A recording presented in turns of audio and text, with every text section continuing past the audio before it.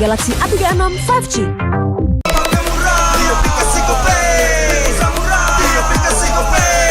Walau yang lain terus berubah, Gope konsisten, kasihnya pasti murah. Tagihan murah di aplikasi Gope, transfer 100 kali per bulan. Download aplikasi Gope baru, nggak pakai lama. Dompet andalan gamers banyak damage-nya.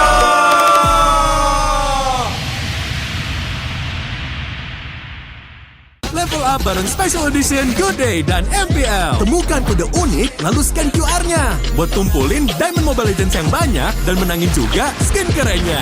Cobain semua variannya sekarang. Sebotol Good Day bikin GG Good Day. Yo, Good Day MPL. Woo, Good Day MPL. Woo, Good Day MPL. Yes, Good Day MPL. Woo, Good Day MPL. Yes, Good Day MPL. Yo, Good Day MPL. Oh. Aku udah nonton. Fix, Hijin tuh jahat ke Minjun. Hijin kan emang gak mau pacaran sama Papamu, mamamu, biarkan mereka. Digranat!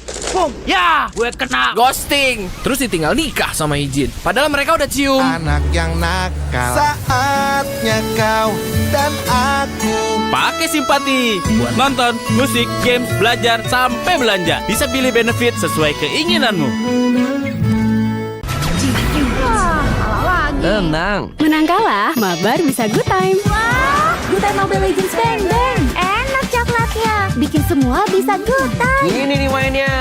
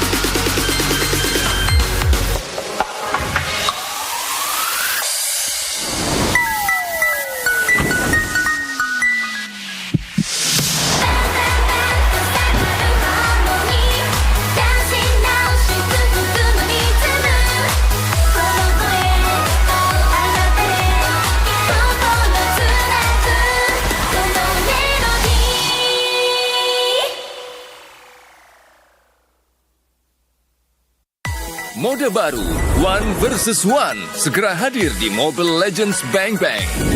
Di mode One versus One, dua player akan bersaing mendapatkan jumlah kill atau menghancurkan turret lawan lebih dahulu. Event prediksi juga akan hadir bersama mode ini. Player dan penonton bisa memasang prediksi untuk memenangkan koin prediksi seru. Mari, pelajari lebih lanjut tentang mode baru ini. Ada dua cara untuk memenangkan pertandingan mode One versus One. Cara pertama adalah mendapatkan 3 kill dalam batas waktu pertandingan. Cara kedua adalah menghancurkan turret lawan.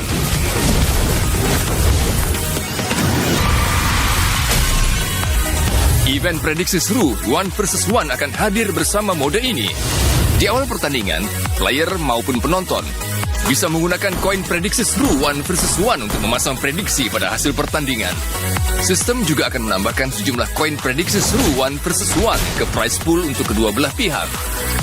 Semua koin prediksi seru di prize pool akan dibagi rata untuk para pemenang. Selama event prediksi seru 1 vs 1 berlangsung, kamu bisa menukarkan koin prediksi seru dengan hadiah eksklusif. Pakai hero yang cepat membersihkan gelombang minion atau punya damage burst besar di mode ini. Dorong gelombang minion ke turret lawan dengan cepat untuk terus memberikan tekanan, sekaligus mengurangi HP turret dan HP lawan. Map 1 vs 1 juga memiliki semak-semak dan creep.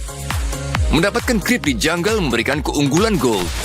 Manfaatkan semak-semak untuk bersembunyi dan lancarkan serangan kejutan.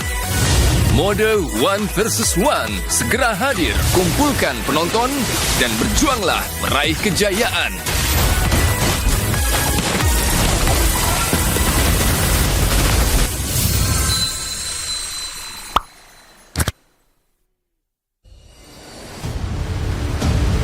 Beberapa hari belakangan ini kita dihebohkan dengan kedatangan pemain yang tidak diduga.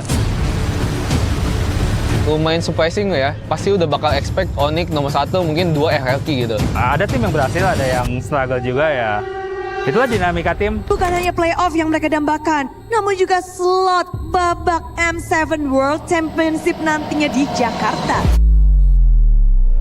Kalau misalnya ngomongin sosok player MPL Indonesia, itu nggak boleh power satuin. Ya di season 16 ini kayaknya kita masih ngeliat Onyx yang paling kuat ya. Bahkan kalau misalkan dibilang ada tim lain yang bisa menyaingi Onyx, paling deket tuh di Bigetron. Terbukti ya karena datangnya Skylar ke Onyx jadi bisa mendominasi banget lagi lah buat sekarang. Semua tim yang udah pernah juara, semua tim yang udah pernah sukses, lu lihat kombinasinya, itu semua selalu veteran plus yang blood plus rookie. Nggak ada yang pure veteran, nggak ada yang pure rookie doang. Misi dulu deh, kalau misi 5-nya ini beda-beda. Nggak bisa, misal 1 pengen main cuma buat fame, 1 pengen main buat jadi juara, 1 pengen main cuma buat apa, dapat teks banyak lah, apa nggak bakal nemu, itu nggak bakal nemu, semuanya harus 5-5-nya bareng gitu. Kumpulan para pemain muda dan bahkan dengan masuknya tambahan EXP baru Kin sangat menambahkan warna dan juga alur serangan untuk Dewa United. Player potensi yang bakal jadi rising star, gue bisa bilang kayaknya Kin sama Randy sih. Kenapa gue bilang Kin? Yang pertama dia termasuk rookie juga di MPL Filipina itu dia belum pernah main, di MPL juga setahu gue belum pernah main deh. Terus dia datang ke Indo, terus dia buktiin gitu kalau misalnya dia benar-benar bisa bersaing di top tier XP lane-nya Indonesia gitu. Kin is good in the mechanic in Philippines. He always join in the tournament, so many tournament.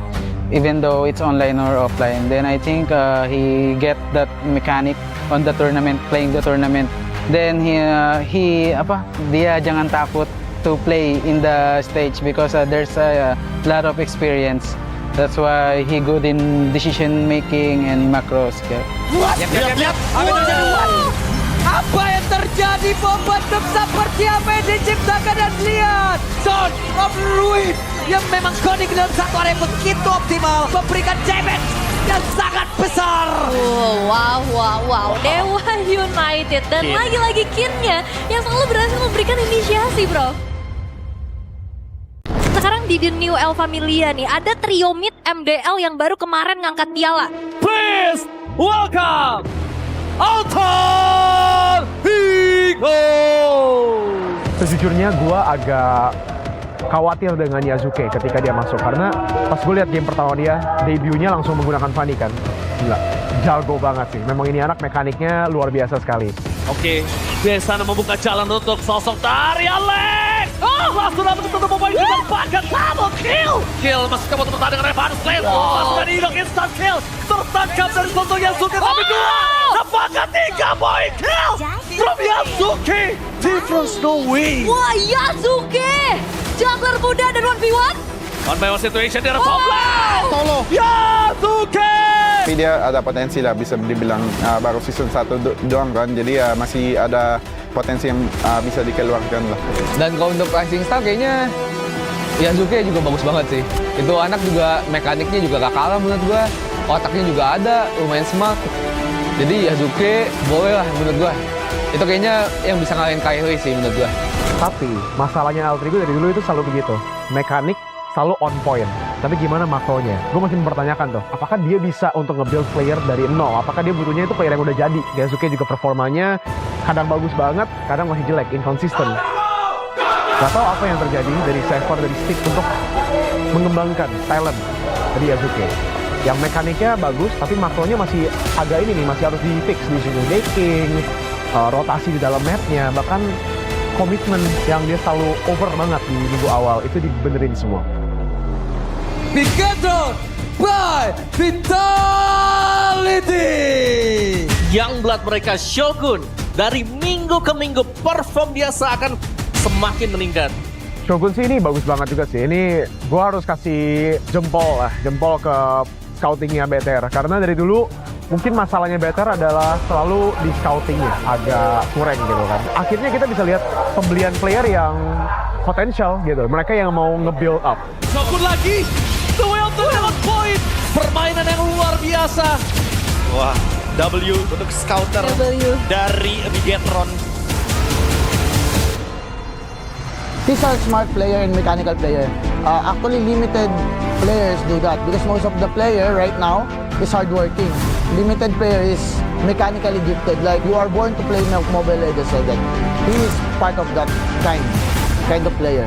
You are born to play this game because he's mechanical, his mindset is good. Akhirnya menurut gue di season ini kita banyak XP lane yang bisa, mungkin belum selevel dulu sama yang XP lane PH yang monster, tapi udah menuju ke sana lah potensial. Jadi balik lagi tergantung tim yang lolos, gimana cara ngelola mentality playernya. Selama kita bisa belajar dari coach-coach ini dan kita bisa menerapkan ekosistem coaching yang bagus, kita harusnya bisa mengangkat trofi dunia lagi.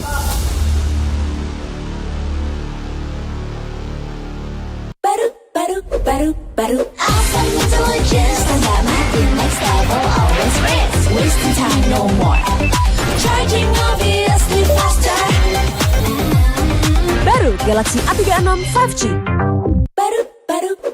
Baru awesome intelligence, tanda mati next level, always race, semua game kita gak worry, victory, guns victory.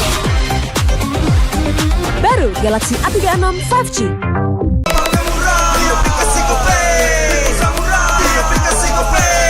Walau yang lain terus berubah, Gope konsisten, kasihnya pasti murah.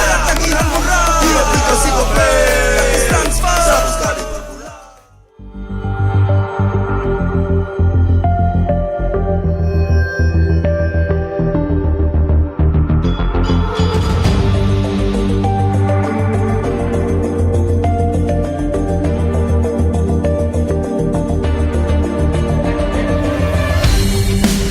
Kan berdiri dan terus berlari, terus ke arah puncak tertinggi.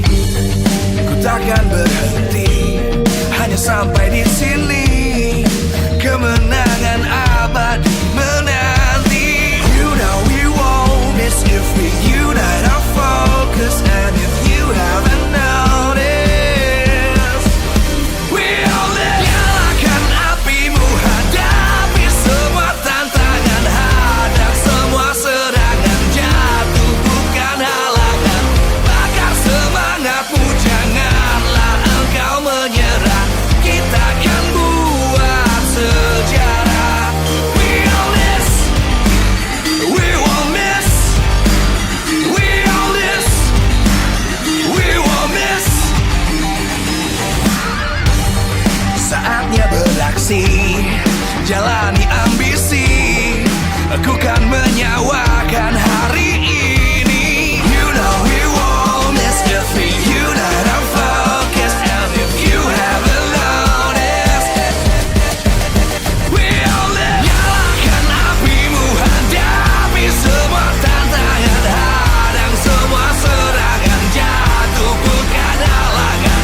Bakar semangatmu, janganlah engkau menyerah. Kita akan buat sejarah.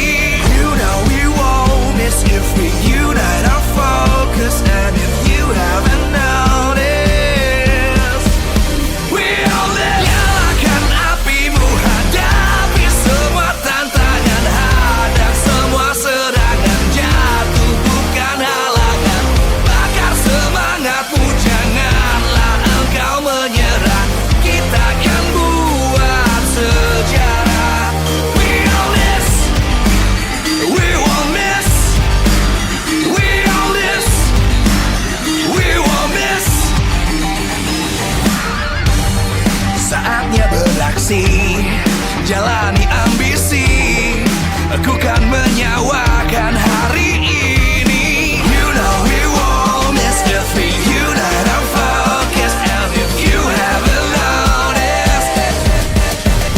We'll live. Nyalakan apimu, hadapi semua tantangan, hadang semua serangan, jatuh bukan halangan.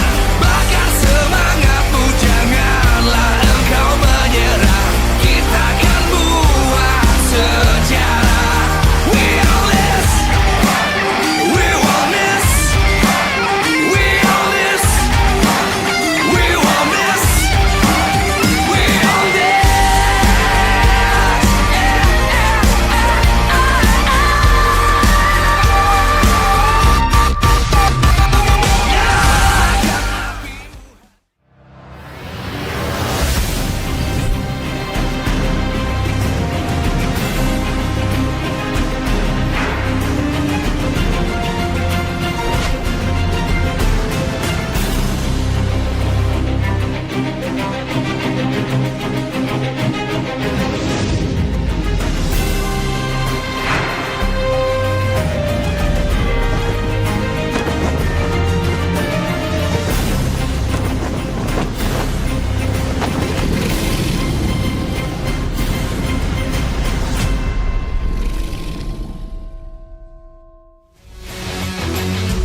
Live from MPL Arena, Jakarta. MPL Indonesia Season 16 is powered by Moontalk. Supported by Esports Federation of Indonesia. Presented by official tournament smartphone, Samsung Galaxy. Official e-wallet, GoPay. Official coffee, Good Day. We own this.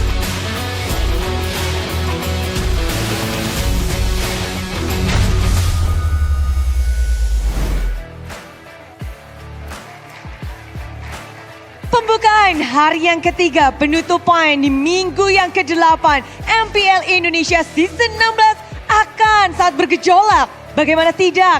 Kita akan melihat bersama-sama akankah di match pembukaan ini akan ada satu tim yang bisa mengamankan tiket playoff selanjutnya, yaitu Dewa United, atau malah harus ditinggal lebih lama lagi, ditunggu lagi karena kesempatan bagi tim-tim yang beradu di MPL Indonesia Season 16 masih terbuka.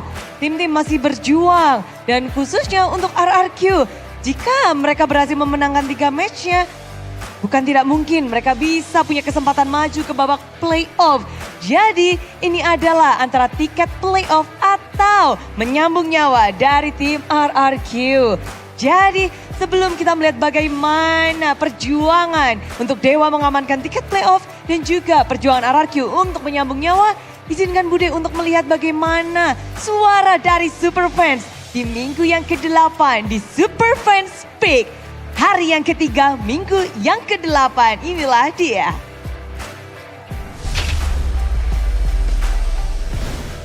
Dan untuk hari ini, RRQ masih menempati suara tertinggi. Superfans masih percaya mereka bisa bangkit dan mungkin memenangkan sisa match mereka menuju ke babak playoff dan lalu mewakili Indonesia ke ajang M7 World Championship.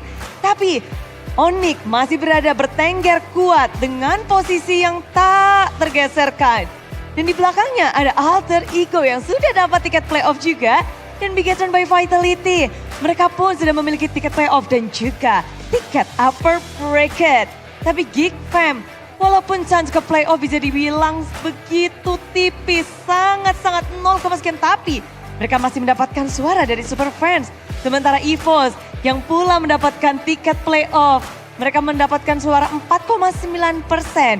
Tapi Dewa United dan juga Navi suaranya sepertinya masih butuh meyakinkan dengan mungkin kemenangan dari match ini. Tapi kalau membahas tentang tim Liquid ID, sayang sekali di sini suara dari Superfans dan juga Cavalries mungkin bisa dialihkan ke tim lain karena mereka sudah tiada asa, tiada kesempatan untuk mewakili Indonesia di ajang M7 World Championship.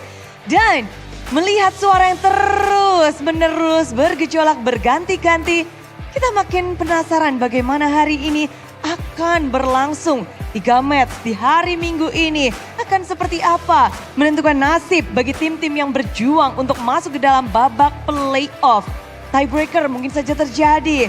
Dan kita akan melihat hitung-hitungan bukan hanya dari match win, tapi dari game win. Karena kemarin EVOS dari hasil game win saja mereka bisa mendapatkan slot masuk ke dalam babak playoff. Begitu ketatnya, namun semua ini tentunya tak lepas dari dukungan para sponsor dan partner. Karena MPL Indonesia S16 powered by Munton, supported by VBSI, presented by official turnamen smartphone Samsung Galaxy, official e-wallet, GoPay, official coffee, Good Day. Dan partner ini esports tentunya ada Simpati, Dunia Games, Gamesmack, dan juga Good Time. Tak lupa juga kita punya advertiser, ada Kacang Sukro dan juga Yoritos. Ditambah supplier kita ada Head and Shoulder, UBS Gold, Royal Guard, dan juga Imaginary.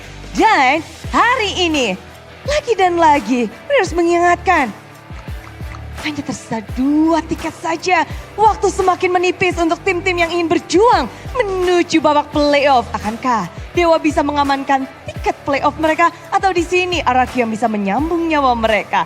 Langsung saja sambutlah pertemuan kedua untuk RRQ dan Dewa United.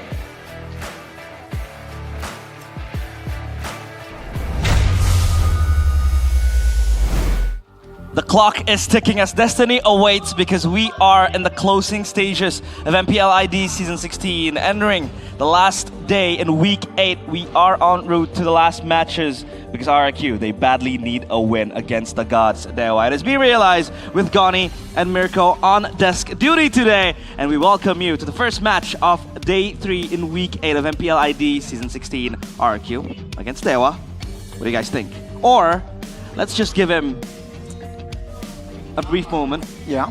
We'll give the stage to him to celebrate his massive win. It's not like it's not every day you can beat beat the best team in the league. I think I'm gonna prepare. This is your we beat Onyx and ended their streak trophy. Exactly. Look at how the Onyx fans are already shaken after one loss.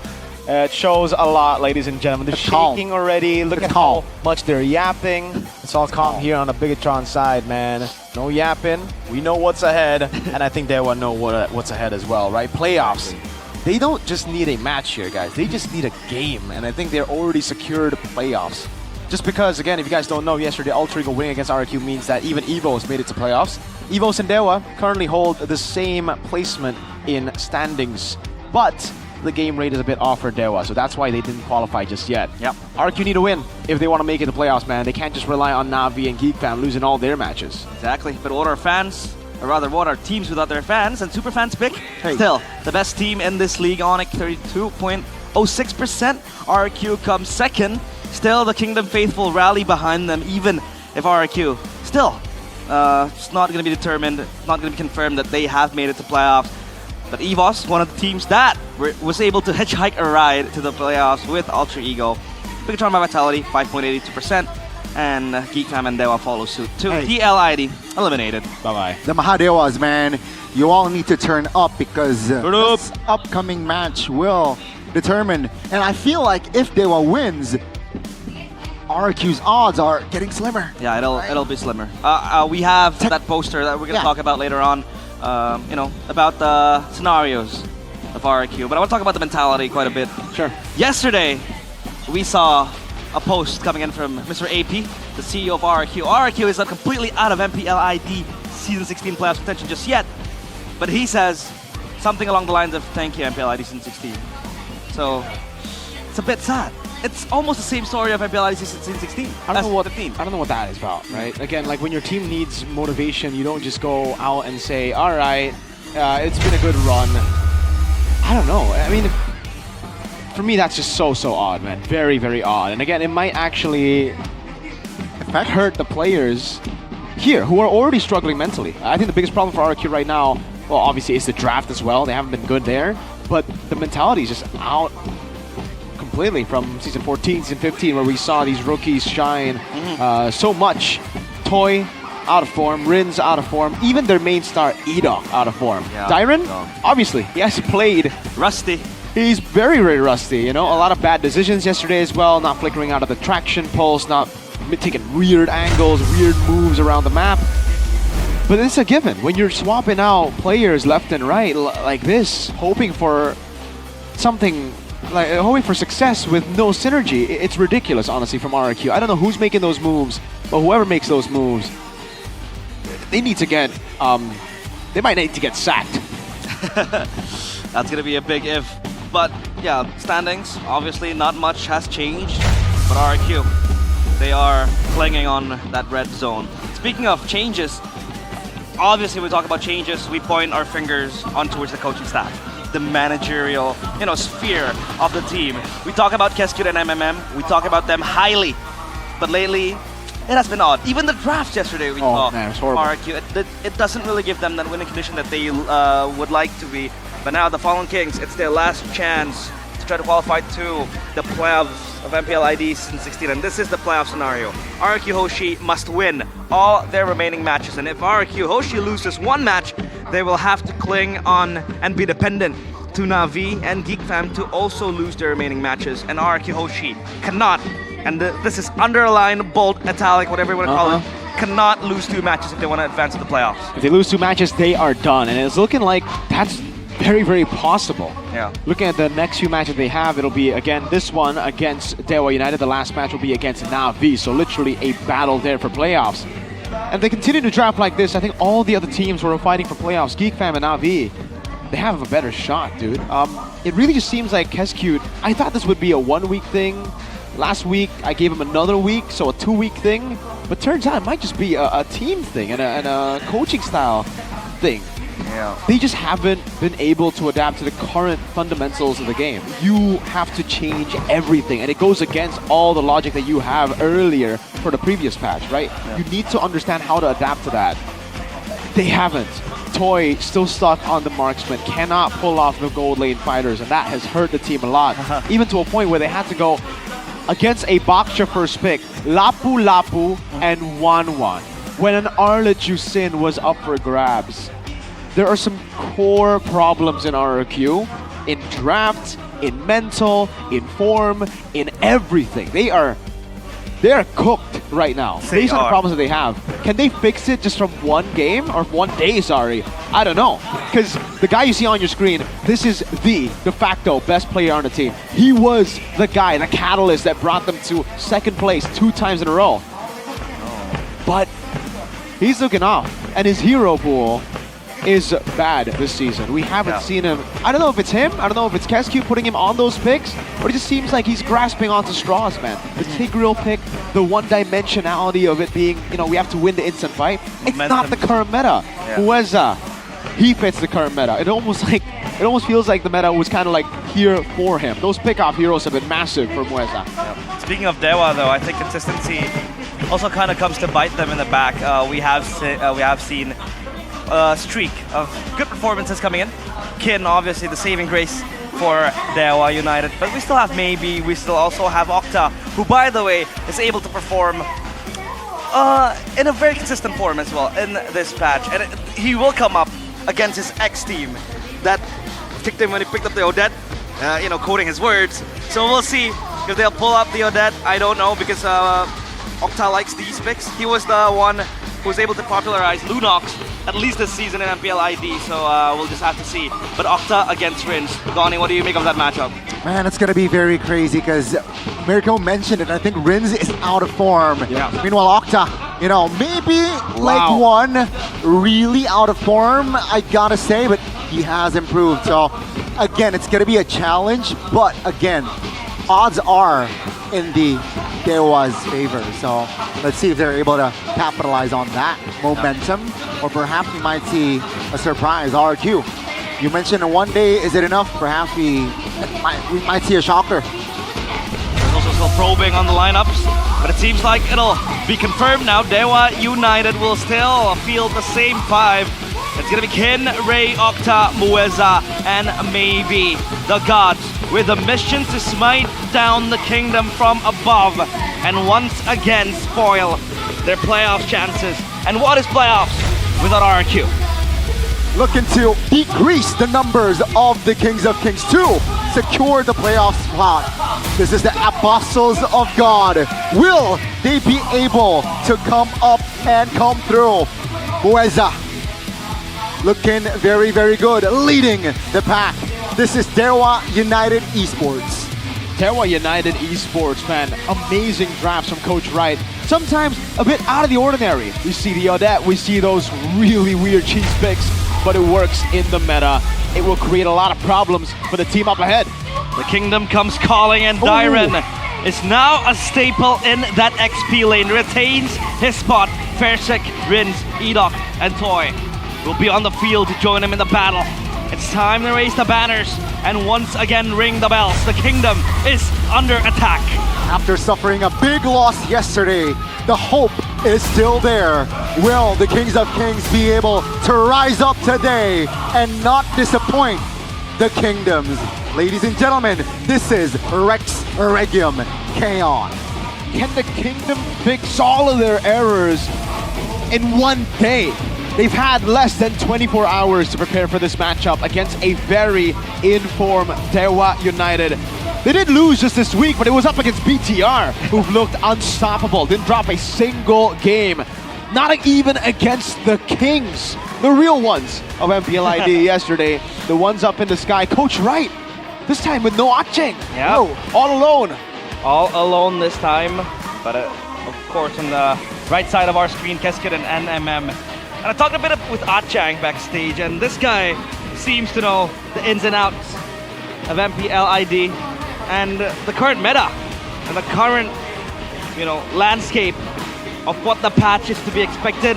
But RRQ, we saw what they were able to bring out yesterday, and it seems like they were gasping for air. They tried to pander back into their old school playstyle, which is playing behind Edok and his momentum. So now the audience topic voting. Will Dewa secure the playoff spot, or will RRQ bounce back? A, Dewa will secure playoffs. B, RRQ will bounce back. C, intense because both are strong. And if I take a look at the screen at the back, it is still Dewa with 57% voted towards them.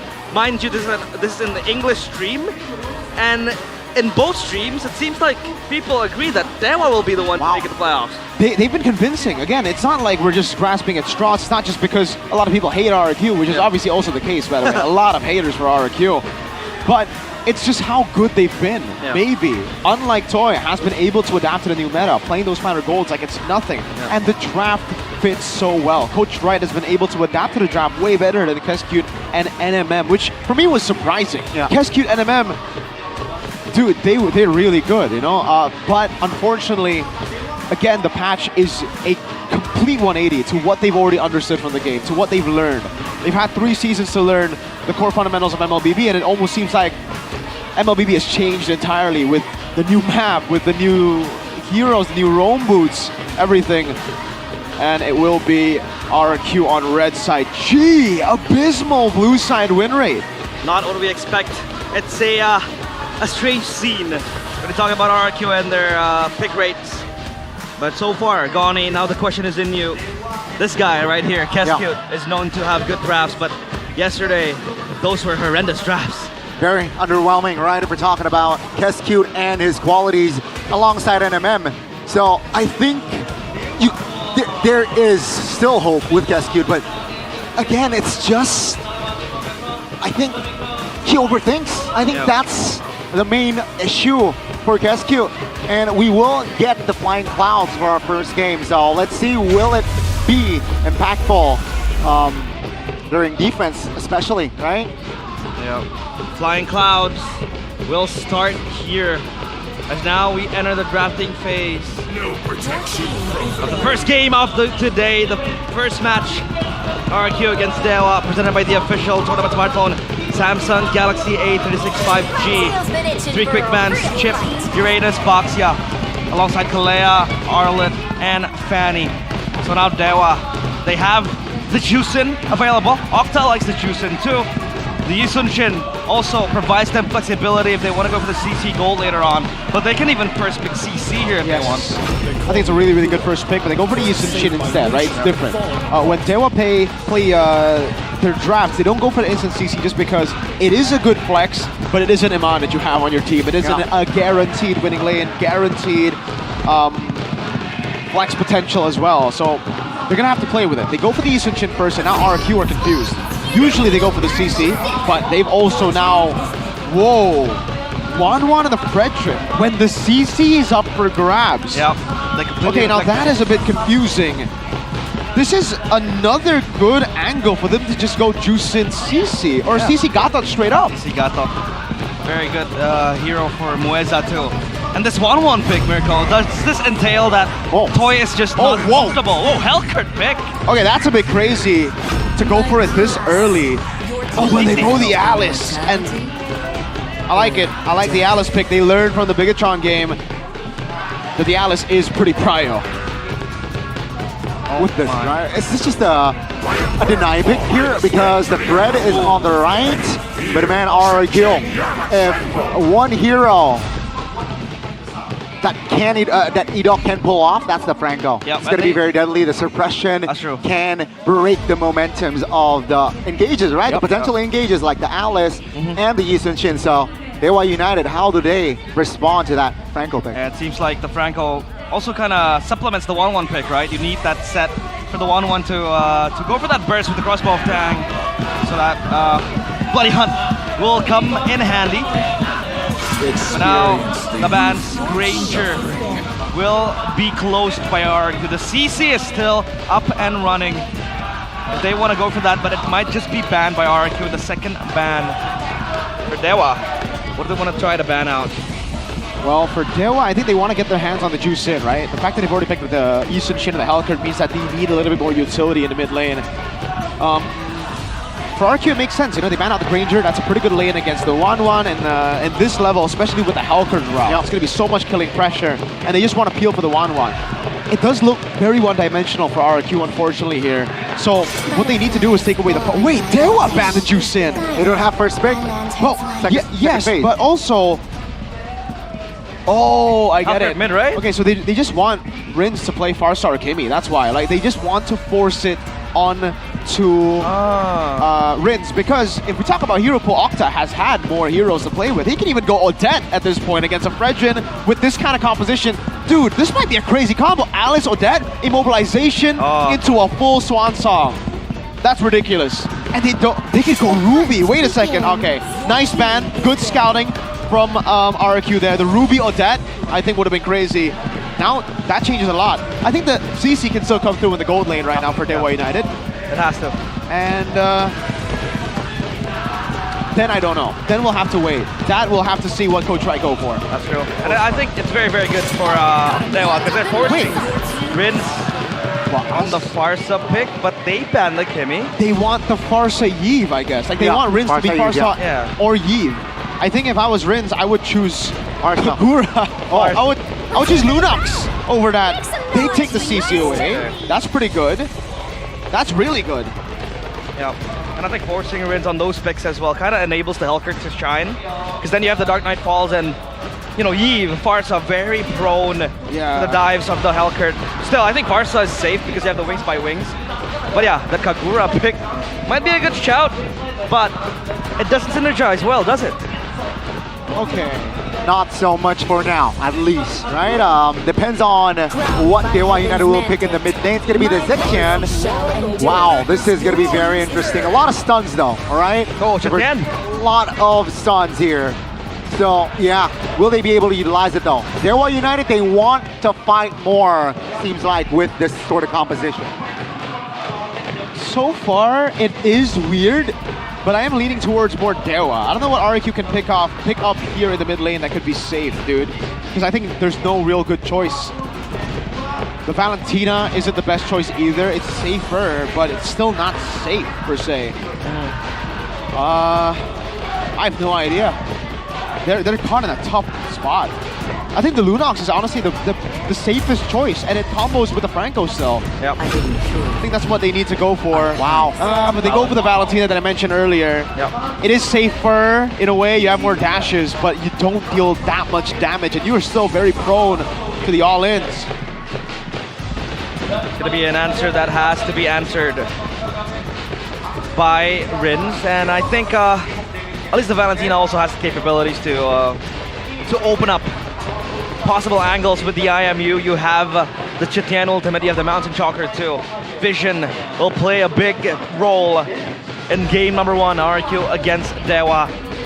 And it seems like the lineup rating is out. It will favor RRQ quite heavily, 6.8. Yeah, I mean, these are the prio heroes. Well, at least the 1-1 and the CC. So we'll see. A deal with destiny for the Kingdom. As once again, the Kingdom faithful rally behind them. Will they be able to keep their playoff spot alive? It is game 1 of match 1. RRQ Hoshi against Dewa Esports. Lanadon, here we go, and let's see and witness what will happen here in our opening game of day 3.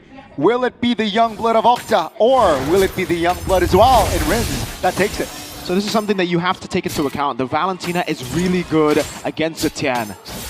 One of the best picks against her. It's a counter matchup in the mid lane. But Dewa can just play for team fights. And the fact that Kin is on such a massive playmaking hero like the Alice, I think we're going to see some Shogun-esque plays.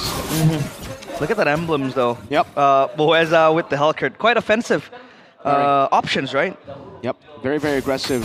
The Lapu Lapu in the gold lane as well is very, very interesting here. But again, it's purely for team fights. They know that currently it is all about the team fighting. Moeza has the Master Assassin, so can just go in and dish out a lot of damage. Wow, whoa, for the trade there. Wow, they get the lethal ignition, and Toy, a big blunder. It's very small, but in the early game, that's massive. You want to have your regen. He popped in regen not knowing the lethal ignition was on him. Yeah. So now it's down, and you can see what Dewa are doing already. They know 1-1 is very vulnerable. Rapid boots already picked up by Edox. I think Toy, with just the leather jerkin, is not enough. He's gonna get frozen here. And this means that Lapu Lapu will be able to rotate right for Turtle 1, dude. This is great for Dewa. A big yikes. The afterburn cancels out the regeneration, but Rins in the bush as Edoc comes close by. Moeza also corralling. But he has the mobility to get out of sticky situations now, though. I think Turtle 1 will be very important, at least Versik with the Fredrin has that prio some sort, some kind. But Toy down bottom will be able to push out maybe. At least he survives with that range that the 1-1 has. But yeah, they have to fight for up top. Level 4 Kin. Saying it's a 3v1 for now. Kin is half HP, terrified as well. Still, that's a stun, that's a big one. That's gonna be the Fury of the Phoenix pop. Kin trying to hold on, buying time for his team. That's gonna be Toy. Taken down bottom side in 2v1 situation. Kin and the Turtle will be the trade for Dewa. Who wins that? I think right now, it's 50-50. It's a RRQ win right now, but Ray has Red Tree. He should be able to pick this up. I'd say. And he does. Cool, yeah. So I would say it's actually kind of a win for Dewa. Yeah. RRQ have strong top side of the map, but they still need to rely on the 1-1, right? Like, look at the composition. It looks like it's built for 1-1. It looks like if the 1-1 falls, it'll be tough. Kin, though, way too aggressive earlier. Should appeal for 1-1, but talent prediction by GoPay. Few consensuses for Dewa United. It's only me and Ranger Amas rallying behind RRQ. You know, I hope they will make the playoffs, because what is playoffs without the Kingdom? Well, right now it's looking very, very possible for the playoffs to not feature RRQ. Kin needs to respect CC, man. Like, you win team fights, but in lane, CC is almost guaranteed. It hurts a lot. And now, what are their solutions to try to get this 1-1 ahead? Because you really want the 1-1 to excel. Come the late game, come the team fights, the 1-1 will have to do the heavy lifting, basically, because this is going to peel the way for 1-1. I mean, you have Versik with the Fredrin, and then you have Edoc that will always set up for the 1-1. But Moeza seems to understand the assignment. He seems to know that all they need to do is just bully Toy until he's beaten to a pulp. Yep. It's all about beating Toy. But you can't just leave Dyron to farm like this. Dyron is still a really good player, right? Factor. Like, yes, he is rusty, but he can be the carry still for RRQ. It's all about the side lanes now. Rins, Versik, and Edoc just need to frontline, just need to provide feel for the back. Sure, the Phoenix from Rins will be able to secure that purple, and it seems like both teams are not interested in team fighting just yet. talk about objective prios. Does the Fredrin has the upper hand here? Oh yeah, by a lot, man. The Fredrin is almost kind of a guaranteed retry steal. So as long as you're able to get the Fredrin space for the turtle, it's guaranteed. Skill 1 and retry. You have to really predict skill 1, or you have to retry right as you skill 1 if you want to win it out. This might be a brawl here. They want to get their hands at the objective. But there goes the Alice. Oh, you're at the Phoenix. Top 3 members, ton! That's gonna be Dewa though. Gotta be careful. Ray taken down. That's the gonna suppression coming through. That's gonna be the double kill from Dyren, and that will leave open RRQ. They want to counter engage with maybe Octane Moeza. Maybe misses the stun. Immunity comes in. Terrify will shut Dyren down, but it won't be enough to hinder Versick's objective take. That's a big shutdown right there. Yeah. Horrible from Dewa United. The initiation, the execution. You saw the plan, but you need to be together. You can't just have that CC overload and not have damage, right? Ray was in no position to actually walk up right there, and they really could have just waited for maybe. If the rotation was going to be, maybe we'll rotate anyways. Kin should have waited. He went in, again, way too aggressive. Shows you that, I guess, on the Alice, it's not as easy as Shogun made it look. He was spectacular. With the Alice, man, I love Shogun. But now, though, can Kin replicate the same success? Rins again. Sometimes questionable positioning, but, you know, he is with the Valentina, so he has those dashes to move around. As of now, RRQ is able to get bag that 1.8k gold lead with Dyren ahead, 3-1. Even though that Octa picked up the bounty. We've talked about the CC in the team fights, rather the crowd control of the team fights. Dewa seems to have a lot in their bank, and they have that layered upon them. Now it's just up to the damage. Will they be able to deliver that? And even with the vision play, they have two ultimates, global ones, to reveal RRQ and their movements. And we know, with Edok in the fray, they want to play that pick-off game, so he's going to be spotted out easily. It's all about targeting now for Dewa United. They need to be precise, man, with who they target. Right now, it's actually quite difficult, right, who to target. You need to go for Toy, but Toy will have so much peel. That's why you had to win the first two turtles, RRQ. This could be a steady snowball into a win right now. There are some whoa, wait. That's gonna be the Dark Knight falls! Great stun! Rins goes down, 5v4 now in the top side. RRQ quick to disengage. Still though, 1,500 gold lead in their hands. Why, Rins? Why would you be the one to open it up? Edok! That's the hook and the hunt! Finding Ray just before the final turtle. And that will leave a lot of avenues. Top side though, it will be controlled by the Helker. Beautiful by Edok. As always on a signature pick, man. You can never count this guy out. The catalyst of RRQ, working double time, 0-0-4. All 4 of the kills taken by RRQ, set up by Edok. Well. That was a Rins blunder again. The positioning, so many pushes like that. Very naive on the possibility of Ray just standing by, but at least RRQ, they're able to get a cross-map trade down bottom again with the turret, because Moeza was up top earlier. And I think this is why the Hellcurt is also kind of good for Dewa now, because they have Prio on the side lanes.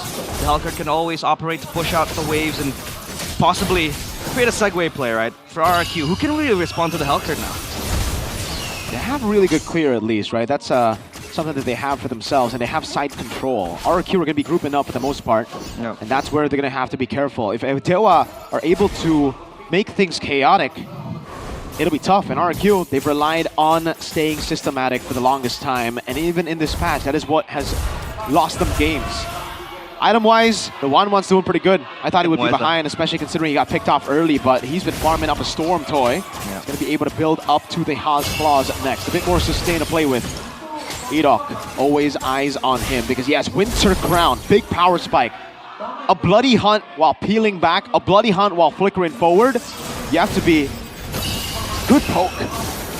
You have to be clinical, man, with how you utilize this Franco. Big old stolen. Who do you even go for? I think also for the Franco is the question now. Because it's all about getting Toy the crossbow attack. But if you go, say, with the bloody hunt on Kin, Moeza will just jump on Toy. The rest of the team will dump on Toy, right? Yeah. It's not as easy of a front to back as you would think. Well, even Moeza now is scaling, right? He has the DHS plus the Heptases. It's a lethal ignition Hellcurt. Versick. gonna be okay. He's a Red tanky player with the Fredrin too. He gets the orange buff. Yep. Ray was hesitant on the Retribution, didn't want to utilize it. It looks like RRQ will be the one. Let's see. Lord spawns. And for RRQ again, we cannot put aside the pride that the Fredrin has in these Lord dances. And Dewa are invited into this party, but it seems like they have to respond. No hook. No hook for Edok, but he has the fleeting time, so this is going to be very close and very crucial. Chalker popped.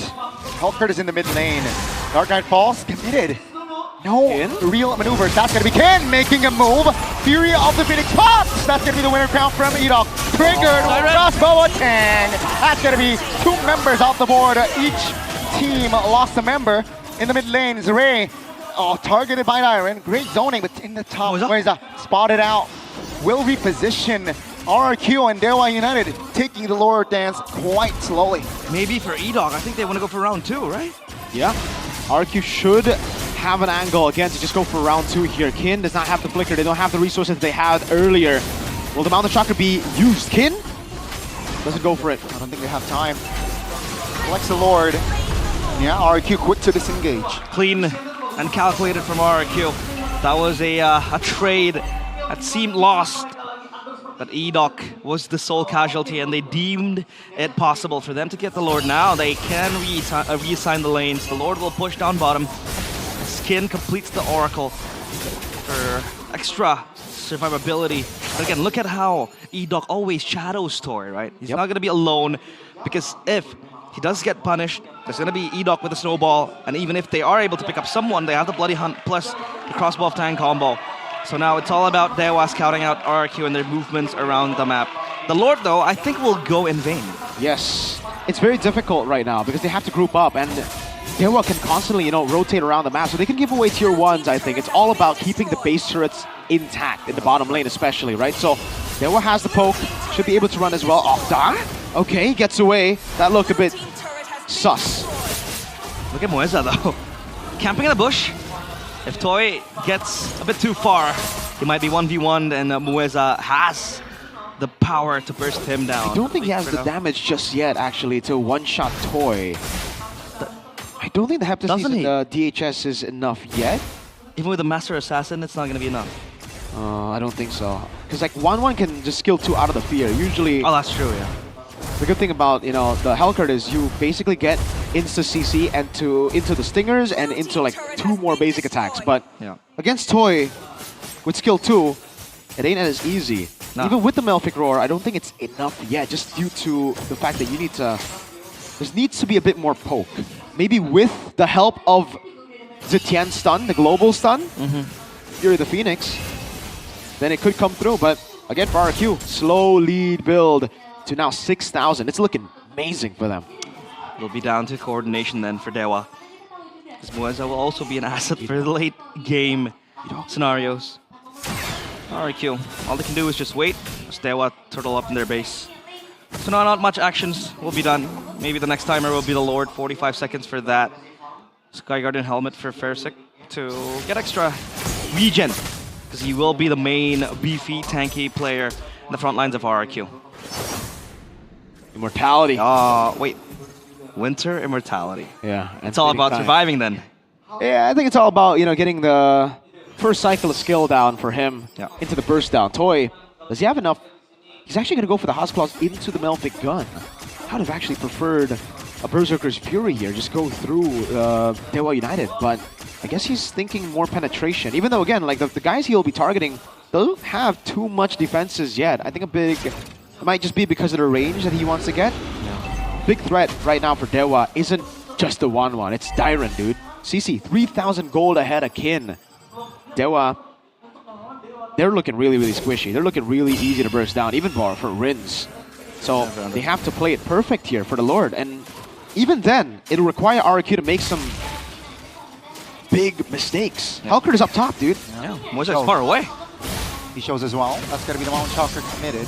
Oh, that's a move by Ken.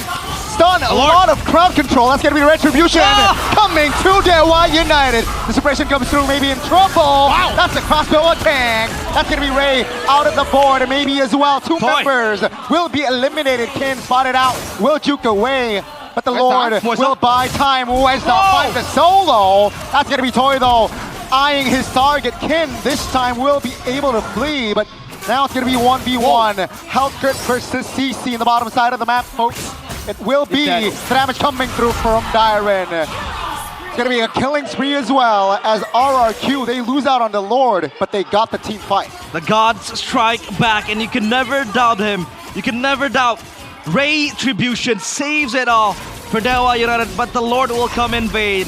But it seems like that is the best thing that Dewa can hope for. Yeah, they delayed it by a lot, man. This could have been an RQ end that we're seeing right now, but Dewa were able to turn the tides, and again, it just shows you how chaotic the fights can be, despite being 6,000 gold behind. That did not look like a 6,000 gold lead in the team fight, man. That looked more 50-50. Dewa, I would say in the draft, they have a really good composition to make things work. It's just they have been miscoordinating a lot of their resources for Turtle 1, Turtle 2 that led up to RQ getting this big of a lead.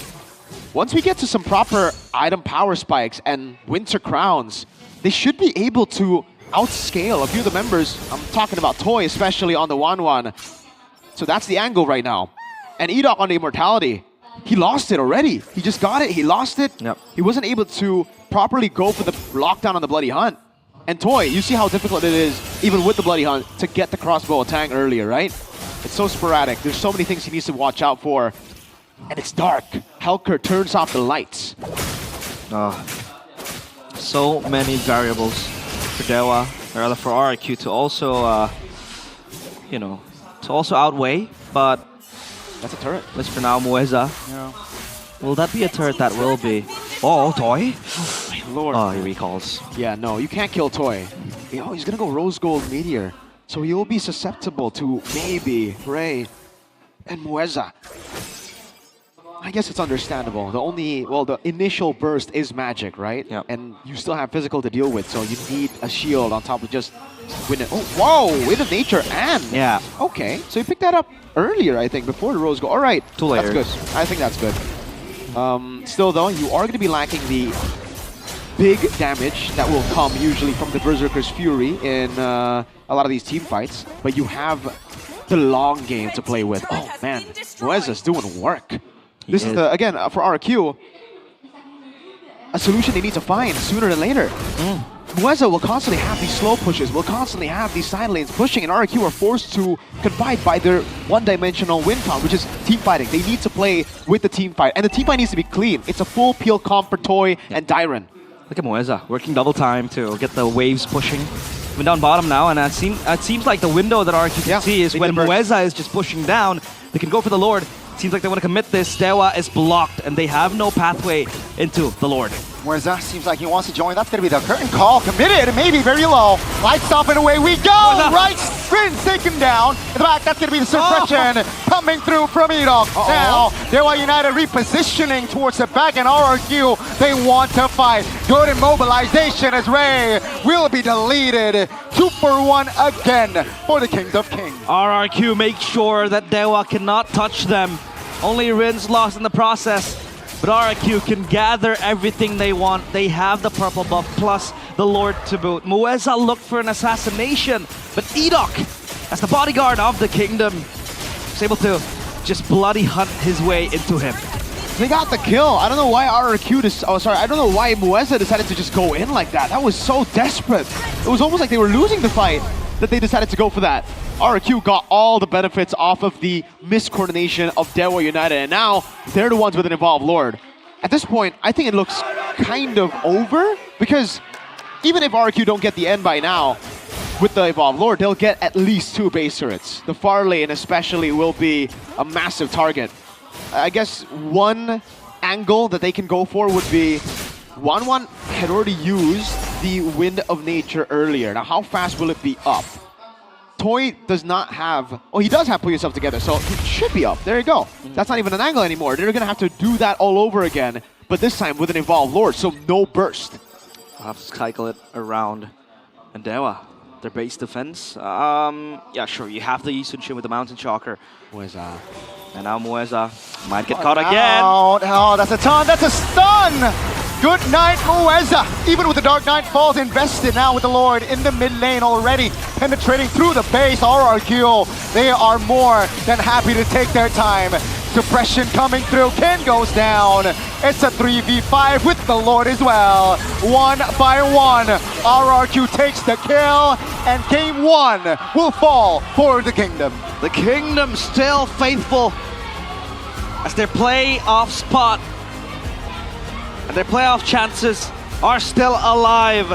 The gods once again kneeling down in the eyes of the Kings of Kings. 1-0 RRQ Hoshi. They make the people, they make the Kingdom believe. They do. The Kingdom believed earlier, and now they have more hope to play with. Dewa United unable to execute the game plan, and RRQ, simple, one-dimensional, but it was direct. So direct, in fact, that it caused Dewa to make those mistakes in the late game. They need to go back and think about what they need to do to secure playoffs, because Dewa, they're not secured just yet. They might still not make it to playoffs. Still very, very deep waters. RRQ. We talked about the draft again. Seems like they had that one-dimensional approach, while Dewa had 2 or 3 approaches to close out the game. Mueza was becoming very, very vexed to deal with, but RRQ find their footing. That was Darren also going 7-1 and 4, but Edok seems like he's back to his best with his Franco, with his signature pick. After yesterday falling quite short with the Tigreal, but that Franco, man, that Franco is just very, very, what do you call it? Very crisp. Very crisp, very beautiful, very precise, very nice. Very Edok, I think. Very nice, like our venue. Nice. For playoffs. For playoffs, yeah. Really good stuff from RRQ. They were able to kite away. They were able to also peel. They didn't lose sight of what their win condition was, and the win condition was to peel. Just peel for the 1-1. Play for the backline. 1-1 even went for the nature and the rose gold. You lack a bit of damage, but hey, it's all about sustaining. It's all about dealing damage in the long run. And this is just about the single burst of the crossbow tang when you go for the crit build. And for Dewa, rushing into the execution was, I think, the biggest mistake. Turtle 1, Kin up top. No respect given over to Dyron. No respect given over to Edok. He just stood there and he went in for the play with a quarter of his HP. That led to a full win for RRQ and Turtle 1. We get to see it again, I believe, later in the replay. But then, this was Turtle 2, when it was still just as bad, maybe even worse, because they went in while maybe was on the way.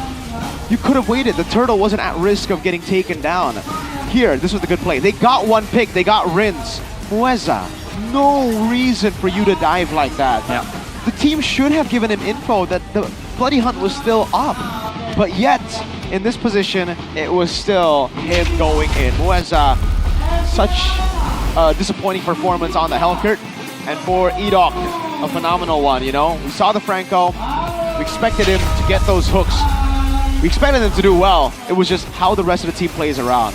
Because early on, it was a good trade already. Like, Kin did not need to go for the play. This was already a win. Here, I'm talking about this. Where's the respect? Where's the flicker? Why are you saving it for the initiation when no one's around? Well, and then they just lose out completely, obviously, here. And then here again, look.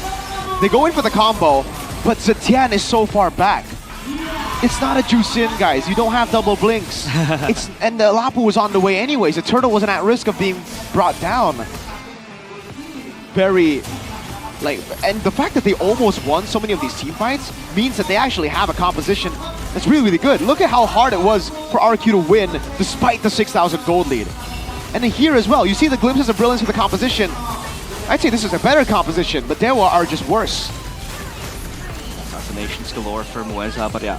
I think he had a very good early game, but then come the late game, it was quite shaky for him. It was staggering a lot, and expecting to win that 1v1 against Dyron is wishful thinking.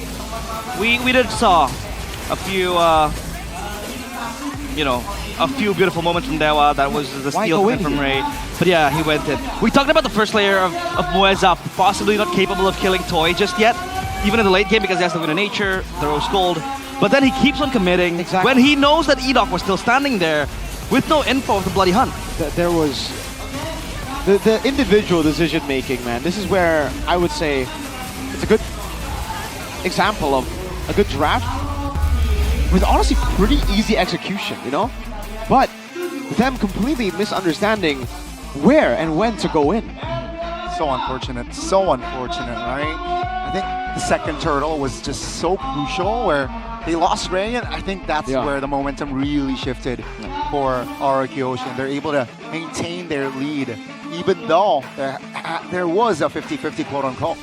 The first two turtles were very, very important for both teams. And we talked about the objective prior that the Fredrin has. I mean, Versik 1-0-10, didn't even die a single time this game. So yeah, anything else you want to point out, maybe, Miracle? I think for me, RRQ, it does look like they do fit better whenever Versik is on a utility jungle.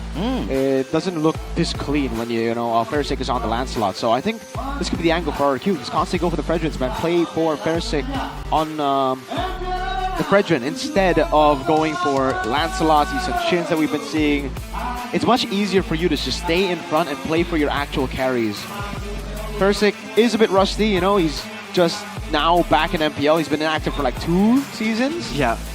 But he's been live streaming. He has been live streaming, exactly. But Dyron, Toy, Versik, Rins and Edok, all of them have been active. So I would say take the selfless route, you know, just play for your team, peel for your team, be the front. There's the core 5 that were able to bring them to M6. They're now all the changes, reinstating an old name that has not touched the game professionally for like a few seasons, and then Dyron benched for no apparent reason. You know, a lot of people talking about maybe chemistry issues and all that, but we never know. And I think Dyron, with considering the fact that he was benched for so long, he's still able to pull out this performance. I mean, yesterday was quite questionable, that performance.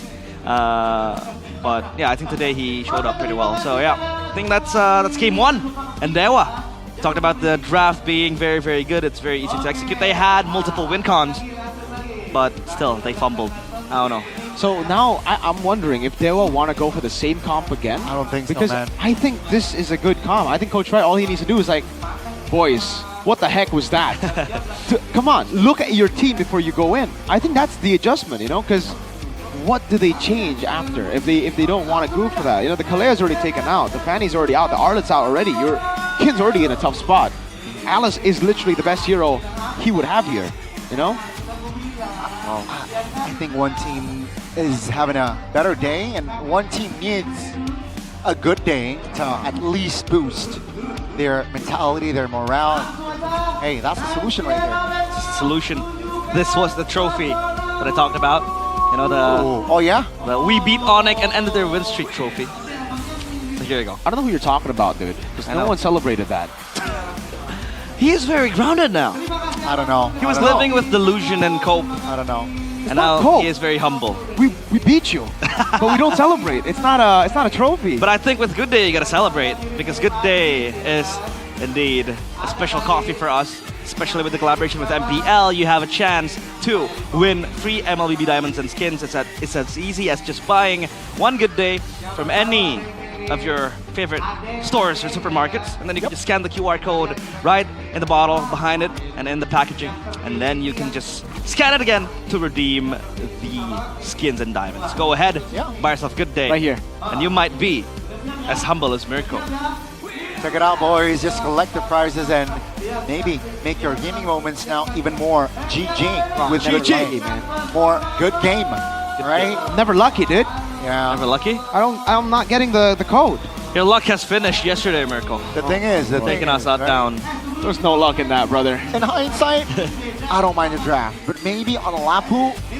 Oh, yeah, we didn't talk about the Lapu pick. I don't know. What do you think about it? I think he's either that was an off game or I don't maybe he was see the definitely Lapu. Maybe that was just an off game, you know. But yeah, I don't see the impact for team fighting, for the setups. Yeah, it was a weird pick, but I think it, again, like Turtle 1, Turtle 2, that's what they were playing for, right? I think most teams are just playing for Turtle 1, Turtle 2. It's just the fact that, again, Dewa, I don't get it, dude. I don't get it. Why would you fight like that when they're so misplaced? You see the call from Turtle 1.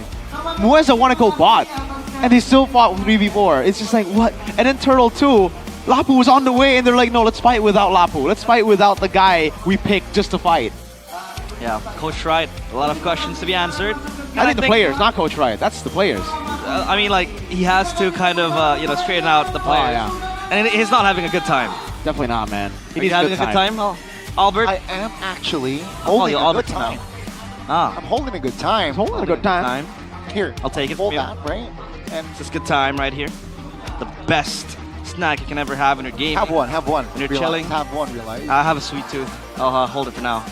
Oh, nasty. Okay. I'm sweet already. I'm kidding. That's very, Get very yourself good time. bad, but Anywhere. How many guys? Is realize sweet? Question mark. I'm not. Is Realize sweet? I'm ruthless. Ruthless. Ruthless. Just like Onyx yesterday, Ruthless. Hey, That's Robin. hey, 12-1 is still a good record. That's true. I don't think. I won't give him the 12-1. Goni, I told him. I don't Open up think- the standings. I don't think like in the near Someone give future- him the standings trophy. Well, focus up. It's time for trivia quiz. Uh-oh. Our favorite Let's ever go. segment in the entirety of MPL ID. The question is, who is the Indonesian player that has made the most appearances in the M Series tournaments? Come on. Who is it? Who's it? Come on. Who is it, boys? I'm trying to think. Come on. I think I have an answer, but I'm not sure if it's. Is it 1 or 2? I believe it's. I think there's this two. is one, right? Because which Indonesian player? Yeah, I think it's Only one. the player. Okay, so if we're Wait, talking wait. about 1, Ace, Zipper, then I get know. ready to I know, I think. confirm the answer. I think I know. Okay. Yeah. Say it in 3. Yep. 1, 2, 3. R7. What? Vin. I said R7. Oh. R7. No. I don't think it's Like- R7. yet. Vin, M1, M2, M3, M4. 4. Sans. Sans, M3, M4, M5, M3, M4, M5, M6. Oh. It's tied, I and think. M7. Well, not yet, you know. But Mr. Baum, as of can I have now, confirmation? he will be by the end of the season. But Mr. Baum, who is it? Is it Vin? I think it's Vin. It has to be Vin. Okay, he's checking. He's checking. We have to do Yeah, a I think Vin, fact Sans, check. and Keyboy might be tied. Oh, Keyboy. I forgot for a second. Sans. Yeah, Oh, it is Oh, Vin. okay, Okay, wow. yeah. Vin. There you go. Good, good call. Walking MLBB Encyclopedia. That's my captain right there. Ex-VTR, by the way. BTR. yes. Did Now you he win lost, anything though. with Bigatron? Huh? Now he's leading EVOS. Yeah, EVOS is basically BTR Lite right now, right? They have Uh-huh. Chorizo, they have Bravo, they Wait, have Vin, Goni, Franz. what trophy did Vin win with Bigatron? I don't know, man. I don't know. What trophy? We didn't win. Oh, Yeah. wow. It's okay. It's a process, right? At least he learned his lessons.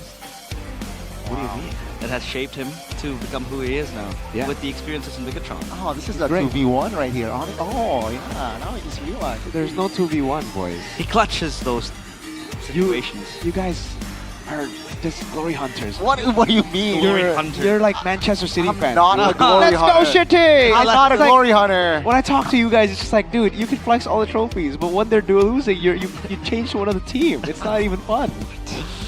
We've been there. We've been in the tough times of Onyx. What the heck? The dark days. Last Tough times is season. cringe as Oh, heck. season 14 was our dark time. But Wow. yeah, first day exit. Wow. Yeah. I think That's a blow. That's a blow. I'd rather blow. go with 14, 15 dark days rather than lose that M5 Grand Finals. I think it stings more. That also that's a dark. Yeah, that's a dark period, which I don't think you have experienced an M Series Grand Finals. We haven't even experienced M Series because yeah, that's true. we're the type of dudes, that try once and win. Niall has Niall has have though. like 4. Niall has. He's ex-Onic, so he had that DNA in him. So when he What qualifies about, for BTR, what about Toy though? Right. Toy has had 1. Right. Hey, no, not even. Oh. M6 he wasn't there. It was Skyler. Yeah, it was. Oh. It wasn't even in MSC. He was. Oh yeah. Yeah. MSC. I was talking about MSC too. But now, RIQ, they need to keep up the momentum because the hopes and dreams of the Kingdoms lie on them. The playoff spot is a must-have for Dewa. Aside maybe from their execution, what do you want them to fix? Because I think their draft. I think it's just the execution. You dude, mentioned really. it's very beautiful. Not beautiful, but like it's a very concrete draft. It was good, but it was executed poorly. Yeah, I think it's still a pretty good draft, dude. I don't know. Maybe they just need an easier draft to execute. Maybe that's it for them. They've been given like a lot of just drafting wins. And maybe that's why they've been able to find that form. Now I'm questioning like their form. It wasn't maybe the players. It was just okay, Kin, and then Coach Wright and Ray. But the others, man, they're so disconnected sometimes. You know, it's weird. It's almost like, yeah, they've just been getting really good drafts. Now it gets really tough though to decide, because if I'm Coach Wright, I'd be like, guys, go for the same thing. Yeah, it's good. You guys are making mistakes. That's why they went for the first pick as well. Yeah. Again. Now, I think it was Flying Cloud earlier. Oh. Dangerous grass. Dangerous grass. It'll be better if they want to go for the Hellcurt, but this will kind of also bite RRQ to a certain extent, because RRQ was also one-dimensional in their approach, and even in that scenario where RRQ only had that one winning condition, which was the team fight and peeling for the 1-1, Dewa couldn't still even win, so we'll see if it'll be the same. This time they'll ban out the YSS and the Fredrin. Okay. That is a good spot for Dewa. So a different approach, right? No YSS, no Fredrin here for the second game, says Coach Wright. But with the dangerous grass, I think it's open. It's still open for that Hellcurt pick. I like it, right? That's true. Are they trying to force Fersic and an assassin? Could be. Oh, Kalea. Okay. Oh, Hellcurt. Already a really, really good start to the draft right now, but the Gatakacha can come through for RRQ, and I think it's more prio for him right now to. I think it is more prio for him right now to just think about CC Gatot, you know, over the jungle. So there you go, that's a CC. Yeah, CC Gatot is indeed the option for them. They'll pick that up for themselves. Dewa, Octa, and maybe not having the best game. It's gonna be Lunox and the Lancelot. Two very strong heroes picked up. As they anticipate the shred coming in, they go for the Hayabusa. So Lancelot, Hayabusa fight in the jungle. Yep. Right now, it looks, I would say, a bit better for RRQ. Just from the Gatakacha alone. You go for the pickoff and the Gatakacha comes down on you. It really comes down to, again, how they wrap things up now. For RRQ, I think the best choice would be the Granger pickup and a utility mid like a Jusin. So Dewa should ban out the Jusin. RRQ should ban out... XB. No Arlet already. Do they ban out the Alice here? Oh yeah, the Alice. Might be a problem. The Arena though will be the option. Again, a very strong front line, and I think Dewa needs a very, very beefy front line, because quite susceptible backline. The Lunox, I mean, sure, like he has the brilliance. Yeah. The Lancelot too, very agile, very mobile as well with the Thorn Rose and the puncture plays. So I think they can manage themselves. But again, you still need that safety net to work with. Chusin taken out, trying to delete options for Rins in that mid lane. Meanwhile, RRQ, one last man. Could be the gold laner. I like the gold lane, but if they really want to give pressure towards Kin, right? Just come in towards the Kin, and perhaps that's going to be the answer, right? Like Elda, who is a very, very annoying hero if you have the Hayabusa. So now, Dewa United, what do you go for here? Because the question is, what do you ban? You go again, pressure Rins again? Okay. Dewa, Jusin. What ban? Another utility mid laner. What would it be? Do they pick for RRQ? Okay, they just take away the Wanwan. Okay, that's pretty good. You know, take away the built-in Purify away. They go for this. Oh! Wow, Selena. Yeah, I think that's actually a pretty good read right now for RRQ. The Selena pick. Great read against the Dewa United composition right now, and especially with the dangerous grass, you spot them out with the traps. Dewa, what are they looking for now? What goal laner do you want to go for? I think in this position, it's not actually too crazy to think about. I think the Granger is the best choice still. It's good on maybe 2, but then the XP. What do you go XP? Alice again? Lapu Lapu? Phobius. Phobius, yeah. Alright, pretty solid against the Selena and the Hayabusa, but if it's anything like game 1, it'll be weird to go up against CC. Like, Kin has to respect the CC. Yeah. Selena goes unchecked, because usually if you see teams coming up against RRQ, they would try to ban out the Selena.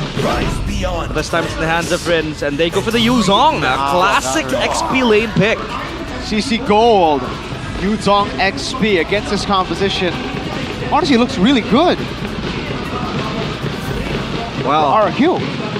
Interesting. Haven't really seen that pick for quite some time. I believe it was picked up this season, I think once or twice. By Onyx. It was by Onyx, yeah. And now then, dangerous grass.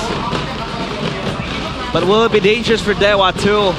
RRQ hanging in the balance for a playoff spot. Dewa! It has been a long time coming since they have made their appearance again in MPL ID playoffs. Could today be the day? Lineup rating, it favors again heavily towards RRQ Hoshi. With the potential of this game going to RRQ will grasp it with their fingers tightly. And now into the land of Dawn again, with grasses everywhere. Game 2, will RRQ be able to make sure it still have a chance to the playoff? It's Dewa against RRQ Hoshi. Land of Dawn, here we go. Will RRQ be able to settle the series right here, right now? Or perhaps you might see the Dewa United side cheer and force the game 3. Oh, early on, Flicker out from Octa. Again, it's kind of like game 1 all over again, but on a different side. This is why I like RRQ's draft. It's more similar to Dewa's game 1 draft, but with better components overall now. With the CC, it's amazing. The only thing that can really change the tide of the game would be the Phobius. So keep an eye on Phobius, on Kin. He can turn a lot of things around for Dewa United. RRQ, though, will definitely be looking to hard lock him down. They have sustain too. It's honestly looks pretty darn solid. Emblem-wise, let's take a look at the emblems by GamesMack here. Put yourself together for the Kalea. Tenacity and nothing crazy at all. I guess the Season Hunter is something we have to talk about, but it is pretty normal for the Selenas nowadays to go for it. Toy losing out. Wow. The gold crab left behind. Are the check boxes ticked, Mirko, for that Yuzong pick to come through? I think so. You have really good re-engage, and you're unpick-offable with the Black Dragon form, right? It'll be very, very tough. And you win on trades against Kin. An attempt to gank Kin in the early. Good spacing, though. No spells were wasted there in the bottom side, but they go for round 2, and Rins is still going at it, right? Great zone, yeah, great freeze as well. And it seems like now with the turtle up, Kin is struggling to get level 4. They really want to punish him, and Mirko mentioned it. He is the game changer for now. No Tsunami Slam. So Rins will still be able to reposition himself, but Tyrant has the Black Dragon form. That could be the tide changer in this game. See, 4v4, that's gonna be the stun! Rins finds first blood. Shadow kill committed on towards the bottom side, and that's gonna be Moeza coming in, trying to Tsunami Slam a Dragon. That's not gonna go very well for you, Moeza. What? He tried to read it, but wasn't able to do it. Yeah, burnt Flicker out, but as expected, RRQ have the lead early. They can just full lock in. That was very beautiful. Uh-oh. AOG! Oh, the crowd control chain is beautiful, and Kin will not be able to get to his lane. Ah, the Abyssal Arrow AOG combo is beautiful. And there's a lot of ways to work this AOG through as well. You have the curtain call later on. Here comes Moeza. No Tsunami Slam. No Tsunami Slam, though. Still on cooldown. First Sick will not be able to claim the red buff just yet. Oh, no.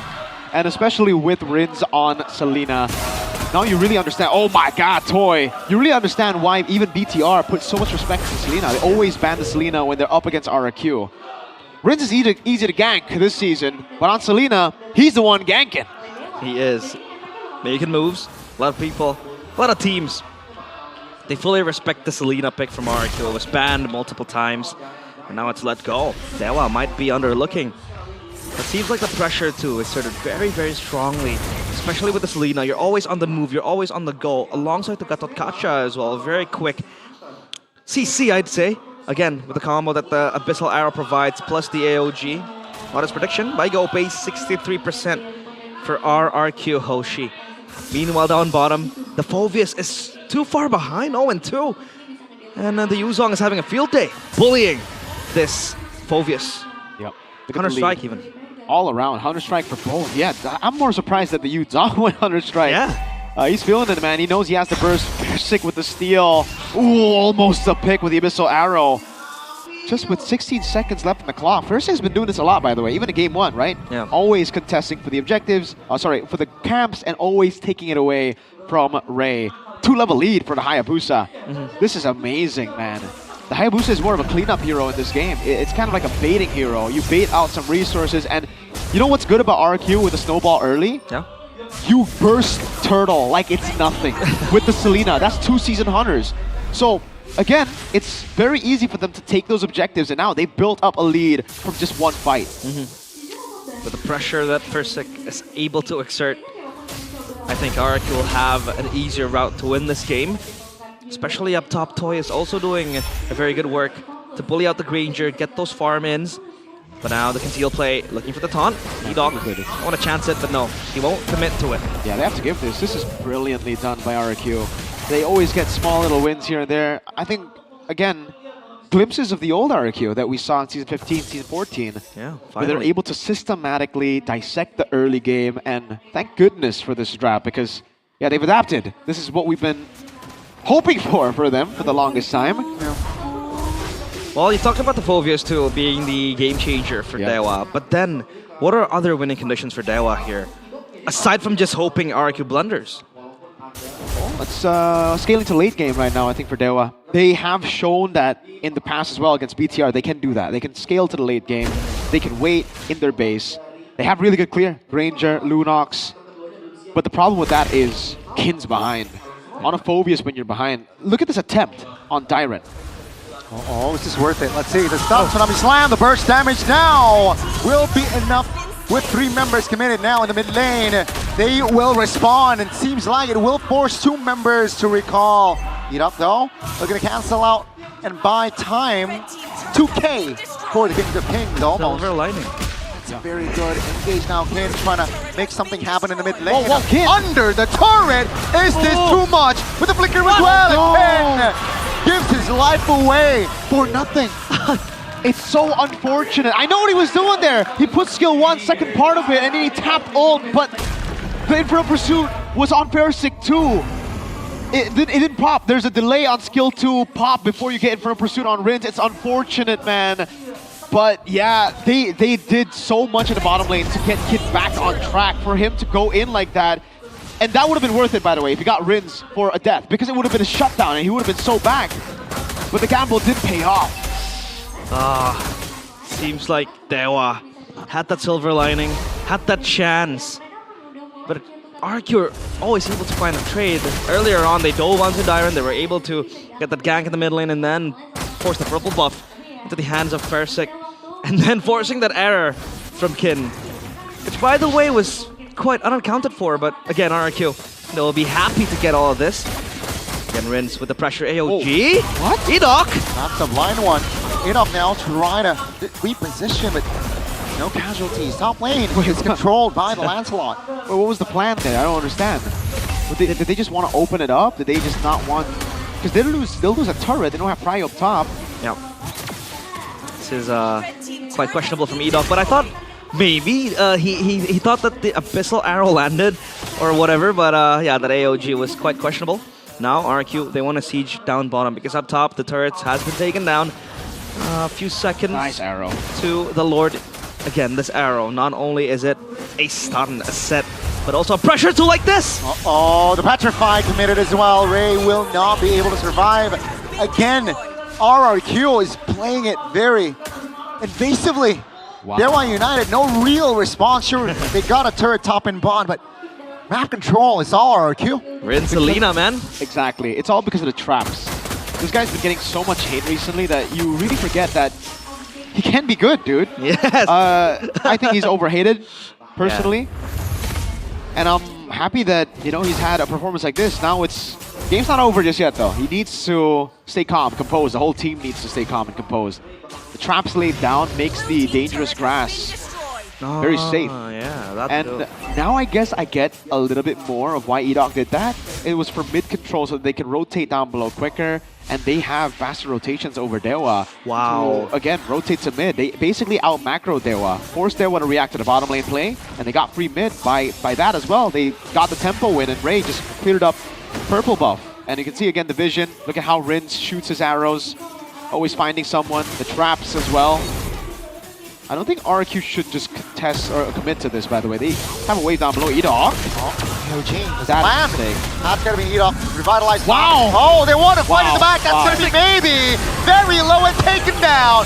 2-man done. Take a look at the death numbers. It's 1 by 1, and it's all for RQ. There goes the Kingdom flying colors. This time, they will raise the banners, and Dewa, they can't even walk up into the objective. So much control, so much traps being laid out by Rins. And Edok, man, he is happy to open up the map. It's so good, dude. Like the initial AOG, I thought, man, that's a big whiff. Turns out it was to scatter everyone for the arrows to land. That's a pretty good combo, man. Like, it's not the instant combo wombo you'd expect from bang bang, curtain call into AOG, arrow into AOG. Oh, that was good. I did not expect that. Look, they scatter, and it becomes free for the arrow to land on the outskirts of the AOG. Maybe he thought he was safe because of it. Wow, they literally just baited Dewa into a false sense of security so that the arrow would land so that Tyrant can have the engage. Masterful stuff for a team that are 7th. That's very, very great coming from RQ. Playing 4D chess, basically, at this point. And that initiation was very good. Well, it was questionable at the first round, but again, when you broke it down, yeah. Dewa are scattered.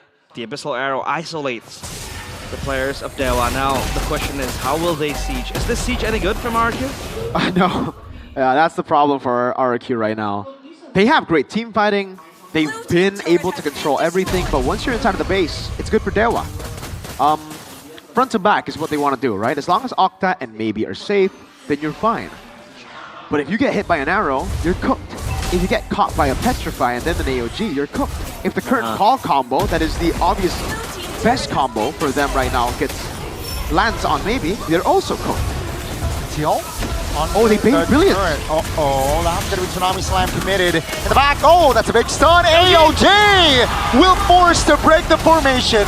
Now Dewa looking for some counterplay here. Edok is isolated very low as well. But first it comes in with the shadow kill and takes down Lancelot. That's going to be Kim taken down as well. At the end, it will be a 3-4-2.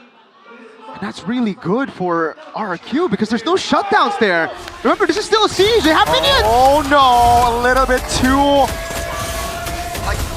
overextending there by Octa.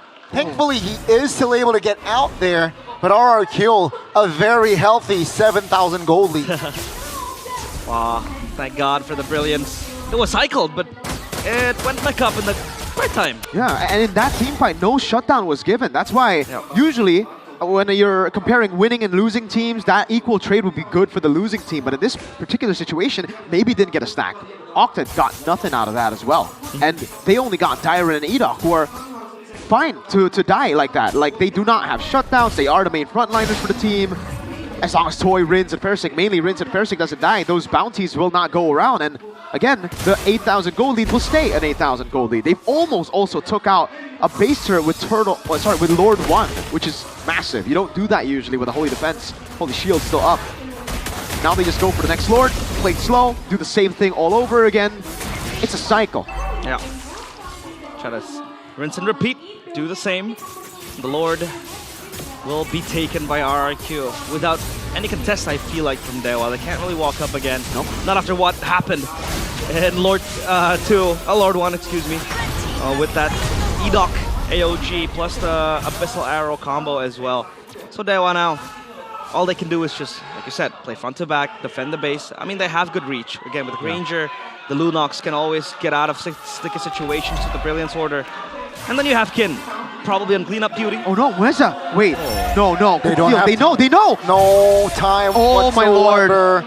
What is that with cancellation? Has the conceal, but thankfully the conceal was enough to deny or dodge the skills from Toy. But you need that flanking pressure, no? Oh, wow! There's an Ami Slam! Renz still with a figure out for now. That's gonna be Shadow Kill committed. Iron comes in a black dragon form. Weza goes down and Ray in a very vulnerable position and will be taken down. In the back, it's gonna be Kin all alone and maybe all of the RRQ members except for Kin is up. And that will be the end of Dewa United as RRQ. They have another day to fight. Hearts still beating. As the kingdom rejoice. They will still have a chance to fight. They will still have a chance to get to playoffs. Dewa. Gods are bleeding. And they fumble their chance time and time again. Wow. Well played. Chance to playoff still alive for RRQ. And goodbye to Geek Fam. Officially now, I believe. With that win, I don't think there's a chance for them to climb up. But we'll have to wait for the official statement later. Wow. It's insane. Like you said, for a team that is in number 7, they're still able to resurge again, breathe life back to their gameplay. And we sometimes forget that this is a team that once were playing an M6. And after a string of bad results, finally a promising game for the Kingdoms to feast on. But Dewa, man, what is this performance week in and week out? Well, game 2, unfortunately, I think it's just a losing draft. They couldn't do much with just Kin having the playmaking potential. But game 1, they deserved the loss. The draft was amazing. I don't know how they cooked it so hard. Oh no. Well, it's time to ask questions on RRQ Hoshi on stage with Budik Lara Mongstar. RRQ Hoshi akhirnya berhasil mendapatkan kemenangannya kembali. Finally are able to win. Puasa cukup lama, tapi kali ini They've had to wait for so long to get another win in MPL ID, and they finally get the win. Halo Idok. Finally, I get to speak to you guys again. Hello, Idok. Lama banget kita nggak ketemu loh. It's been a long time since we met, Idok. 4 minggu. Yeah, 4 weeks. Wow. Kemenangan. You guys were fasting for 4 weeks. Win fasting. Apa yang berbeda nih? So what happened? What changed? How did you get the dub today? Apa yang RRQ bawa? Apa yang RRQ berbeda sehingga akhirnya What did you do differently to be able to win, to break your lose streak today? We brought... Nggak ada bawa beban, ya main lepas. We just played with no pressure. Kita di belakang juga tadi nggak ada briefing juga. We didn't actually have briefing as well. We just played. Hasilnya bagus ya? Oh, so you have a good result without briefing. Did you brief yesterday? Yeah, we got briefed yesterday. So okay, so I guess you have to brief less as we get into the next few matches. But after seeing this kind of win, 2-0, you were able to get a match win. It's a revenge as well for you. Terakhir ngelawan Dewa juga. Last time you were up against Dewa and you lost against Dewa and you finally got your revenge here. There's Kin on the other side there on Dewa United. What did you do today, Dairen? Ya itu mungkin kita for us, I think it's just we're very coordinated this time around. We don't want to keep on losing, so RRQ fans going crazy. Terus ya benar-benar ya keluarin aja apa yang hero kita pede gitu. We just have to pull out our comfort heroes. Benar-benar sudah diberikan dan Dairen banyak banget nih pastinya. So you kept on utilizing your comfort heroes, Dairen. Everybody, misses you. How does it feel getting again being wanted by a lot of the fans? Yeah, I don't know. I just feel wanted. So you have a message to people who've been waiting for your comeback. Kalau buat yang nyari-nyariin aku, and for everybody who is waiting for me, I'm not going anywhere, man. I'm right here. Di sini. I'm still here. Dan disinilah dia di sebelah Bude juga, tapi And here he is kemenangan hari next ini to juga pastinya Bude. spesial karena Idok. Kali Idok. ini This time, kita melihat banyak banget perubahan. Kayaknya we saw a lot berat of banget differences untuk RRQ. Buat for Idok sendiri RRQ. gimana sih akhirnya bisa menang nih For setelah Idok, how does it 4 minggu? feel finally after 4 weeks winning it out? Belajar banyak lah, We learned a lot, Bude. Ya, improve diri We masing-masing. improved individually. Sama ambil serap tenaga Kingdom yang datang ke sini. And we keep on just embracing the kingdom energy that always comes to support us. Mengalir pasti apapun yang terjadi dimanapun berada. Tapi kalau melihat lawanmu, ada Mueza dengan Hellcrack yang kamu bisa mematahkan kemenangan You were able dari to Hellcrack Mueza. Apa nih, stop ada the trik win streak of tersendiri kah? Mueza's Hellcurt. So what's the secret behind it? Nothing. I just have to pick Franco. Just hook him. Gawat darurat, maka Franco dari Idok muncul. Is it, an emergency for you? That's why you have to pull out the RRQ gimana sih? Menurut Idok sendiri? Franco finally? Yeah, it's an emergency for us. Ya, suasananya sebenarnya baik aja. The atmosphere is actually still really good for us. It's weird because like we're doing fine backstage. It's just in tournaments we're not Jadi panggung performing. ya Idok ya? Ya. Iya, tapi mungkin kalau suasana Bude penasaran sama Rins yang ada di ujung sana. Rins jauh. So I want to ask Rins, who's all the way on the side there. Rins. Yay! Yay, menang Rins. nih. You finally won. Ada kelegaan kah? Rins, do you finally feel relieved? Akhirnya membuktikan sesuatu kah? Atau Is there gimana like, nih Rins did hari you ini? prove to a lot of haters Ya akhirnya bisa today? menang lagi lah. Yeah, no, I mean Terus, finally we were able to win kemenangan again. Ini juga buat Kingdom lah. This win is for the Kalau Kingdom, man. Kita itu masih bisa.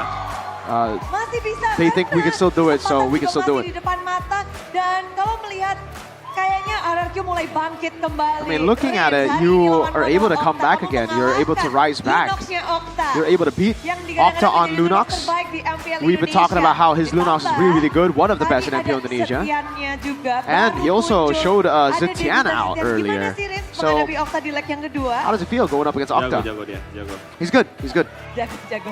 Tapi gimana? Ngalahin Lunox dari Okta apa nih? How does it feel Rahasia beating mengalahkan Lunox Octa on Lunox? Pakai Selena. I just have to use Selena. Selena Rins muncul hari ini. Yeah, Selena's Terus Rins juga lagi finally gawat makes an darurat appearance here. Is this an Rins emergency? seperti That's ini, why you have to Yuri pull out the akan jalan Selena? tuh. Because like Franco these are all dikeluarkan, comfort Selena picks for you, man. dikeluarkan. Selena, Franco. Gak tahu dari kemarin tim-tim lain nge-ban Selena gue. I don't know. Hari ini udah lepas. nggak tahu All the juga. teams keep on banning my Selena, so finally I get to pull off a Selena. Happy. I'm Tapi happy. hasil hari ini apakah memang awal dari So permulaan yang is baik it untuk the RRQ? start Karena for the kalau mau comeback for masuk playoff RRQ? berarti kan Because harus memenangkan sisa-sisa if you want to make match-nya it to the juga playoffs, you dong. have to win all your Ya, matches left. semoga aja kita bisa Yeah. masuk playoff sih. Hopefully we can Terus make it to kalau bisa playoffs. besok kita bisa And menang juga. hopefully we can win tomorrow Nah, too. Bude penasaran banget. Semangat dari I'm curious, RRQ Hosti Rins, sendiri tuh Bude gimana says. sih? Karena Bude How do you baca-baca still kayak keep motivated? ada yang How do you still sudah keep the merelakan, spirit ada yang up? How do you keep on, mengikhlaskan stay motivated here? Because a lot of fans kalau have dari already given RRQ up of sendiri season gimana 16. sih? I think she's referring to Paape. Apa ya? Nggak tahu juga sih. I don't know. I don't have. Dari kalian semangat dong pastinya. Ya kalau dari player For sama us, coaching staff kita semangat banget sih. For us, we're Buat, motivated. We're super motivated. We have our spirits up 19 still. We still want to make it a playoff for season Itu belum 16. mengikhlaskan dong, karena masih So ada you 2 haven't match given up lagi. yet, right? Belum No, of kelar kan course match-nya. not. Jadi You know, we kita still have 2 more mau matches, ini so lah, we mau fight sampai akhir. want to fight all the way to the end. Fight sampai akhir, itulah Fight to the end. perjuangan tentu belum That's berakhir the, untuk tim RRQ Hosti. Tapi ngeliat perjuangan yang terus-menerus up and down, lagi down-down terus sih. Toy mungkin yang kita bisa Toy.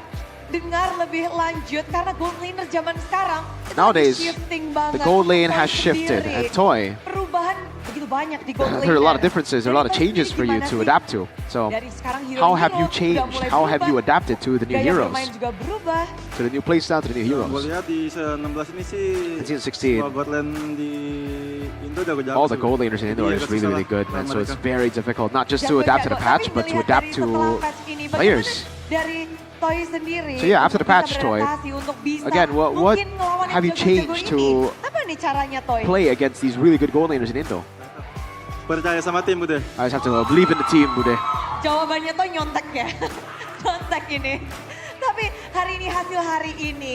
Today's Gold result, TV 2-0 bisa balas dendam. you gotta Dari win, Toy you sendiri, got apakah revenge. ini pembuktian Toy yang lebih Is baik, this RRQ yang lebih baik. Proof that RRQ can be Bukti yang better. kita lebih baik. Yes, this is proof that RRQ Lihat can lebih be good. baik. RRQ back on track? Is RRQ back on track? Ya. Yes. Bismillah. Bismillah. Hopefully, Undangan yang he says. terbaik. Tapi yang akhirnya Budi bisa ngobrol dari awalnya muncul sekarang I can finally talk to you guys. ada It's been a while. Persik Versik. Halo Versik. Halo Bude, harusnya saya nggak usah dianggap Bude. I don't. You shouldn't. Enggak dong, di sini datang Shouldn't talk to me, Bude. Satu kuncian kemenangan untuk RRQ. You were one of the keys to victory for RRQ. Thank God, Bude. Tapi baru muncul, kita lihat baru ini juga 4 match. You played 4 matches. This is your 4th match for you, Versik. You joined in the middle of the season in a very, very tough situation for RRQ. So, Versik, for you, how does it feel? Momennya kan lagi berat gitu untuk RRQ. It's like the moment feels, it's such a high pressure situation. I just to believe in myself as well to try again in MPL. I'm so confident, you know, because like my teammates are really good. Tim RRQ yang So it's all about dan ini kan member-member yang udah leveling the rest of the players here. Sejak season lalu. Because you're up with players who have been active for so long. So how did you adapt? I don't know, it's just the experience, Bude. Bisa beradaptasi cepat. I can adapt really quick just because of the experience I've had playing in MPL before. Merupakan salah satu orang yang melalang buana di MPL dari season berapa? Sudah cukup lama, tapi It's been a while, by the way, but the result wasn't too good for you Versik in the first 3 matches after your debut. So how did you handle that? Just, you know, I have to just keep on playing as well as I can. It's just kind of like a professional mindset. I just have to keep on going through all the bad matches, all the bad games, and improve. So when were you told, Versik, to actually, join back to MPL? Whoa, 1 day! 1 day before MPL, he was actually contacted, so wow. Ya itu excited juga, terus mau nunjukin. I mean, I'm just really excited. After getting that call up, I was excited. I wanted to come back to MPL. So is this something you've been waiting for, Versik? Yeah, of course, Bude. Our goal is playoffs. Tujuannya mau playoff, tapi Tuhan muda Versik. So Versik, Kemenangan pertama, kemenangan ini apakah kamu mau you're able to finally make it on stage here, getting a win. Do you have any special message to someone? Ya. Special message buat Kingdom ya, for the Kingdom, I guess, always, for always supporting us. Even though we're all the way in the bottom right now, when we're winning, when we're losing, they always support us. What about to the doubters, Versik? A lot of people doubted. I don't know. For me, I mean, I don't care about the doubters. My team knows about my performance, so I don't care what the outside thinks. Kemenangan ini udah lama loh. Kepengen dengar suara dari tim RRQ. So, Toy, say something to the Kingdom. Captain Toy wants to speak. Ayolah, Cap. Come on, Captain.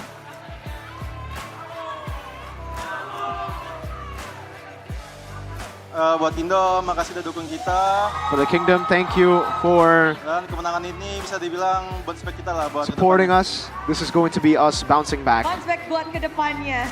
We'll have to bounce back for the next match. Tentunya kembalinya RRQ ke kemenangan. Jadi Kingdom, sambutlah kemenangan yang sudah dinantikan dari RRQ OC.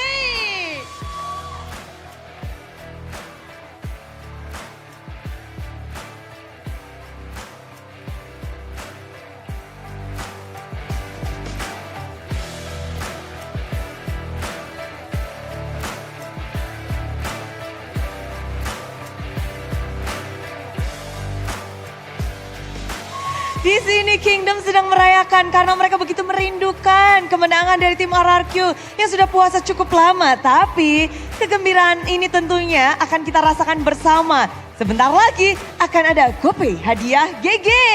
Jadi yang mau ngedapetin GoPay Coin secara gratis, secara cuma-cuma, caranya inilah dia.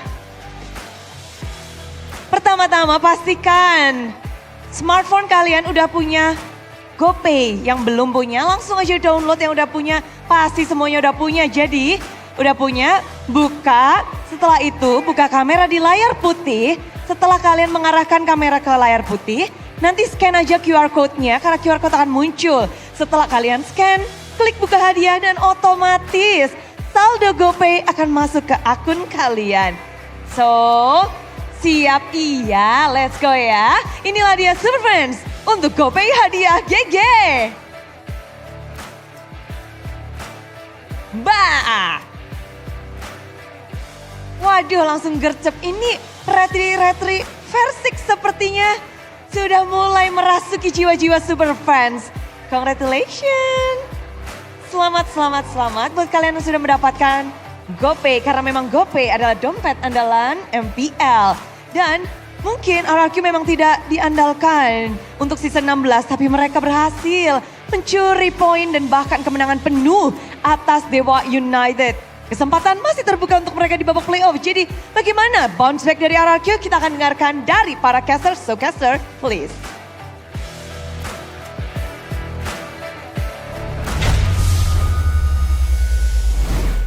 RRQ still have a pulse and a chance to playoffs. They're still because back. again, what is playoffs without RRQ? What is playoffs without RRQ, man? We felt it the grand finals last season. We were on the RRQ side, remember?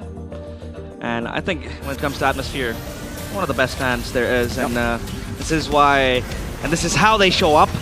When push comes to shove, they are finally back to their real form. I love the awareness as well, man. This was, again, look at Kin. Skill 1, he tapped ult. It's the delay on skill 1, man. Super unlucky, but it was a tough spot to be in because he got shut down for the start. Oh! Rins with the 7. He is our player of the match. Very deserved, man. On the Selena, phenomenal stuff on the Selena, really. The dangerous grass became very safe. They could call it a safe grass when Rins is playing, dude. Good stuff, really good stuff. And all day for start. Kid, I identified that. I'm glad RQ did as well. The main guy who can really make plays is just that guy right there, the Phobias. If Kin gets to play around the team fights, if he gets space, it'll be great. This was a very big gamble for Kin. Unfortunately, it did not work. Rins was able to space really well. I think Flicker, basic attack should have been what he went for. This one as well. You broke it down for us. Really good. The scatter into the Abyssal Arrow. That was very, very out of the box way of thinking from RQ. That's why I love the Yuzong pick, man, because with the Yuzong, you don't need to react on the AOG. Because a lot of times, again, we see like passive XP laners, right? We don't see like hard engage XP laners, so we see more of like Phobiuses, we see more, I would say, what, Uranus, Esmeralda? No. With Gato Kacha, it'll be tough if the Gato Kacha ults first. We were so conditioned to that mindset that, I can't believe Rin survived this, by the way, but we're so conditioned for that mindset, for that way of play, that we forgot, like, why would you go AOG like that? Turns out, yeah, you have a second layer of engage with Dyran, so you've already baited out a few escape skills when you use the AOG. You scatter them so the arrow lands, and then so that the Black Dragon form gets free way into the back. It's well played. Yeah, really good stuff. I really like the draft, but I was more impressed by how they were able to execute it, because I did not expect that level of execution and awareness. Because RQ have been struggling with identifying what they need to do in game in their drafts. Seems like when you just give them comfort heroes, they do well. Yuzong, Dyran as well. This is a comfort pick from back in the day when he was still playing for Rebellion, by the way. Rebellion. Oh, that was a few seasons back. But yeah, I want to circle back to your point, Mirko. Rins, this guy's overhated. Oh, yeah. I mean, sure, he had his fair share of underperformances, but this guy can still be good. Oh yeah, he is. That's why. Everyone's acting like he is a deadwood. No, you can see the comment section earlier when they saw him on Selena. They were like, oh, Rins is on Selena. This is a guaranteed loss. It's like, no, there's comfort picks. They have been losing, but on signature picks, they do well. Is this also disrespect coming in from Dewa? Because I think, like, even you mentioned it, teams in the caliber of Bigatron, even Onyx, they respect the Selena. Yep. And that guarantees a ban. And now Dewa let it go. They overlooked it. I think they overlooked it. Yeah, they overlooked the Selena. They overlooked the Selena, but also I think, you know, we haven't seen Selena at all in the meta. So they were also thinking, okay, this is probably not going to be a Selena pickup for Rins anyways. So I can't really blame them, you know? Yes, Selena has been banned, but when there's no sample so far, the last 4 or 5 weeks, you're going to think, again, you're going to be conditioned to think, oh, it's not going to come through, it's not meta. No one has picked it up, you know? Not even Sans, the best mid laner, or even Moreno, the best Selena in MPL ID, hasn't picked it up. That's true. We talked about it, Goni, the dangerous grass, right? Is this going to be a Hellcurt pick again? This is going to be very good, dangerous grass, but then we completely forgot about the Selena. Not only it is going to be good for the Selena because of the playstyle, but also the traps you can set out, right? The MSL traps, the MSL arrows, all the traps that you can really play with. So yeah, RRQ, that was a very astounding performance. What a way to kind of make your comeback. That's I think that's first interview on stage with Bude. After a long time, he even mentioned that he was contacted 1 day before MPL. He was. Join. So that is a very short time. This is why, by the way, I think for Dewa, it would have been better to just redo draft 1. Because you completely change everything. The problem, you have to understand the problem. Game 1 problem for Dewa was miscoordination. So it wasn't a draft. Game 2, they changed everything. So the miscoordination would still be there. If you go game 1 again, you can just be like, all right, dissect what the problem is, go in together, done. Easy solution. You go with another draft, the team will have to go again with random decisions, with already them having to face off against their own miscoordination. I'd rather them having like switch sides if they really want to completely change their approach. You know, if they want to go first pick again, why not replicate, right? If they want to change their total do-over, just switch sides. Mind you, RQ percentages is way higher on red. Yeah, they're disconnected. So if you want to stay connected, make sure you have Sympathy, because Sympathy is our go-to card that provides us with only 35,000 rupiah. You'll get 3 gigabytes of data plus 30 minutes of calls and SMS. This is a very, very fast internet for browsing, for gaming, for shopping. My choice. For streaming, for IRL streaming. Everything. For vlogging, because you're gonna upload the video to YouTube. Sympathy also helps you with that. Don't forget to grab yours at the nearest outlet, or you can visit tcell.id/sympathy, because Sympathy is the best for you. Sympathy.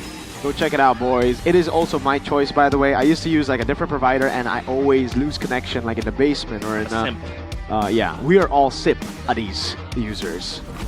And after you have your Sympathy, don't forget to open up the best game in the world after Mobile Legends. The best game in the world! After Second best game in the world. It's Magic Chess Go. And obviously, it has been quite some time. I think 5 years, 6 years even, since we last made history in the world. 2019. Indonesia, that was 2019. Yikes. That was EVOS. And I think it's time for us to make history again after M1. Exactly. And that is achievable through MCGG Rising Stars. It is here. It has started since September. So everyone, if you want to join in and compete in an international tournament for the MCGG World Cup later on, you can always go through MCGG Rising Stars. And I think for Game 2 or Game 3, we will have a special appearance from someone. And that is in the MCGG Kind realm. of meant to be challenged, though. Our guest. Oh. Who is that? He's meant to be challenged. He's very musical, so acoustic. He's also a big fan of arts. He's artistic, too. He is. Yeah, we'll have him as a guest later on. Don't forget. And obviously, Gani. Yes, sir. You have your privileges. You don't need to buy your tickets. But you don't need to buy your tickets. They were on it, man. They're on duty. I would They were on buy Onyx, tickets. That's the thing, it's on Friday. We'll get to see Onyx taking on Dewa United. By the way, Dewa United technically not secured for playoffs yet. Yeah. I think they only need 1 game win, right? Yeah, Mirko mentioned it earlier. 1 game win, but they got 2 old earlier, so Still deal. Match. So yeah, that's the last week of MPL ID regular season of Yes, sir. Time flies when you're having fun. Time does fly when you're having fun, man. I did not realize we're in week 8 already, day 3. We only have 1 more week, and then a week break, and then, pick 2 playoffs, where BTR will not lift the trophy. Remember, they won't win, but they won't win anything. I'm excited though. This is potentially going to be the first time Onyx will win. Onyx BTR pairing 2. No. Onyx will win 100%. BTR not even going to qualify, I don't know what made him so grounded, but I'm happy that he knows his place. It's a message from Coed, Let's not curse our team now. Hey, fun fact, Mirko is a real FYI. Are you sure? Are you sure? That one fan. I'm pretty convinced, man. Don't forget though, if you want to see Bigatron make their way into M7, Mirko, you're going to get your playoffs ticket, because now it is open. Early bird is available for you. It's up for grabs, 30% discount if you go to GoPay. Don't forget to secure your seats as well, because our playoffs will run from 29th of October to 2nd of November. And these are the seats available. You have the Mythic and the Legend. Which part will you be seating on? You know what? I don't mind the Mythic, man. Mythic? You don't mind Mythic? What about... You have the best view. Yeah, you're going to be on duty. You're going to be Mythic Immortal. Oh. Mythic Eternal. Eternal, the new one, 200 stars. 200 stars. Hey, that's easy work. Light work. Light work. I can get that in below 15. Who's that guy? Who's that guy with the microphone and? Oh, it's white shirt? Masade. Masade. Hey. Yesterday you met Masade in a fighting game. In a fighting game. Yeah. Did you beat him? I did. Oh, W. He was pretty bad. Oh, wow. Masade. He just called you out, man. Wow, that's... Go, 1v1. Gonna have a Masade. 1v1, a Paquito 1v1. 1v1 in the fighting game. Go. IRL? I don't think I want to beat him. Oh. He's my idol. No, I'm kidding. Who's If your you want idol? to see him, he might be in the festival later on MPL ID Season 16. Come Because on. we do have a festival, you know, segment or festival Section. area section Yep, where yep. we usually have every playoffs. And if you are confused and you don't know your way into Nice Pick 2, there is a lot of options. There are a lot of options for you to pick up. Yeah. You can go through online taxis, and if it is quite costly, you can pick up KRLs, Transjakarta, and shuttle bus, which will make its way into Pick Nice 2. Pick 2 Nice, excuse me. Strategize your, accommodations, strategize your commutes, right? Or Yeah. being,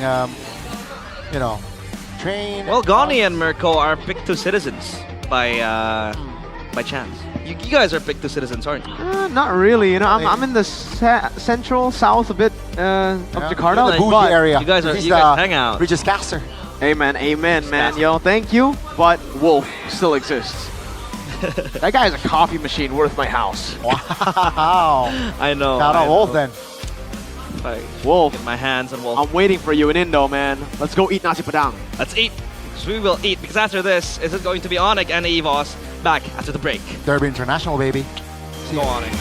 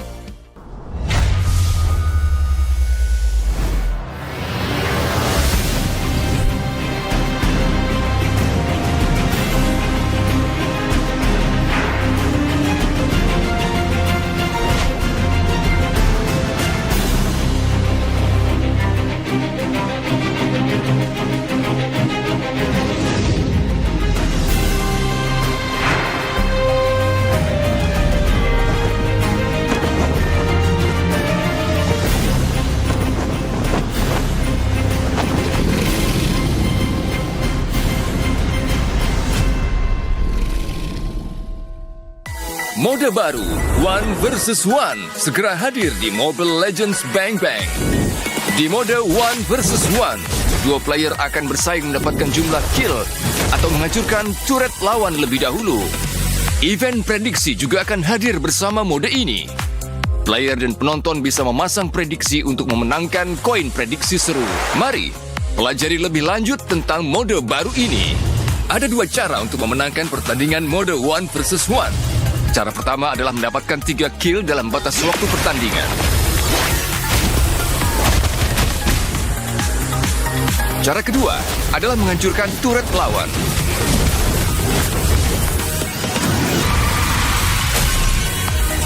Event prediksi seru One vs One akan hadir bersama mode ini. Di awal pertandingan, player maupun penonton bisa menggunakan koin prediksi seru One vs One untuk memasang prediksi pada hasil pertandingan.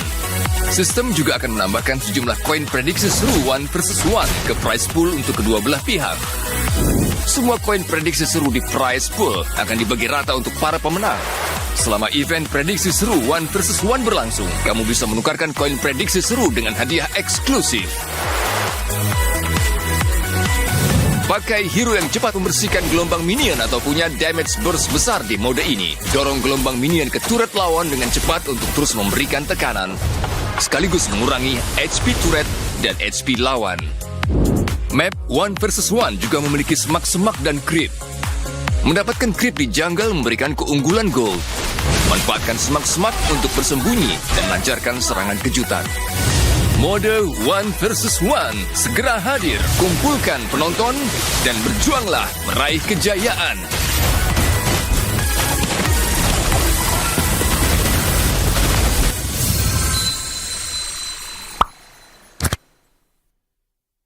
Selamat datang di MLBB 9 Anniversary X MPL ID Season 16. 9 tahun kebersamaan Dan spesial untuk merayakan anniversary, kita akan menyaksikan 1 versus 1 Fanny. Dan seperti apa keseruannya, jadi kita akan langsung melihat grup B tentunya. Melihat adanya match-match yang tadi udah kita saksikan juga. Geek Fam Junior Garage, Yejin dan juga Nanjet. Ternyata mereka sudah mendapatkan 1 poin ya, tapi yang ngebedain di sini ada kekalahan dari Yejin dan Nanjet. Satzi baru 1 match tapi mengalami kekalahan, dan ternyata grup B ini lebih sengit nih dibanding grup A. Karena di grup A ada yang tidak terkalahkan sama sekali. Nah, di grup B ini seperti gunting batu kertas karena Nanjet tadi harus mengalami kekalahan juga, Yejin juga, tapi ya kita akan lihat seperti apa untuk match-match berikutnya, karena ini adalah round robin teman-teman, jadi mereka akan bertemu satu sama lain. Kalau tadi kita udah mengintip dari group standings-nya, nah ini adalah momen untuk mereka bisa bounce back untuk mencari lagi kemenangan demi kemenangan dan mendapatkan 2 nama teratas, karena hanya akan ada 2 player aja dari grup B yang akan bisa mendapatkan tiket menuju ke babak berikutnya untuk ketemu sama player dari grup A. Dan kita akan langsung ngobrol-ngobrol bersama dengan 2 player yang akan saling bertemu juga memasuki match berikutnya antara Satzi dan juga Garage nih. Oke, tapi Satzi dulu deh yang mau aku tanya nih. Kira-kira kan tadi udah pakai Fanny nih. Di mode 1v1 ini hero apa yang menurut kamu kira-kira paling seru untuk digunakan? Paling seru ya? Argus mungkin. Argus? Kenapa Argus? Ya kan hero hewan itu. Oh ya juga sih. Kalau dari Satzi Argus, kalau dari Gerrits apa? Ada nggak hero yang terbayang? Chow? Oh, menarik. Pasif nih mau hewan Chow. Oh gitu, mau hubungin Gerrits mau hubungin siapa? Pasif. Pasef, oke Pasef. Nah, penasaran Chow Argus ya. Oke, tapi kan kalian akan bermain Fanny. Nah, so far best spell yang paling bagus digunakan buat 1v1 apa nih dari Satzi? Spell? Retri sih, ada Retri merah OP banget. Paling bagus kayaknya Revitalize. Retri merah OP banget. Retri merah sama Revitalize. Beda nih. Beda. Nah, apakah ini hanya tipuan semata dari Garage kayaknya nih Retri merah? Pancingan-pancingan semata. Oke, tapi Satzi sama Garage ada yang mau disampaikan gak satu sama lain nih? Satzi buat Garage dulu, Satzi. Ya, good luck have fun. Good luck have fun juga. Oke, udah good luck have fun buat keduanya. Kita akan melihat seperti apa keseruannya antara Garage versus Satzi. Dan sudah terlihat bagaimana Revitalize adalah menjadi pilihan terbaik keduanya sejauh ini. Ini agak sedikit ketahan nih levelingnya, tapi agresivitas dari Satzi, wow.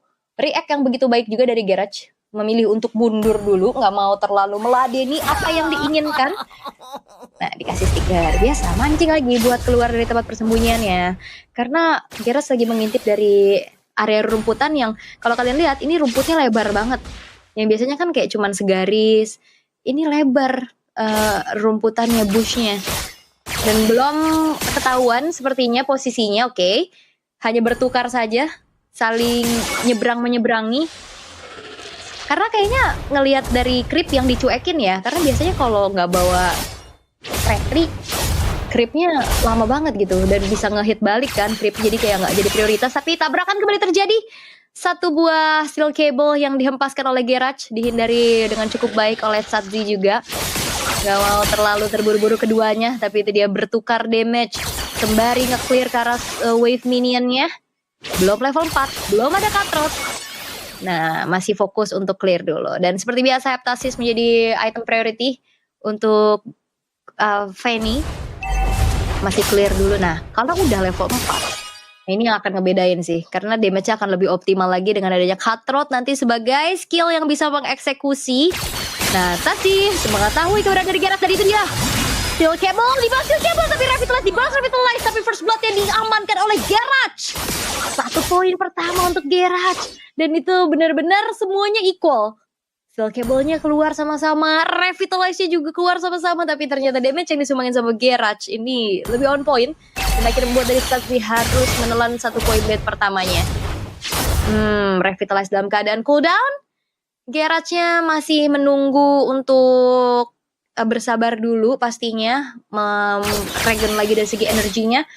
Karena HP-nya udah gak banyak, jadi Satzi punya kesempatan untuk bisa membalaskan hal ini sih. Kalau emang mau paksa dive in, hanya mencoba untuk menguasai area visionnya terlebih dahulu ya. Tapi itu dia, tabrakan yang kembali terjadi. Terus Steel Cable bakal dibalaskan keadaan dan Garage. Wow, poin kedua untuk dirinya. Dan bahkan kalau ngeliat dari Satzi yang keadaannya prima abis respawn, ternyata nggak jadi masalah. Coba untuk dive in, tapi balasan yang dilakukan sama Garage begitu mengerikan. Satzinya sudah hadir kembali, sehingga tidak ada kesempatan untuk Garage bisa nge-push lagi terhadap turretnya. Nah, Satzinya mencari kesempatan. Garage low HP, masih belum terlalu terburu-buru, tapi thanks to Revitalize yang dibawakan juga, sehingga HP yang bertumbuh lagi akan ngebuat semakin siap untuk Garage bisa meladeni Satzi yang akan menyerang dirinya. Karena levelnya sebenarnya juga masih imbang nih. Cuman yang ngebedain sekarang Satzi akan lebih kuat lagi dengan ada Revitalize. Tapi itu dia, Steel Cable dibalas Steel Cable. 1 buah Blade of Despair dibalas dengan Malefic Roar. Tapi damage-nya masih belum terlalu optimal untuk bisa disumbangkan satu sama lain karena sama-sama melakukan teknik penghindaran. Nah, ini item yang berbeda ya.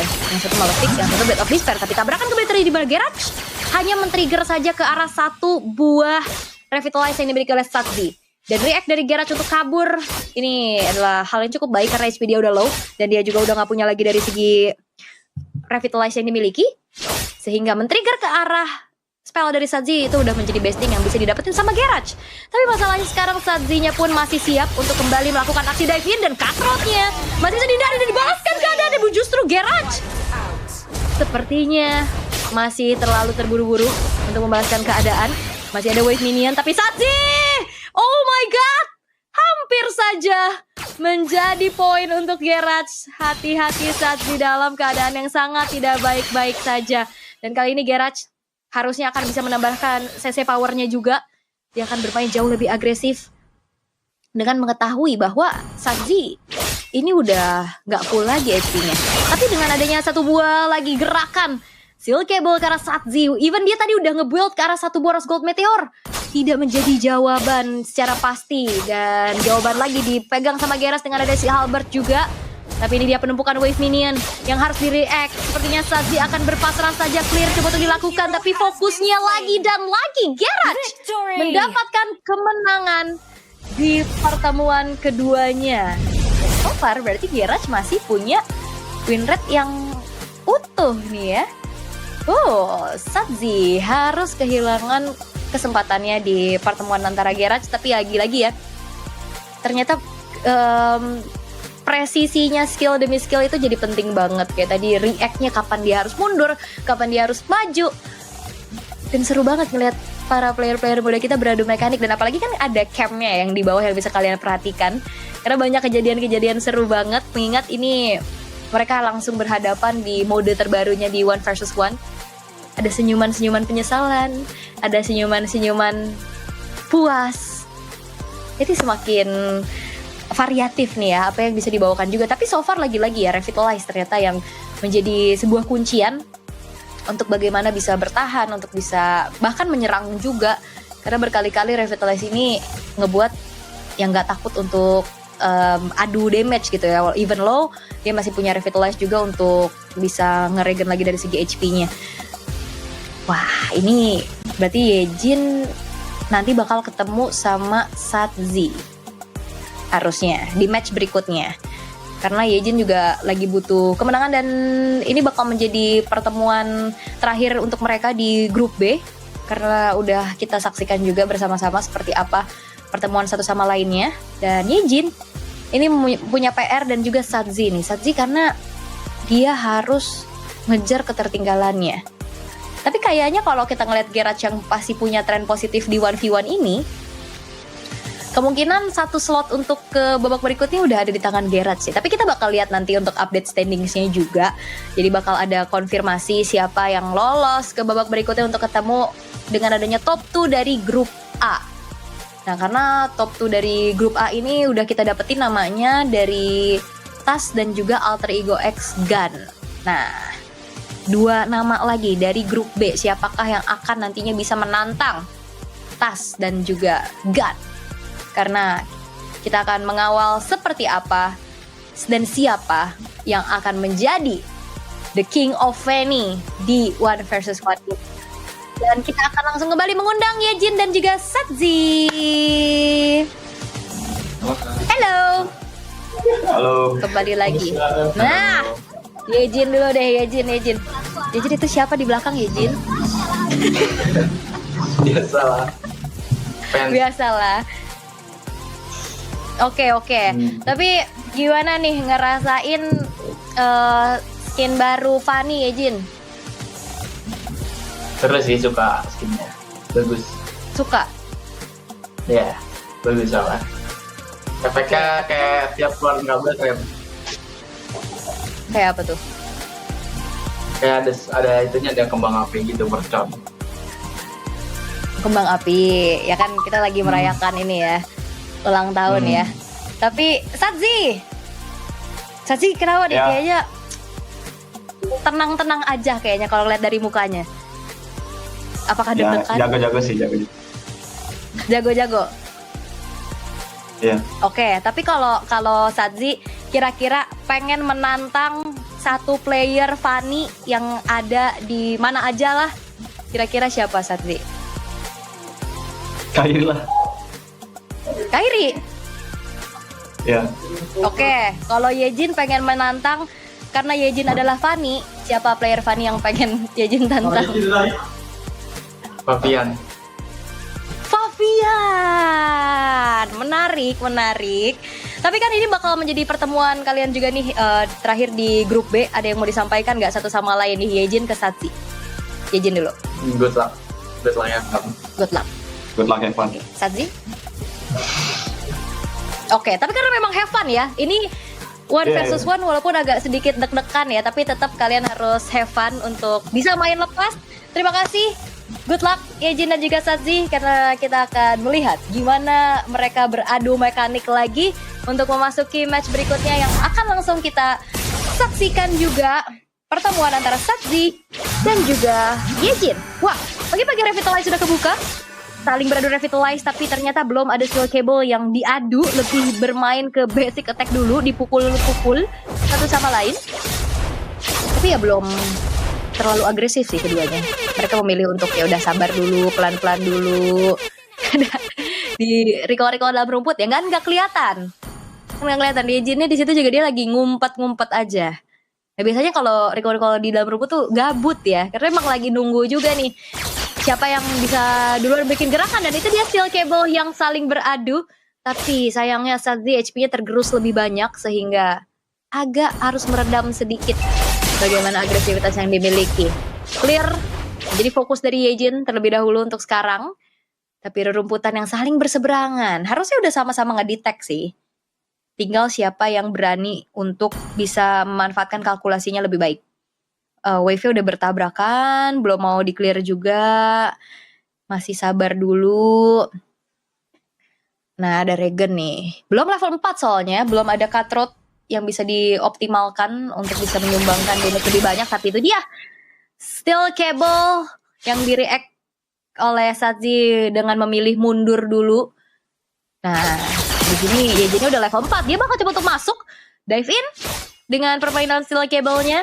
Tapi Satzi, Revitalize-nya udah ke-trigger dan bahkan Satzi masih tertahan di level 3. Ada rombongan wave minion, tapi itu dia 1v1 yang kita lihat adu mekanik. Satzinya sudah menginjak level 4 sekarang.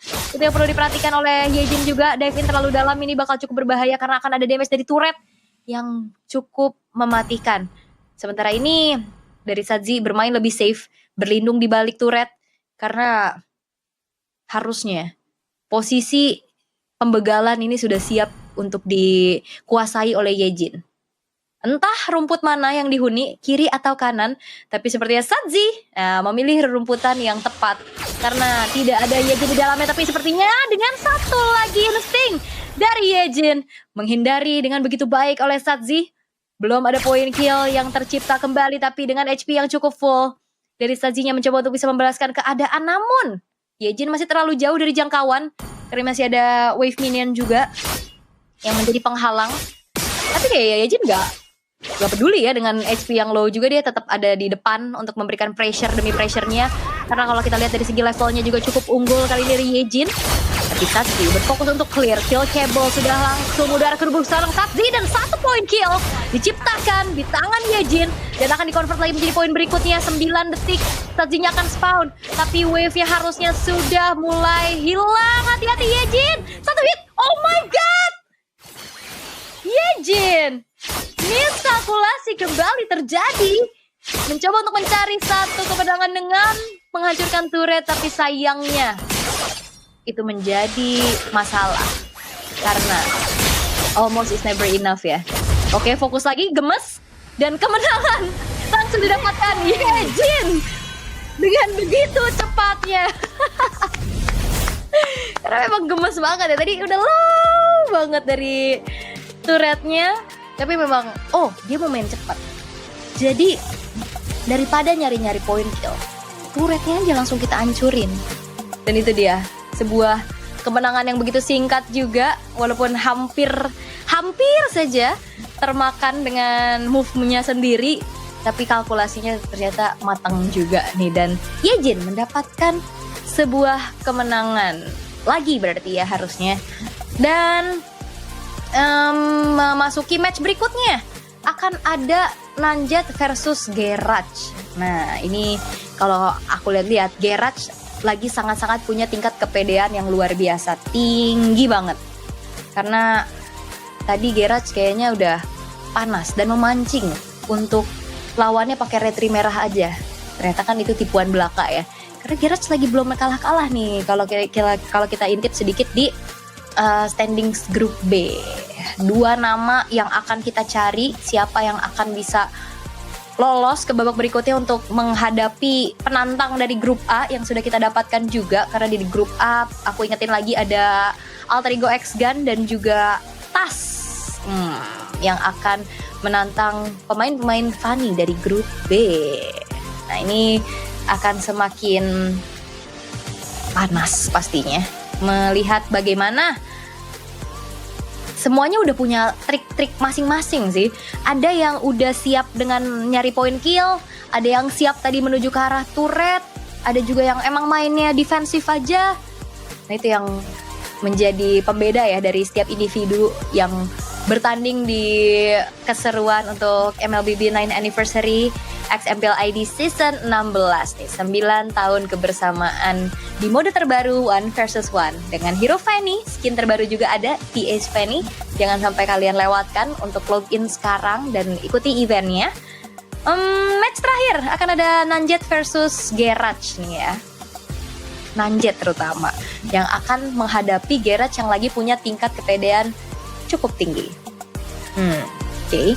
Dan kita nanti bakal ngobrol-ngobrol sedikit juga bersama kedua player kita. Seperti apa nih yang akan disampaikan juga oleh keduanya. Karena kita udah ngobrol banyak sebenarnya dari tadi, player Fanny siapa yang pengen ditantang, player Fanny idola, atau gimana rasanya main di 1 versus 1 ini. Mengingat bagaimana mereka juga sedang mencari poin, mencari kemenangan, again ya, trik-trik seperti apa lagi yang akan dibawakan. Karena kan harusnya melihat bagaimana mereka udah menghadapi beberapa match, harusnya lebih terbiasa, udah lebih bisa adaptasi dan memanfaatkan celah-celah yang ada juga. Main sabar kah, main agresif kah, atau justru main objektif kah? Karena ternyata 1v1 itu tidak sesimpel itu gitu loh. Masih banyak trik-triknya, tergantung react, gameplay, mekanik seperti apa yang nantinya akan ditunjukkan juga oleh kedua pro player kita yang akan bertemu. Dan memasuki match yang terakhir untuk di grup B, akan ada Kagendra Nanjat versus Geek Fam Junior Garage. yang akan memperebutkan kemenangan juga, dan siapa yang nantinya akan menjadi top 2 player yang akan melaju ke babak berikutnya untuk bertemu dengan penantang dari grup A. Dan kita akan langsung undang saja Kak Gendra Nanjat dan juga Geekfam Junior Garage. Tahu gue masukin terus keluar lagi bisa. Nah, Nanjat kan udah berapa match nih ya yang kamu lalui juga. Tapi kamu akan berhadapan dengan Garage yang kayaknya tingkat kepedeannya dari 110/100 nih, Nanjat. Waduh, enggak kak. Nah, pede aja kak. Pede aja.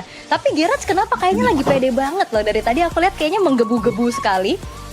Enggak. Biasa aja. Kok enggak? Iya loh, pede banget. Ini 110/100 PD-nya Garage. Amin. Oh gitu. Kok amin sih? Kenapa yang ngebuat kamu panas banget kayaknya? Gak ada sih. Gak ada, tapi kayak banyak senyuman-senyuman penuh makna gitu loh Garage nih. Mbak Garage. Banyak senyuman-senyuman penuh makna gitu dari Garage. Kagak kak. Kenapa malu-malu? Oke. Oh, murah senyum. Tapi kayaknya kalau di in-game kayaknya nggak murah senyum, mesti galak ya kayaknya ya. Waduh, enggak dong. Oke. Tapi Garage ada yang mau disampaikan nggak buat Nanjat? Apa? Aku ke Nanjat. Apa aja, jangan good luck have fun lah yang lain. Jangan galak-galak kali ya.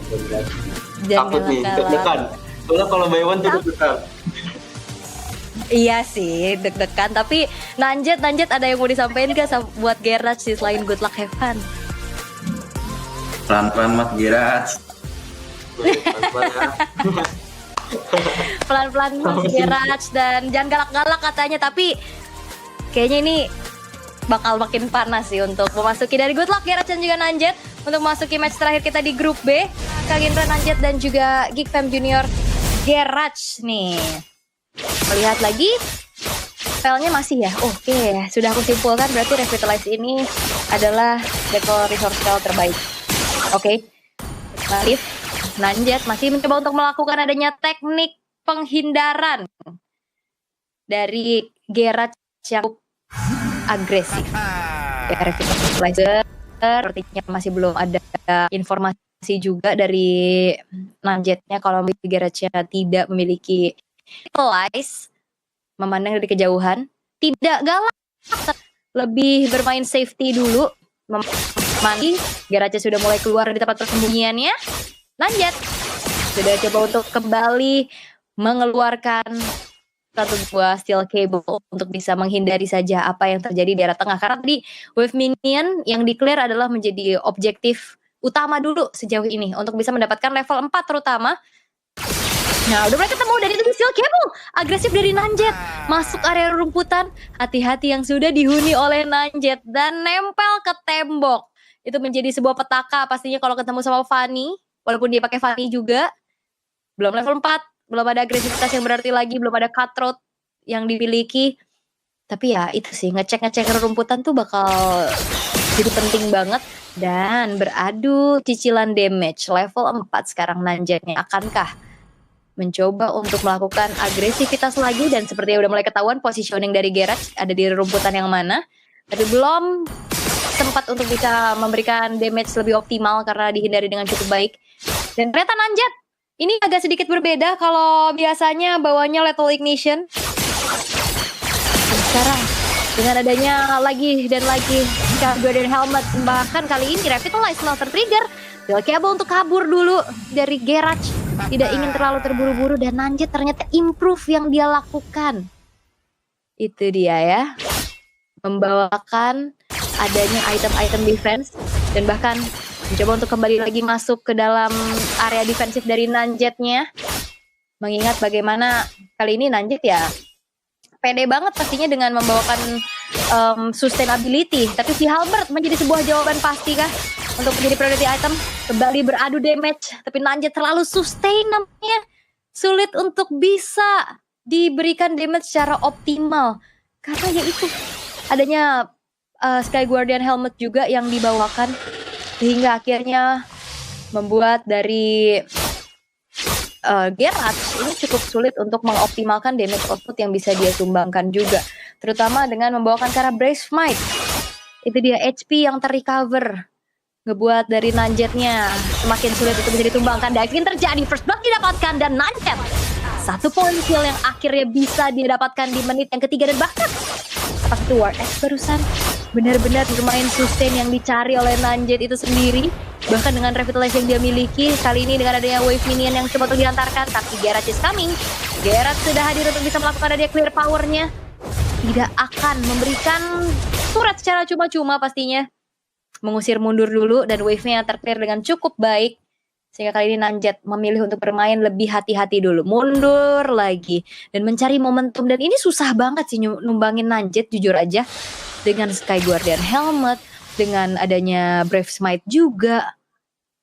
Nih durability yang diincar sama Nanjet. Dan akhirnya ada improve-improve yang dilakukan nih. Menggunakan udah update berarti, bukan cuma dari sekedar better spell, bukan item, tapi emblem juga penting banget ternyata di sini ya. Tergantung gameplaynya mau main agresif atau main defensif. Dan seperti ini Nanjet sudah mulai masuk lagi dari skill cable, revitalize dari Gerard juga udah mulai tertrigger, beradu dengan cutthroat, sama-sama mengeluarkan revitalize. Tapi lihat growth HP dari Nanjet dan bahkan Oracle jadi pilihan utama juga. Dibalas lagi dengan Sky Guardian Helmet, hybrid berarti untuk Gerard karena dia tadi langsung ada si Halberd juga menjadi item pertamanya. Tapi adu durability kali ini yang akan diperlihatkan oleh keduanya. Oh, tapi yang mungkin ngebedain ini Brave Fight penting banget sih buat Nanjet. Beradu lagi dari Steel Cable, dihindari. Tapi ya akhirnya jadi sama-sama tebel sih. Agak susah juga pastinya untuk bisa memberikan damage secara optimal. Mengingat mereka bermain bertahan sekarang. Tapi Nanjet masih punya 1 wave minion untuk dihantarkan. Fokus menuju ke arah turretnya kali ini. Apakah Gerard mampu untuk bisa melakukan clear powernya, karena ada 1 buah lagi si Albert yang dimiliki. Dan harusnya clear. Dan harusnya Nanjet hari ini harus mundur dulu. Hati-hati karena masalahnya dengan adanya wave minion yang hadir dengan Gerard yang sudah berhasil clear. Akan berbahaya kalau Nanjet menelan damage dari turret yang cukup banyak. Sementara itu dari Gerardnya juga lebih berani ya, dia nggak mau terlalu bersembunyi lagi di belakang, karena kalau emang nggak di clear ini bakal berbahaya, bisa dihantarkan juga. Tapi kembali lagi dengan cutthroat yang kalau oleh Gerard ada sedikit miss cable, tapi nggak masalah karena masih bisa nyebrang juga. Revitalize dibalas lagi dengan revitalize 1v1 steel cable yang beradu. Tapi lihat bagaimana durability yang dimiliki oleh Nanjet, begitu mengerikan dan bahkan berbahayanya oleh turret yang terancam dari Gerard. Ini hitnya dikit lagi dan Gerard terpaksa harus keluar dari tempat tersembunyinya karena dia harus clear. Kalau enggak, wave minion yang akan dihantarkan oleh Nanjet ini akan semakin optimal lagi untuk bisa mencicil keberadaan dari turret demi turretnya. Dan bahkan kali ini HP-nya low dan cutthroat didapatkan, damage yang begitu besar dan Nanjet, wow, berhasil untuk bisa mendapatkan kemenangan. Berarti di grup B tidak ada kemenangan yang flawless. Tidak ada kemenangan yang benar-benar 100% win rate-nya. Ini sengit banget sih grup B ya. Ternyata pemilihan emblem yang dilakukan oleh Nanjet juga ini menjadi sebuah jawaban secara pasti. Bagaimana Nanjet ini sustain, susah untuk ditumbangin, dan fokusnya adalah ya udah turret aja. Dan kayak tadi udah terlalu kepalang tanggung ya untuk build ke arah damage si Halbert, bahkan jadi kayak kurang damage. Terus defense juga yang harus dibuild sama Gerard-nya. Dan itu dia improvisasi yang dilakukan untuk 1 versus 1 ini semakin seru. Dan kita bakal lihat apakah hitungan atau prediksi aku benar. Karena ini dia 2 nama yang ada di atas grup B ternyata Yejin dan juga Nanjet. Wow, ini menang head to head berarti ya untuk waktu tercepat ya. Jadi kalau kalian bingung nih, di grup B ada 2-1 semua, poinnya sama. Nah, kita hitung dari waktu N tercepat. Nah, jadi kayak main defense tuh juga agak tricky, karena kalau draw kayak gini itu head to headnya jadi agak sedikit goyang. Nah, di grup A kalau kita lihat Alter Ego X dan juga Tas yang akan lolos ke babak berikutnya akan berhadapan dengan Yejin dan juga Nanjet nih dari grup B. Berarti Gerard ini dan juga Satzi tidak lolos ya. Oke. Dan ternyata Yejin lah yang ada di pemuncak untuk grup B. Oke, itu dia 4 nama yang akan kembali berjuang untuk menghadapi satu sama lain. Karena kan kalau kita lihat di grup A udah round robin ya, mereka udah saling ketemu. Di grup B juga mereka round robin udah saling ketemu. Tapi mereka akan kita pertandingkan kembali untuk di grup A dan juga di grup B. Dan seperti apa dan siapakah yang nantinya akan bisa menjadi juara di 1 vs 1 Funny ini? Jadi jangan kemana-mana, stay tune terus dalam keseruan MLBB 9 Anniversary X MPL ID Season 16, 9 tahun kebersamaan. Stay tune. Mode baru 1 vs 1 segera hadir di Mobile Legends Bang Bang. Di mode 1 vs 1, 2 player akan bersaing mendapatkan jumlah kill atau menghancurkan turret lawan lebih dahulu. Event prediksi juga akan hadir bersama mode ini. Player dan penonton bisa memasang prediksi untuk memenangkan koin prediksi seru. Mari pelajari lebih lanjut tentang mode baru ini. Ada 2 cara untuk memenangkan pertandingan mode 1 vs 1. Cara pertama adalah mendapatkan 3 kill dalam batas waktu pertandingan. Cara kedua adalah menghancurkan turret lawan.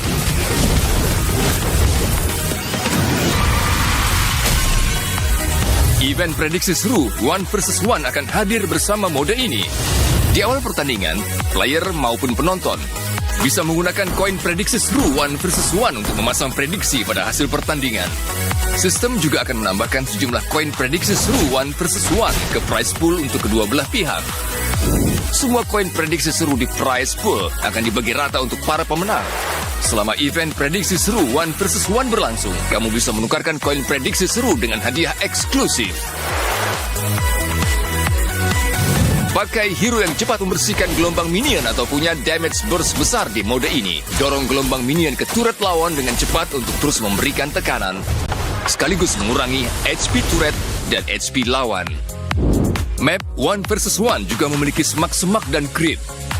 Mendapatkan creep di jungle memberikan keunggulan gold. Manfaatkan semak-semak untuk bersembunyi dan lancarkan serangan kejutan. Mode 1 vs 1 segera hadir. Kumpulkan penonton dan berjuanglah meraih kejayaan.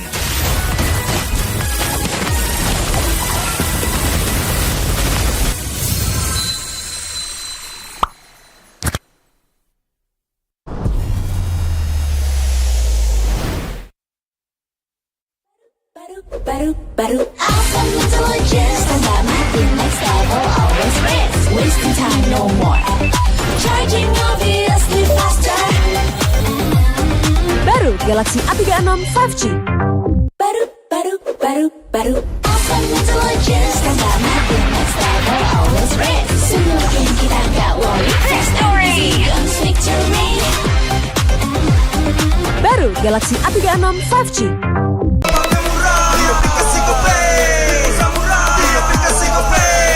Walau yang lain terus berubah, Gope konsisten, kasih yang pasti murah. Bayar tagihan murah di aplikasi Gope, transfer 100 kali per bulan. Download aplikasi Gope baru, nggak pakai lama. Dompet andalan gamers banyak damage-nya.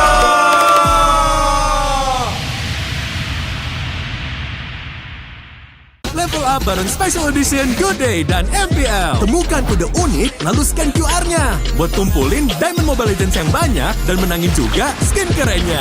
Cobain semua variannya sekarang. Sebotol Good Day bikin GG Good Day. Yo, Good Day MPL. Woo, Good Day MPL. Woo, Good Day MPL. Yes, Good Day MPL. Woo, Good Day MPL. Yes, Good Day MPL. Yo, Good Day MPL. Oh. Aku udah nonton. Fix, Hijin tuh jahat ke Minjun. Hijin kan emang gak mau pacaran sama papamu, mamamu. Biarkan mereka di granat. Boom, ya, gue kena ghosting. Terus ditinggal nikah sama Hijin. Padahal mereka udah cium. Anak yang nakal. Saatnya kau dan aku pakai simpati buat nonton, musik, games, belajar, sampai belanja. Bisa pilih benefit sesuai keinginanmu. Tenang. Menang kalah, mabar bisa good time. Wah, good time Mobile Legends Bang Bang. Enak coklatnya, bikin semua bisa good time. Ini nih mainnya.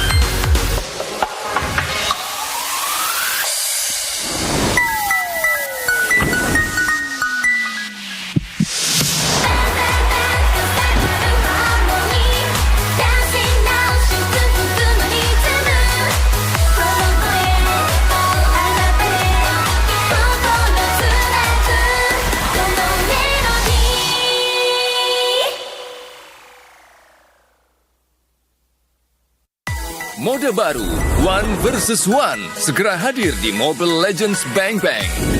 Di mode One versus One, 2 player akan bersaing mendapatkan jumlah kill atau menghancurkan turret lawan lebih dahulu. Event prediksi juga akan hadir bersama mode ini. Player dan penonton bisa memasang prediksi untuk memenangkan koin prediksi seru. Mari pelajari lebih lanjut tentang mode baru ini. Ada 2 cara untuk memenangkan pertandingan mode One versus One. Cara pertama adalah mendapatkan 3 kill dalam batas waktu pertandingan. Cara kedua adalah menghancurkan turret lawan.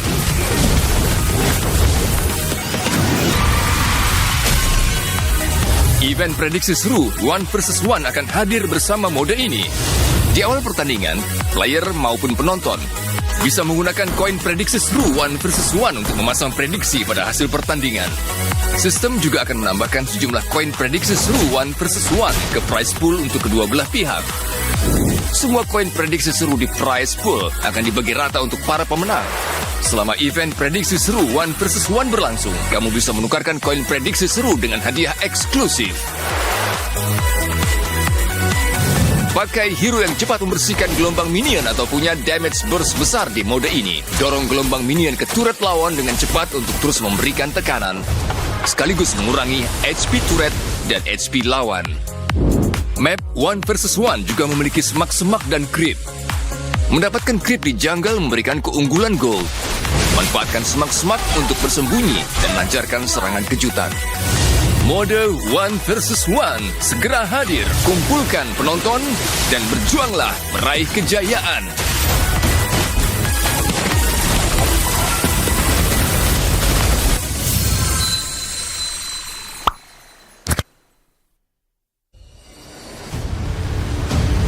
Beberapa hari belakangan ini kita dihebohkan dengan kedatangan pemain yang tidak diduga.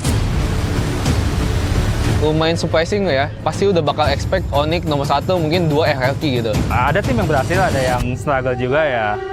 Itulah dinamika tim. Bukan hanya playoff yang mereka dambakan, namun juga slot babak M7 World Championship nantinya di Jakarta. Kalau misalnya ngomongin sosok player MPL Indonesia, itu nggak boleh power satelit. Ya di season 16 ini kayaknya kita masih ngeliat Onyx yang paling kuat ya. Bahkan kalau misalkan dibilang ada tim lain yang bisa menyaingi Onyx, paling deket tuh di Bigetron. Terbukti ya karena datangnya Skylar ke Onyx jadi bisa mendominasi banget lagi lah buat sekarang. Semua tim yang udah pernah juara, semua tim yang udah pernah sukses, lu lihat kombinasinya. Itu semua selalu veteran plus yang blood slash rookie. Nggak ada yang pure veteran, nggak ada yang pure rookie doang. Misi dulu deh, kalau misi 5-nya nih beda-beda. Nggak bisa, misal 1 pengen main cuma buat fame, 1 pengen main buat jadi juara, 1 pengen main cuma buat apa dapat fans banyak lah, apa nggak bakal nemu, itu nggak bakal nemu, semuanya harus 5-5-nya bareng gitu. Kumpulan para pemain muda dan bahkan dengan masuknya tambahan EXP baru Kin sangat menambahkan warna dan juga alur serangan untuk Dewa United. Player potensi yang bakal jadi rising star, gue bisa bilang kayaknya Kin sama Randy sih. Kenapa gue bilang Kin? Yang pertama dia termasuk rookie juga di MPL Filipina itu dia belum pernah main, di MPL juga setahu gue belum pernah main deh. Terus dia datang ke Indo, terus dia buktiin gitu kalau misalnya dia benar-benar bisa bersaing di top tier XP lane-nya Indonesia gitu. Kin is good in the mechanic. In Philippines, he always join in the tournament, so many tournament. Even though it's online or offline, then I think he get that mechanic on the tournament, playing the tournament. Then dia jangan takut to play in the stage because there's a lot of experience. That's why he good in decision making and macros. Lihat. Apa yang terjadi? Momentum seperti apa yang diciptakan dan lihat Son of Ruin yang memang coding dalam satu area begitu optimal, memberikan damage yang sangat besar. Wow. Dewa United dan lagi-lagi Kinnya yang selalu berhasil memberikan inisiasi, bro. Sekarang di The New El Familia nih, ada trio mid MDL yang baru kemarin ngangkat piala. Please welcome Altar Higo. Sejujurnya gue agak khawatir dengan Yazuke ketika dia masuk. Karena pas gue lihat game pertama dia, debutnya langsung menggunakan Fanny kan. Gila, jago banget sih. Memang ini anak mekaniknya luar biasa sekali. Oke, Desana membuka jalan untuk sosok dari Alex. Langsung dapat tutup pemain ditempatkan double kill. Kill masih kamu pertandingan Revanus Lane. Langsung dari Inok instant kill. Tertangkap dari sosok Yasuke tapi 2. Apakah 3 poin kill from Yasuke? Difference no way. Wah, Yasuke! Juggler muda dan 1v1. On my own situation di top lane. Solo. Yasuke! Tapi dia ada potensi lah, bisa dibilang baru season 1 doang kan, jadi ya masih ada potensi yang bisa dikeluarkan lah. Dan kalau untuk Rising Star kayaknya Yasuke juga bagus banget sih. Itu anak juga mekaniknya juga gak kalah menurut gua. Otaknya juga ada, lumayan smart. Jadi Yasuke boleh lah menurut gua. Itu kayaknya yang bisa ngalahin Kairi sih menurut gua. Tapi masalahnya Altrigo dari dulu itu selalu begitu. Mekanik selalu on point. Tapi gimana makronya? Gue masih mempertanyakan tuh, apakah dia bisa untuk nge-build player dari nol? Apakah dia butuhnya itu player yang udah jadi? Yasuke juga performanya kadang bagus banget, kadang masih jelek, inconsistent. Gak tau apa yang terjadi dari server, dari stick untuk mengembangkan talent dari Yasuke. Yang mekaniknya bagus, tapi makronya masih agak ini nih, masih harus di-fix. Decision making, rotasi di dalam mapnya, bahkan komitmen yang dia selalu over banget di minggu awal, itu dibenerin semua. Digator by Vitality. Youngblood mereka Shogun dari minggu ke minggu perform dia seakan semakin meningkat. Shogun sih ini bagus banget juga sih. Ini gue harus kasih jempol ke scoutingnya BTR. Karena dari dulu mungkin masalahnya BTR adalah selalu di scoutingnya agak kurang gitu kan. Akhirnya kita bisa lihat pembelian player yang potensial gitu. Mereka yang mau nge-build up. Shogun lagi, duel to lewat point. Permainan yang luar biasa. Wah, W untuk scouter dari Bigetron. He's a smart player and mechanical player. Actually, limited players do that because most of the player right now is hardworking. Limited player is mechanically gifted. Like you are born to play Mobile Legends like that. He is part of that kind of player. You are born to play this game because he's mechanical, his mindset is good. Akhirnya menurut gue di season ini kita banyak XP lane yang bisa, mungkin belum selevel dulu sama yang XP lane PH yang monster, tapi udah menuju ke sana lah potensial. Jadi balik lagi tergantung tim yang lolos, gimana cara ngelola mentality playernya. Selama kita bisa belajar dari coach-coach ini dan kita bisa menerapkan ekosistem coaching yang bagus, kita harusnya bisa mengangkat trofi dunia lagi.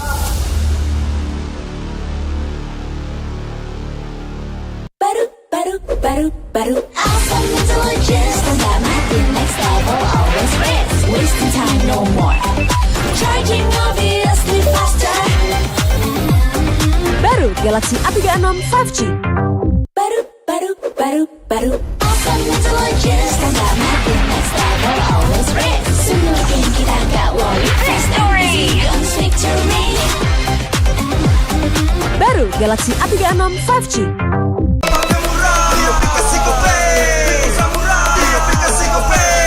Walau yang lain terus berubah, Gope konsisten, kasih yang pasti murah.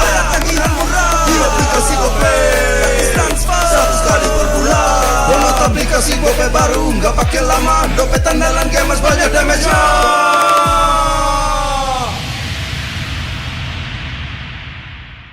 Level up bareng Special Edition Good Day dan MPL. Temukan kode unik lalu scan QR-nya. Buat kumpulin Diamond Mobile Legends yang banyak dan menangin juga skin kerennya. Cobain semua variannya sekarang. Sebotol Good Day bikin GG Good Day. Yo, Good Day MPL. Woo, Good Day MPL. Woo, Good Day MPL. Yes, Good Day MPL. Woo, Good Day MPL. Yes, Good Day MPL. Yo, Good Day MPL. Oh. Aku udah nonton. Fix Hijin tuh jahat ke Minjun. Hijin kan emang gak mau pacaran sama papamu, mamamu. Biarkan mereka. Di granat! Boom! Ya, gue kena ghosting. Terus ditinggal nikah sama Hijin. Padahal mereka udah cium. Anak yang nakal. Saatnya kau dan aku Pakai simpati buat nonton, musik, games, belajar, sampai belanja. Bisa pilih benefit sesuai keinginanmu. Tenang. Menang kalah, mabar bisa good time. Wah, Good Time Mobile Legends Bang Bang. Enak coklatnya. bikin semua bisa good time. Ini nih mainnya.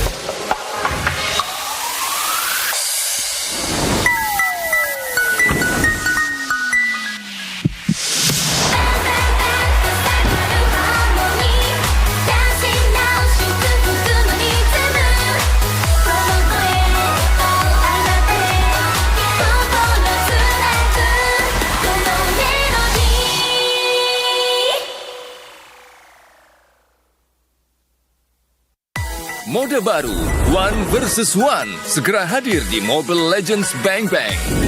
Di mode One vs One, dua player akan bersaing mendapatkan jumlah kill atau menghancurkan turret lawan lebih dahulu. Event prediksi juga akan hadir bersama mode ini.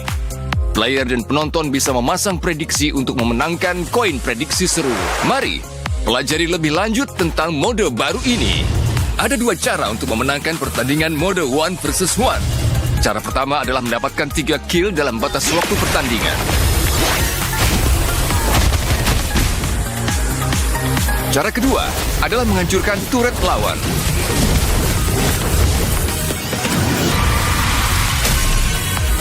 Event prediksi seru One vs One akan hadir bersama mode ini. Di awal pertandingan, player maupun penonton bisa menggunakan koin prediksi seru One vs One untuk memasang prediksi pada hasil pertandingan. Sistem juga akan menambahkan sejumlah koin prediksi seru One vs One ke prize pool untuk kedua belah pihak. Semua koin prediksi seru di prize pool akan dibagi rata untuk para pemenang. Selama event prediksi seru One vs One berlangsung, kamu bisa menukarkan koin prediksi seru dengan hadiah eksklusif. Pakai hero yang cepat membersihkan gelombang minion atau punya damage burst besar di mode ini. Dorong gelombang minion ke turret lawan dengan cepat untuk terus memberikan tekanan, sekaligus mengurangi HP turret dan HP lawan. Map One vs One juga memiliki semak-semak dan creep. Mendapatkan creep di jungle memberikan keunggulan gold. Manfaatkan semak-semak untuk bersembunyi dan lancarkan serangan kejutan. Mode One vs One segera hadir. Kumpulkan penonton dan berjuanglah meraih kejayaan.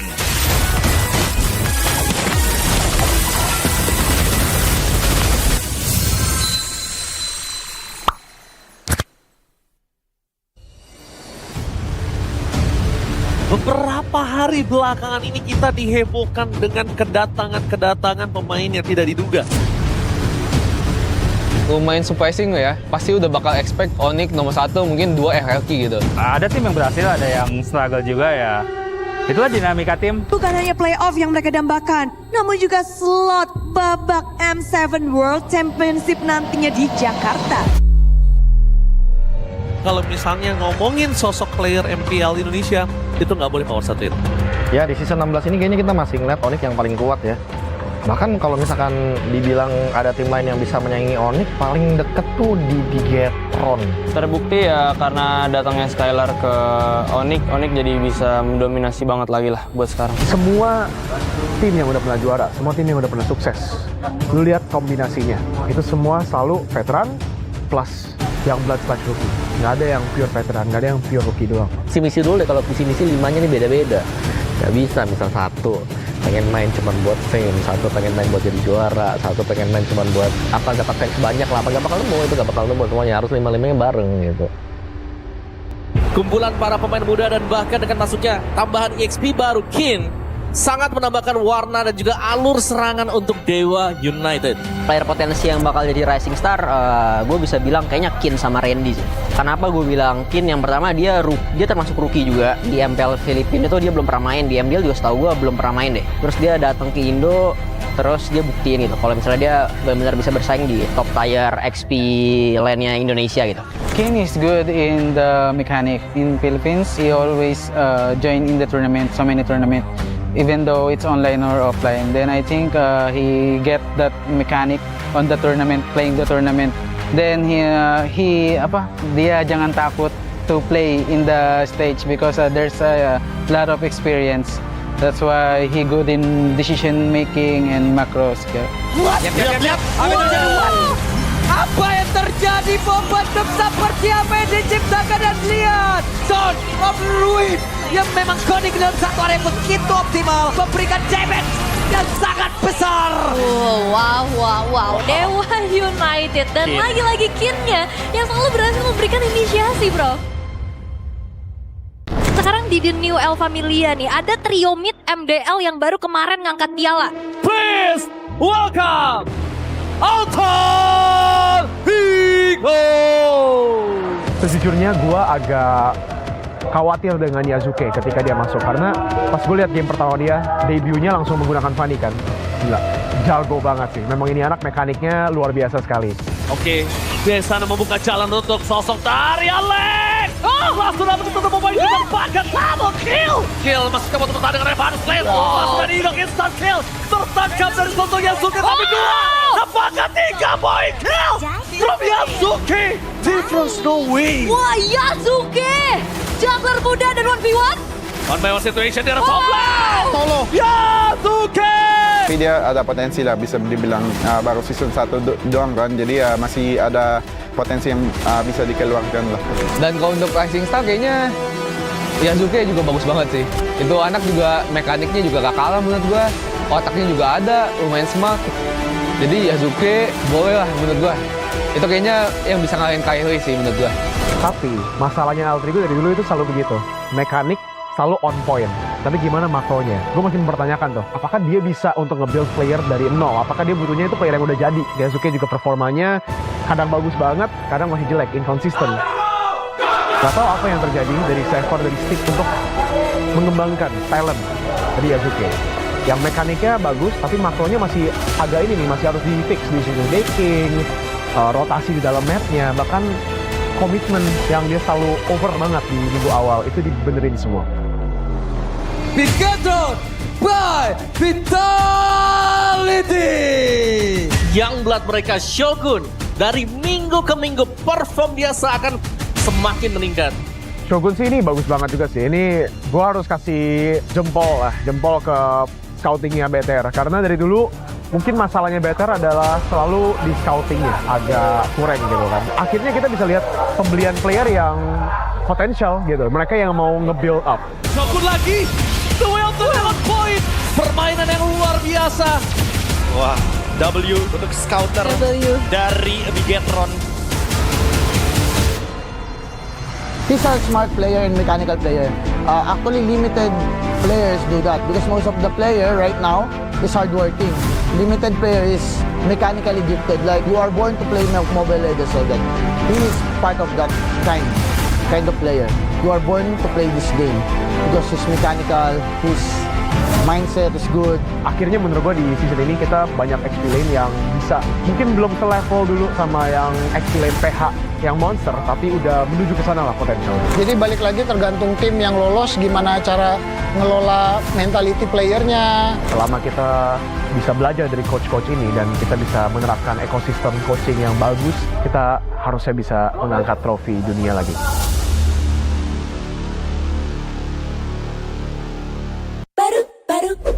Baru Alpha Intelligence, tanda mati next level, always risk, wasting time no more, charging obviously faster.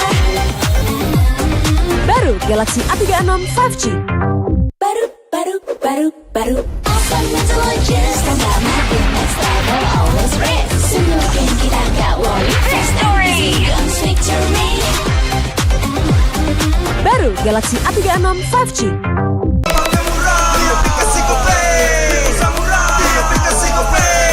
Walau yang lain terus berubah, Gope konsisten, kasih yang pasti murah. Tagihan murah di aplikasi Gope, transfer 100 kali per bulan. Download aplikasi Gope baru, nggak pakai lama. Dompet andalan gamers banyak damage-nya.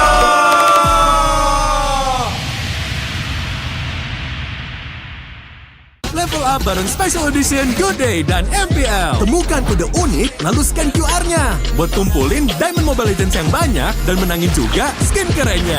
Cobain semua variannya sekarang. Sebotol Good Day bikin GG Good Day. Yo, Good Day MPL, woo, Good Day MPL, woo, Good Day MPL, yes, Good Day MPL, woo, Good Day MPL, yes, Good Day MPL, yo, Good Day MPL, oh. Aku udah nonton. Fix Hijin tuh jahat ke Minjun. Hijin kan emang gak mau pacaran sama papamu, mamamu, biarkan mereka. Di granat! Boom! Ya! Gue kena ghosting. Terus ditinggal nikah sama Hijin. Padahal mereka udah cium. Anak yang nakal, saatnya kau dan aku pakai simpati buat nonton, musik, games, belajar, sampai belanja. Bisa pilih benefit sesuai keinginanmu. Tenang. Menang kalah, mabar bisa good time. Wah, good time Mobile Legends Bang Bang. Enak coklatnya, bikin semua bisa good time. Ini nih mainnya.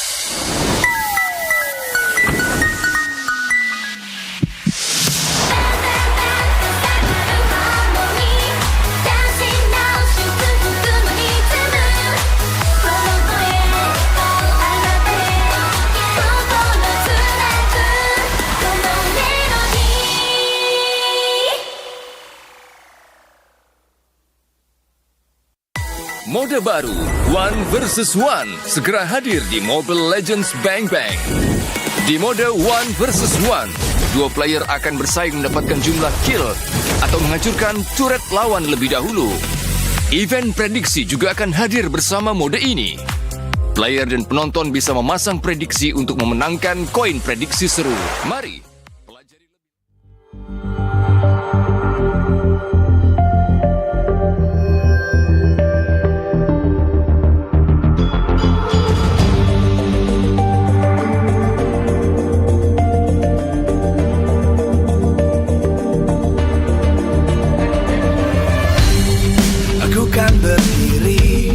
Dan terus berlari, terus ke arah puncak tertinggi. Ku takkan berhenti, hanya sampai di sini.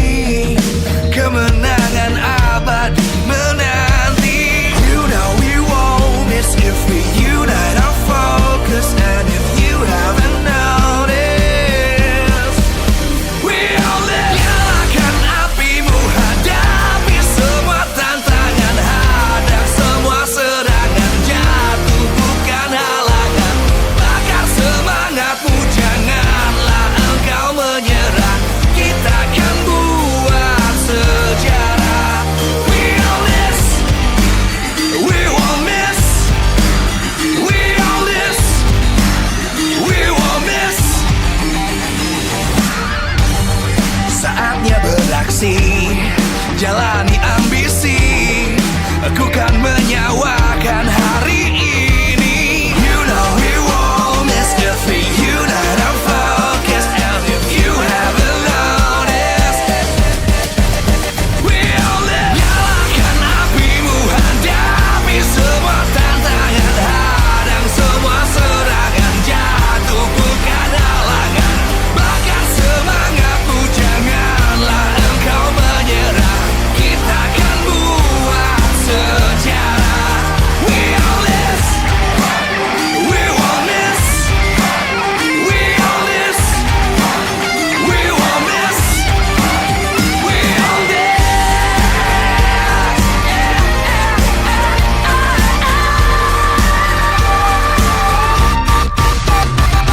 Nyalakan apimu, hadapi semua tantangan. Hadang semua serangan, jatuh bukan halangan.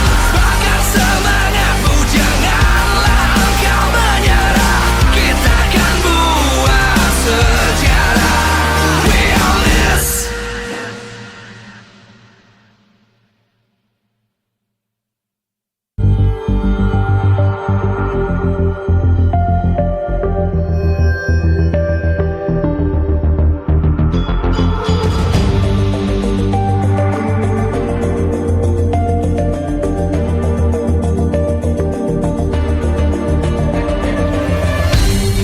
Aku kan berdiri dan terus berlari, terus ke arah puncak tertinggi. Ku takkan berhenti, hanya sampai di sini. Kemenangan abadi menanti. You know we won't miss if we unite our focus. And if you haven't noticed, we all live. Nyalakan apimu, hadapi semua tantangan. Hadang semua serangan, jatuh bukan halangan. Bakar semangatmu, janganlah engkau menyerah. Kita akan buat sejarah. We all this, we won't miss. We all this, we won't miss. Saatnya beraksi, jalani ambisi. Aku kan menyawakan hari ini. You know we won't miss if we unite our focus. And if you haven't noticed, we all live. Nyalakan apimu, hadapi semua tantangan. Hadang semua serangan, jatuh bukan halangan. Bakar semangatmu, janganlah engkau menyerah. Kita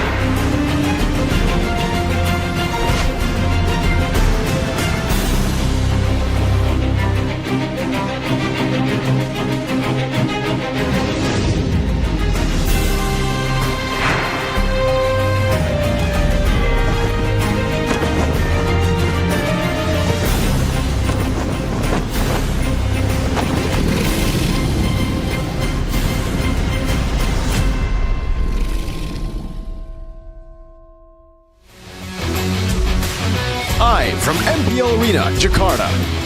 MPL Indonesia Season 16 is powered by Moonton. Supported by Esports Federation of Indonesia.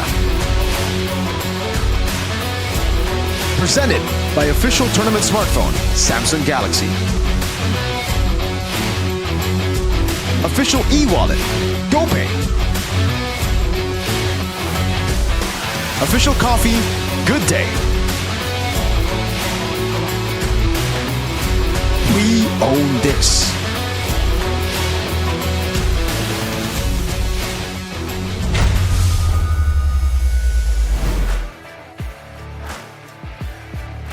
Dan match kedua untuk hari yang ketiga di MPL Indonesia Season 16 minggu yang ke-8 akan segera hadir.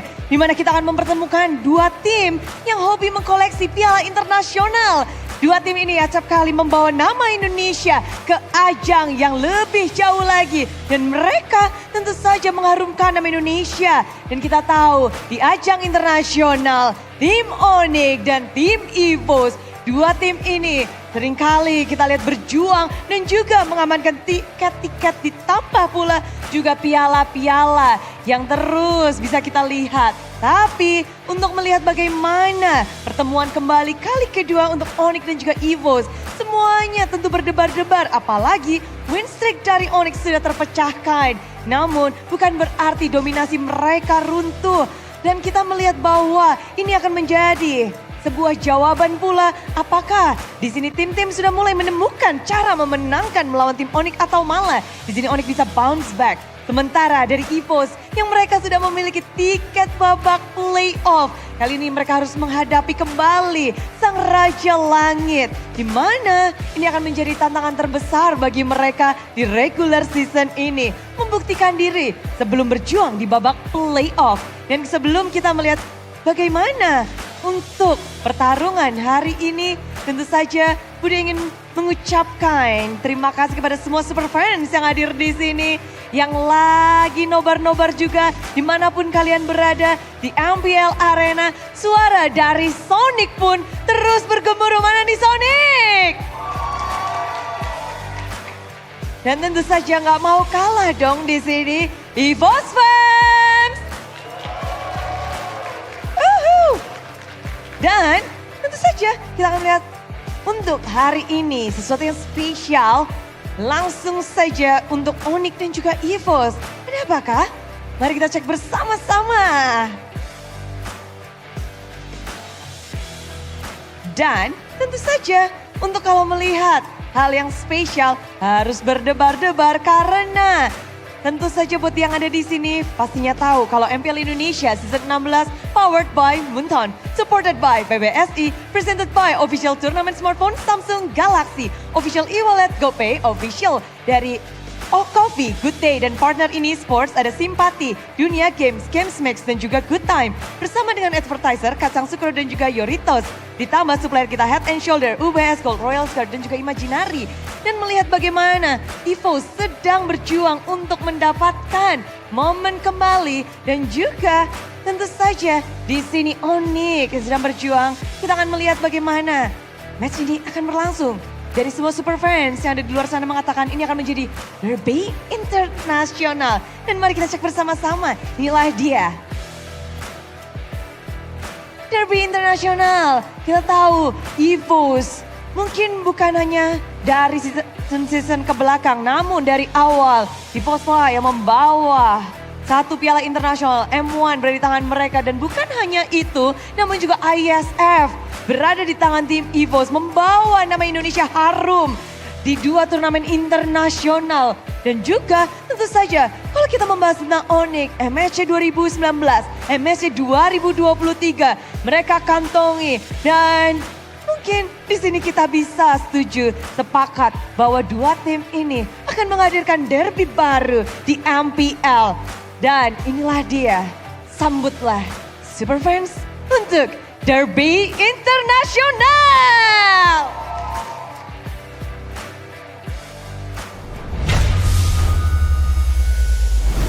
The Derby International Derby is next on our menu today in MPL ID Season 16 Week 8 Day 3. It's gonna be Evos up against Onyx, the Sky Kings, who were bleeding yesterday in the hands of the Red Robots. Welcome back. It's Mirko, rather Realize, sorry, Mirko and Goni. Said Mirko because I keep thinking yesterday was one of his best days. Not really. It's an alright day, you know. It happens from time to time. It's normal, pretty normal. And I think right now what will be abnormal is if Evos can pull a similar upset, right? Because like, to be fair, the closest team to actually beating Onyx, one of them, was Evos in leg number 2 actually. 2-1 in week 5. Yeah. So that's already very, very interesting. They were a game away from doing it, just like Na'Vi were as well. And if you want to pull it back to like 1, Evos, yeah, they were able to pick up game 2. And that was a 12-3 win, which was quite dominant. But we do have a guest. Yesterday it was Super Ken. Now, who it is? Who is it, rather? Hello, ring ring. Let's go. Who is there? Oh, LaFell. How are you doing? Howdy, y'all. Ni hao to Howdy. some of you. I'm doing pretty good. Thank you for inviting me. I had other plans, honestly, but sure, Thank you. I'll come by. Whatever you guys want. You know? Hey, we love you for that, LaFell. Thank you for spending time I for hate us myself, here. but go ahead. In MPL ID Season 16. So, what have you been up to lately, LaFell? How's MPL MY doing? Oh, I've been up to a lot. Going to the gym. I got a new cat. In terms of MPL MY, hey, this season it's been amazing, y'all. A few teams got games off of SRG. You know, you guys call it SRG MY, but the number 9, number 10 teams, hey, even they're looking good. Yep. I'm happy. To be fair, I'm an easy man to please. Hey man, I remember you and Husky having like a lot to say last season, so I'm glad that, you know, the level of competition has improved a lot in MPL MY. In Indo, I think it's been the opposite, unfortunately, but LaFell, I want to know for you, right? Give us a perspective from the outside, from Mr. LaFell on MPL ID currently. So when I look at MPL ID, it's like when I had a really bad day and I want to make it worse. I look at you guys because then when I watch you guys play, there's a lot of micro play. It almost looks like y'all just there to have fun. And isn't that how we want to live our life, right? Because I feel like too many pro players, they forget to have fun because life is already hard.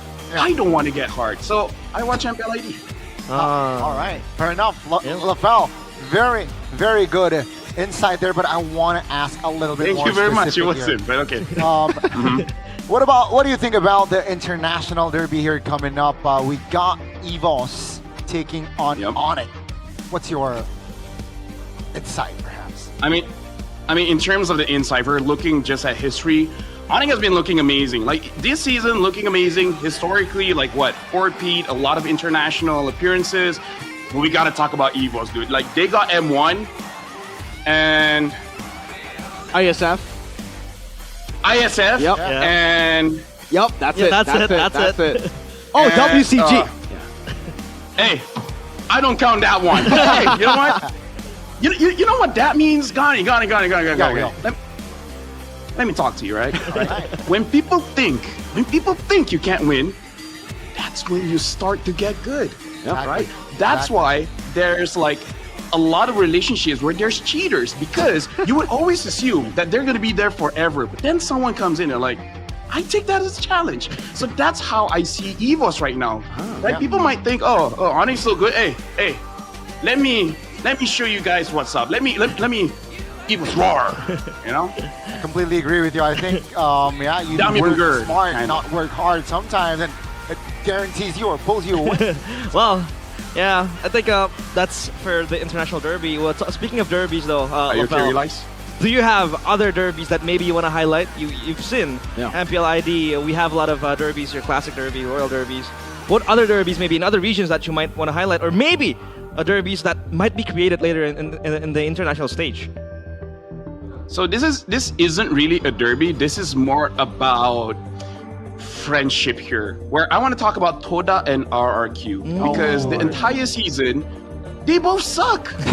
Almost at the same time, they gotta win. Like RRQ just beat Dewa yesterday, Toda beat Vamos, and we're like, yo, what the heck is going on? After you guys don't qualify for playoffs, now you guys pop off?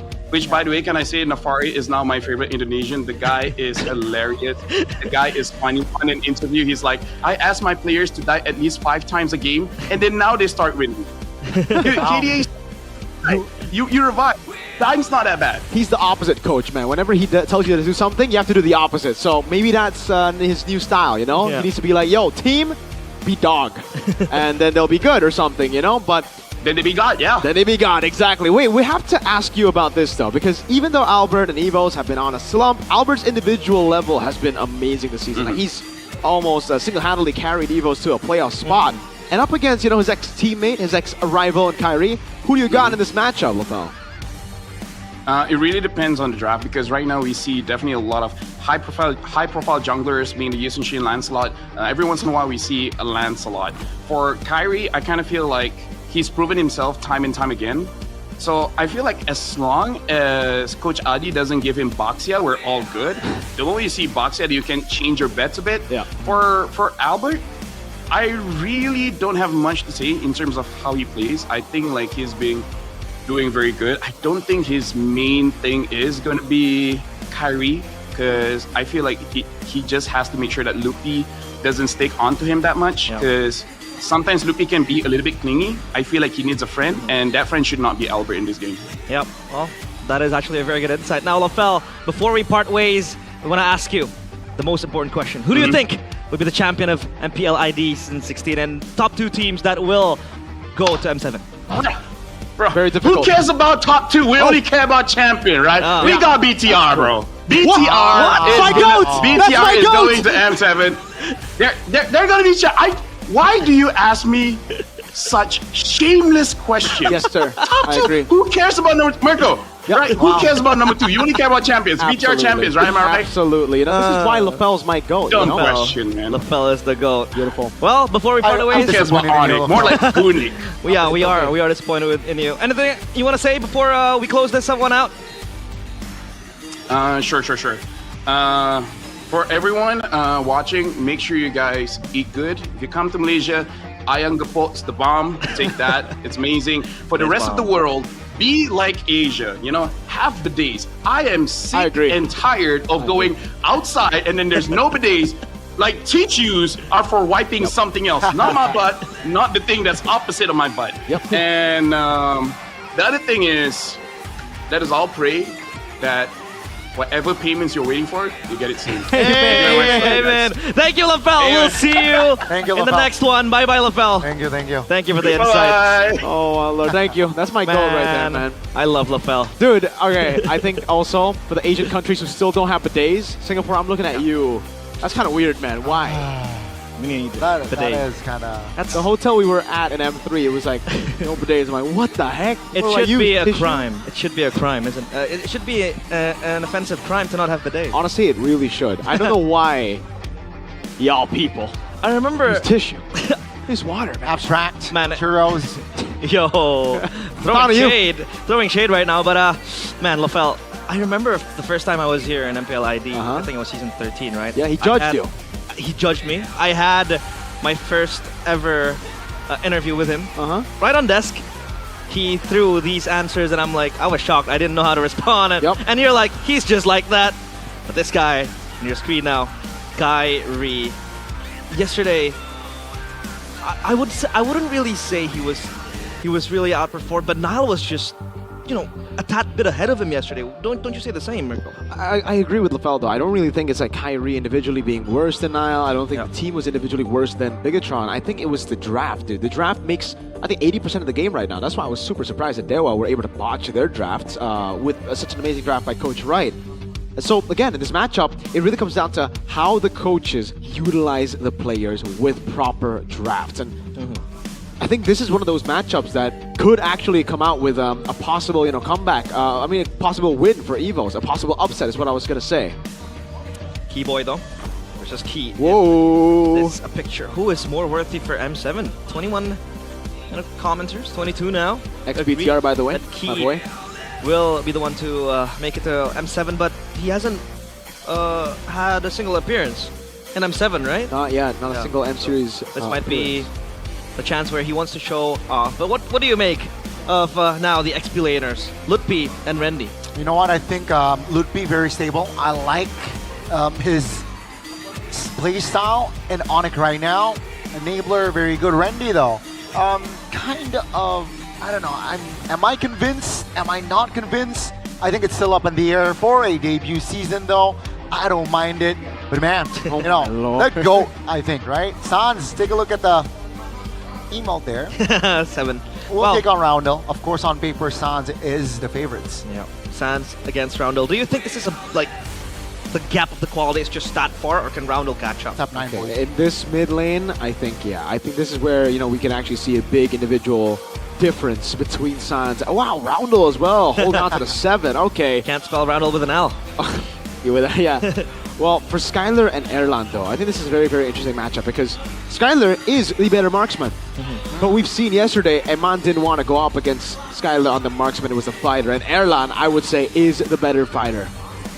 Well, I think Skylar has those problems of adaptability. We talked about him, yes, being the better marksman, being good at the Granger, the more traditional, conventional marksmen. But when he is asked to play off marksman heroes, maybe like the Cho, like the CC that Eman was able to don, yeah, he wouldn't be up there, right? Yep. I mean, he pulled out the Lunox. I think that was against EVOS too. Yeah. The Lunox. It did okay, but yeah, do you think Skylar will fall in this meta, or will he be there to catch up? That's the thing, right? I think they have time if Skylar were to be given the fighters. But now I think they should just stick to comforts, man. They have already got upper brackets, I think, preparing for playoffs. They still have time for that. So yeah, let's see though. Will he be able to practice some fighters right here today, or perhaps some other day? Exactly my thoughts, right? Upper bracket secured, you're safe and sound. You know, the record's stained. Might as well just play with it, right? And then maybe this could be the experiment where Skylar can just use a few fighters then. Yeah.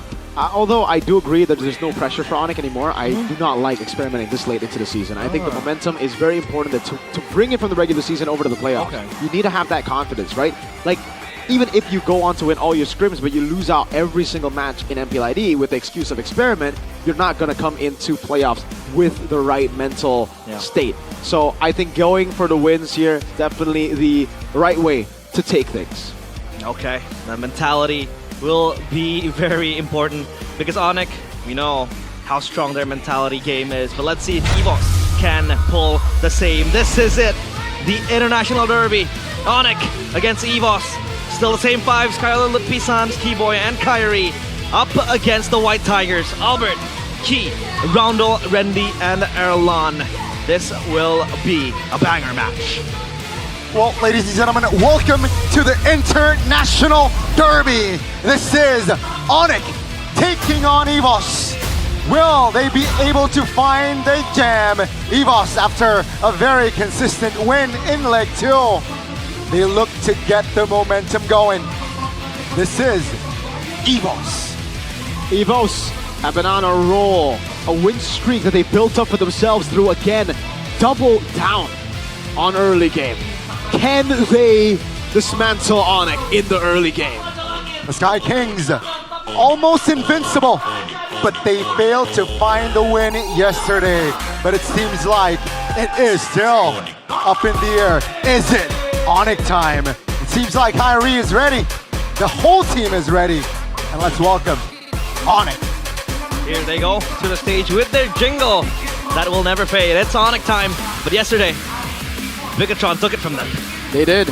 No more invincible title for Onyx, but could be a quick wake-up call they need here in the regular season so that they don't get too complacent later on in the playoffs. Their main goal is still M7. I don't think it changed even despite the loss. They're looking past even the playoffs here, but they cannot look past EVOS. Motivation, momentum, all very important to carry on in the regular season to the playoffs with Coach Finn and Analyst Bravo, Coach Adi, and Unk W. Unk W. Coaching staff making their way to the stage. Yesterday, it was a quite shaky draft, shaky approach coming from Onyx, but still, Bigatron were able to go for the head, make use of it. They were able to strike a 2-0 up against an Onyx that we would all argue would be invincible, would end up with an unbeatable record It was all ended by Bigatron tomorrow. My question is, can they reset? From yesterday, I would say a dominating loss.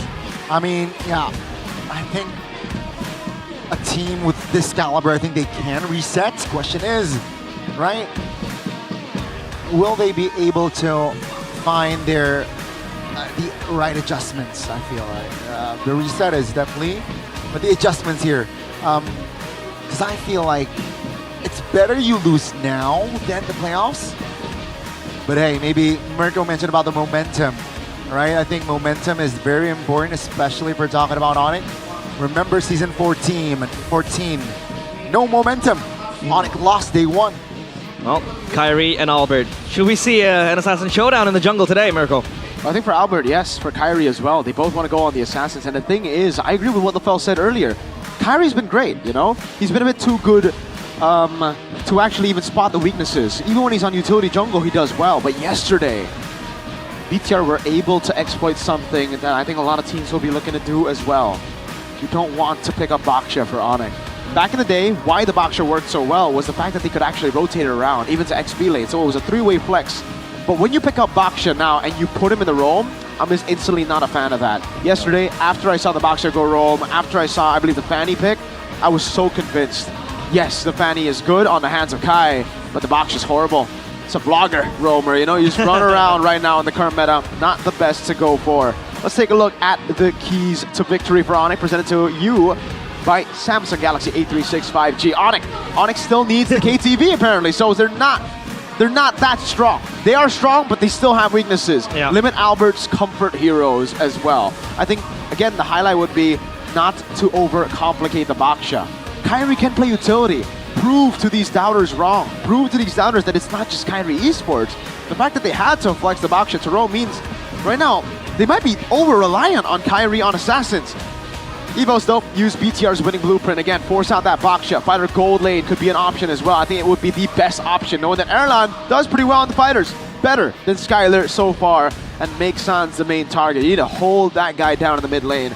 Put Baksha on Kai, Kumar on Kai, Baksha man, and then you take away the laning pressure of Skyler by picking up a fighter, and you hold Sans down. Yep. You know how that song goes, Kumar, Kumar, Kumar. Number one, Baxia. But it seems like the Baxia has been his flaw for quite some time now. First pick, though, will go to Onyx with a 100% win rate, still boasting that perfect record. At least that is not stopped. But for EVOS, they will get second pick selection. 50-50 for both first pick and second pick, so they will be on red side. What advantages then will Onyx have on blue side? Obviously, we talk about the draft, how they can dictate that. But how do they want to shape it? What maneuver, what route will they take? See, that's why it's difficult for Onyx right now, I would say. Because usually for teams like BTR, they have so many first pick heroes that do well for the team. The CC first pick, the Yisun Shin first pick, both open up so much for the team. But for Onyx, I think it's kind of like normal right now. It'll be Yisun Shin, but it's not to get fighters in the gold lane, it's actually to get mages in the gold lane. Yeah, a bit more readable for sure compared to the fighters, mages, plus marksman of BTR. Random map draw, it will be broken walls. Broken walls. Let's see if they can make use of the tumbling walls in the Land of Dawn, as we will enter the drafting phase. The Land of Dawn filled with broken walls. As of now, though, seems like Onyx against EVOS will be one hell of a game. International Derby queued up, presented by the official smartphone, Samsung Galaxy A36 5G. Uranus with the Kalea, Arlet taken out too, and Fulvius plus Angela with another man to queue just straight away. So it seems like Onyx is pandering into just taking out Rendi's comfort heroes, right? The Uranus has been proven to be a Rendi special. It was able to wreak havoc. But yeah, is this the right way to target ban Rendi? I think it's a pretty good option right now. Again, it's mostly just taking away the tempo heroes, right? The Arlet, the Uranus. Oh, it's actually going to be the Baksha banned out here. Thank they you. do not want to give it over to Onyx. I agree, it's a bit of a thank you here, but Onyx, they go for the Yisun Shin or the CC. Answer will be the CC.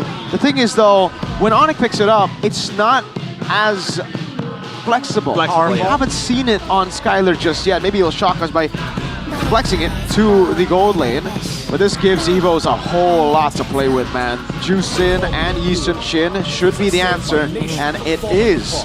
Now for Onyx, you have to kind of go Kimmy now if you want to flex the CC to gold lane, or if you want to have Evos think about it. I don't even think Evos will bite, by the way. I think they'll be like, no, Skylar's a marksman player. I don't care. You know, we can actually still pick up Ruby later. We can pick up a lot of other gold laners, like Bane, by the way. Erlan's pretty good on it back in the day in the Snapdragon Pro series. Yeah. So the choice right now, I think, if they want to go for combo, it'll be the CC Gappa, and then they pick up a jungle. But if they want to go and play for the flex, they have to pick up the Kimmy. Kimmy and an Assassin. I don't think you want to let go of an Assassin here because it'll be banned out. You want to get Kyrie on a comfortable hit pick. No. So there goes the Hayabusa. Now the question is, Kimmy or Gaton? It will be either. It will be a Grok pickup for Keyboy, a hero that has gotten him a lot of wins through clutch moments. Underrated combination, right? Tectonic Charge and the Current Call, or vice versa. I think definitely can pull out good team fights or pickoffs even. So yeah, Evo has a lot of things to worry if we're talking about team fights. And it seems like you see the Hayabusa, the Hilda definitely can come through. Not necessarily liking it just because of the lack of crowd control, I gotta say. And yeah, I don't know. This Hilda pick sometimes it's kind of iffy for me. I mean, it is impressive if you kind of want to bully out the Assassin, because the Hayabusa really needs to be held down, and the Hilda does a wonderful job at that. The Eve banned out. Don't they sense the Kimmy here, or Evos are like, nah, I don't think they'll play Kimmy. They're just gonna put the CC on XP. It really should still be Kimmy though. The Kimmy just looks so good up against this composition, at least against Jusin Yushin Shin. The Hilda, not so much. So maybe that's why they just banned out the Eve. And they left out the Kimmy. Onyx though on the other side. Now they're definitely going to be thinking about the gold lane options for Erlan. Do they ban out the... I think the Granger is a good shout right now. Yeah, they ban out the Granger and Ruby to keep Onyx safe with this melee-heavy composition right now. The euphony of suffering. Granger still needs to be banned. It's an Erlan special. However, quick stat, Onyx and the Broken Walls map. Total of 7 games played on Broken Walls. Onyx holds a 71.4% win rate. That's quite high. I think it was taken down from 80-something because yesterday, in their loss against Bigatron, it obviously dropped down quite a bit. So Bigatron, you know, credited into taking down Onyx, giving them their first loss, their first L this season. And that was actually crazy though, right? That's actually crazy. Yeah, but still, it's a very, very high win rate. The Broken Walls might be out. They sense the Kimmy. They ban it out. Makes sense, you know. It would be kind of weird if they actually let the Kimmy go all the way to the end here. The Farsa will be an option to go for if you're Sans, and then a combo with the Grok. And CC could be a Kagura as well if they really want to lock people down and go for the instant burst. The Esmeralda gets taken away. I think the Hilda is actually going to go XP right now. Based on the looks of things. I think they flex the Hilda all the way to the end.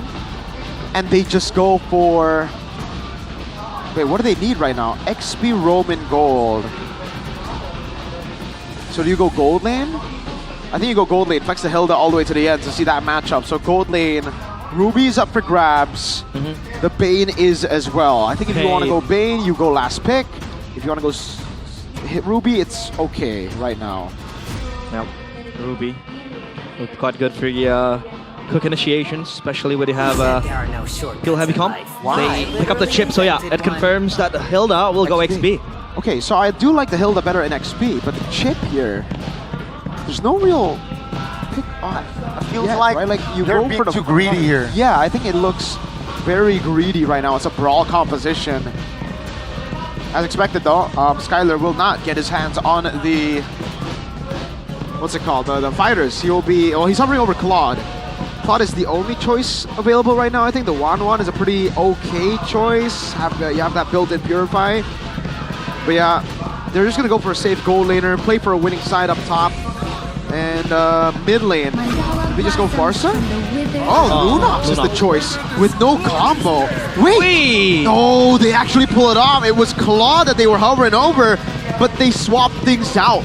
I believe this should be a CC gold for Skylar, a debut pick for him, and a deny away from Mr. Erlan. So I don't even think you want to go Bane anymore. Yeah, I think this is Ruby. Yeah, you need that. But then you lack damage. Yeah, they don't really have control too. Coming in from EVOS, if they want to pick up the chip, you need a quick initiation. I think the only thing I can think of is the Mountain Chocolate from the Yi Sun Shin, but then again, you don't want to be on the front lines when you enter the shortcut. Where do you go here? I'm so confused. So the Ruby does kind of make sense, but yeah, falls to their court. Okay, they still go for the Bane. They're just gonna go for burst. Yeah, they need a bit more damage. So the Ruby is more utility than damage. The Bane though is damage. Do they have enough though? It's a very snowball reliant composition for EVOS.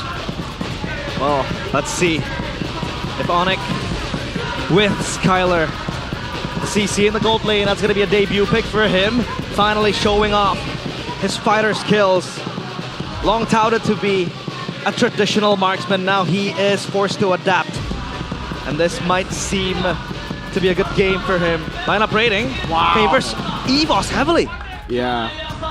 I think it's due to the no synergy of the Lunox so far. It's just a dive and an independent Lunox. Welcome to the International Derby. It is the winners of both international events. EVOS against Onyx in game number 1. Lanadon, here we go. Ring the bells. Who will take game 1 in the International Derby? Let's watch. I'm more of a fan of EVOS' comp, but Onyx have shown how they can actually execute. I think the reason I'm more of a fan of EVOS' comp is mainly just because I don't think Skylar is all that comfortable on the fighters just yet. We have the comparison here of both veterans in the jungle, ex-teammates as well. Yi Sun Shin versus Hayabusa. Again, EVOS, they have the power to brawl. Wow. They want a green cam, but they committed 4 members, but seems like they want to be able to close the gap. Kyrie will be able to with the shadow and takes first blood. Do they have to take those fights though, Mirko, early on? No, not at all. Like, they can go for the invades, but they cannot overcommit. That was a big kill over to Kai. I think, again, it would have been better for them to give the green camp over than a kill over. Erlan, though, will lose out of this matchup. Key looks like he's going to go in, but it's just a bit of peel. Thrill is the choice for Key. Yeah. Interesting.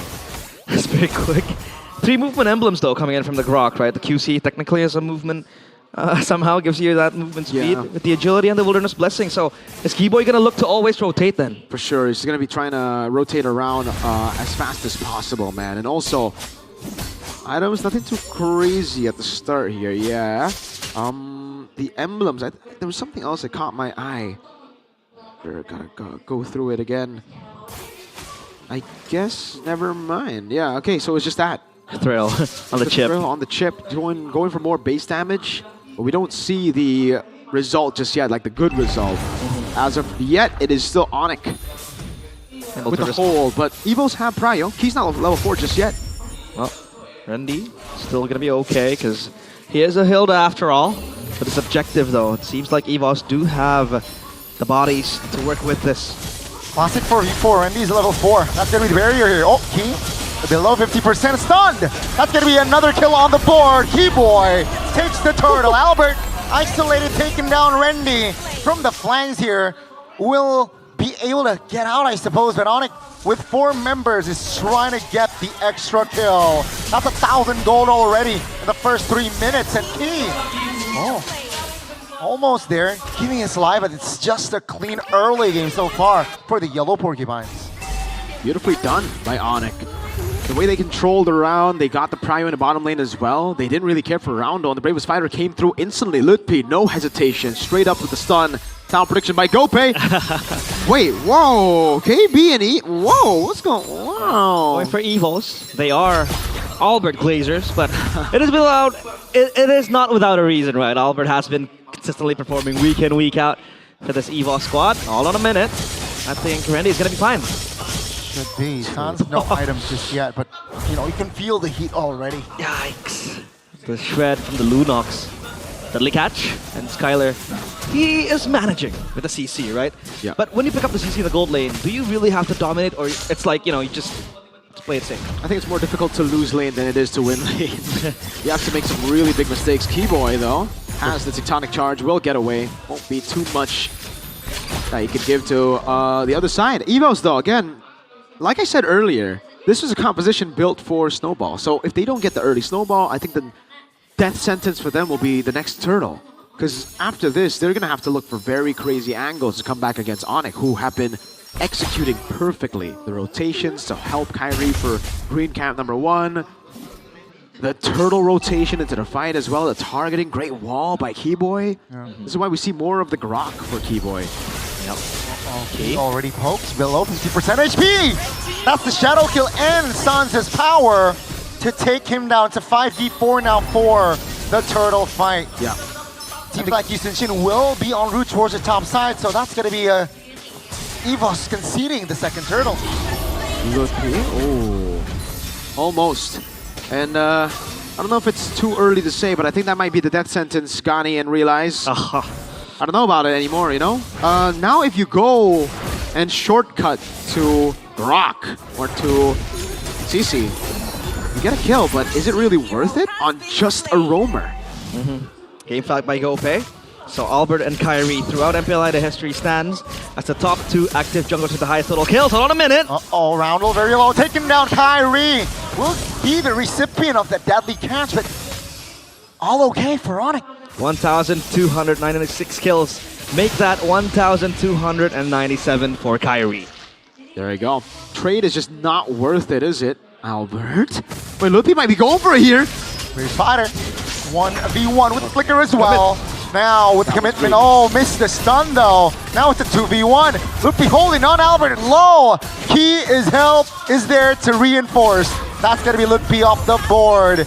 A little bit too aggressive, but take a look at Onyx. They will pursue on another lane. That mid is going to fall very soon. They're trying to get a cross-map play, but was that a worth try for Lupi? Horrible try. I don't know what the plan was there. I thought it was just to chunk Albert, you know, zone him away, get him low, and then back away. But he flickered in, so he thought he could really just kill Albert in the jungle like that. Onyx, it looked like a death sentence, but I think a few of those misplays have gotten Evos kind of back in the game. Now they can still have some creative angles to attack, especially because there's no flick on Lutpi, so there's no surprise skill 1 stun anymore over to Key. Shortcut on towards Kai. Now let's see the mobilization. Kai stunned. Oh, with the shadow and shadow kill. Kai is finding the kill, but almost there. Almost with the escape, but now Albert in no man's land will get traded. That will be 3 members of Evos taken down just for Kai. The god in the jungle again. Kyrie Hayabusa. Oh my god, Kyrie Hayabusa! But the gold lead has shrunk by a bit. Evos were able to claim a shutdown. So it's actually not all that bad. Because Onyx, by all means, with a lead like that, with the first 2 turtles, should have just been able to get all these objectives for free. So Evos, despite them looking really bad right now, it's not horrible yet. It'll get worse and worse though, because they're starting to lose turrets. And Onyx definitely know how to capitalize on these little mistakes here and there. So you saw again, right, for Evos, they can go for pickoffs, but it's always going to be a bad trade unless you get a shutdown. So at least they have a shutdown there. And Kai's only a level ahead. I guess you can call that a win for Evos, even though it's not really a win. I want to power through. Onyx front line, hold on a minute. Oh no, Randy trying to open map, but he will be able to be taken down top. Cleared by Lutpi. So now it's a 2v1 again top lane. Lutpi against Airline and Roundel this time round. That's a deadly catch committed. The knockup as well. E-Boy missed the flicker. Miscalculated, but Airline still goes down. Lutpi with the flicker to get away. What a calculation. Kyrie finds an angle with the shadow kill. With the help of Keyboy, he's able to get the kill. Roundel. Oh, Kai will be taken down by Randy who flanks. Now Albert, immune, traceless use! That's a big knockup, and that will be Sans claiming the double. Randy against 4 is able to get 1. Now Onyx with the health bars, they will retreat. A heroic entrance from Randy gets Kyrie down, but that was the Mountain Shocker that was able to lock Kyrie in place, and he gets killed by Randy with the flank. 1,300 total kills in MPL ID for Kyrie. Yeah, this battle has been very, very brawly, man. Onyx been taking it head on, which makes sense because they're ahead. Evos have gone in. Sans. 3v2. I don't think Okay. this is the right play, but Order of Brilliance will be able to disengage that one. Yeah, so it's much more 50-50 than you would think right now. This lead should usually mean, again, death sentence, but they're able to capitalize on some mistakes. The fact that they were able to brawl so much, I think has been actually pretty good for Evos. Again, Onyx, by this time, they should usually have, built up that lead that they get through the early game gambles, through neutral objectives, but the chip has made it difficult. They always have to just go for it, right? If not, if they back up wrong, the chip will find them in the shortcut, a lot of the resources will be burnt out, and then Evos can actually win. Now they have to rely on a big tectonic charge, and Skylar, Kyrie, Sans, they can't get chunked. No pops to Leonard Flare already, so that's info. Wow, look at Bane. This is so good. Yeah, Whoa. Bane is already split pushing King with the conceal. Oh no. Finds Kyrie. Shortcut available. That's going to be Kyrie. Jumped on. Oh! Keyboy finds a 3-man knockup, but Keyboy gets shut down. That's going to be 2 members off the board respectively. Look at the Bane though. But take a look at the Bane in the bottom side. Occupies that lane very freely. That's so worth it for Evos. This lead, that's why I said it was deceiving. It almost looks like, yes, Onyx are the ones who are winning in the lead, I mean, with the gold, with XP, but Evos have been the ones proactively making moves on the map, forcing, dictating Onyx move. Erlan! Uh-oh, gotta be careful. Deadly catch used. Onyx. Oh, that's the fight! Erlan taking down. The burst damage is more than enough to take Albert down. Rendy isolated and taken down as well. 3 members of Evos are down and out. Just right beside Adelan when he was able to get the turret down bottom. He was able to rack up the leads. Onyx, they always find a way to respond. That was a 2-kill coming in from Lutpi, and then Kyrie followed suit, 18-6. Is this where it gets loose again for Evos? Well, it was a great punish here by Onyx. It was looking really questionable there in the mid game as Evos were the ones controlling the pace, but then Onyx say, all right, now they have to group up. There's no more turrets in the bottom lane to take outside of the base turret. We can just go for the fight. Erlan saving his flicker for M7, it seems, earlier. Lutpi, he went for the Bravest Spider. I think should have been a read from Erlan. He got caught by it, slain. And now, so far, this Pain, despite being, I think, a hero that you would expect do well in teamfights, has done horribly in teamfights and has only gotten value for Evos for turrets, on turrets. Yeah. Onyx Siege isn't that good, by the way, but Evos don't have good clear either, it seems. Lightning Truncheon for Sans. So far, in between, the Deadly Catch has been always used to just disengage for Evos, right? You would usually go on the offensive with that, but now the Lord will march in. Holy Defense will be blasted. Both of them, mid and bottom. Holy shield. Down. Holy shield. Evos, they still have a way to deal with the waves despite not having the best clear because of the Holy Shield for now. The Bane's actually pretty good at clearing, so yeah, the rotation of skills for them. This is more like Onyx though, right? After getting the lead, this is how they usually take advantages over. They just cut waves, get turrets, hope they don't get draw. Oh, couldn't call already. They won't get the turret. Wait a second, Evos want to go in. Want to re-engage. Okay. Onyx quick to disengage though. Rendy in the mid lane. Oh, Lutpi very quick to use his Bravest Spider there, so now Onyx will finally get the turret top. Okay, they finally get it down. Watch Shadow Landing, but I don't think it's wise to actually go in there. Roundel still has the Crimson Beacon. Slow build-up for Onyx as they have secured the 7,000 gold lead, all the tier 2 turrets, and will just be building up for Lord. We'll resign the lanes as well, bottom side pushing, top side as well. And for Rendy, it's all about just watching and scouting with players. Bravest Fighter. Rendy's stunned. Oh, they're going all in for Rendy. He got it to 5v4 shortcut use. Immobilization. Skylar. On towards Skylar. Vengeance. Take a look at the back. Roundel. Caught. And that will be almost a wipeout as Kai finds a triple kill in the 13th minute. The Sky Kings descend once more, punishing the White Tigers. That was quick. Rendy wasn't even frontlining his paper. Now Albert's all alone. I don't think he can defend this dude. It is GG. Over. Randy up. They have time? Seems like game 1 for the International Derby will fall for Onyx. Onyx. It seems like the loss from yesterday will not affect them today. EVOS showed glimpses of outmaneuver towards Onyx, but still Onyx, they prevail with the 1-0. A bit shaky in the mid game, but as the Sky Kings do, they can always recover. Great recovery from from Onyx, from EVOS initially in the mid game, and then from Onyx just took control of the game and then capitalized on it all the way. I know, there's not much to say right there, right? Like, I mean, in the last fight, it was just EVOS taking a fight that they were not going to win, not supposed to win, not ready for. They were caught off guard. Randy was taken out way too quick. They expected the Hilda to have way more HP. Keyboy also, hey man, classic Keyboy fashion, has the Heptases on the Grok. Deals a bit more damage, you know. You already deal a lot of damage on the Grok, by the way. Your Tectonic Charge, your swing, so much damage on that guy. And then you build the Heptases. Classic Keyboy moment, man. GG.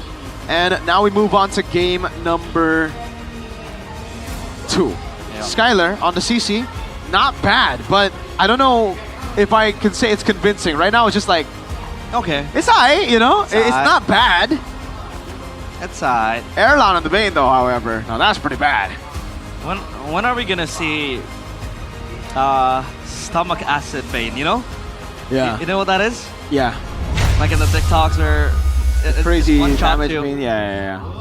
Indonesians call it Bane asam lambung. Bane asam lambung. Which means stomach acid Bane because he spouts out the acid reflux, right? Basically GERD, right? GERD, basically GERD. Imagine an octopus, a crab. Is he a crab or an octopus? He's an octopus. He's an octopus. He's octopus with acid reflux. Yes, sir. Drinks a lot of ale. Yeah, that's refreshing. But EVOS, I also was trying to probe her on what was the composition supposed to do. Was it about what was it also about brawling? Because if they want to brawl, yeah, damage wasn't even there. Yeah, I think the first green camp is so weird, man. Yeah. The green camp take, and then obviously this one was, yeah. Pack it up, I think is the right phrase right here. Wrong neighborhood. Wrong neighborhood for sure. I definitely understand. Do I even understand it? I mean, they got a few picks here and there. They got a shutdown on Kai, but this is why you're so snowball oriented when you have a chip. That's why I don't like chip in the current meta. It's a gamble, you know. You win early game, boom, you control everything. Tempo on the map, the teleports. It's basically like yeah, you know. You're the VP of the game. The MVP, the player of the game. Welcome, Keyboy, presented by the official from smartphone Samsung Galaxy 8 and its 5G. This guy with the Grok is heaven sent. Yeah. Yeah, even if there were little mistakes, but yeah, EVOS with this brawl was quite questionable. So disrespectful, dude. Just walking up like that with no real winning setup. And then, yeah, they took the fight. Ludpi just went all in. Albert tried to go in. It really looks... And then Randy as well. Yeah, no. So many little mistakes here and there. This is again why the chip is a snowball-only hero. If you snowball, that would have been a pick on Kai for sure, and then they would have won the fight. But they didn't snowball early. They were the ones getting snowballed on. So guess what? Kyrie can still outplay. He has items to deal damage. He has cooldown items. He has shadow kill. Ludpi up top, unkillable. Erlan wasn't able to dish out damage, and this was one of the problems we said in the draft, you know, just them not having damage. They have a Jusin in the mid lane. It's not a Kimmy. It's not damage dealing. So when you pair it up with the rest, it just doesn't really fit that well, right? Yeah. And especially because you pick up Hilda in XP, that you don't have damage at all. Randy. And then here, yeah, Erlan saving. And Flicker for M7. Really. This was when it actually looked pretty good for EVOS, by the way. Like, they had the turret down below. They were able to get a trade 1-for-1 on Keyboy. And then Randy gets caught. I don't know what the call was, dude.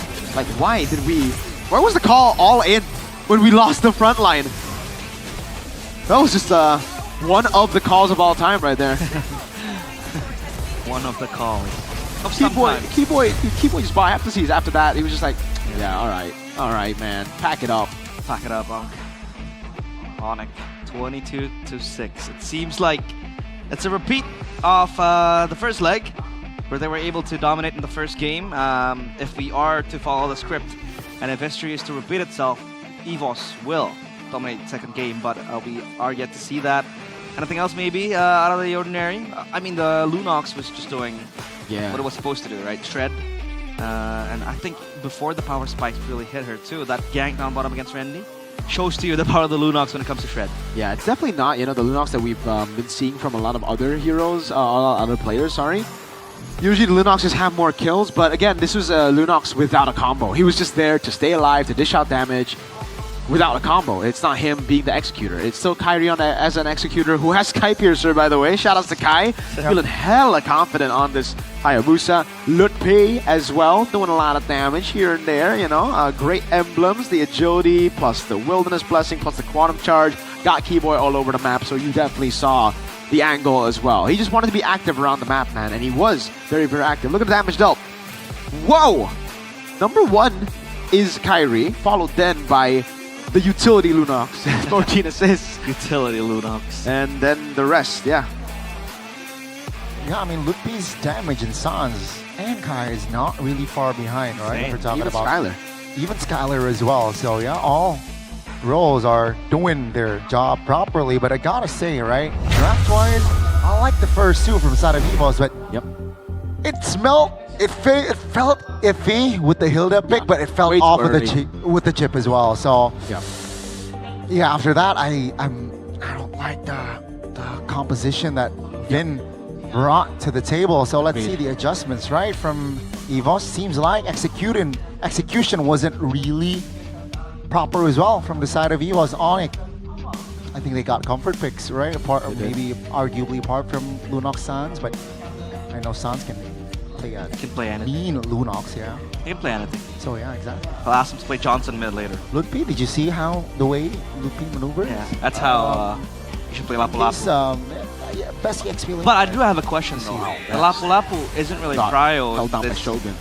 That's true. The Lapu Lapu isn't really that prio in this patch anymore, right? But what was the checkbox there for the Lapu Lapu to come through for Onyx?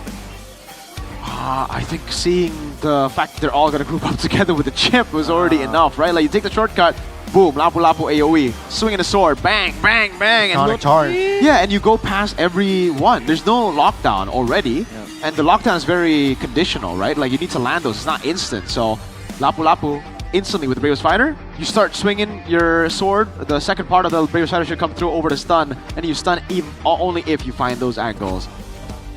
So great AoE, great response from Onyx, better execution I would say, because they didn't panic at all when EVOS decided to 4-man brawl for a green camp. Yeah. Well, composure tells a lot about a team's experience. But we do hope that we are able to get conclusions out of Skylar's fighting, or rather fighter debut in today, because we haven't seen that much in game 1, because particularly he was quite far away from the team too, right? Most of the times he's just farming. Up top, it wasn't really a losing or a winning lane either against the Bane. So yeah, maybe after this we'll see Skylar pull out the Cho'Gold lane, which so far can only be done by Eman. Yep, so far it's only Eman who's picked it up. No, actually Shiva has picked it up, but hasn't been able to perform on it. So yeah, I think they're probably just going to stick to this kind of composition. It's time to transport you guys to a different world, because it seems like Magic Chess Go is calling us. Wow, Little Hope, I believe, is in the building. Do you have hope? Little Hope. RQ? RQ have hope. They do have hope. There you go. No more cope, only hope. So yeah, we're still waiting for Little Hope to make his way. It's gonna be Alyssa with Little Hope, and probably a special guest too. Take it away. Oleh tim Onyx. Namun hari ini kayaknya Alisa nggak pengen bahas soal Mobile Legends aja, karena di sini sudah bersama Alisa ada Ko Little Hope. Halo. Halo Kak. Ko Hope, apa kabar nih hari ini? Baik. Baik ya. Oke, kita kenalan dulu nih Ko Hope. Boleh. Karena kayaknya banyak teman-teman dari komunitas Mobile Legends ini yang mungkin belum kenal atau sebenarnya udah banyak tahu nih soal Magic Chess Go-Go. Oh boleh ya. Karena katanya Magic Chess Go-Go ini juga akan ada turnamen World Championship pertamanya.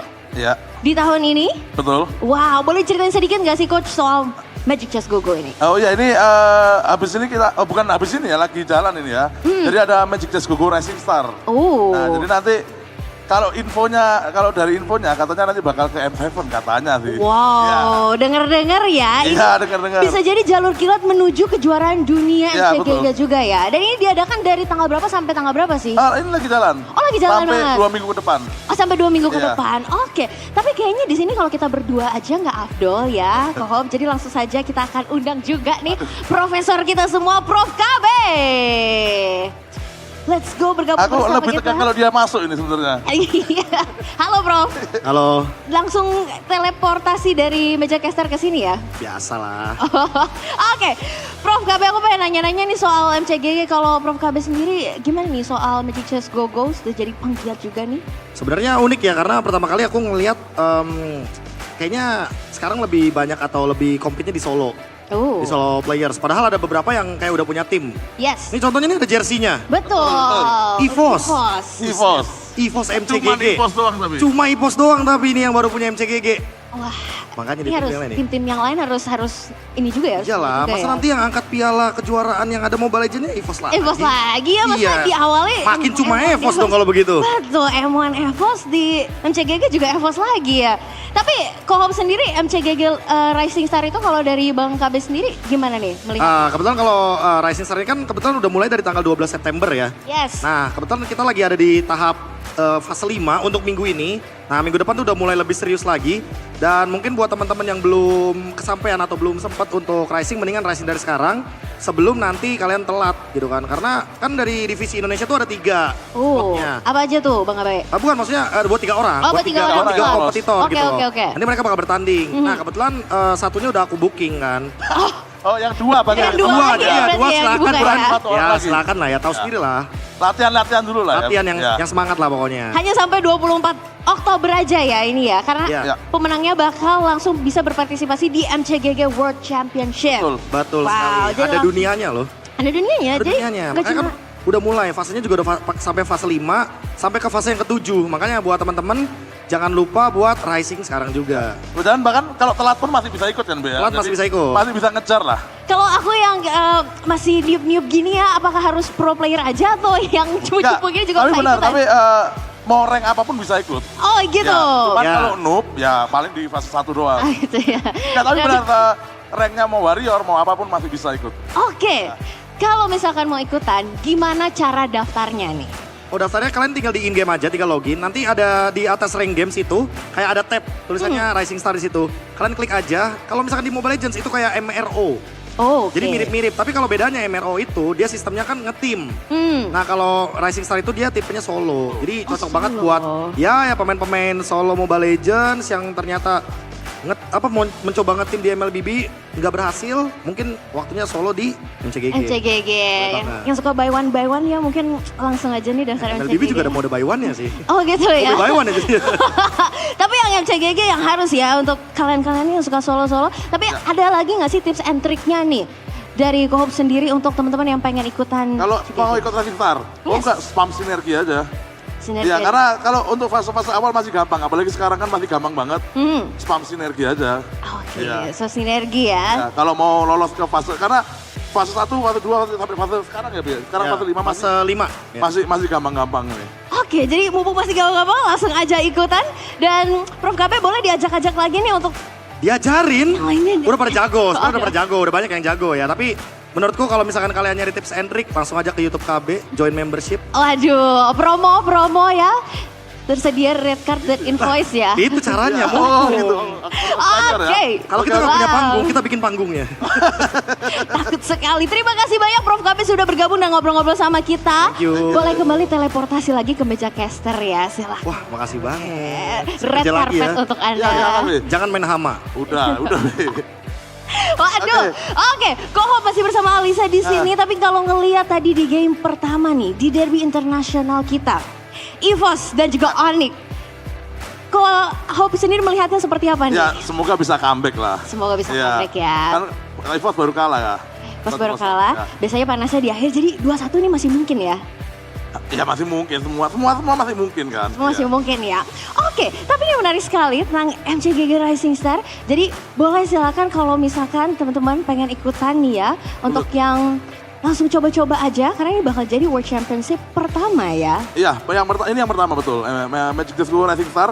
Jadi buat kalian ya yang misalnya mau ikut Magic the Rising Star, jangan lupa langsung yang kata KB di atasnya Magic the School Rising Star itu tinggal diklik aja. Nanti kalian bisa ikut ya. Sekarang lagi fase 5 dan siap rank apapun bisa ikut ya. Rank apapun jadi mau warrior, mau udah atau mungkin udah Mythic Glory, itu semua bisa ikut. Oke. Ya dan jangan lupa nanti di MC Go Racing Star ini juga lawannya sama player-player negara lain.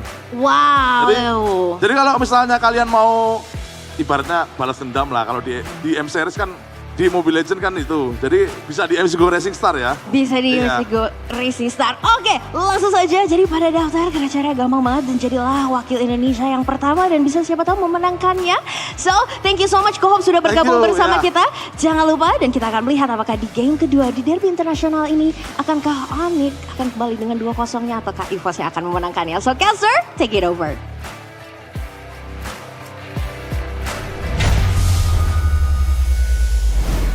That's a little hope right there from EVOS. Little hope. Little H. Streamer. LH. Player. Baby. Very funny.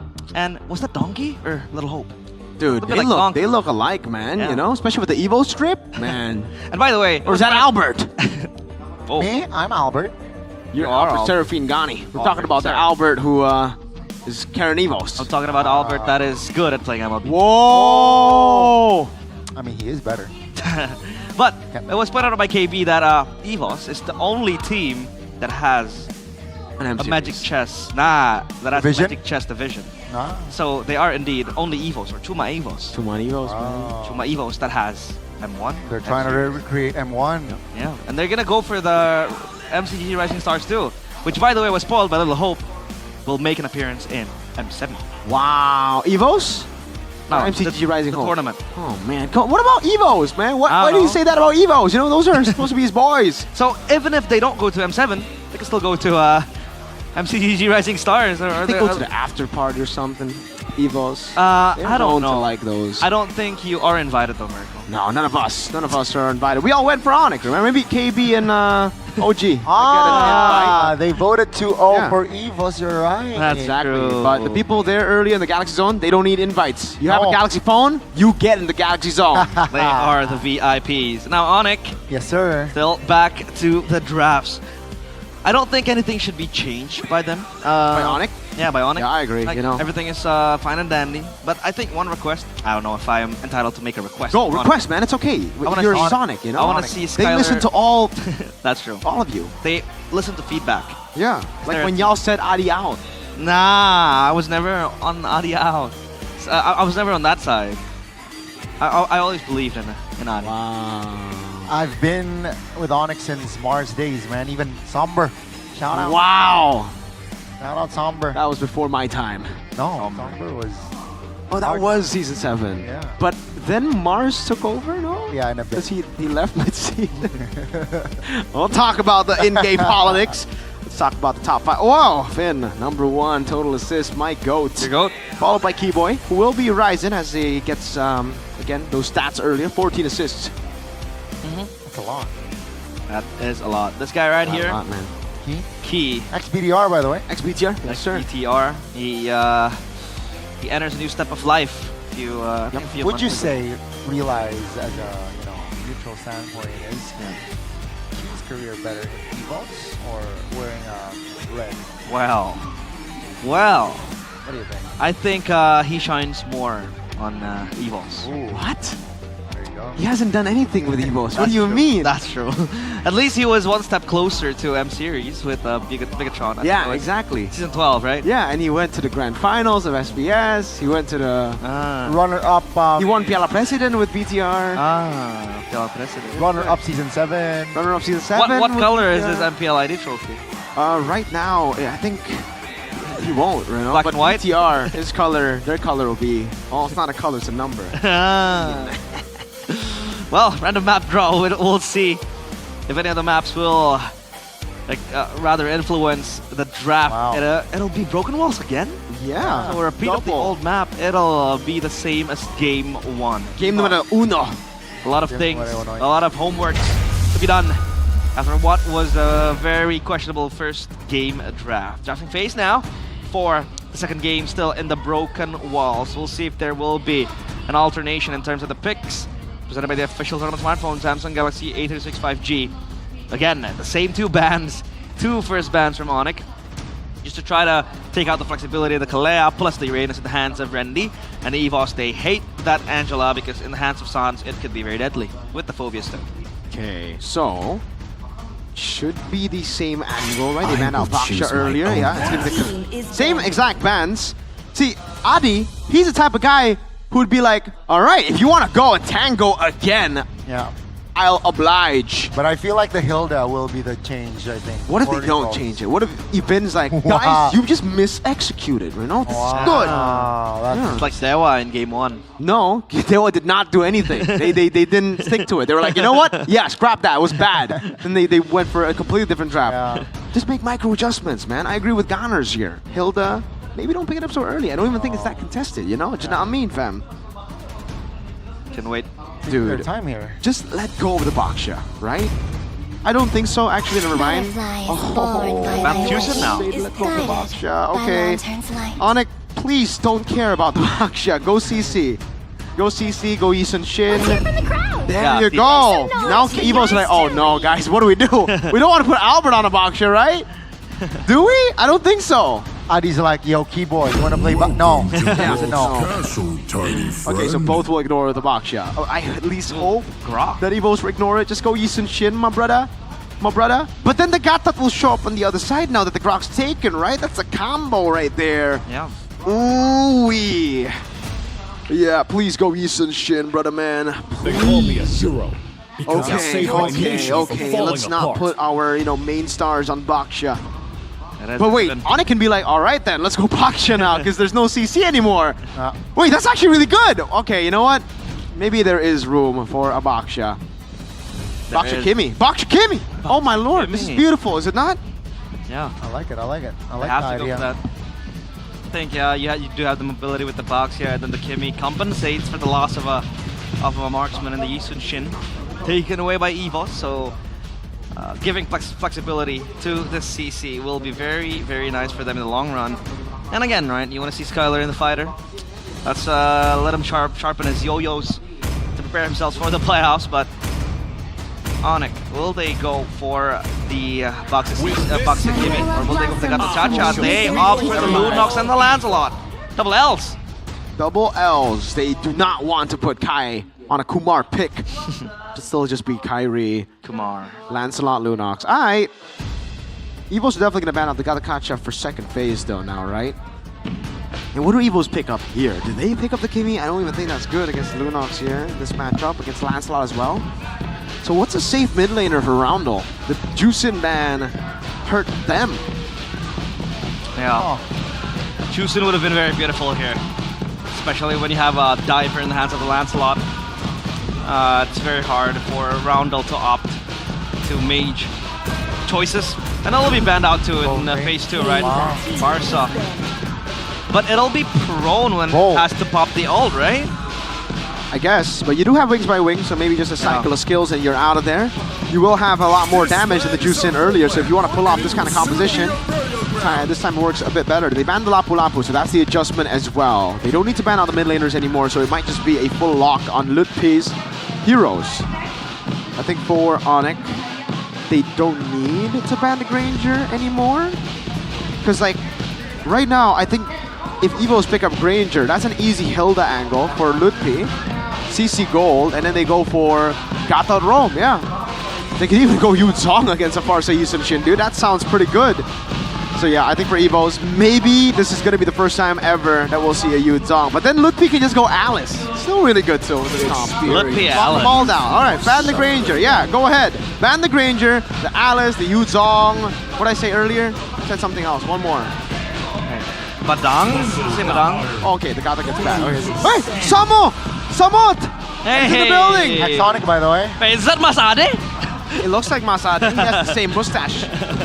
How does one acquire this build?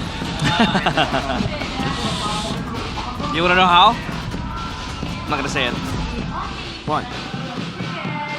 Well, one last ban for Onyx. Gatot catch-up ban out to prevent the CC Gatot combo. But again, EVOS will be first pick on the second phase. What else do they fort here? The Ruby. Yep. Sensed. Very good pickup, right? Mind you, Keyboy Cho, I think, can make a surface here. Not ideal against the Grok, but quite ideal against the Farsa. Forcing that Farsa to go Purify. But let's see. First pick in the second phase. They have a lot of AoE. And it kind of adds the combo to the Lunox, right? I mean, the Lunox can operate behind the way of the Dragon, and then just jumping in with the Shred that it is supposed to bring. But Obsidia against a Vengeance CC. I love Obsidia. But in the matchup, the CC can go gold here. I think that's what they're gonna do. I think Alice is a really good choice right now. Or Yutong, both really, really good against this composition. Just dive through the backline, and then you get Keyboy on a setter. What setter against this comp? Damage setter. Do they want to go Badang? Probably not. Cho? Yeah, Cho. Right? Just go Cho Keyboy, I think. Cho boy. Cho boy. I love Obsidia. I'm an Obsidia main. I spam this hero every time, and I once went up against a CC Vengeance, and it was hell. Yeah, exactly. I couldn't play.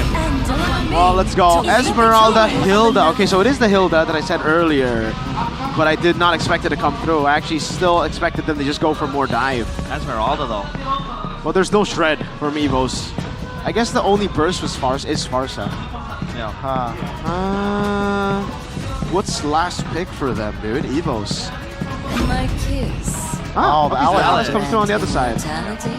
Onyx don't look like a composition that they want to group up together though, so I'm not too sure about the Alice pickup. Yeah. Plus Dana Bone as well. Well, we'll have to see if Erlan is able to survive, because the CC gold will be very crazy. But now though, Onyx putting Skylar again on the fighter in the gold lane. Randy with the Alice. Obviously great team fighting potential. With the ultimate too and the rework that has proven to be good for the past few picks in the XP lane, especially yesterday. Shogun with the Alice. 5.9 lineup rating for Onyx. That's pretty high. So is this going to be a 2-0? Or will history repeat itself and force a game 3 where EVOS were able to dominate in leg 1? So let's see in the lineup dawn. Game 2 of EVOS against Onyx. Let's go, let's go, let's go, and let's go. Onyx, will they make their win to 13 in this game? Or will we see a fight from EVOS this time around? Early cut from Onyx this time around. I don't think you want to oblige in this matchup, brother man. They can clear really quick. Esmeralda gold. Whoa! Throwback to Season 7! Hey! Skylar made his debut at MPL ID with Esmeralda Gold! Wow! Man, what a throwback for Season 7. That's pretty cool. Well, yeah, I don't know about this, though. I think the CC would have been better against the Obsidia. Yeah. Sure, I guess. Inspire, that's really good in the mid lane, man. Roundel needs to put some more respect on his name, man. Master Assassin of Airline means that he should be winning out this lane. Don't think Skylar can actually win out early. The range, the mobility, the skill 1, Bargain Hunter, Rupture. A lot of thrills on the other side, and Keyboy will just do Keyboy things. It's sprint over for Skylar, and all flickers for EVOS. Wow. Quick right there. But yeah, now that the Obsidia will go up against the Esmeralda, I think it's going to be quite hard. Keyboy though. Oh, Monchakar pops. 3v2. Stun. There you go. Boy, and it seems like that's just a poke. And yeah, no real threat. Sam will happily take the extra gold while Roundel needs to go back. His hands are itching to go for that kill, but at least Key is there to back him up. Did Kyrie chunk him? Or was that just purely Sans? Because Lunox has super low range, dude. Roundel has had to like walk up for that to happen. No level 4 means it's done for Turtle 1, especially with the CC here. That's why I think they rotated it over. Keyboy should be able to survive. Sans! Oh, that's not damage. Key very low. Traceless use. Purple buff invasion. Will Randy? get it out. Randy 4-man stun. Now will there be enough follow-up? The question is, Skylar flanking Randy. Very low, and Skylar strikes first blood. Welcome back to Season 7. Hey, throwback Sunday. That's gonna be Skylar with the Esmeralda. The first blood secured. Key Boy. Oh, all alone, a little bit too complacent there by Key Boy. Okay. Well, this isn't really fully flashback to Season 7. The pick is, but Skylar Season 7 was, oh, wait. Alon still has the flicker, still holding on to it. That's gonna be the burst coming from the Feather Airstrike. Skylar, DPS and a whole lot of burst. Oh, falling Thorn will be enough to secure his life. Yeah, so Season 7, Skylar on the Esmeralda got a lot of hate. It was a bad time for RRQ fans all over. It was his debut season. He didn't do too well. It was on a the rookie, fighters. right? It was a rookie. He was. He then found his form in Season 9 on Marksman, not Fighters. Well, hope that he can improve from what was a very, very bitter debut. Obviously, as the years go by, he is a better player now. Keyboy is here to back his hands up, but Sun's chunked too low HP. Roundo! Oh, no wings by wings. Still has the flicker. Yeah. Hilda's so annoying, dude. Especially with a composition like this. 2 marksmen, 3 backliners, right? Yeah. Hilda just walks up and then you have to cancel or you get bonked. You know what? It'll be surprising if he doesn't go for damage this time. Go for Heptases. One damage item. If you can do it on Grok, you can do it on this pick too, brother man. Hilda. So far, Cytomization still on the Dreadnought armor. Vadax. Gonna look for that Radiant, seems like, and Turtle has spawned. Esmeralda still up top, gonna rotate into the bottom side. The rivers do kind of expand, and now they will fight for this. 4v3, Keyboy, half HP. Uh-oh, that's the crowd control coming through. Feather Airstrike committed as well. Now it's still a 4v3. Skylar jumping in though. Oh, still Obsidia with the clear. Ow. They still have a man advantage. That's going to be enough damage to burst Key down. Turtle taken as well. Onyx slowly but surely are taking all neutral objectives. Yep, it's since game 1 so far. Perfect Turtle for them.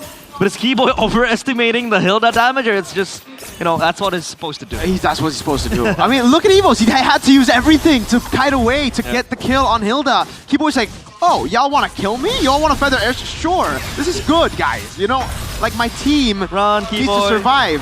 Oh, that's a stun. A lot of resource spent for Keyboy. Finally. Worth it, dude. Not worth it, dude. Turret mid, turret bot. Structures are going to be the key here. And Onyx, they got it. Mirko, why do I feel like I'm watching a Beloyski game? Dude, this is...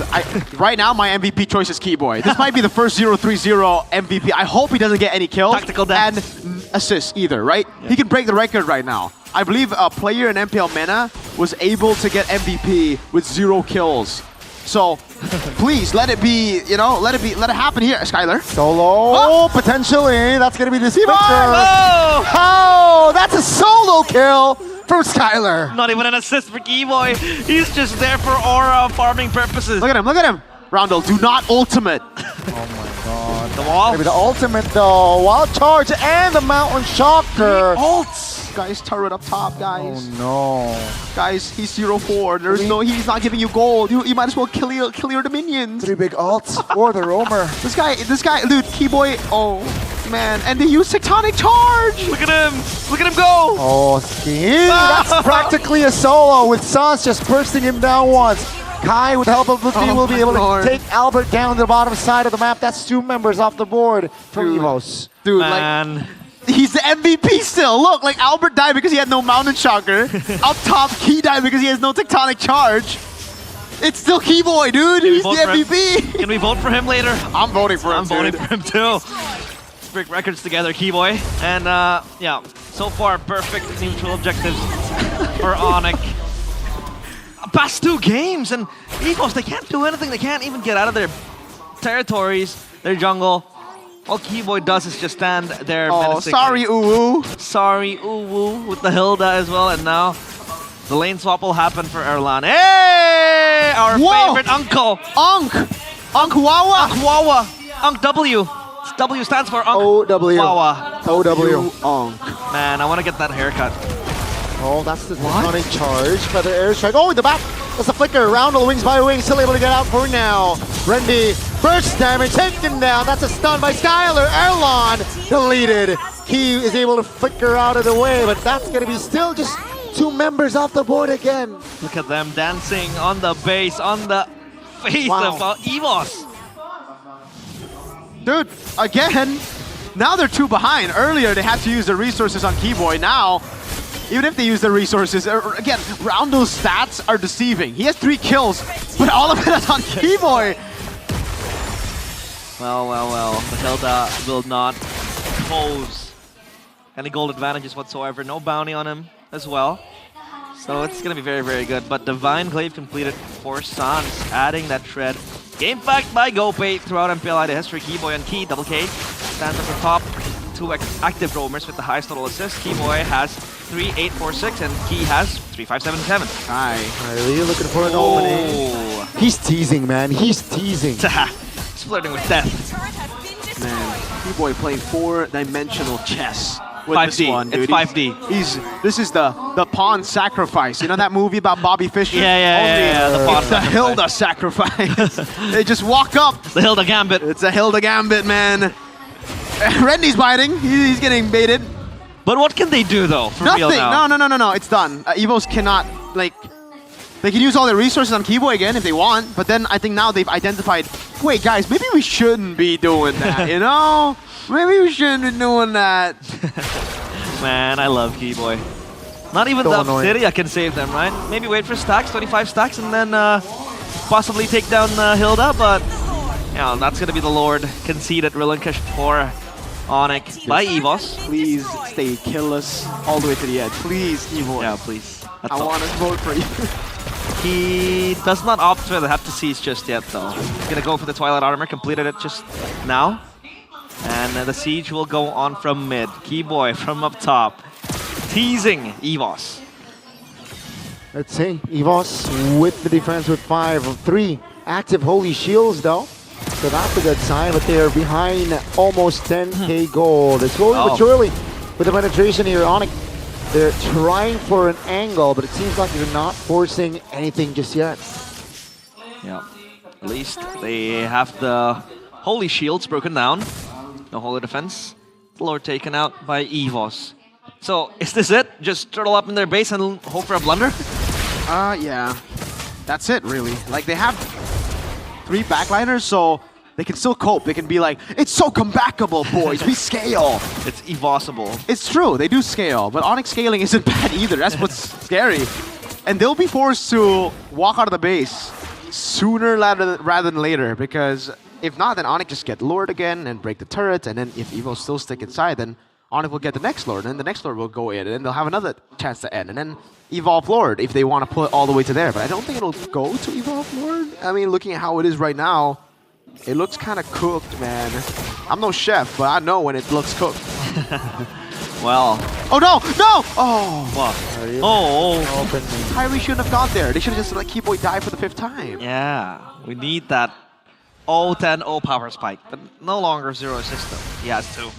That's disappointing, Keyboy. Yeah, that would have been much better. That's you know? abysmal. Yeah, it could have been a stat. 0-5-0 MVP, brother man. Yeah, and we would glaze it to the ends of the earth. So how's your day? It's a good day. Yeah. What Keyboy's day though? It's having a field day. Dude, build damage. Oh, he is. Brother's got a Legion sword. This troll. Oh my lord. Legion sword. Well, I'm happy. You know, I'm happy. I'm happy. Dude, is that a bod? I'm not happy though, but Keyboy, it better not be a bod, bro. Man, if he goes for damage, he can kill someone. You want to know a fun fact? What? He's richer than everyone on EVOS except for Albert and Obsidia. So, yeah, like, hey, please be a bod. It might just be a bod, but then again, you don't want him to get the kill. He has to go kill us. I have his Legion sword, dude. Or a Malefic, no, but Malefic. No, come on, man. Bot then. Come on, man. You need a sword. You don't need a gun. Yeah, that's true. You're axe-wielding mother. You want to go guns blazing, but I wonder how many stacks the Obsidia has. We're so bad. We're scaling. Yeah, and then he'll be like, hey, late game guys, I have 25 stacks. Keyboy. Just DCing them. Airstrike. Yeah, free Lord. So how's your day, Gani? Man, it's been great, right? You want to start a podcast together? I mean, at this point, they're making it hard for us to cover this game, and we're not. You know, this is me. Said everything we need to say. Stand right now. Evo's repeat. Oh, it is a gun. Keyboy. I'm a malefic roller. Bro, come on, man. He wants the penetration. Bro. The penetration, sir. No. Oh my God, no. Oh, yes. 1v5. No, guys, you need to commit ultimates. Yeah. Queen's Wings. Even Kyrie, this, like, I don't know what to say. Yeah, this is possibly the end. It might just be the Lord charges in. When with 12K in hand, there is definitely a way to end this game. Let's see though. Oh, that's a shutdown. Now you see Roundel, now you don't. That's going to be a 5v4. Lord is still healthy. That's the golden staff committed, but take a look at Kyrie. That will be a kill again. Triple kill! Tie! And that will be it for this series, ladies and gentlemen, as Onyx finds their 13th win. Wow! Killless game for Keyboy, and that's why we all rejoice. But man, oh man, was that a slow and painful death for EVOS.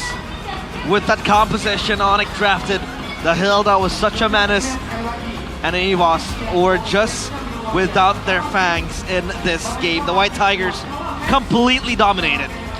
0-4-2 MVP. Man, Evos must be really happy that Alter Ego won against RQ because right now it's not looking too good if it didn't happen, right? Yeah. It's like, wow. Sans, hey. It's always with the yellow and with the 7 interchangeable. But man, EVOS, that was an abysmal game to play. They understood that they couldn't really throw ultimates at the Hilda when it was too far gone. So yeah, a lot of questions to be asked. This is a clean sweep, very, very clean game, back to back, and no single neutral objective taken by EVOS across 2 games. What up, Ka? What up, That's basically what Keyboy was doing the entire game. Man, we are up on stage with Onyx and Bude Clara Mongstar. The Sky King is back. Kemenangan kembali. The Sky Kings are back. Tim Onyx. The win against EVOS by Onyx. Hari ini, kemarin absen. Kemana nih? Akhirnya kita ngobrol hari ini. Nggak kemana-mana sih, emang kemarin kalah aja. Well, yesterday we lost. Ya, alhamdulillah menang hari ini. And today, thank God we won. Tapi menang kembali melawan EVOS 2-0. So you guys won again against EVOS. Was it 2-0 in the first leg? Kemenangan susah nggak sih? And you guys won again. Was it easy or was it hard? EVOS emang selalu kasih perlawanan yang seru sih. Jadi ya kalau ketemu EVOS pasti seru. Well, it was hard. EVOS, they always fight back. They always retaliate. Lore decision gitu, ya seru. Tapi hari ini juga kayaknya Suns seru ya. Memakai hero on their team baru. fights. Hero baru It's untuk very fun. Suns di season ini, Lunox. Akhirnya Suns This is pakai a new lagi. hero for you, Sans. Iya, This baru season, the dikasih Lunox. sama Coach Adi. Yeah, I used it and it was just given to me recently Iya. by Coach Adi. Dikasih. Setelah mencobanya, And after you tried it, Sama aja dengan hero-hero lain sih. it's just the same with the other heroes, to be honest. kupikir spesial ternyata tidak. It's just the same. Oke, tapi Well, I thought it was sama different. jauh Now, Suns. it's Tapi not. mungkin hari ini yang lebih spesial adalah di area junglernya karena kita tahu Well, perlawanan what's more Kyrie special dan juga today Albert is the tentu junglers, are the junglers. sangat spesial. Dimana Kyrie It's very dan special. Albert, Kyrie against Albert. jungler Two yang junglers diperbincangkan di MPL that is always Indonesia. talked about Leg in kedua MPL melawan ID. Albert. Gimana Second leg Kyrie? against Albert. How does it feel, Kyrie? Seru-seru. It's fun. Apanya yang seru? Kasih tahu dong. What's fun? Ya karena Albert jago juga. Because Albert is just good. Terus kita kan tadi main assassin. And we played Assassin. Jadi, It was an Assassin oke, showdown. Battle of Assassin. Apa Battle nih of Assassin. yang ngebuat Kyrie dan juga Onyx bisa mendominasi? So what made Kyrie and Onyx, what made you and Onyx were able to dominate the game Apa against yang EVOS? membuat kalian bisa menang? What made you guys win? Lunox gila. Lunox Well, I yang think bilang. it's Sans' Lunox. lihat tutorialnya di mana emang San? So how do I get the tutorial to play Lunox like you? Kemarin, ditutorin. Oh, di Yesterday. Kemarin. Jadi belajar dari kemarin. I was just taught yesterday. Betul. Betul. Tapi San, kemarin kamu dipegangin, bener nggak? Yesterday you were locked down. Dipegangin nggak? Enggak sih. Did you feel like you were locked by Bigatron yesterday? Jadi memang Nah. ya udah. Ya udah pasrah aja emang. Nah, I was just desperate. Tapi ada alasan tersendiri nggak sih? Kalau kalah sebenarnya nggak ada alasan sih. Emang kalau kalah You ya have a reason udah why you kalah. lost? Nah, I don't think Udah, so. kayaknya kalau When kita you bagian lose, you prestasi lose. udah There aja lah ain't ya. really any reason. Iya, tapi mungkin yang lebih berperasaan kita cari yang berperasaan. Lutfi, perasaan Lutfi. menang kembali. Menang hari ini You lebih guys won spesial again. nggak? How do you feel? Is it any special? Sama aja sih Bude. I think it's just the same, Bude. Tapi kemarin kalah kan nggak biasa. Gimana Well, yesterday dari you guys Onyx lost, and it seems like losing is just not common for you guys this season. Buat kita improve ke So depannya. how does it feel like? Saya dikasih kalah. Well, I think it's a way for us to improve. That's why we Bagaimana lost. pelajaran apa yang kalian dapatkan? Bisa juga ya ternyata Onyx kalah banyak. So what yang lessons kaget did loh. you guys learn from that banyak loss sih against dari Bigatron? kekalahan kemarin kita belajar. A lot. We learned a lot from the mungkin itu loss kayak- against Bigatron yesterday. Itu kayak Lutfi was main stepped dual on by fighter Skyler. Itu emang bagus kan. Terus kita udah belajar. Bigatron, Banyak hal. just good. Ya, banyak And he learned a lot from the loss Memang yesterday. Kita juga ngeliat kemarin, Eman itu serem banget melawan. And yesterday, Eman hero was fighter scary. kalian. Apakah kalian kewalahan With dengan the fighter Eman heroes yang he was tiba-tiba able to bring out. galak banget, mungkin kalian bisa jawab. And Eman was playing just Chow. Eman main wild. Chow. Eman main Cici With juga. the Chow, with the Apakah CC. kamu terkejut dengan perlawanan Were you guys surprised dari Eman yang by Eman dua yesterday kali menggunakan fighter? with 2 fighter heroes used? Buat Skylar dong, lawannya For you, Skyler. Sebenarnya banyak sih, gue ada main factor juga yang mungkin yang kemarin kita Well, belum keluarin aja strategi. I have played Cuman hari ini a lot juga of sebenarnya fighters ada fighter, in cuman ya scrims that I haven't percaya diri aja. revealed yet Apa in yang the official dikasih matches. Coach Adi But today I sama played Dewi fighters, sama the Mr. Esmeralda, Pedi. the CC. So whatever Coach Adi gives me, Udah I'll play. pasti inilah, oke. Oke, And Coach tapi Adi kemarin already approves of menelan my fighters. kekalahan 2-0 untuk Skylar bersama dengan Onyx. Ini kan Well, the baru 2-0 juga win dirasakan. for Skylar. Gimana Skylar You guys bounce just back felt untuk this? hari ini juga? You guys just felt how it feels to Banyak lose. yang kita belajar How do you sih, bounce back? soalnya kan ya nggak bagus juga kan kalau menang terus ya, kita And butuh kalah dan buat I have the mindset that I don't think it's always good if you keep winning. Untuk menjadi So I bekal think juga losing dan will ini regular season yang help you begitu mature panas, melihat gold lane and sekarang, fix your mistakes. semuanya begitu banyak hero pilihan Skylar juga. And at the gold lane right now, there are a lot of options for the gold laners. Skylar nggak sih hari ini? So what do you Apakah kalian think? mencoba untuk hal baru dan hero baru? Do you want to try new heroes, the masih banyak fighters? sih, cuma ditunggu aja. I think so, but I think we'll just have to wait and see. Kejutan-kejutan yang ada di MPL Indonesia. Well, there are a lot of surprises in Dan MPL ID 16. Rupanya di sini juga mungkin dari Keyboy Boy. Keyboy. Perjuangan dari tim Onyx ngelihat Onyx fight. hasil yang mungkin tidak sesuai dengan With harapan the result kalian. yesterday, Karena pasti maunya win streak dong. that wasn't really the Ya best. kalau dibilang You guys, of harapan course, kita want a pasti win streak. step by step lah, kayak dari lolos playoff, If we talk terus about our upper dreams, bracket, our hopes, amin obviously we wanna do juara, it step terus by step. seven. Kalau Just buat go step by step. win streak itu kayak ekstra doang sih. I think the win streak Kalau is emang just dapat ya udah, enggak juga on the ya udah. side, you know, Karena it's pasti kita something, belajar it's juga a dari bonus. Oh, If we aren't belajar able dari to get it, then kekalahan. it's Tapi, fine. apa nih kalau di derby internasional kali ini, Oh, the international pertemuan derby Keyboy dan juga currently. Key, dua roamer Keyboy yang and udah Key. mengantongi asis begitu Two banyak. roamers Kalian with the- merupakan veteran with a roam plethora of di MPL assists Indonesia. in MPL Berhadapan Indonesia. satu sama lain di leg kedua. You're Untuk going Keyboy up against him gimana? in the second leg. How do you think Gimana sih paling that matchup went? kerasanya ngelawan orang tua. I don't feel anything. Vibes-nya beda It ya, just Boy? feels Udah like lama, player lama lah. I'm facing. Apa nih yang beda dengan player baru An dan elder. player lama? Ada nggak sih? Gak ada sih, kerasanya doang.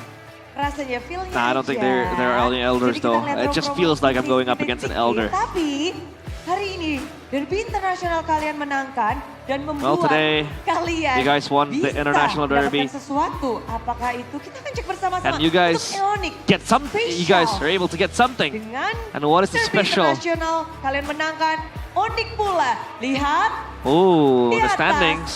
Onyx are up top. ada Mirko, don't mahkota forget to yang check the standings as well, yeah? dihauskan karena Onyx adalah juara dari regular And season Onyx MPL Indonesia are the regular season 16. champions of MPL ID Season 16. Belum kelar. acara regular season, tapi kalian udah jadi juara. Well, even if the regular season hasn't concluded just yet, but you guys are the regular season champions. Regular season ini begitu manis ya, Lutfi. So you guys, your efforts finally pay off. Di pojok nih. Belum. You guys are at the top. Kita belum puas sih, masih ada week. We're still not satisfied. Ya, semoga kita There's still one last week for us to keep going. Masih ada 2 match So lagi. we still have 2 matches left. We're gonna keep going. Sapu bersih. We hope that we can clean sweep our remaining matches. Amin. Amen. Tapi 4 tim sudah masuk ke dalam babak playoff dan 4 teams have entered the minggu playoffs. ini juga telah berakhir dengan this kemenangan is kalian di babak regular The last season. game of week 8 for you guys. Kasih kata-kata Pasep aja or dong. Sans, do you have any words to say? Pasep, which is Sans' nickname. Di atas tuh. You guys are Ya, above. alhamdulillah. Any Cuman, words? Ya, ada yang naik juga. Oh, thank God. Oh. There is. Cukup, It cukup. feels nice. It feels nice to be up top. Joko. He wants to get with the 7th Persaingan gesture. Kita akan sampai ke minggu yang ke-9 dengan ketatnya tim yang masih berjuang. Well, with the Ini bakal with berubah-berubah the lagi nggak nih kira-kira. with how tight the standings are to race the playoffs, do you think anything will change? Masih ada yang bisa And dirubah. Sans says, yeah, Bisa. we can still Kita change a nggak few akan tahu things. siapa dan di mana tempat akan menjadi perhentian terakhir bagi tim-tim di regular season Well, sampai see if minggu yang ke-9. where Jadi, the final stop will be hari for ini the kita teams harus berpisah that dari haven't Onyx kemenangan ini. entered playoffs. So this is Ada kata-kata? Onyx with the victory. Any words before you guys leave? Nothing. Nothing, Bude. Spesial untuk pendukung. Special for your Ya, supporters? Mungkin Sonic, makasih yang Well, udah dukung thank kita you for the beberapa Sonics. minggu ini. Dukung kita terus aja. To always, Masih ada for 2 always match lah. supporting us. Kita kasih yang terbaik lah 2 match. We will always give you guys the Masih akan ada 2 match dan harapan terbaik tentunya jatuh kepada tim Onyx karena sambutlah Sonic Superfans, sang juara regular season. Well, Inilah dia, tim this is your regular season champion, Onyx. Onyx time. Onyx time. Onyx time. Onyx. Onyx. Onyx. Onyx. What time is it? Onyx time.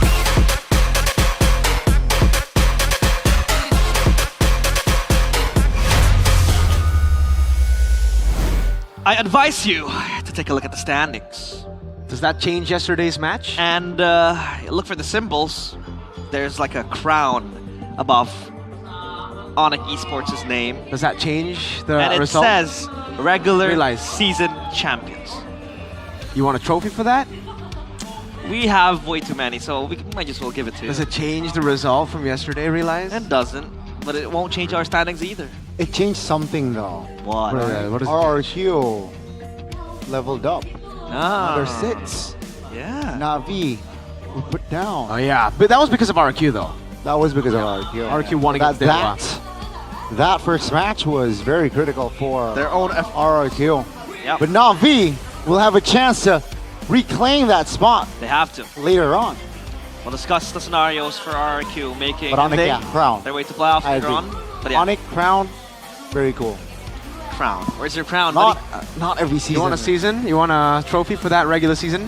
We have 4 MPL ID trophies, so or rather, we have one. Exactly. A bit shameful, no? For a team with 4 MPLs to celebrate regular season. Imagine EPL, 38 weeks, right? Done, number 1. Yeah. So, yes. Putting it to context. Hey, Onyx, week 9 done. Are we the EPL now? We're in the MPL. Yeah, well, this is this was that game. Hey, Keyboard is gonna be our MVP. 0 kills MVP. Keyboard, Yes, the player of the sir. match, 0-4-2 with the Hilda. It's not about the statistics, it's about him in game. 0-4-2, man. It was a pretty bad game. Like, if you take a look at the KDA, but that's why you gotta watch your game, or you gotta watch these games in the Lana Dawn, not just through stats, not just through the post game, all right? You'll see this and you'll probably be like, what the heck? 0-4-2? Well, he baited all of the skills every single time. He was baiting out these positions as well. Evos had to deal with him in the mid lane, had to deal with him up top, had to deal with him down below, and it resulted in what? A turret getting taken in the bottom lane, in the mid lane, them using all their ultimates. 3 out of 3 ultimates to get him. Erlan caught all alone. No tectonic charge. Albert at the bottom lane, no mountain shocker. Led up to kills. Keyboy, they keep on doing this. Look, all right, look. He uses tectonic charge, and Albert uses mountain shocker. What happens next? Key does not have tectonic charge to run. He gets slain. Albert at the bottom lane does not have mountain shocker, and he gets cooked. 0-4-2. But the impact was insane from Keyboy. Just through being there and being annoying and being Hilda. Yeah. He was doing his own thing, running around, baiting resources, just being an absolute menace with the Hilda. And he went to the Malefic Roar as well into the last stages of the game. But that was one of the hardest games to cast ever, I feel like. Yeah, there was nothing happening for like 4 minutes. Yeah, and it's like me on ranked games where, you know, minute 8, and we were down like, what, 14-1. And all I do is just want to surrender, but my teammates press no. I can't relate though. You never surrender? No, I can't relate being in that situation. In what situation? That situation. So it's like me when I'm playing ranked, and my team is like 14-1 down, and all I want to do is just go next. I want to surrender. Really? This is why you don't play with Garbo players, man. Well, yeah. I've been soloing a lot, you know. See, don't solo, man. Leave the solo to skills. the guy in solo. CITV or CITS perhaps. CITS. Chefin in the solo. In the solo. Well, there's nothing. There's nothing. Yeah. The emblems are completely normal. Like the lead technician here, I guess is like, all right, he wants to go for more burst. But yeah, there's literally, it was kind of like a non-game here. Onyx just beat out Evos. Evos had nothing to go for in this game. They took away, they just tried to deny a few picks here and there. They try to fill in their weakness, but nah, it's bad. Let's see what Onyx were able to communicate in that mic check. So here we go, mic check, Onyx and Evos. Nih, kelihatan 2 orang dia di mid ya. Chipnya gue nggak nemu sih tapi aman. Gue pegang itu aja, Pi, kalau mau Pi. Gue prinsip Pi di bawah, Pi. Palang aman nggak lah, nggak usah sendiri. Aman, Boy. Aman, Boy. Gue kalah kalau aja, Pi. Aja, Pi. Sorry, Pi. aja. Nih gue arah bawah. Ya, Sun. Di sini, gue masuk guys. Lagu sini. Flicker dia. Gue Isun das. Mati. Isun. Jangan kasih dia balik, guys. Nice banget. Bisa tatal ya. Kalau mau setengahnya lor aja sih guys, nggak ada chip ini. Ya, pukul berapa? Nanti langsung maju nih. 8. Sini. YSS nggak ada ulti di sini, guys. Gue target YSS ya ntar ya. Ya udah, Bay, lu aja yang bawa, Bay, nanti. Datang nggak ya? Aman, gue ada gue. Panel dari kanan. Aman. Lihat dia nggak, Pi? Kalau dia masuk, Pi. Sabar. Ya, aman. Gue lihat ntar. Nih gue coba ikat 2 ya. 2. Ini mana guys? 2 kena ikat di gue. Jauh. Mana gue guys. Mati satu. Lihat gue. Isusin, guys. Masih dua. Tidak. Gue tuh Nilda. Gue balik guys. Kalian lor aja guys. Lu sambil bawa aja. Ya, gue aman. Santai kamu sih. Itu tebel sih. Coba gue buka dah. Ini dia mau dari min sini. Gua bisa ke sini ya, guys ya. Gue bisa flank ya, gue jaga flank gerak. Tidak bisa nggak tuh? Gerak. Alis nggak ada ulti. Gue dari Alis. Gue tutup opsi dia guys. Opsi dia guys. Nggak ada flicker, belum ada deh. Dari grup. Coba mid guys ya, bisa ya. Ini udah pasti dapat midnya soalnya. Maju nih, bawahnya ke bawah nggak? Bawa sama golang. Gua sambil pukul ini di bawahnya. Turret guys. Turret aja tuh kalian tuh. Full turret. Otakin dulu guys. Mati cok. Oke. Awas. Klik ulti. Gua kait. Depan terus nih. Gua goyangin tuh belakangnya tuh 3 tuh.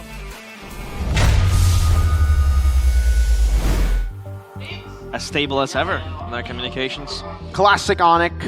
Actually, this is not classic Onyx. Classic Onyx were like very boring in the comms. You know, they just let's get this.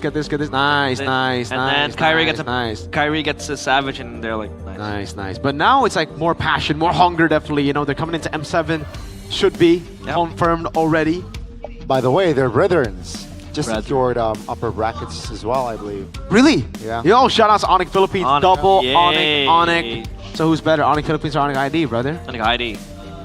So far, it hasn't been the case, brother. Let's go band for band, right? XP. Ryota. Kirk. Or Kirk. Against Lupi. I'm taking Kirk all day. Okay. Jungle. Come on. I'm taking Kai. Third upper bracket. Mid. Come on. I'm taking Sans. Gold. Kelra. Sorry. Yeah, it has to be Kelra. Rome. I'm taking Keyboy. Exactly. But it's not about the individuals. It's how they play together. It's how they gel together, right? And yeah, it's a team game. Speaking of games, been having a bad day in my games. Seems like my device is lagging. Wow. Then you need some. I think a Right there, device. right there. Yeah, Hiding. you get that, right? You know what that is, Gani? Enlighten me. That's the Galaxy A36 5G. Wow. Snapdragon 6 Gen 3 processor and up to 20 gigabytes of RAM with up to 256 gigabytes of storage. So you can play, you can game, you can download whatever you want. You can take as many pictures HD with the 50 MP camera with OIS on the Galaxy A36 5G as you want, bro. And guess what? Fast charging. So let's say you play all day, 50 minutes. Boom, back Wait, to 80. fast charging. So can it win a car race or? No. So you said fast charging. It charges fast. Ah, Yeah, I thought what I mean, yeah. If I charge, it'll be fast. You know. Hey, maybe a feature for Samsung to think about later. And then we'll have a new sport, phone racing. Phone racing. Right? I mean, we have all sorts of racing now. We have the car racing and obviously the other one that's very popular nowadays. Yeah. I'm sure you guys know too. Yep. So, Head over now to Samsung.com/ID or your nearest Samsung store to grab the Galaxy A36 5G starting at around 5.6 million IDR. But get this, you get cashbacks up to IDR 800,000. 800,000. You can get the, what's it called? The loan? The loan. The loan, right? Yeah. It is a loan. Installments. The installments, Installments, the yeah. monthly installments, the loan for a few months. 12 months. Very cheap. 24 months. 36 months. 48. No, I'm kidding. 12 months. Installment. 99 months. Wow. That's gonna. How much do I have to pay then if it's 99 months per day? You gotta divide it, man. Divide it by 12. 1,000 IDR. Hey, Exactly. I don't mind doing that. You know, it's what I. You're right lah. I'm alright. You're right lah. Are you alright? I'm alright lah. 2-0 win lah. Don't forget to get it. This is one of the best things that mankind has ever discovered. I'm sorry, it is one of the best things, but the S25 though, you know, man. I'm sorry. Gotta go with that one too. I love 5. Over the Z Fold? Oh. I like the S25 over the Z Fold. The Ultra. The thing is, I don't really like phones that have, you know, gimmicks. So you're not a fan of the Fold. Because you don't use it. It looks nice. It's beautiful, but I don't like. You don't multitask as much. Yeah, I don't. Those are for the multitaskers. That's true. I don't really work it on my phone that much. Watching YouTube, playing MMCGG, and playing Mobile Legends at the same time. Wow. That's next level ADHD, sir. Imagine having MLBB down bottom and then TikTok on the right. Yeah. That's just you having a bad attention span then, Gani. Yeah. He does have TikTok attention span. On the contrary, makes you more focused. You know what else makes me focus? What? After I snacked with Doritos. Dude, this is the favorite. This is my favorite flavor. This is the cheese. Open it up. Open it. Oh. This is a ritual. Whoa, You have to smack it. Yeah, Okay. Because if you smack it enough, you can tell if there's the little paper inside or the diamonds. So which one do we open? Yours. All right, let's open one. There you go. Please, please, pass diamonds, please, please. Diamonds? No diamonds, unfortunately, but dude. At least the Doritos is still here. It boosts your mood The cheese is so instantly. good. Cheese is so good, man. Yeah. Man. No diamonds for me too. Are you team cheese or are you team jagung bakar, bros? Team cheese. Team cheese? It's so good. Cheese. Y'all are missing out. Gotta be honest with you. Don't forget to get them in your nearest stores. Wow. I'm stamping my feet. I'm stomping my feet. I'm happy in happiness. I'm so happy. Oh my god. Wait. I'm gonna fix that for you guys. That's a stomp of joy. I'm sorry for stomping. Doritos gets us wild. That's so good. You know what else gets us wild? What? Oh no, we're gonna have to wait. Oh, the next game, RQ. No, Geek Fam versus Navi. Geek Fam versus Navi. That's gonna be very, very good. But after you are full, you have your phone. Yeah. Don't forget to invest. Yeah. Invest in what though? Invest in the best instrument when it comes to In investment. today's economy, I don't know where to invest. It's gold, and you can do Gold? that with UBS Gold with just 200,000 IDR. If Hey, in Rupiah, you can already good be idea. saving with UBS Gold bars. It's guaranteed 100% authentic, 100% safe, Yep. and 100% profitable. Come on, and just start saving with UBS Gold bars right here, right now, today. Yep. It's totally safe. You wanna know something, guys? Yeah. recently a lot of markets just crashed. Yeah. But you know what didn't crash? Gold. The value in gold stays forever. That's why the 100% safe, 100% authentic, 100% profitable UBS gold bars today. My mom has been telling me to invest. That's in the gold. thing. I think since UBS Gold joined, every season I've been investing. Same. From season 10 all the way to season 16. Thank you so much, UBS Gold. Thank now. you, UBS Gold. Forget to- Yeb doesn't even need to invest. He can just do this. He has those rings that he can flex. Raja Yeba. Does Coach Bam have those? After the season, yes. Oh, okay. After the season, interesting. He'll get all 6 after this season. All 6. Damn, it's gonna be a You long. still have your MDL run? 3 or- years. What? MDL run? MDL doesn't have UBS Gold, brother. I'm talking about M7 and MPL season 16. Wow, okay, that's interesting. What color is your ring from Piala President?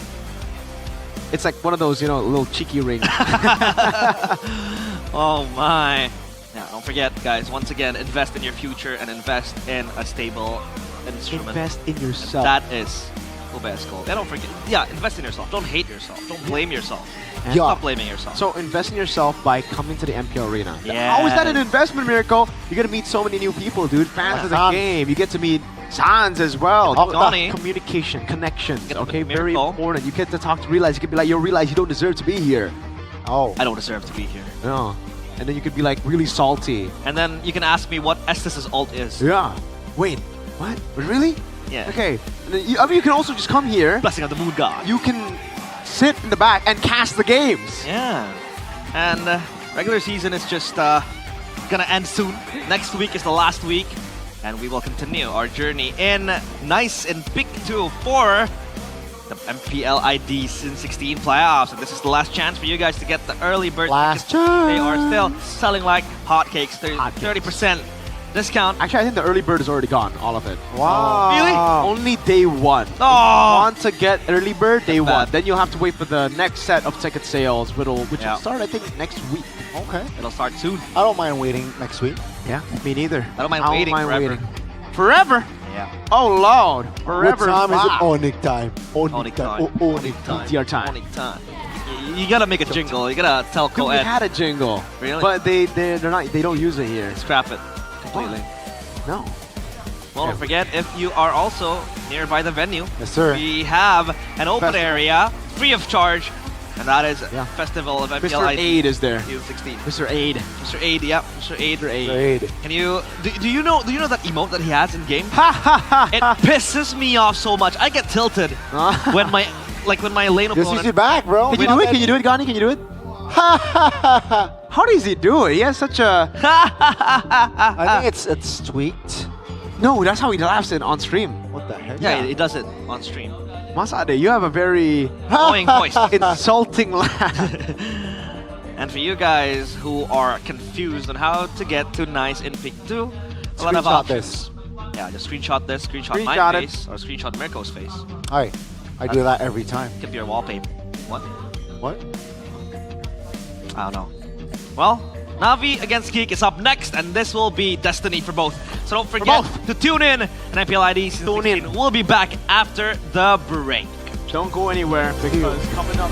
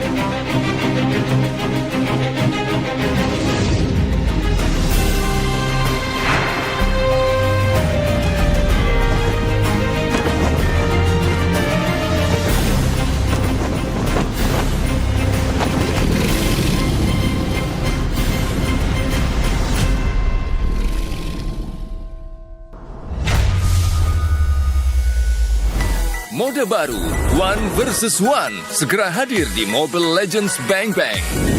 Di mode One versus One, 2 player akan bersaing mendapatkan jumlah kill atau menghancurkan turret lawan lebih dahulu. Event prediksi juga akan hadir bersama mode ini. Player dan penonton bisa memasang prediksi untuk memenangkan koin prediksi seru. Mari pelajari lebih lanjut tentang mode baru ini. Ada 2 cara untuk memenangkan pertandingan mode 1 versus 1. Cara pertama adalah mendapatkan 3 kill dalam batas waktu pertandingan. Cara kedua adalah menghancurkan turret lawan.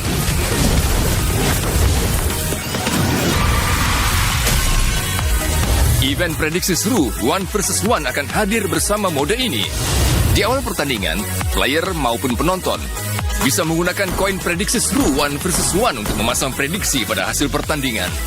Sistem juga akan menambahkan sejumlah koin prediksi seru 1 versus 1 ke prize pool untuk kedua belah pihak. Semua koin prediksi seru di prize pool akan dibagi rata untuk para pemenang. Selama event prediksi seru 1 versus 1 berlangsung, kamu bisa menukarkan koin prediksi seru dengan hadiah eksklusif.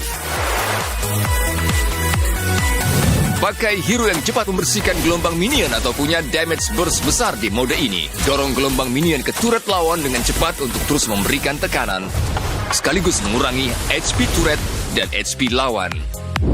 Map 1 versus 1 juga memiliki semak-semak dan creep. Mendapatkan creep di jungle memberikan keunggulan gold. Manfaatkan semak-semak untuk bersembunyi dan lancarkan serangan kejutan. Mode 1 versus 1 segera hadir. Kumpulkan penonton dan berjuanglah meraih kejayaan.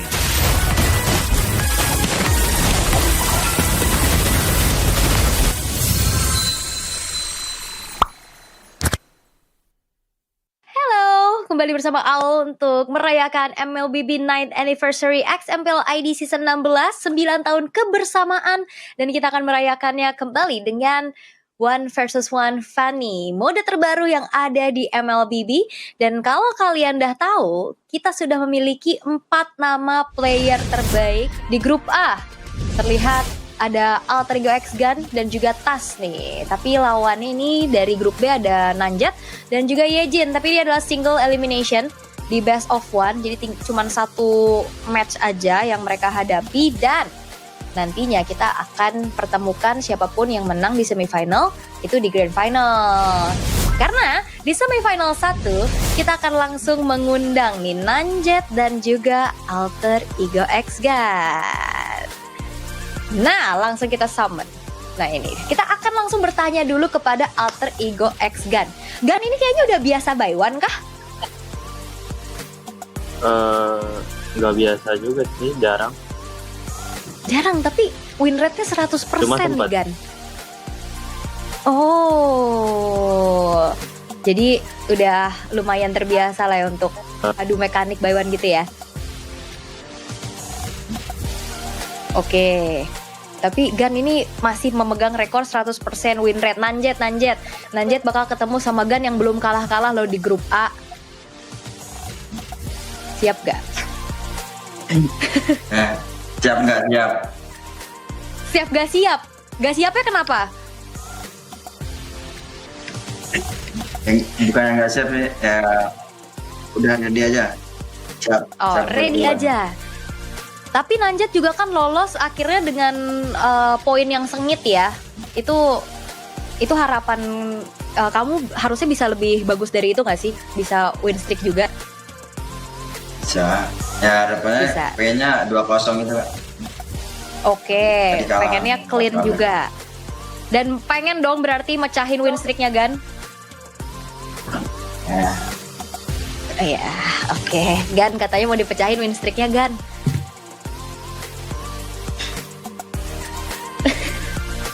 Nah ini Gan kayaknya hanya memberikan senyuman dan jempolnya aja. Oke, tapi ini adalah single elimination ya. Yang menang bakal ke grand final. Jadi good luck buat Gan juga Nanjat. Kasih yang terbaik.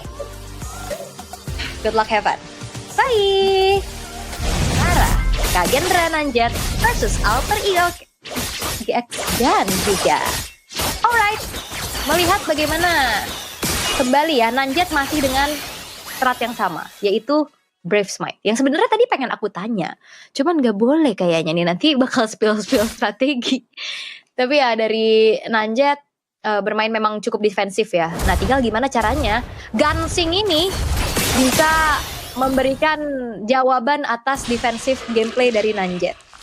Oke, dan kayaknya Gan udah terbiasa untuk 1v1 ya. Oke, energinya udah mulai habis. Udah harus lebih sabar lagi, tapi ternyata enggak. Yang biasanya dari tadi kita ngelihat ada player-player yang cukup nge-clear dari kejauhan, tapi ini enggak segan-segan untuk langsung bertukar damage ternyata. Sementara sudah mulai ada diving yang dilakukan Nanjet. Karena objektif Nanjet adalah turret berarti. Apakah Nanjet P-nya turret?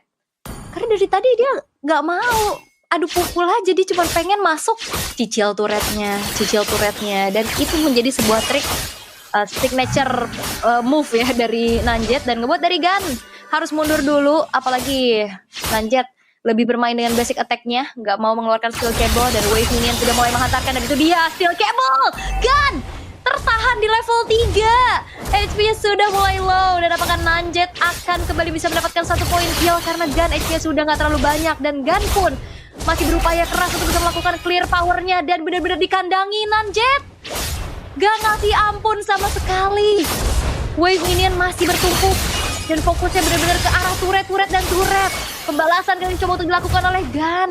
Bermain bertahan, dan bahkan Nanjet akan semakin superior lagi dengan membawakan Sky Guardian Helmet sekarang. Cicilan demi cicilan menuju ke arah turret yang diinginkan. Nanjet yang masuk lagi untuk mengusir mundur Gan. Tapi Gan tidak lengah. Gan juga tidak akan memberikan turretnya secara percuma. Karena dia masih bertahan di sana untuk bisa mengusir lagi, memberikan poke damage menuju ke arah Nanjetnya. Tapi lihat begitu sustainnya Nanjet, sulit pastinya untuk bisa ditumbangkan secara instan. Mulai masuk lagi, dive in dilakukan. Revitalize juga terpaksa kali ini harus dipop up oleh Ganu. Terjadi adu mekanik, basic attack yang dibalas basic attack, tapi Nanjet masih punya Revitalize. Harus dihindari oleh Gan, Steel Cable untuk kabur. Karena itu dia begitu bijaknya untuk menggunakan Revitalize-nya. Sehingga akhirnya Gan yang coba untuk maju justru terpukul mundur, dan sekarang udah mau dikandangin lagi. Gan maju dan cutthroat balasan dari Nanjet. React yang begitu baik dari Gan untuk kabur saja, tapi lihat fokusnya kali ini langsung bisa melakukan ada gesekan dengan steel cable, targeting lagi menuju ke arah turret, dan apakah Gan akan mampu untuk bertahan karena lihat menggerogoti turret demi turret, dan clear berhasil dilakukan oleh Gan, sehingga game time yang cukup panjang harusnya akan segera terjadi di pertemuan kali ini karena perebutan tiket ke Grand Final yang akan dicari oleh kedua ini. Oke, Gannya udah mulai keluar dari tempat persembunyiannya, mencoba untuk kembali lagi dengan steel cable, mengikuti lagi, dan bahkan Gan HP-nya low. Harus mundur dan lebih hati-hati, dan bahkan Nanjet War Axe yang didapatkan ini akan membuat dari Nanjet punya damage dan bahkan jauh lebih sustain lagi dengan Sky Guardian Helmet juga yang dimiliki. Tapi masalahnya sekarang Gan tidak akan tinggal diam, dia tidak akan bermain defensif. Dia harus keluar dari tempat yang lebih aman karena mau nggak mau harus di clear wave-nya. Kalau enggak, ini cicilan dari Nanjet akan ngebuat turretnya hancur lebih cepat. Tapi itu dia, satu buah steel cable dan juga cutthroat yang dikeluarkan, dan bahkan Gan outplay kah, tapi ternyata gagal. Dan bahkan membuat dari Nanjet punya kesempatan untuk langsung memukul ke arah turretnya, dan Nanjet berhasil untuk melaju ke final dan bahkan membuat win rate dari Gan putus. Wow, sebuah gameplay yang begitu baik dari Nanjet. Ternyata dia nggak cari point kill, dia cari sustainability-nya.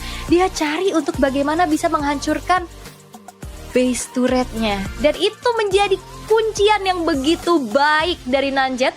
Efektif juga, tidak mencari damage, tapi mencari durability. Dan congratulations Nanjet yang berhasil untuk melaju ke Grand Final. Wow!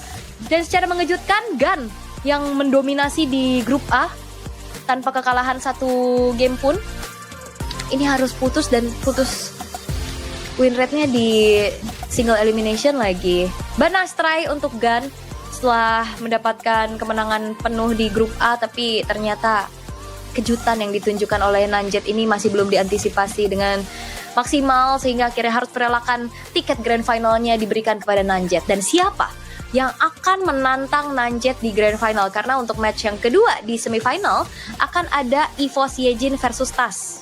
Sama-sama EVOS nih bisa kita katakan ya, karena Tas juga pernah berseragam EVOS. dan mereka akan saling beradu untuk memperebutkan tiket ke Grand Final dan sudah ditunggu oleh Nanjet. Nanjet sudah ada di Grand Final nih. Makanya jangan lihat dari malu-malunya, dari nunduk-nunduknya. Tapi ternyata Nanjet sudah melakukan improvisasi dan persiapan yang jauh lebih baik. Dan fun fact-nya, ini mereka nggak bisa melihat gameplay satu sama lain ya. Jadi nggak ada react antisipasi gitu loh yang bisa dilakukan. Jadi kejutan demi kejutan itu penting banget bisa dibawakan. Karena mereka kan ketemunya sama grup yang berseberangan.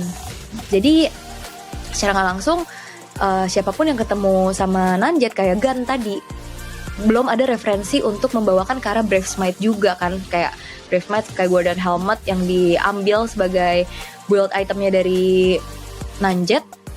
Nah, Yejin ini juga masalahnya kalau kita lihat di grup B, Yejin lolos dengan sengit banget.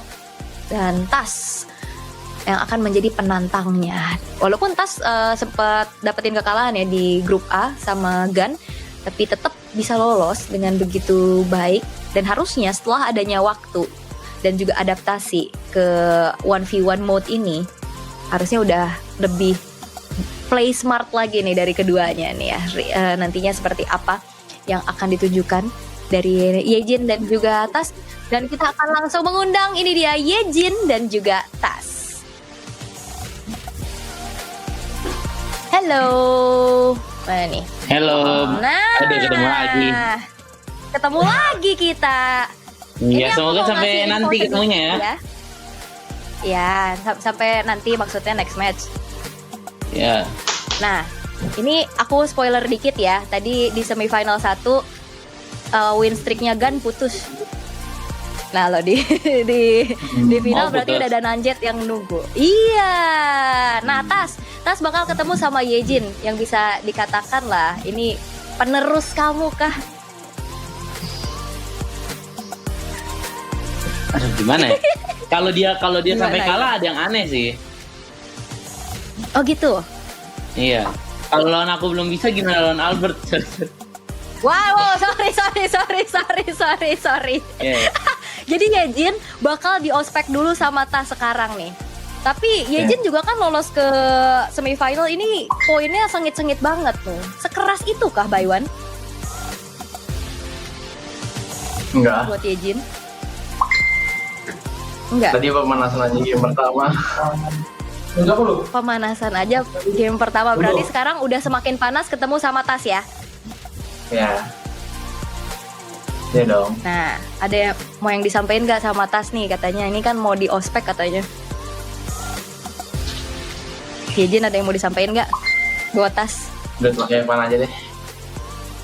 Good luck Evan aja. Coba Tas kasih tahu selain good luck Evan apa, kan udah biasa di interview.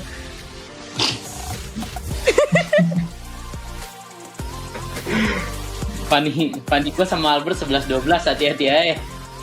Oh gitu. Paniko 11-12 sama Albert. Oke, langsung kita buktiin aja ya di gamenya seperti apa. Thank you Tas dan juga Yejin, good luck. Nah ini prospek dari abang-abangan untuk Yejin ya. Tantangan terbaru pasti. Karena 11-12 Paninya. Keras. Tapi ini dia perebutan menuju ke final. Dan wow, mereka upgrade juga ya dengan membawakan Brave Smite dan juga Impure Rage, tapi masih sama-sama dengan Revitalize. Tapi agresivitas terlihat dari Tas untuk bisa membuat HP dari Yejinnya tergerus dan bahkan men-trigger ke arah satu buah Revitalize yang dimiliki. Tapi balasan telah dilakukan juga nih sama Yejin. Dia nggak akan tinggal diam, mengintip lagi dari kejauhan. Dan cicilan dari steel cable damage yang cukup besar membuat dari Tas pun harus mengeluarkan Revitalize dari dirinya. Oke, mencoba untuk melihat dari kedua sosok player ini. Cukup fokus, beradu lagi poke-nya. Dan kayaknya ini semifinal yang sangat-sangat agresif ya. Beda di semifinal tadi, mainnya bener-bener ngandangin. Tapi sekarang sama-sama mengeluarkan bagaimana agresivitas yang mereka miliki. Sneak peek ke area rerumputan dari Tas. Mengintip lagi dari kejauhan.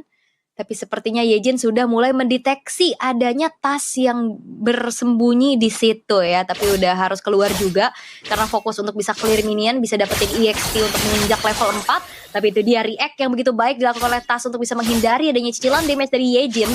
Karena Yejin gak mau tinggal diam, dia mau coba untuk maju, memanfaatkan lagi adanya segi power clear yang dia miliki. Dan again, bermain ke area defensif anti kiras menjadi sebuah pilihan untuk tas. Alright. Yejin tertahan di level 3 juga, masih sedikit overthinking harusnya di mana keberadaan dari tas yang udah punya cutthroat sembari menunggu level 4 dan harusnya ini nggak akan ngebuat dari Yejin tinggal diam lagi. Dia akan coba untuk maju ke area rumputan yang seberangnya dan timingnya nih tas sudah mulai keluar, dibalaskan dan bertukar posisi saja. Lagi-lagi agresivitas terlihat untuk bagaimana Yejin mencoba untuk menggapai ke area dari wave minion untuk bisa mendapatkan clear-nya juga. Cuman udah mulai dipancing satu sama lain. Recall masuk lagi, beradu tapi ternyata fokus dari tas adalah melakukan clear-nya aja. Tidak mendapatkan damage menuju ke arah tubuh dari seorang Yejin, tapi lihat Yejin benar-benar bermain hati-hati. Ini build yang berbeda. Karena dari tas lebih defensif dengan anti kiras, Yejin langsung ke Malefic Roar karena dia tahu ada anti kiras di situ. Sehingga Malefic Roar akan menjadi sebuah jawaban juga untuk bisa menambahkan penetration-nya. Tapi Tas sudah mulai mengetahui dan itu dia Steel Cable. First Blood didapatkan oleh Tas. 1 poin untuk Tas dengan begitu besarnya damage yang dimiliki dan kecepatan tangan untuk memainkan Steel Cable-nya. Dan membuat dari Yejinnya pun harus tumbang. Cicilan menuju ke arah turret, tapi react dari Yejin juga cukup cepat, dibalaskan kembali keadaannya. Steel Cable, tapi Tas dengan sustainability yang dia miliki justru Yejin harus tumbang. Revitalize masih dimiliki oleh Tas sehingga dia tidak terlalu khawatir untuk bagaimana HP-nya yang memang sudah juga tadi tergerus. Tapi Yejin is coming. Perbedaan 2 level ini akan menjadi sebuah gap yang terasa. Sementara Tasya sudah memancing lagi keberadaan dari Yejin untuk keluar dari tempat yang lebih aman. Tapi tinggal 1 poin. Tas mau cari poin kill atau mau coba untuk ngedorong ke arah turretnya. Tapi masalahnya kalau turret agak berat sih. Ini ada penjagaan dari Yejin dengan begitu baik. Dipancing lagi untuk keluar. Tapi again ya, mechanic play. Tas begitu mengerikan. Dipancing lagi, di freeze lagi minionnya. Agar Yejin keluar. Agar Yejin lebih maju dan itu dia damage yang disumbangkan oleh Tas. Ngebuat dari Yejin pun harus lebih menjaga posisinya. Tapi nggak usah khawatir karena ada Revitalize juga yang sudah siap. Nah lo, dipancing. Recall EVOS di depan player EVOS. Boleh. Dipancing lagi. Nah itu dia agresivitas dan dibalaskan keadaan dan lihat damage dari Tas. Begitu menyakitkan justru dari Yejinnya yang harus kehilangan banyak HP. Dan wow, Queen Swing yang dipilih oleh Tas bermain defensif. Dan apakah Malefic Roar yang sudah memang ada di tubuh dari Yejin akan menjadi sebuah jawaban? Karena dipancing lagi. Mencoba untuk maju, memberikan sedikit cicilannya, dihindari dengan cukup baik.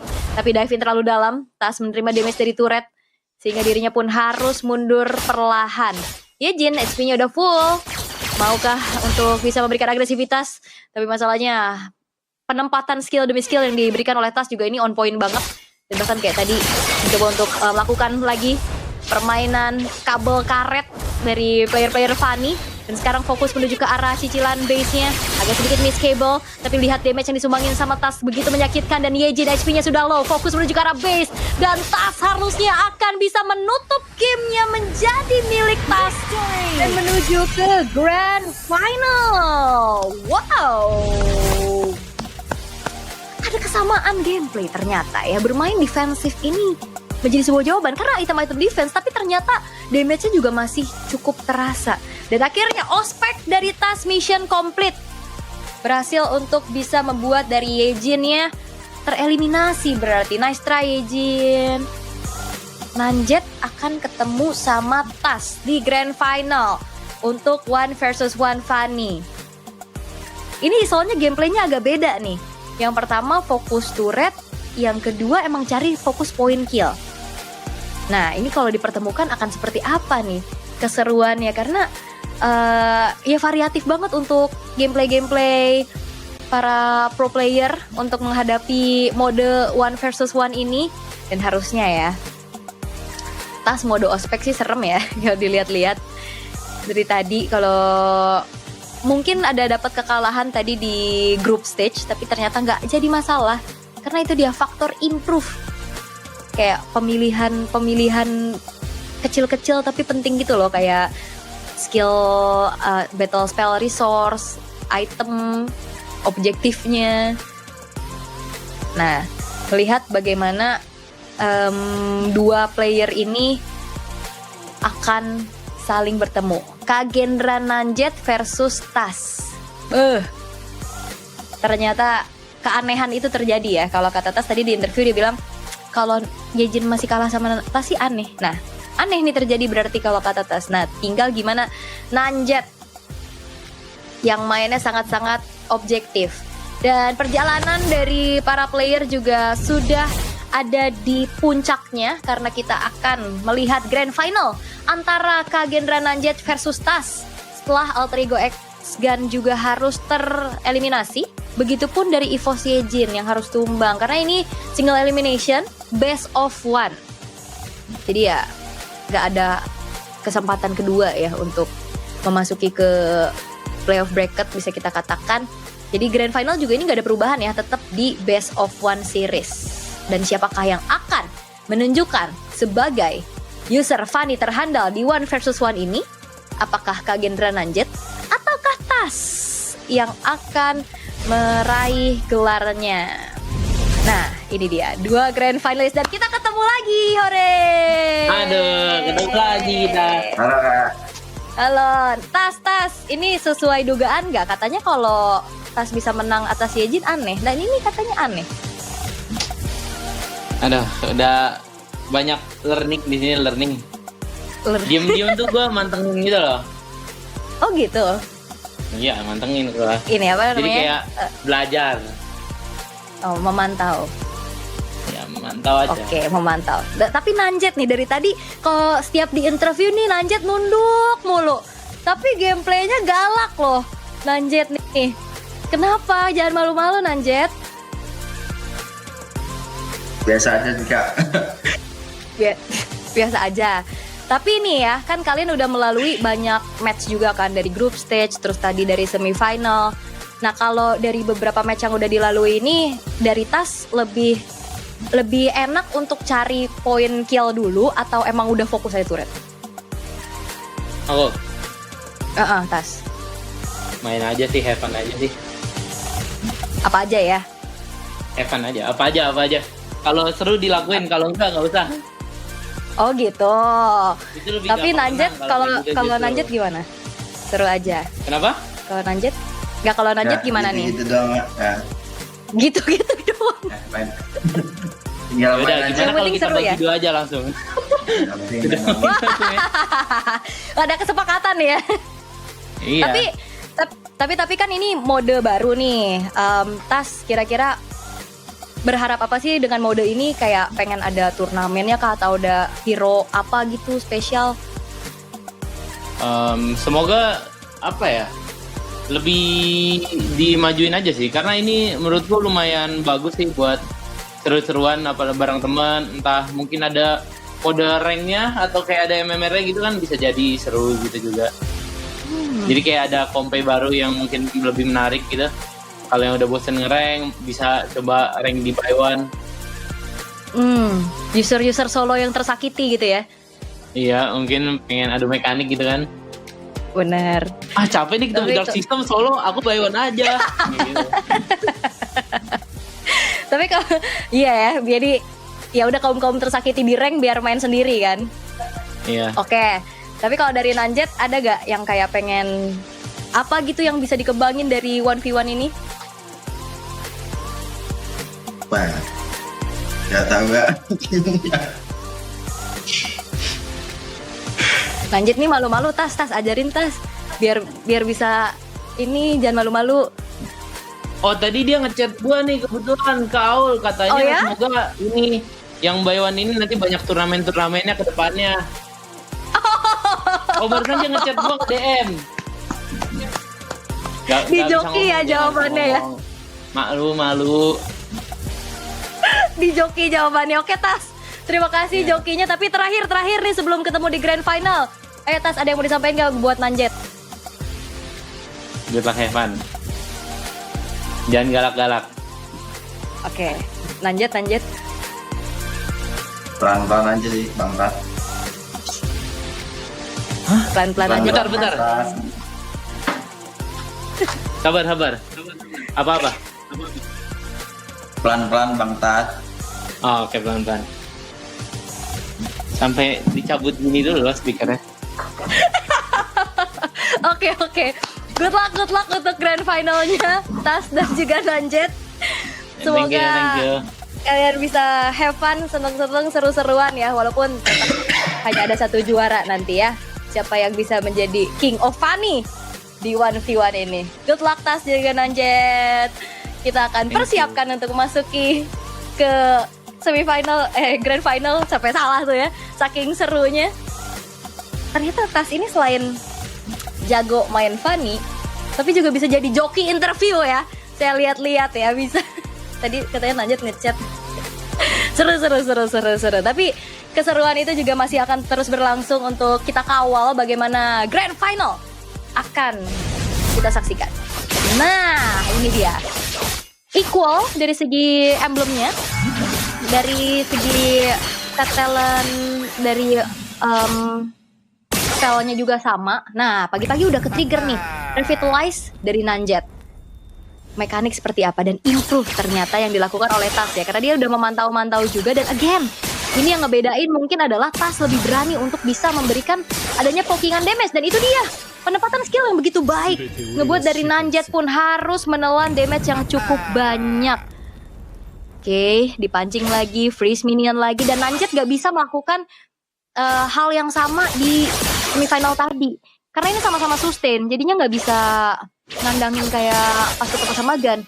Dan sekarang, kembali lagi untuk beradu damage. Clear wave minion telah berhasil dilakukan keduanya, tapi lihat Tas tidak kenal kendor. Dia bener-bener agresif banget, ngasih pressure terus-terusan. Dan ini bukan bicara tentang mekanik aja ya, tapi ini mental juga karena ini 1v1. Jadi pasti ada adrenalin rush juga nih yang harus dikontrol. Mengingat juga ini single elimination. Best of one di grand final. Ini akan menjadi hal yang akan mempengaruhi juga bagaimana tingkat kefokusan. Tapi lihat bagaimana kali ini Nanjet sudah mulai maju untuk bisa memberikan damage-nya. Still Cable bermain. Dan bahkan satu buah Revitalize sudah ke-trigger juga. Agresivitas Nanjet gak mau kalah. Sama-sama sustain kali ini dengan adanya brace fight yang dibawakan. Beradu lagi dengan basic attack. Tapi Sky Guardian Helmet telah diamankan oleh Nanjet. Oke, masih bermain untuk safety dulu Nanjetnya. Mundur dulu perlahan. Harus agak sedikit ngalah nih kayaknya. Karena Tas kayaknya suka nih sama player-player yang punya agresif. Dia balas agresif lagi. Dan harusnya kali ini udah mulai ketahuan posisinya. Dan Nanjet sudah mendeteksi adanya keberadaan dari Tas. Sehingga dia hanya ngebait aja. Untuk adanya tadi steel cable yang terdengar keluar dari Tas. Belum ada poin kill. Karena mengingat ini adalah grand final. Jadi semuanya bermain sangat-sangat super safety. Tapi di balik itu semua juga itu dia agresivitas kembali terlihat. Dan steel cable cutthroat yang dikeluarkan oleh Tas. Buat dari Nanjet HP-nya sudah mulai tergerus. Tapi perlu diperhatikan. Nanjet ini masih punya cutthroat. Kalau dia mau balesin keadaan dengan bermain lebih agresif lagi itu sangat memungkinkan juga. Tapi sayangnya kali ini Tas bermain cukup di belakang. Gak mau terlalu memberikan badannya di depan. Tapi kejaran telah dilakukan juga. Beradu lagi. Dan Tas ternyata berubah build-nya langsung menuju ke arah satu buah si Halberd. Untuk membuat dari Nanjet gak punya spell memang lebih maksimal lagi. Tapi beradu basic attack. Dan Revitalize yang kembali di pop up oleh Nanjet. Wow, apakah terlalu terburu-buru? Karena Tas ini masih punya Revitalize juga. Dan dia masih punya cutthroat. Kalau emang mau tabrakin lagi ke Nanjet yang mengetahui tidak ada Revitalize. Dan Malefic Roar. Perubahan lagi ya dari segi item yang di-build. Lebih fokus untuk bisa mendapatkan penetration physical damage lebih maksimal lagi nih dari Nanjetnya. Dan keadaan sekarang masih terbilang imbang. Dan so far ini adalah game terpanas, tersengit, terketat. Karena ya ini grand final ya. 4 menit pertama sepertinya masih belum ada poin yang bisa diamankan juga oleh satu sama lain. Bermain cukup defensif. Dan apakah ini akan menjadi game terpanjang selama 1v1 ini? Karena lihat, emang agresif untuk tasnya, cuman nggak bisa juga untuk memaksimalkan damage yang bisa disumbangkan. Karena balik lagi, build-nya memang hybrid. Dan lanjutnya juga lebih bermain, wow, itu dia. Beradu steel cable, kabel karet yang diperlihatkan. Namun masih belum ada point kill yang tercipta dari keduanya juga. Dipanggil lagi untuk recall-recall yang dikeluarkan. Dipancing untuk maju lebih dalam, tapi sepertinya keduanya masih sangat-sangat bermain safety. Dan kali ini pun Oracle Sky Guardian Helmet menjadi item pembeda yang diblok oleh keduanya. Tapi again, ada satu buah cutthroat yang keluar dari Nanjet, dikejar oleh Tas, namun energinya pun harus menjadi sebuah hal yang diperhatikan. Karena jangan sampai gak bisa pulang kalau misalkan emang udah bermain cukup dive. Oke, level 9 sekarang. Dan harusnya ini kan menjadi tetap game terpanjang. Dan masalahnya Nanjet masih cukup tebal untuk bisa ditumbangkan secara mudah. Kembali lagi beradu sustain. Dan ini kayaknya bakal jadi game yang lama sih.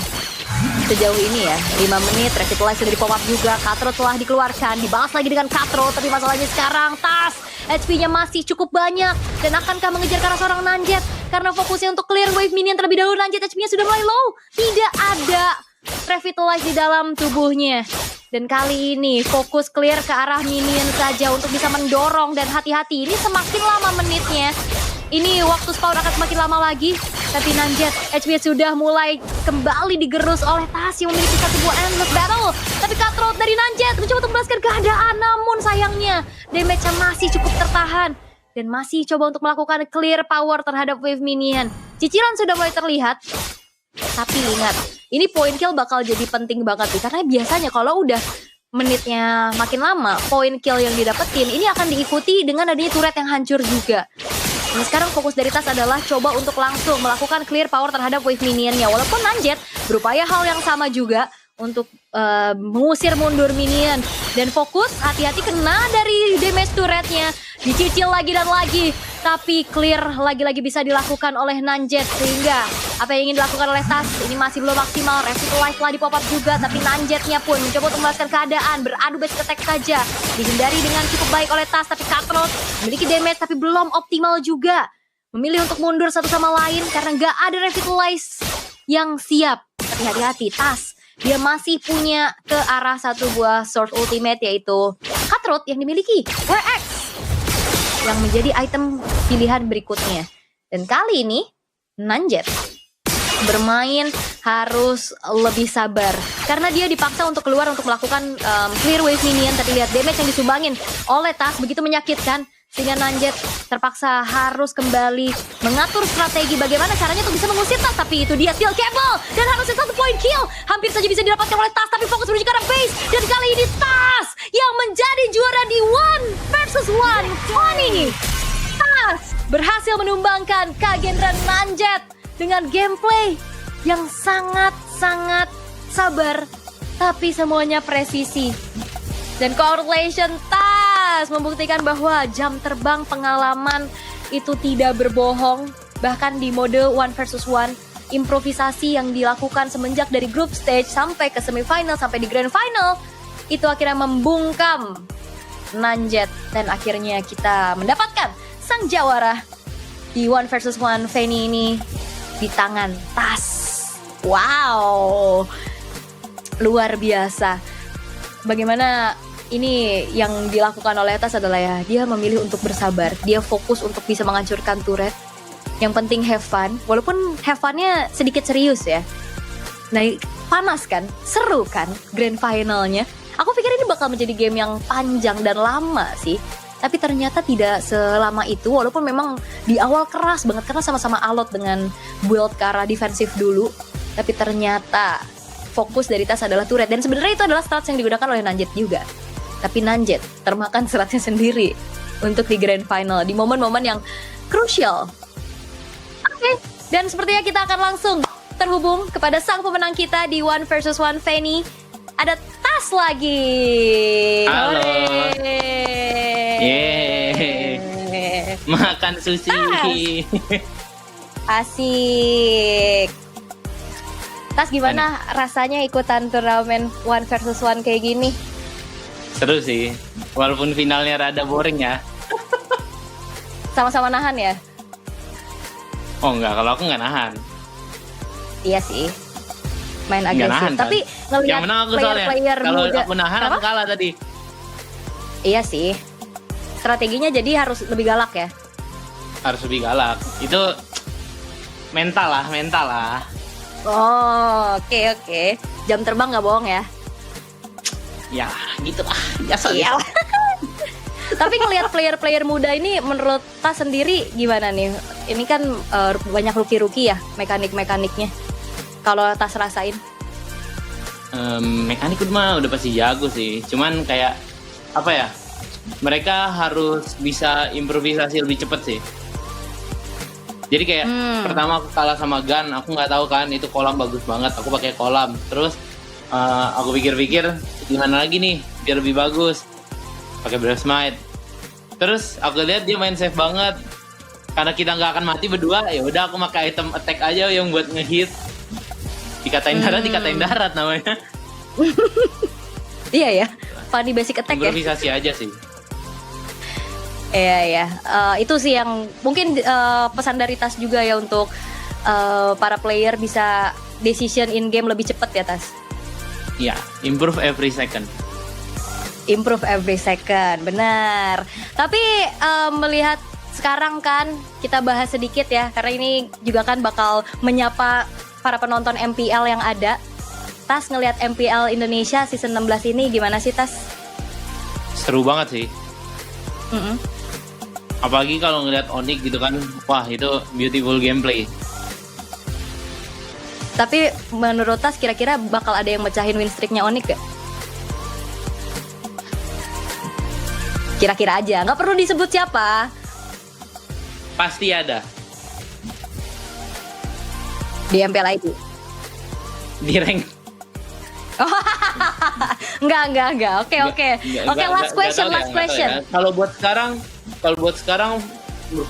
menurutku nggak ada yang bisa sih. Belum ada ya. Oke, karena memang lagi squad itu. Oke, tapi last question buat Tas. Apa sih harapan Tas buat MLBB nih yang lagi anniversary kan ke-9? Wish-nya dong dari Tas. Semoga makin maju terus gamenya, semoga dapat community yang lebih sehat, terus buat konten kreatornya lebih maju, terus buat gamenya bisa lebih sehat juga lah, nggak toxic. Terus apa lagi ya? Ya pokoknya semua aspek-aspek di game yang minus-minusnya nanti bisa terselesaikan semua lah. Amin. Thank you so much Tas atas waktunya dan congratulations atas kemenangannya. Bisa kita nobatkan Tas adalah the king of Fanny di 1v1 ya. Congratulations Tas. Selamat istirahat. Terima kasih banyak sekali lagi. Sampai ketemu di lain kesempatan. Bye-bye. Dan itu dah keseruan kita untuk mengawal siapa yang akan menjadi juara. Dan itu dia jawabannya. Tas berhasil untuk menjadi satu sosok abang-abangan yang akhirnya juga menunjukkan bagaimana kualitas yang dia miliki. Improvisasi menjadi sebuah kata kunci dari Tas tadi untuk bisa mendapatkan kemenangan di 1 vs 1 ini. Jadi buat teman-teman rasakan keseruan dari 1 vs 1 di in-game, login sekarang juga. Dan jangan lupa juga untuk bisa mendapatkan skin Fanny yang pastinya menarik banget. Dan sekali lagi terima kasih untuk semuanya. Dan sekali lagi juga aku ucapkan selamat anniversary untuk MLBB yang ke-9 tahun. 9 tahun kebersamaan. Mode baru 1 vs 1 segera hadir di Mobile Legends Bang Bang. Di mode 1 vs 1, dua player akan bersaing mendapatkan jumlah kill atau menghancurkan turret lawan lebih dahulu. Event prediksi juga akan hadir bersama mode ini. Player dan penonton bisa memasang prediksi untuk memenangkan koin prediksi seru. Mari pelajari lebih lanjut tentang mode baru ini. Ada dua cara untuk memenangkan pertandingan mode 1 vs 1. Cara pertama adalah mendapatkan 3 kill dalam batas waktu pertandingan. Cara kedua adalah menghancurkan turret lawan.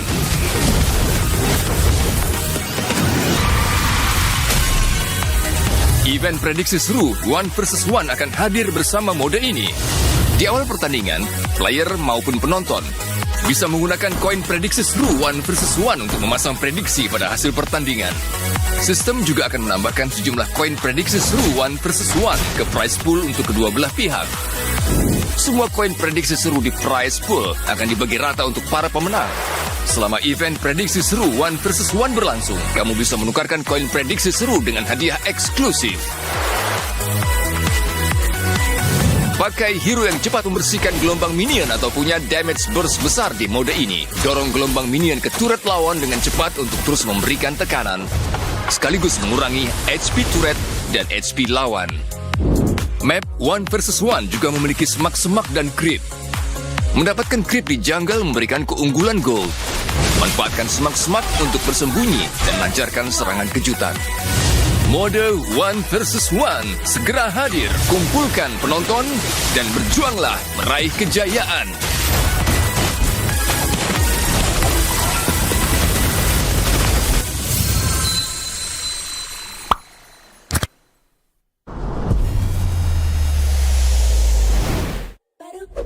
Baru awesome intelligence, tanda mati next level, always race, wasting time no more, charging obviously faster. Baru Galaxy A36 5G. Baru awesome intelligence, tanda mati next level, always race, simulating kita gak worry, victory, guns victory. Baru Galaxy A36 5G.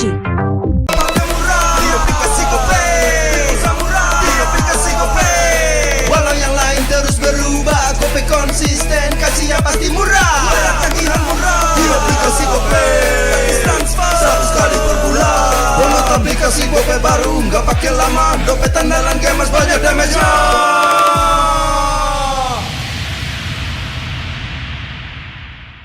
Level up bareng Special Edition Good Day dan MPL. Temukan kode unik, lalu scan QR-nya. Buat kumpulin Diamond Mobile Legends yang banyak dan menangin juga skin kerennya. Cobain semua variannya sekarang. Sebotol Good Day bikin GG Good Day. Yo, Good Day MPL, woo, Good Day MPL, woo, Good Day MPL, yes, Good Day MPL, woo, Good Day MPL, yes, Good Day MPL, yo, Good Day MPL, oh. Aku udah nonton. Fix, Hijin tuh jahat ke Minjun. Hijin kan emang gak mau pacaran sama Papamu, mamamu, biarkan mereka. Di granat! Boom! Ya, gue kena ghosting. Terus ditinggal nikah sama Hijin. Padahal mereka udah cium. Anak yang nakal. Saatnya kau dan aku Pakai simpati buat nonton, musik, games, belajar, sampai belanja. Bisa pilih benefit sesuai keinginanmu. Tenang. Menang kalah, mabar bisa good time. Wah, good time Mobile Legends Bang Bang. Enak coklatnya. Bikin semua bisa good time. Ini nih mainnya.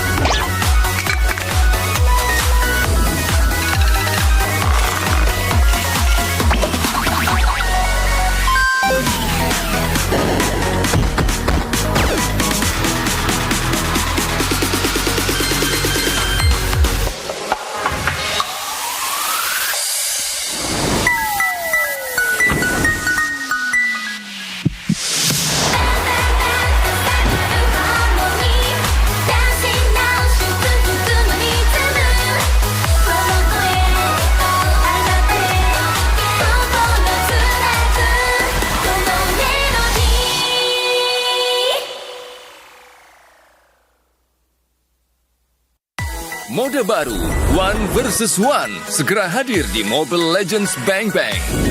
Di mode One versus One, 2 player akan bersaing mendapatkan jumlah kill atau menghancurkan turret lawan lebih dahulu. Event prediksi juga akan hadir bersama mode ini. Player dan penonton bisa memasang prediksi untuk memenangkan koin prediksi seru. Mari pelajari lebih lanjut tentang mode baru ini. Ada 2 cara untuk memenangkan pertandingan mode One versus One. Cara pertama adalah mendapatkan 3 kill dalam batas waktu pertandingan. Cara kedua adalah menghancurkan turret lawan.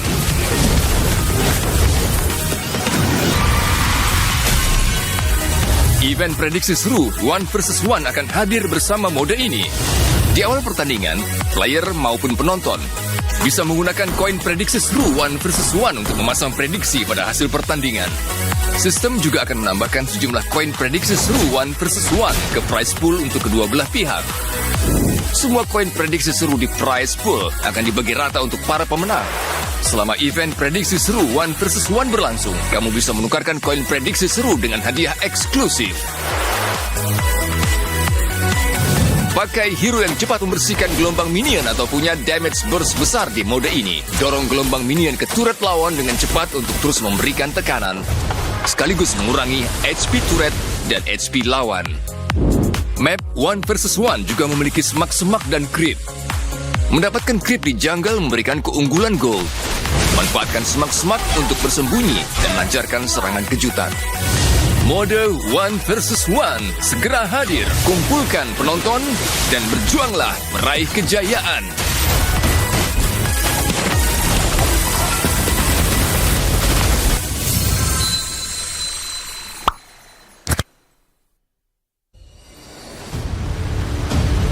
Beberapa hari belakangan ini kita dihebohkan dengan kedatangan pemain yang tidak diduga. Lumayan surprising ya, pasti udah bakal expect Onyx nomor 1, mungkin 2 RLQ gitu. Ada tim yang berhasil, ada yang struggle juga ya. Itulah dinamika tim. Bukan hanya playoff yang mereka dambakan, namun juga slot babak M7 World Championship nantinya di Jakarta. Kalau misalnya ngomongin sosok player MPL Indonesia, itu nggak boleh power satuin. Ya di season 16 ini kayaknya kita masih ngeliat Onyx yang paling kuat ya. Bahkan kalau misalkan dibilang ada tim lain yang bisa menyaingi Onyx, paling deket tuh di Bigetron. Terbukti ya karena datangnya Skylar ke Onyx jadi bisa mendominasi banget lagi lah buat sekarang. Semua tim yang udah pernah juara, semua tim yang udah pernah sukses, lu lihat kombinasinya. Itu semua selalu veteran plus yang blood plus rookie. Nggak ada yang pure veteran, nggak ada yang pure rookie doang. Misi dulu deh, kalau misi 5-nya nih beda-beda. Nggak bisa, misal 1 pengen main cuma buat fame, 1 pengen main buat jadi juara, 1 pengen main cuma buat apa, dapat fans banyak lah, apa nggak bakal nemu, itu nggak bakal nemu semuanya, harus 5-5-nya bareng gitu. Kumpulan para pemain muda dan bahkan dengan masuknya tambahan EXP baru Kin sangat menambahkan warna dan juga alur serangan untuk Dewa United. Player potensi yang bakal jadi rising star, gue bisa bilang kayaknya Kin sama Randy sih. Kenapa gue bilang Kin? Yang pertama dia termasuk rookie juga di MPL Filipina itu dia belum pernah main, di MPL juga setahu gue belum pernah main deh. Terus dia datang ke Indo, terus dia buktiin gitu kalau misalnya dia benar-benar bisa bersaing di top tier XP lane-nya Indonesia gitu. Kin is good in the mechanic. In Philippines, he always join in the tournament, so many tournament. Even though it's online or offline, then I think he get that mechanic on the tournament, playing the tournament. Then dia jangan takut to play in the stage because there's a lot of experience. That's why he good in decision making and macros. Lihat. Apa yang terjadi? Momentum seperti apa yang diciptakan dan lihat Zone of Ruin yang memang coding dalam satu area begitu optimal, memberikan damage yang sangat besar. Wow. Dewa United dan lagi-lagi Kinnya yang selalu berhasil memberikan inisiasi, bro. Sekarang di The New El Familia nih, ada trio mid MDL yang baru kemarin ngangkat piala. Please welcome Alton Higo. Sejujurnya gue agak khawatir dengan Yasuke ketika dia masuk. Karena pas gue lihat game pertama dia, debutnya langsung menggunakan Fanny kan. Gila, jago banget sih. Memang ini anak mekaniknya luar biasa sekali. Oke, Di sana membuka jalan untuk sosok dari Alex. Oh, langsung dapat ditutup pemain dengan bakat double kill. Kill masih kamu pertandingan Evan Slate. Masih dari Inok instant kill. Tertangkap dari sosok Yasuke tapi 2. Apakah 3 poin kill from Yasuke? Difference no way. Wah, Yasuke! Jungler muda dan 1v1. One by one situation di arah top lane. Solo. Yasuke! Tapi dia ada potensi lah, bisa dibilang baru season 1 doang kan, jadi ya masih ada potensi yang bisa dikeluarkan lah. Dan kalau untuk Rising Star kayaknya Yasuke juga bagus banget sih.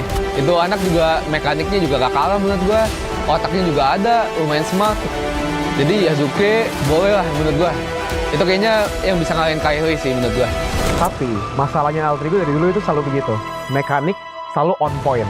Tapi gimana makronya? Gue masih mempertanyakan tuh, apakah dia bisa untuk nge-build player dari nol? Apakah dia butuhnya itu player yang udah jadi? Yasuke juga performanya kadang bagus banget, kadang masih jelek, inconsistent. Gak tau apa yang terjadi dari Sephor, dari Stick untuk mengembangkan talent dari Yasuke. Yang mekaniknya bagus, tapi makronya masih agak ini nih, masih harus di-fix. Decision making, rotasi di dalam mapnya, bahkan komitmen yang dia selalu over banget di minggu awal, itu dibenerin semua. Digator by Vitality. Youngblood mereka Shogun dari minggu ke minggu perform biasa akan semakin meningkat. Shogun sih ini bagus banget juga sih. Ini gue harus kasih jempol ke scoutingnya BTR. Karena dari dulu mungkin masalahnya BTR adalah selalu di scoutingnya agak kurang gitu kan. Akhirnya kita bisa lihat pembelian player yang potensial gitu. Mereka yang mau nge-build up. Shogun lagi. Duel dengan poin. Permainan yang luar biasa. Wah, W untuk scouter dari Bigetron. He's a smart player and mechanical player. Actually, limited players do that because most of the player right now is hardworking. Limited player is mechanically gifted. Like you are born to play Mobile Legends like that. He is part of that kind of player. You are born to play this game because he's mechanical, his mindset is good. Akhirnya menurut gue di season ini kita banyak XP lane yang bisa, mungkin belum selevel dulu sama yang XP lane PH yang monster, tapi udah menuju ke sana lah potensialnya. Jadi balik lagi tergantung tim yang lolos, gimana cara ngelola mentality playernya. Selama kita bisa belajar dari coach-coach ini dan kita bisa menerapkan ekosistem coaching yang bagus, kita harusnya bisa mengangkat trofi dunia lagi.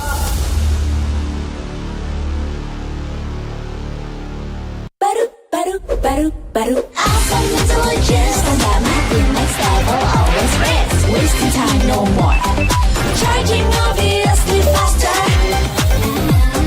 Baru Galaxy A36 5G. Baru awesome intelligence, tambah makin next level, always rest, semua game kita gak worry, victory, guns victory. Baru Galaxy A36 5G.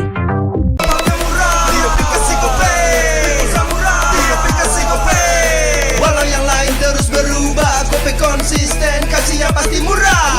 Tagihan murah di aplikasi Gope, transfer 100 kali per bulan. Download aplikasi Gope baru, nggak pakai lama. Dompet andalan gamers banyak damage-nya.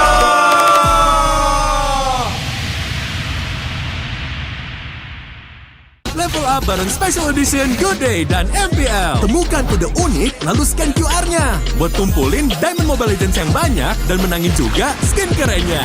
Cobain semua variannya sekarang. Sebotol Good Day bikin gay Good Day. Yo, Good Day MPL. Woo, Good Day MPL. Woo, Good Day MPL. Yes, Good Day MPL. Woo, Good Day MPL. Yes, Good Day MPL. Yo, Good Day MPL. Oh. Aku udah nonton. Fix, Hijin tuh jahat ke Minjun. Hijin kan emang gak mau pacaran sama papamu, mamamu, biarkan mereka di granat. Boom, ya, gue kena ghosting. Terus ditinggal nikah sama Hijin. Padahal mereka udah cium. Anak yang nakal. Saatnya kau dan aku pakai simpati buat nonton, musik, games, belajar, sampai belanja. Bisa pilih benefit sesuai keinginanmu. Tenang. Menang kalah, mabar bisa good time. Wah, good time Mobile Legends Bang Bang. Enak coklatnya. bikin semua bisa good time. Ini nih mainnya.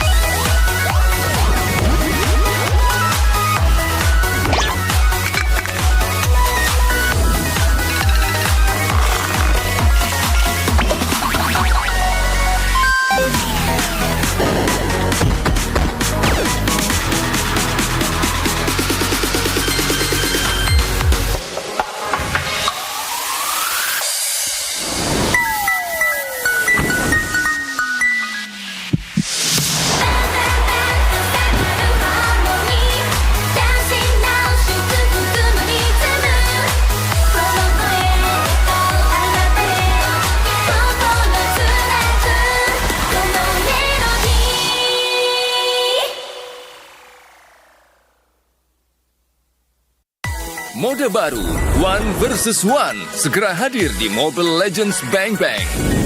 Di mode One versus One, dua player akan bersaing mendapatkan jumlah kill atau menghancurkan turret lawan lebih dahulu.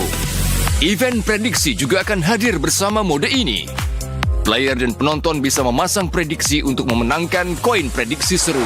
Mari, pelajari lebih lanjut tentang mode baru ini. Ada dua cara untuk memenangkan pertandingan mode One versus One. Cara pertama adalah mendapatkan 3 kill dalam batas waktu pertandingan. Cara kedua adalah menghancurkan turret lawan.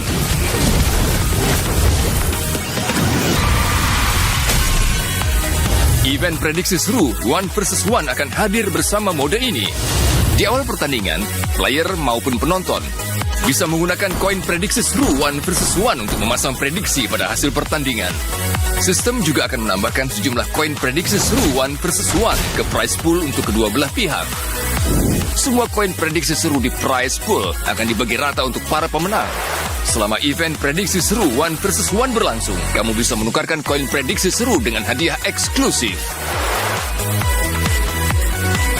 Pakai hero yang cepat membersihkan gelombang minion atau punya damage burst besar di mode ini. Dorong gelombang minion ke turret lawan dengan cepat untuk terus memberikan tekanan, sekaligus mengurangi HP turret dan HP lawan. Map One versus One juga memiliki semak-semak dan creep. Mendapatkan creep di jungle memberikan keunggulan gold. Manfaatkan semak-semak untuk bersembunyi dan lancarkan serangan kejutan. Mode One versus One segera hadir. Kumpulkan penonton dan berjuanglah meraih kejayaan.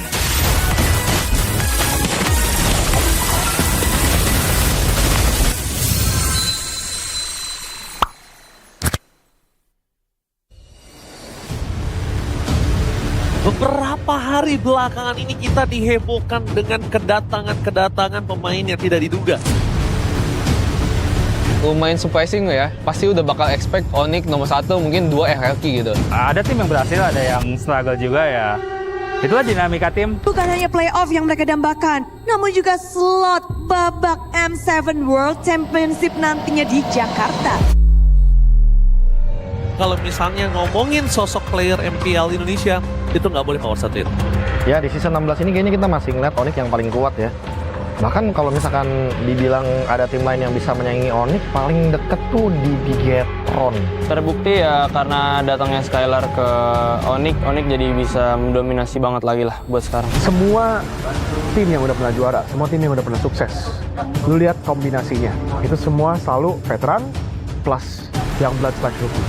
Nggak ada yang pure veteran, nggak ada yang pure rookie doang. Visi misi dulu deh, kalau visi misi 5-nya nih beda-beda.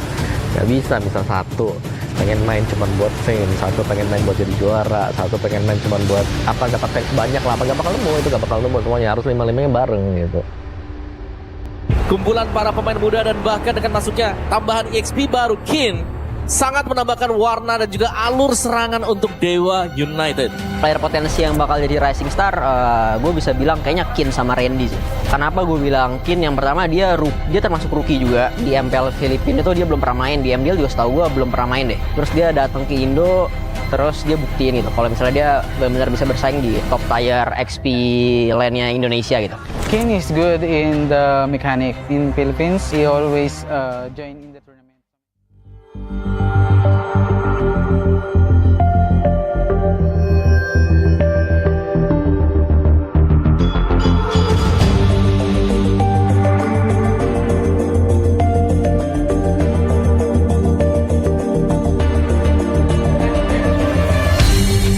Aku kan berdiri dan terus berlari, terus ke arah puncak tertinggi.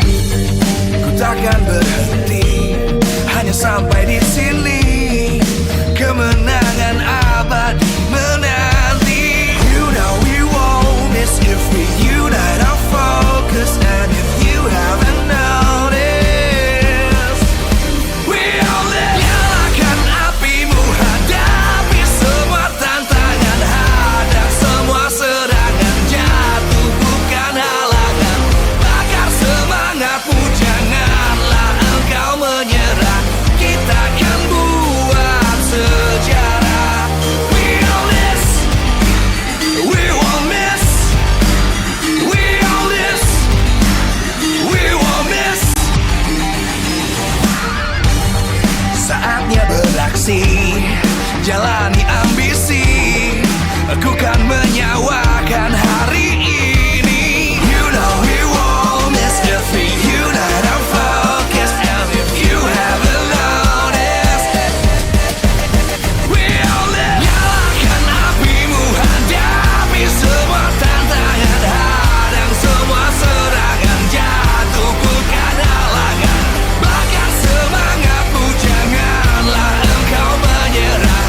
Kita akan buat sejarah. We all this, we won't miss. We all this, we won't miss. We all this.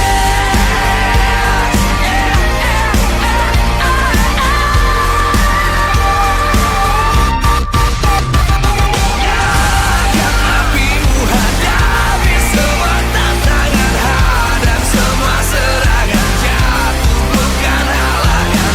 Bakar semangatmu, janganlah engkau menyerah. Kita akan buat sejarah. We all this.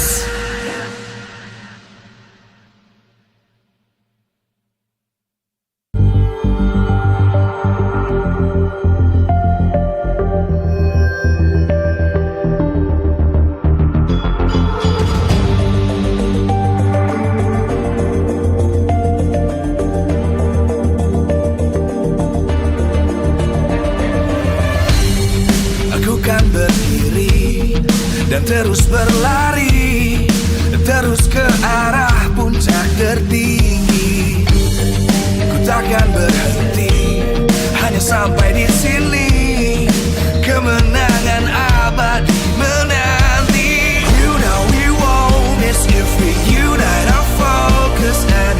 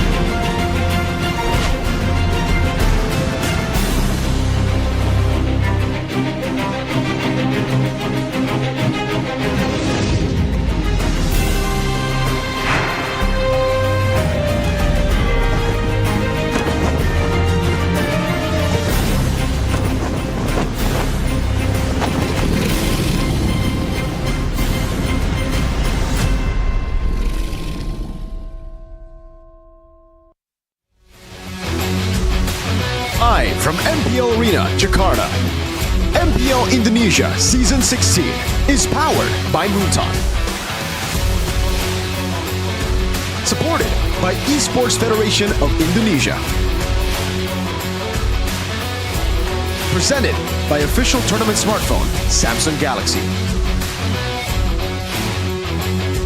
Official e-wallet, GoPay. Official coffee, Good Day. We own this.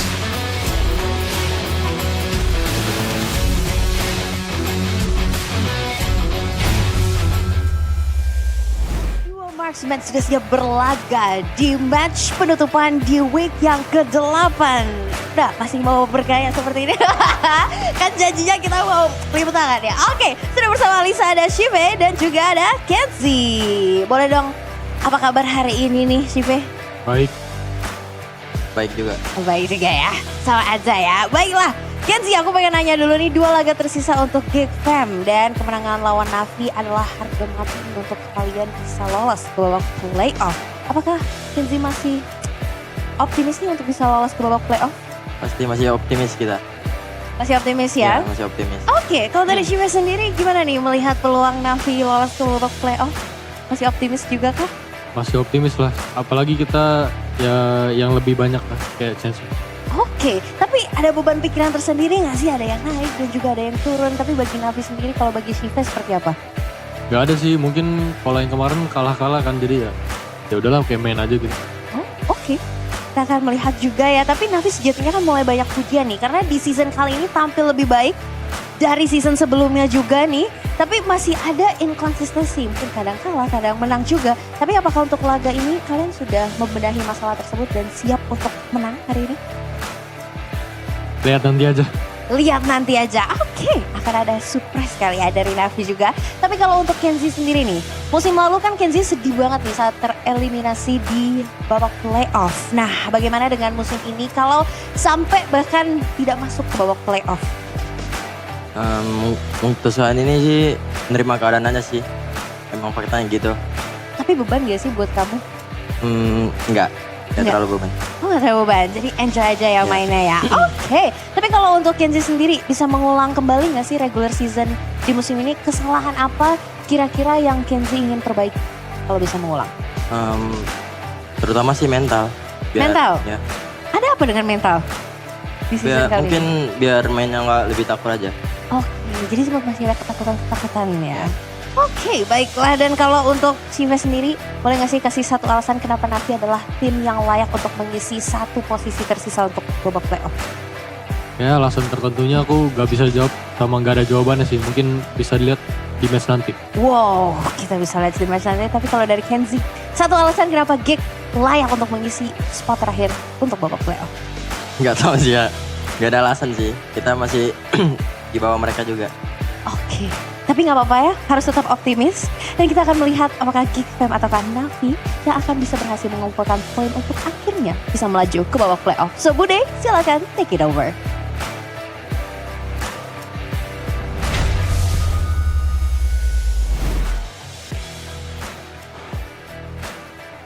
Yap, thank you Alisa. Dan kali ini panggung MPL Indonesia Season 16 akan diguncang dengan laga penutupan di minggu yang ke-8 di mana tim-tim sedang balapan untuk menuju babak playoff. Di mana kita akan menyaksikan bagaimana Navi dan juga Geek Fam akan berhadapan satu sama lain. Mereka masih harus berjuang dan juga harus mengharapkan dari hasil-hasil tim lawannya. Karena kita tahu nasib mereka bukan hanya di tangan mereka saja, namun dari match-match sisa yang ada. Dan jika melihat berkaca dari minggu yang ke-5, kita melihat bahwa Navi berhasil mendapatkan kemenangan atas Geek Fam. Namun Geek Fam yang sekarang tentu bukan Geek Fam yang dulu. Mereka membawa suasana baru, bermain lepas dan bermain begitu apik. Sementara dari Navi, minggu kemarin mereka menelan kekalahan di satu minggu. Di minggu yang ke-7, lawan mereka bukan lawan yang mudah. Pelajaran pastinya sudah mereka dapatkan dan bisa menjadi bekal mereka untuk hari ini. kita sudah melihat bagaimana dari kedua gold laner bertemu di balik layar. Namun, untuk melihat bagaimana di Land of Dawn sebelumnya, tentu Bude mau mengingatkan bahwa MPL Indonesia Season 16 powered by Moonton, supported by PBSI, presented by Official Tournament Smartphone, Samsung Galaxy, Official e-wallet, GoPay, Official Coffee, Good Day. Dan partner ini sports ada Simpati, Dunia Games, Games Max, dan juga Good Time. Tak lupa advertiser kita, Kacang Sukro dan juga Yoritos. Ditambah supplier kita Head and Shoulder, UBS Gold, Royal Skirt, dan Imaginary. Bagaimana kita melihat perjuangan bagi Navi di sisa-sisa match mereka? Masih ada 3 match di depan mereka. Sementara Geek Fam, mereka masih tinggal tersisa lebih sedikit. Penutup poin untuk minggu yang ke-8, akankah dari kalah semain berubah? Atau akan ada pembalasan dendam? Mari kita sambut bersama-sama penutupan match minggu ke-8 Navi dan Geek Fam.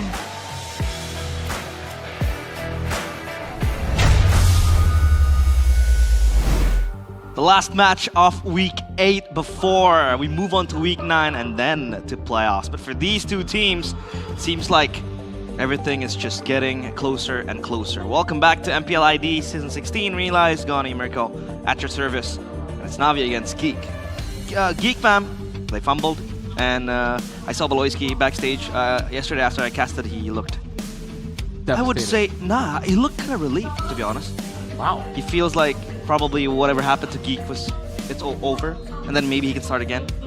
And yeah, they can still hope for something, but we saw the calculations. It's just not, feasible. Yeah. It feels like. For Navi, it's still alive.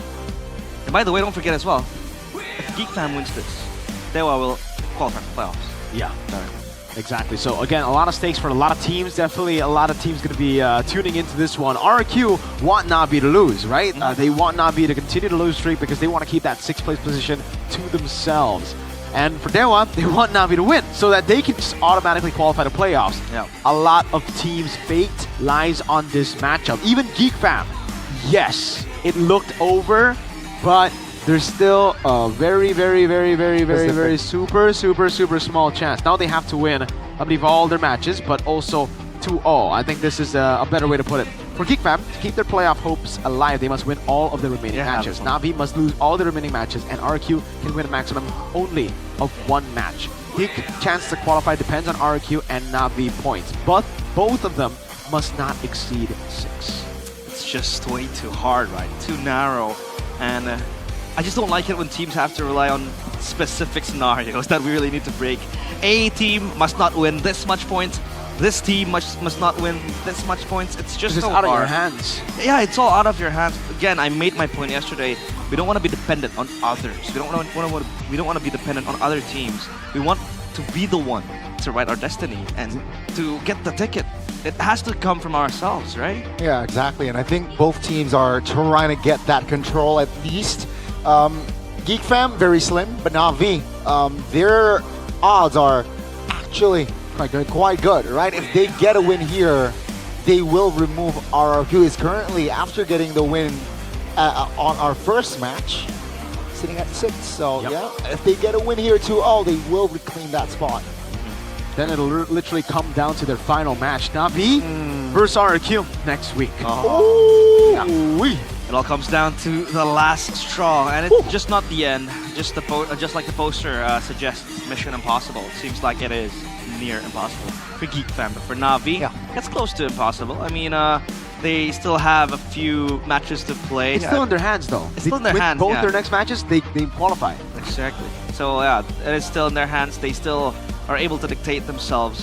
But for teams like Dewa, for teams like Geek, or even for other teams like RRQ, to get the chance even stronger, it seems like having to depend on other teams will be the way to go, especially for Dewa.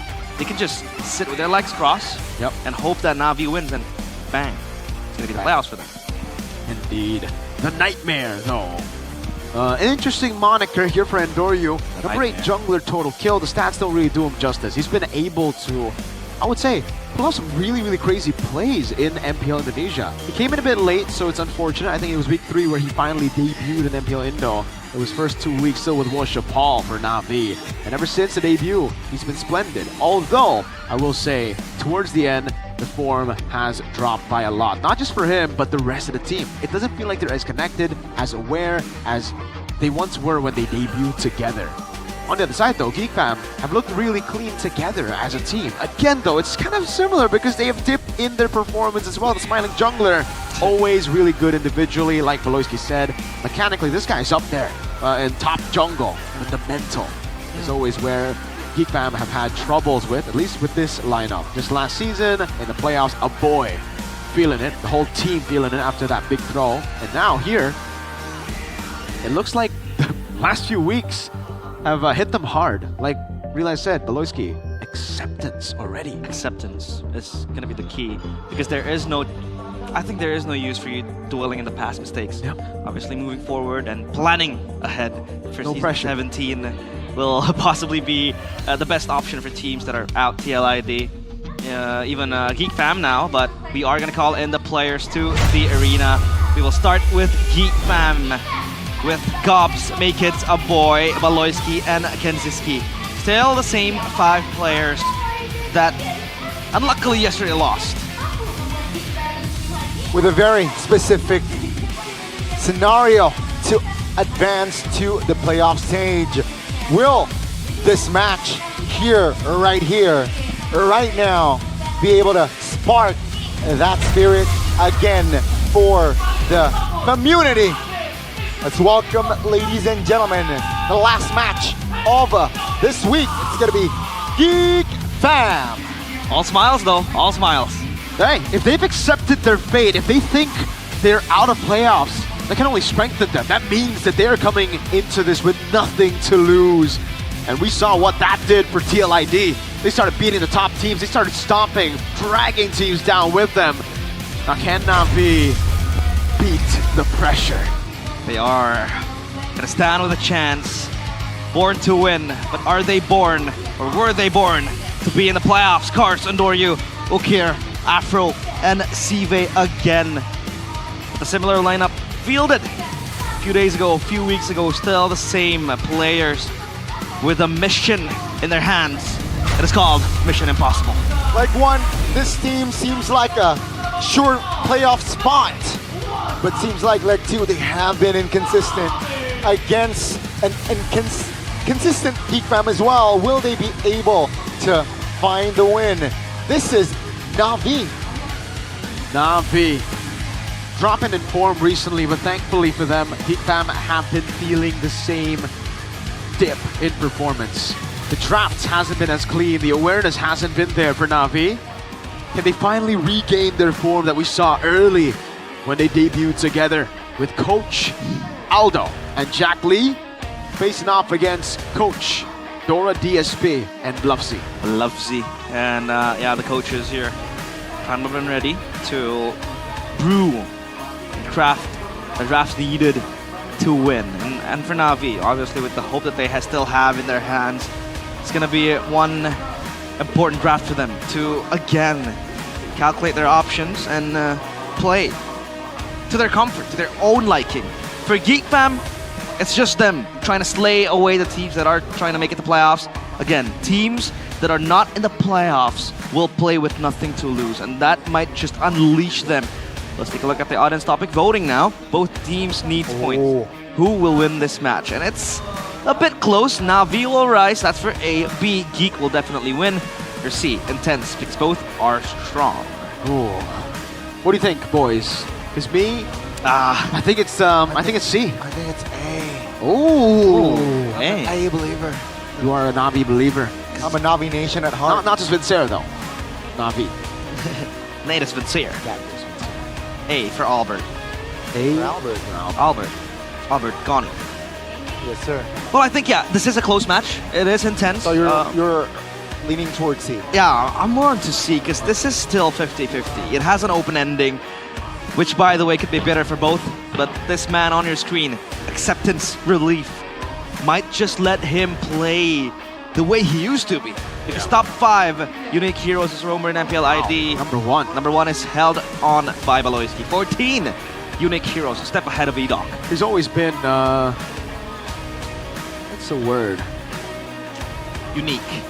Well, I guess, yeah, unique, but he's always started these metas, you know, even the Gato Innovative. last season, right? He started it. The Pioneer. He's always been the Pioneer amongst like the crazy picks we see. The Helkin roam, the Natalia roam back in the day as well, back in M3. Gatot Kacha, the most recent one. He was the first one to bring it up, and now look at how meta Gatot Kacha is. So this season, it's been the same. We've been seeing a whole lot of them. The Varia roam, Jusin roam. It just hasn't worked as much as the other picks in the past. Kenzie, though, this guy on your screen, crazy improvement. Despite still being 8th place, I think that guy individually has improved a lot. Makes you wonder why they had to, you know, field Zeltron for that specific match. Yeah. I believe it is giving experience for the youngsters. That is good, because you want to evaluate your options later on for Season 17. Might be the case, but Na'Vi, they will start as blue side, excuse me, first pick with a 50% win rate. So at least it's better than red side. As home team, they have the selections to be made. Now, Aldo, would you say his drafts has been declining lately? I think so. Unfortunately, it's a bit tough to say because, you know, he's a close friend of us English casters here in Indo, but the drafts just haven't been convincing at all. They have lacked core fundamentals, have been trying to pick up, you know, picks that work for other teams, but clearly don't work for them. It hasn't been drafting towards their strengths at all. Shive, pretty bad on the fighter golds, man. They're proven today that Skylar can play the fighter golds. Erland, Eman's definitely the best at fighter gold, but Shive, just stay on the marksman, I think, for now. Yep. Random map draw. It'll be expanding rivers, it seems like. No, it's gonna be flying clouds. Flying clouds. So this will be very interesting because we did see a few mechanics that was shown. I think it was yesterday, right? Where the pathing becomes different. That was Joe, because he had the flying clouds. You could always recall and then walk into a different path. There is no need for you to walk from down bottom to above in the lane. So we'll see if those mechanics do come to play, but Na'Vi, they still respect fully the Hellkurt, because that is going to be stinging in the hands of Valoisky. While Geek Fam, Angela, Baxia, Chusen respect Na'Vi, go for the Yisun Shin. Flexible choice to enable the fighter golds. Yep. There should be a CC pick for Geek Fam, right? There's no way they give it over. The Yisun Shin's already picked up for Na'Vi. There you go. They go for the Kimmy and the CC. Good pick. Good pick. Settling in for the CC flex with the Kimmy mid. Na'Vi picking up the Yisun Shin, and now definitely harder for them to capitalize on the Yisun Shin pick, knowing that the Jusin is banned out. Usually you could just go for Jusin Arlet here. Do you still want to go Arlet? I mean, Arlet is still on the board, right? I think it's pretty good. I think it's fine. Arlet's actually a pretty good matchup against the CC in XP, but the thing is, Geek Fam could just flex it and pick up a Phoveus. So it is the Arlet, but what is the combo here? Usually you have a Jusin together with the Yisun Shin. There's no Kalea. Jusin's banned. Go Gatot Kacha? You want to go GK? I don't mind. Steal it away from CC. I think that's the best choice, right? Yep. Let's go for thirds, yeah? They do. Gatot Kacha taken by Na'Vi. So this forces Geek Fam to show their cards early. Show the flex. If they don't pick up Phoveus here, it'll certainly be banned out. Even though, again, there's a possibility Geek Fam might just put CC in XP. But if they pick it up, that means we know where everyone's going. It's a very honest draft. Similar to Na'Vi, but I think Na'Vi have more components. You know, the jungle's already there. You need to pick up jungle here for Geek Fam. If not, say goodbye to those assassins for Kids. It'll be real clear for now. But forcing it to come out, but no, it'll be the Lancelot. Yep. So the classic Lancelot YSS matchup, which means the Phoveus has to be banned by Na'Vi, because the dashes from the Arlet will be very, very advantageous for the Phoveus. Oh yeah, man. It's really good so far for Na'Vi. Looking a bit too good, realize. Selena banned for Geek Fam. Ukir has been playing a whole lot of that. Against this composition, though, I honestly think it's safe enough for them to pull off a Farsa. Chip Gatot Kacha Arlet, there's going to be so much backline pressure towards Geek Fam that the Farsa should be able to get a few shots in. I think the Granger ban should come through for Geek Fam here, right? Like, Na'Vi look pretty good already with just the Arlet Gatot Kacha. They could go Granger, they could go Farsa. Oh, they were thinking Harith, which would also be alright, actually. That's a pretty good.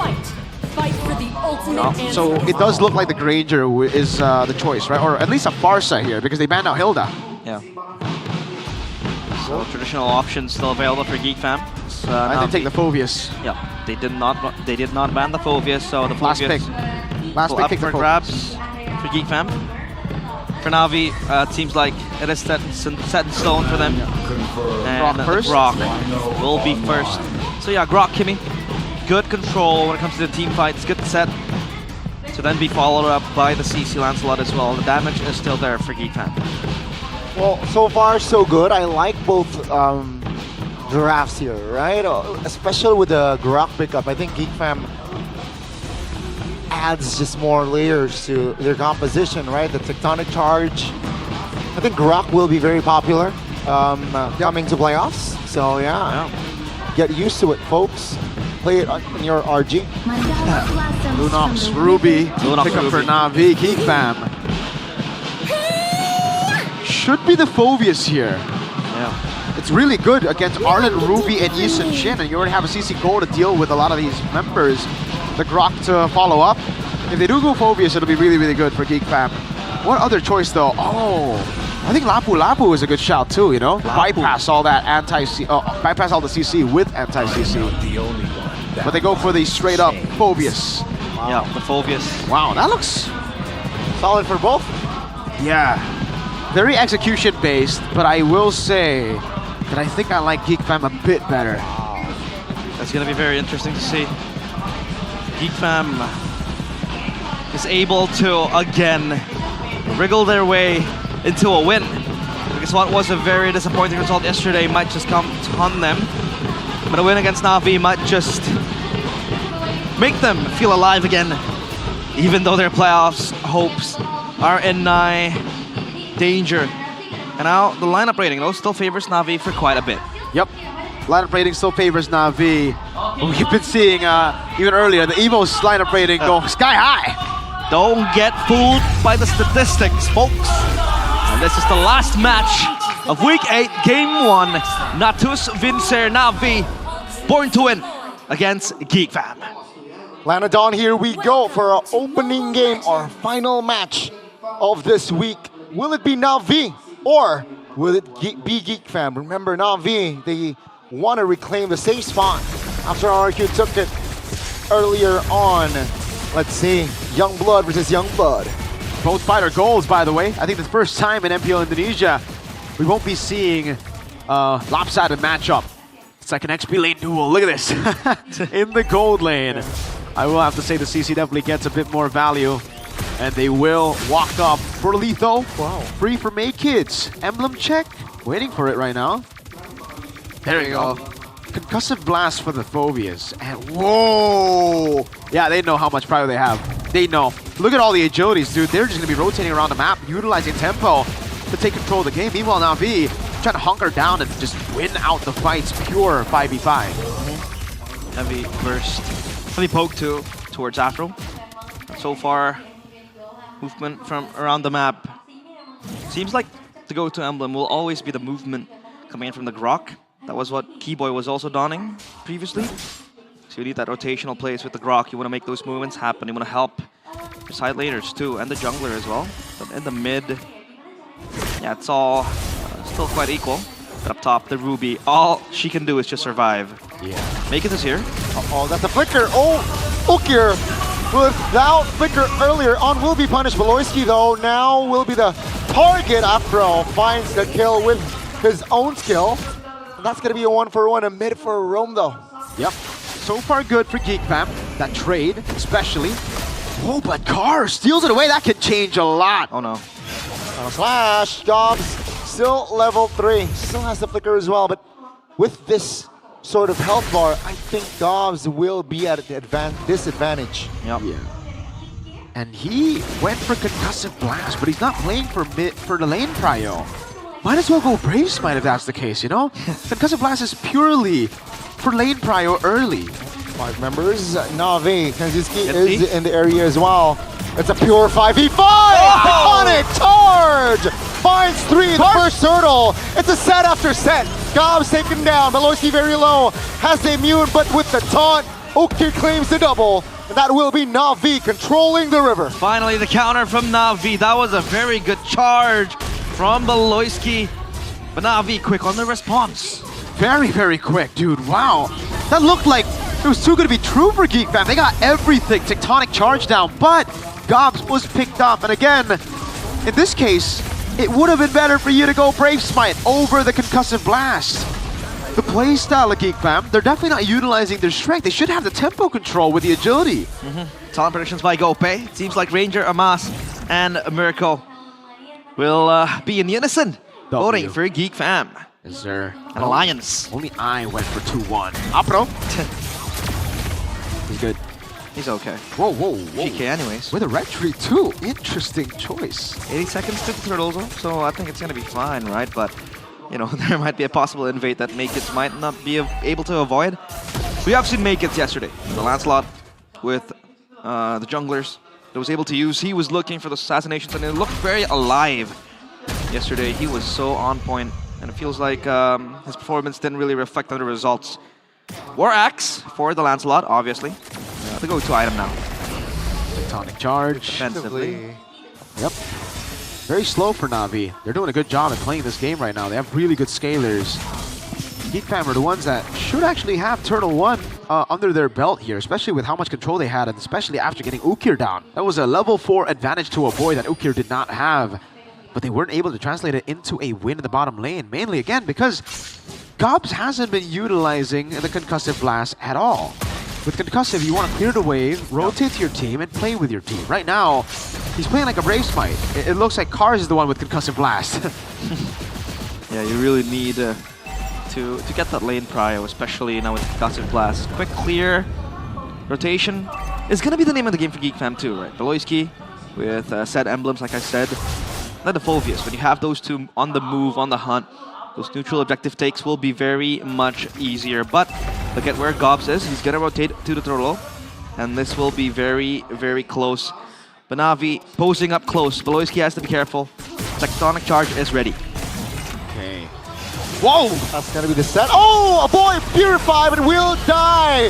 Tectonic charge finds 2, and there you go. The worst damage. Under you jumps in the perfect timing, and Gobs trying to flicker away, but that's going to be Gobs under 3 members of Na'Vi Afro. 1 HP. Makeits and TNC. Will they make a miracle play here in the second turn? It seems like they will back away for now. Final Slash will not find its mark, and that will be a free turtle here for Na'Vi. Is it over?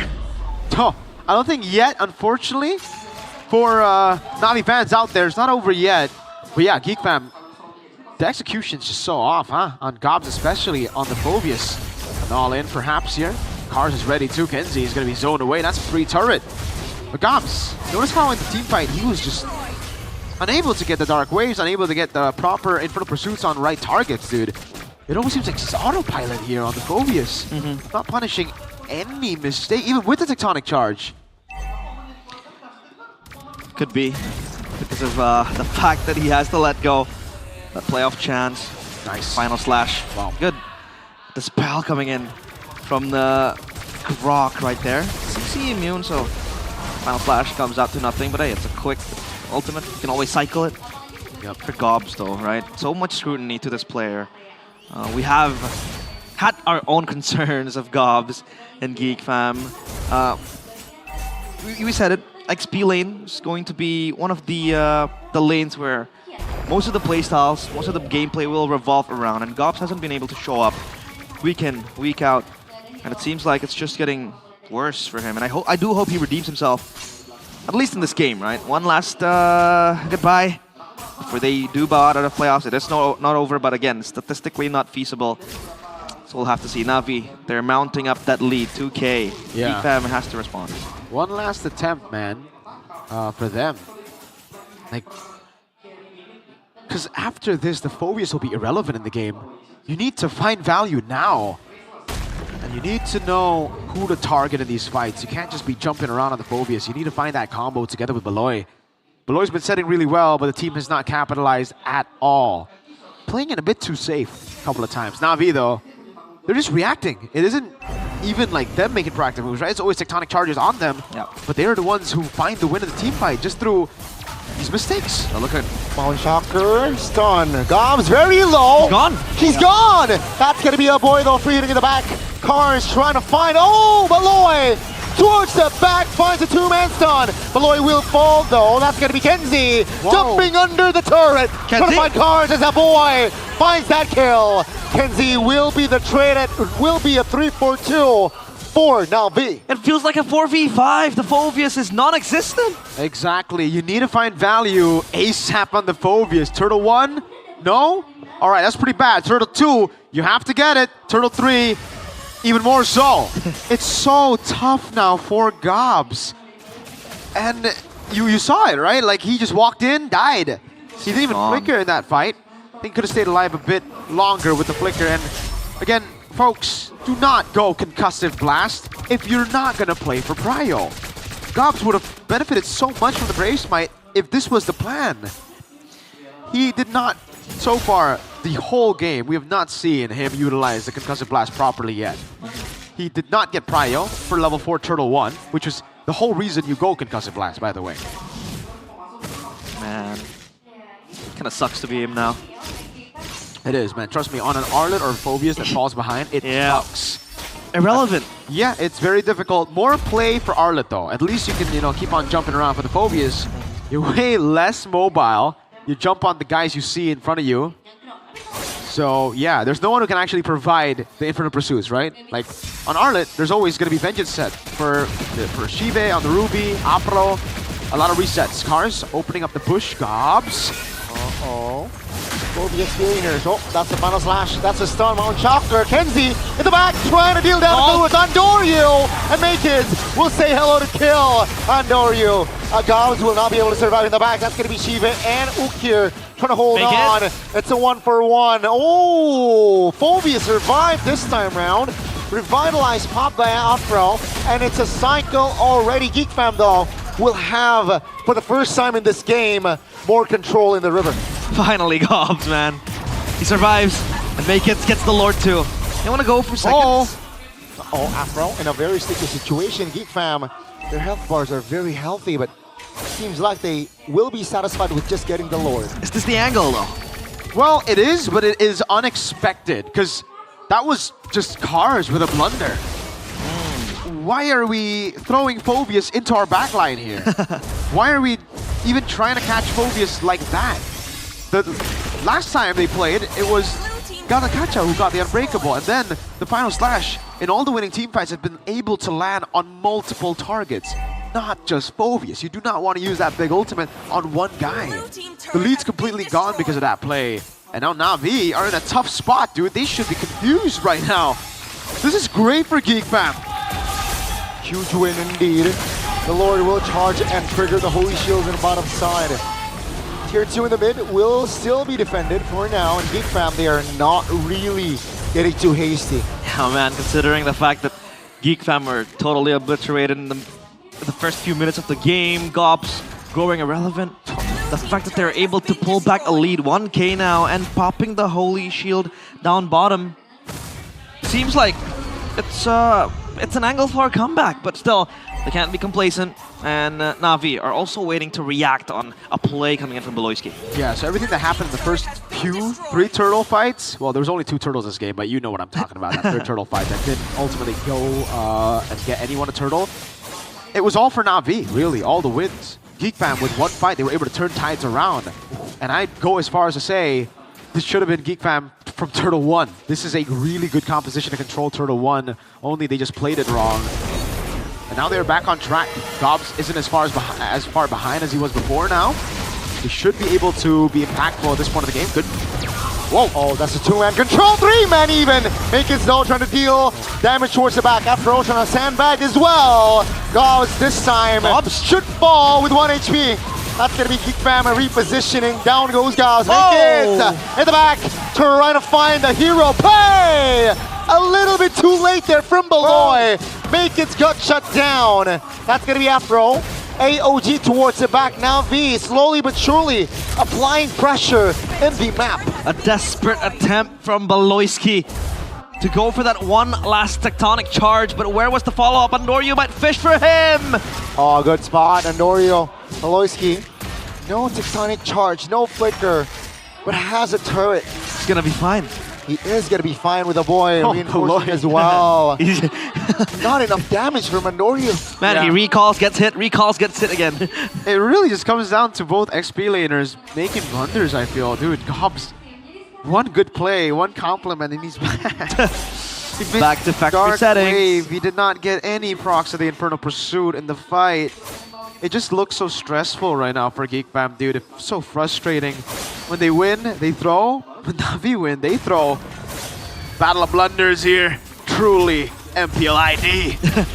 What I can highlight is that Makins has 5 kills. Hold on a minute. Order of Brilliance. That's info. That's going to be the Iron Friend there connecting on towards Gobs. Only. That's the first damage from Luna. Wait. Is able to find one. AOG towards the back. That's going to be Cars holding on as well. Malloy goes down. 2 members off the board for Geek Fam, and they run for the hills. Miracle, I don't know what to say.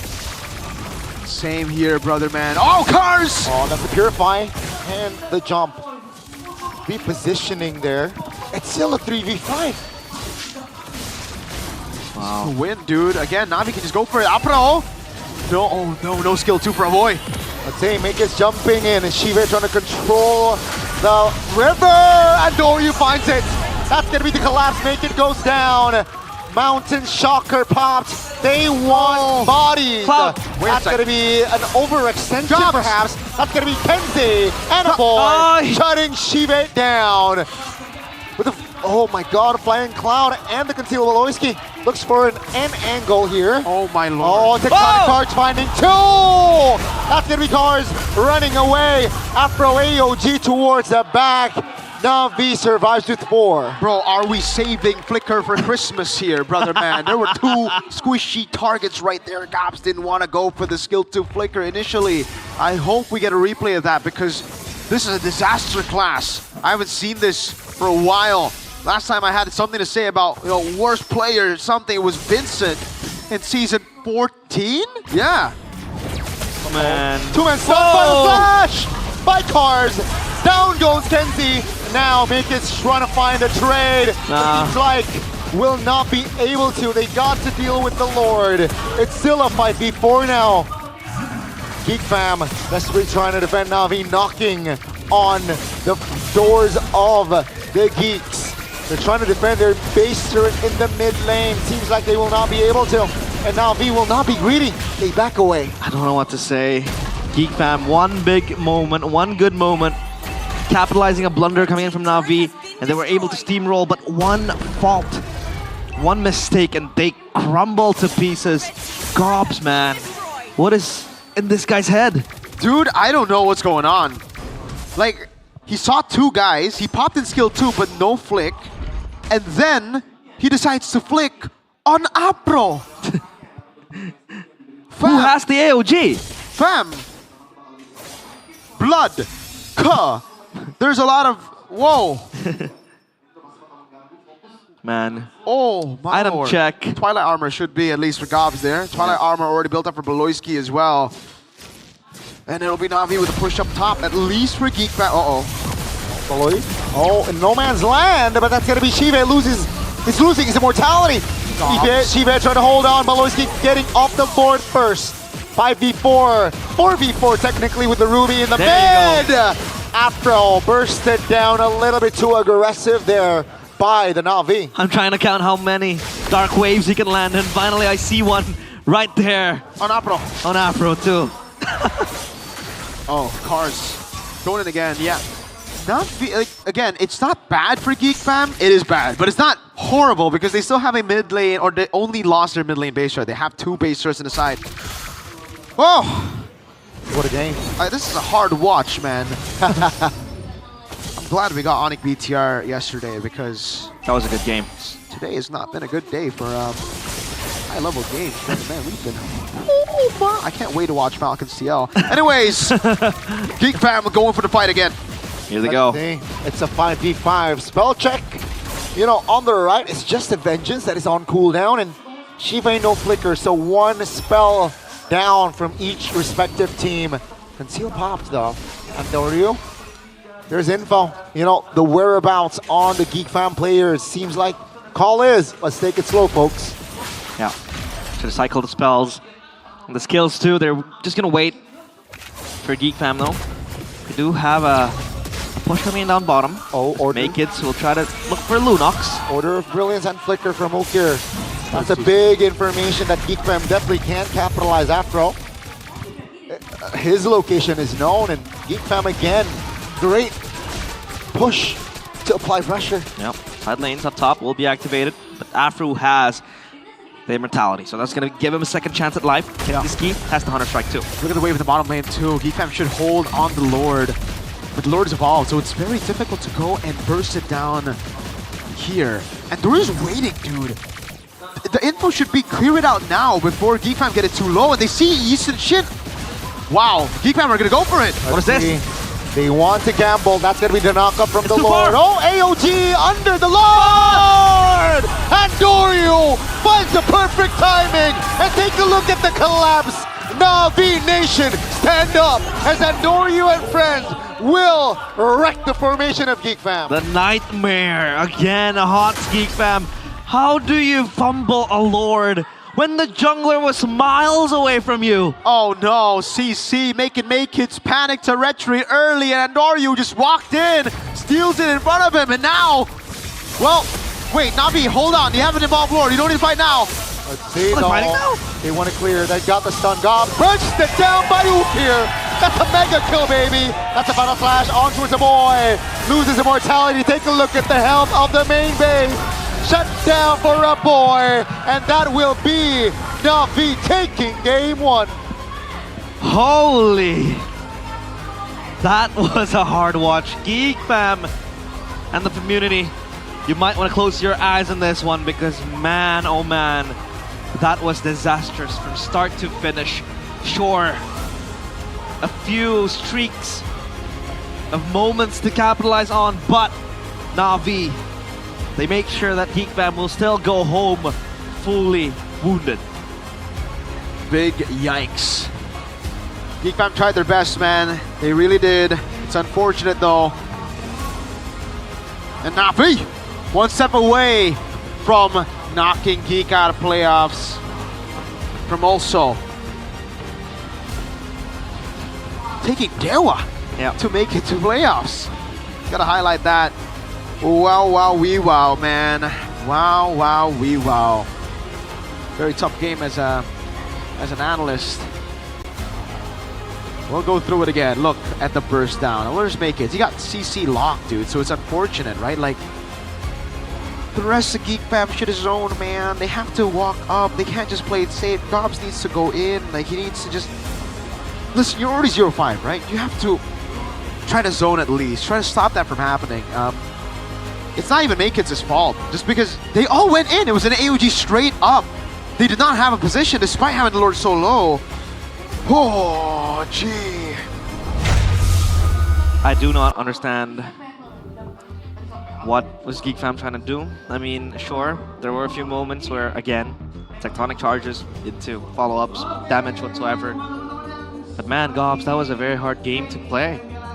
That was just... I don't know, it was just pure struggles. Like, I saw him quite a few times with the Phovius in that game. Just walking, couldn't do anything, couldn't jump to the back line too. And even just standing there desperately, being hit on like a sandbag. It was tough, especially for the community, but for Na'Vi, what a sequence, right? Boys. Amazing Na'Vi. S16 showed just a bit, you know? Pull the trigger, Geek Fam, you know, but I feel like... Oh, okay, we'll get to the highlights later on, but yeah, what happened here? Early game, it was very scrappy.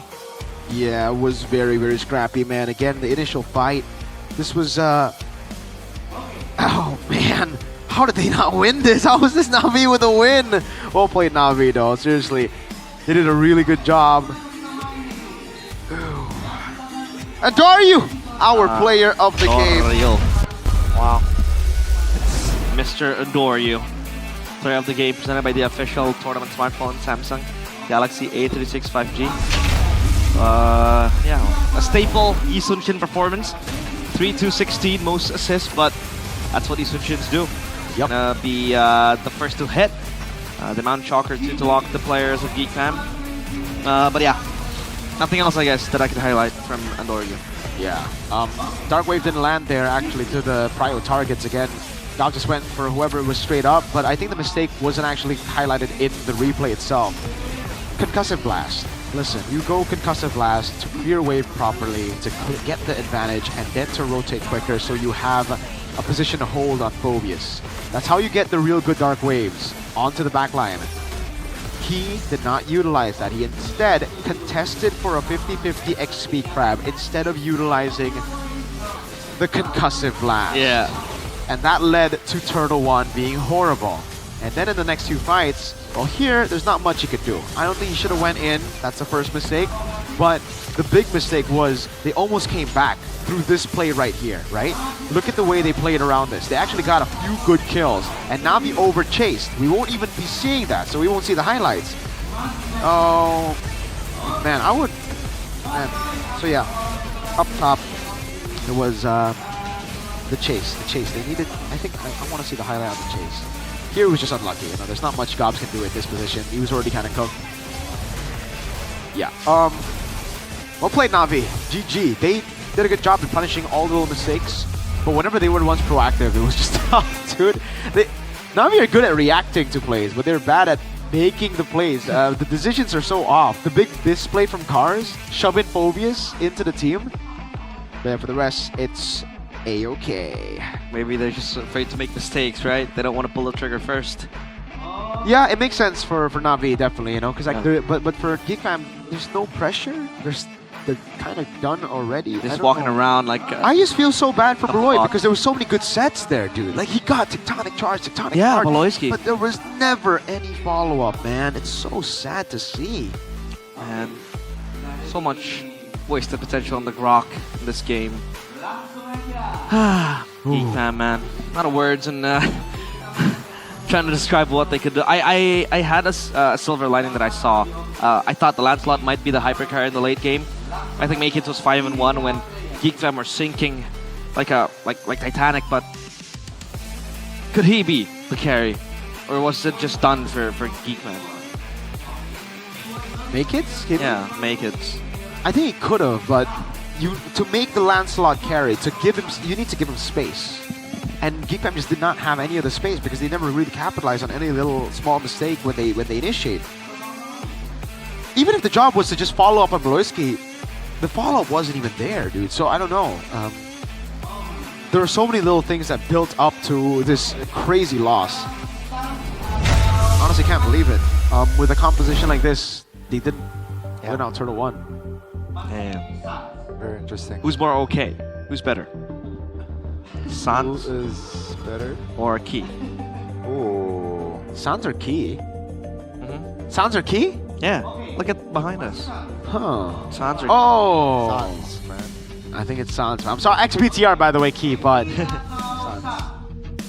It's a mini game. Yeah, it's a mini game. So if you guys wanna experience this game, always come down by the MPL arena. Down, man. Come down and yeah, you can do that by buying the tickets. And to buy the tickets, do them through GoPay app.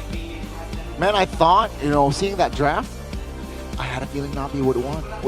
Yeah, seeing that draft. So yeah, it was very messy though. It wasn't like a clear, decisive win. Yeah, it's not clear like it wasn't like the free WDP that GoPay offers. Ooh, you mean GoPay? GoPay.com/games? Yeah, wow. GoPay.co.id/games or through the GoPay app that you can download, in which you can always get 100% cash back on your WDP purchase. What is a WDP? Well, a WDP is a weekly diamond pass where you are able to get diamonds from a passage by weekly. It's self-explanatory. I usually get mine for free from Lim Kochel from his TikTok videos, but he no longer gives them away. He's rich, one of the richest casters. Yeah, for sure. Not Mr. MM. the richest though. MM. Marksman main. Marksman main. Scan the QR code right here, gopay.co.id/games. Essential ammo for gamers to keep playing smoothly without lag. Buy phone credit on the new GoPay app. Always cheap. Get 15,000 credits for only 9,900 rupiah. The thing is, you want to vote for your champion? Exactly, within the GoPay app, right? You can also vote your champion. I voted since like, I think last season. Wow. My champion is like Onyx and wow. You know, like in season 14. Season I voted since season 1. Not for team though, unfortunately. But don't forget to vote for your favorite team in every MPL ID Season 16 match through the GoPay app. And this season, we got even bigger prizes. 16 electric motorbikes, 16 gaming phones up for grabs. And of course, there are also other rewards. You go MLB skins, GoPay coins, headphones, power banks. They're all waiting for you. I voted for Saints Indo. Wow, Season 1? Yeah. They didn't win. Nah, I voted for NXL. Ah. I voted for Louvre. Donkey. Season 3? Yeah. No, Season 2. Louvre. Oh, Season 2. I think Aura also played in Louvre, didn't he? Really? I don't know. Oh, it's one. I know. I was, mind you, I was 12 at that time. Wow. You were really? Yeah. 12 times 3? 12 times older? That was than you are right now? 2019 or 2018? That was 29. That was 2001, wasn't it? No, 2018. 2001? What do you mean? That was 2018. 2018, Oh, yeah. yeah, it was 2001 when he was 12. I was 12. We're getting mixed up because we are low on snacks. We're low on nuts. But we're not low on sucro. Sucro is the coated peanuts that is from Indonesia with flavor variants that are, you know, perfect. To accompany you through your gaming sessions or through MPL ID. Donnie, thank you. Which original barbecue, Bibo, and soybean? I like the green bean. Oh, There's this exotic that's the flavor. soybean. That's the soybean. soybean. Ah, interesting. Mine is Kribo, this one, the orange one. I love the... Hey, Connie loves orange. He actually told me he was going to give me money to pick the orange. Oh, hey. That orange, I like. Okay, this orange you like. Yeah. What about the other orange? I like the orange more than the... But fun fact, you know, speaking of fruits, Shepard doesn't like lemon. He doesn't like lemon, the fruit, and the player.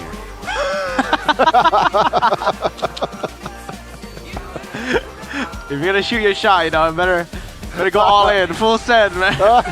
He hates everyone, basically. But don't forget, guys. Shout out Shepard, man. With the WDP acquired from GoPay Games, good one. You can always try to test your luck, bro. In the new experience skins now available. Realize, Vixana and Guinevere. You're in the market right now. Pick one, Guinevere or Vixana. What do you mean? Am I free agent or something? Yeah. Which one would you take? Vixana. Wow, why? Dark aesthetic, I just like it. Gani, what about you? Gwyn or Vixana? Vixana, because of the ult. Yeah, the ult. The ult? Yeah, the lord that spawns. Okay. Man. What about you? What about you? I would take Gwyn if we're... Really? These two, yeah. I'll take Gwyn. Is this a cryptic message? What? ACD. ACD? ACDEIS. That's not the alphabet. That's not. Wow. You know what it is? ACD what now? No, like those were highlighted letters. I don't know. I don't think they were supposed to mean something, but if it, Kenziski is still confident. Yeah, I mean they're down 1-0. And that's what he was able to show to the camera. But I feel like that was a game from Kenziski, right, with the CC. But they also are they forcing now at this point the CC gold, the fighter gold? They might be, but again, because CC is just that good, right? In this patch, you kind of want to have it in your composition. With the Kimmy, I think it's still okay. A boy, yeah. It was just hard, right, from the get-go because they didn't really have a proper front line. For sure. The Fovius was just beaten to a pulp. I mean, 0-6-3. Irrelevant since minute 5, I think. Or even since the first XP grab was just given away. Yeah. Well, let's see how they drop for game number 2. Is it going to be a first side Geek Fam for now? Like, Geek Fam did just lose on red. Do they want to take the blue side away? Is the question. I think they still had like again, that answer, the initial answer was amazing. Kimmy CC. That they got the Kacha take into the Arlet, messed them up. They recovered though in the next phase with the Grok as well. The Phobius wasn't even banned out all the way to the end. But I guess that's why Na'Vi didn't ban it out. Yeah. What's the win rate on Gobs on Phobius? Because last season it was his most picked hero, dude. Yeah, one of his most picked. But Geek Fam, it's at it was at 25%, so now with another loss, it dips even more. Wow. 12.5. So he lost 4 out of 5 games. That's not a 17, 16%.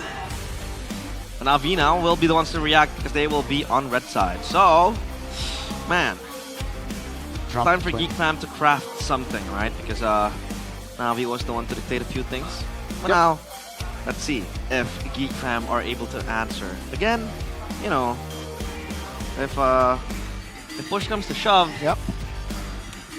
Geek Fam, this is not the way you want to bow out of the regular season. You want to do a liquid, man. You need to drag your other team, like the other teams, down with you. Have You the can't- Iran Come mindset. on, That's the thing. Come on, man. Oh my lord, Geek Fam! Oh no. Let's see. Flying Clouds. Map draw. Flying Clouds will be it for this time. And we'll see if they're able to draft the composition required to win this game, especially Na'Vi. But it was a very, very solid first game. Can they still prolong and try to maintain? Now let's see. Angela Ban and the Hellcat to respect Valoisky. Because I Oh, saved my Geek Fam ban nation on the from Eastern ship falling though, so they don't apart. want to first pick it. Interesting. The Hellcat comes around on the other side for Na'Vi. Geek Fam, Angela and the Eastern Shin. That's a Baksha ban for Na'Vi. Alright, so Arlet's still left open right now. Do Geek Fam want to pick the Arlet themselves? I will choose my Oh, okay, they banned it out. Is banning. So Na'Vi. What do they ban next? Sir, Jusin? what's Oh, your Fanny command? taken out. Your So team Jusin up for grabs. Geek Fam, you first pick the Jusin or the CC. Give it to a boy. Definitely, I think. with the Jusin is available. Sushin and then what? Born by thy Eastern Chin CC. See, Houston Chin's banned out. I think CC. So CC. You want to just go straight up CC Gatot? Let's see. Against I the don't think Zushin. bad. Yeah. I think it's pretty good, right? CC Gatot, and then you end things with a Kimmy, and then you pick up the jungler later. Yeah. Or you could go CC Kimmy, CC Lancelot, if you want a jungle in the first phase. Yeah, I think CC should be picked up by Na'Vi here, right? Geek Fam, what do they pick up after that, though? Got him lined up in my That's a Kimmy? Kimmy. Okay. So, CC Kimmy? Oh, wow! Is that too early? I don't think it's about the earliness. It's just like a different take. You usually want to deny a lot of the other picks here. Geek Fam can just go for CC now.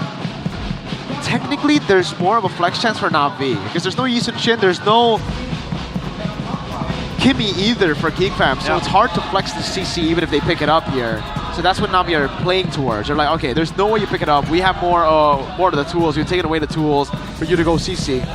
That's why Geek Fam are thinking about other choices already. Yep. Well, let's see. Ranger is shadowed here. Are they going to commit in the first phase? They will, and the join. Wow. We have not seen it at all today. Yep. Well, they picked up by Geek Fam. Are they going back to comfort picks? I think so.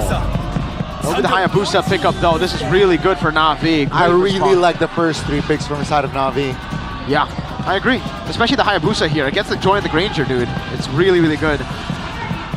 Na'Vi. Now, what do they ban? Because I don't even think they need to ban the CC. They can still pick it up themselves later on, right?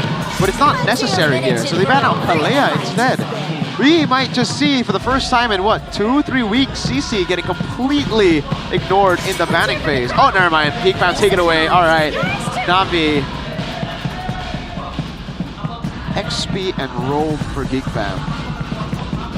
For Beloisky. With the Grok already taken, Beloisky is going to find it a bit tough right now. He's only played, the Kalea, got banned. Hylos, Hilda. Interesting. We've actually never seen Hilda from Beloisky. He doesn't like those picks.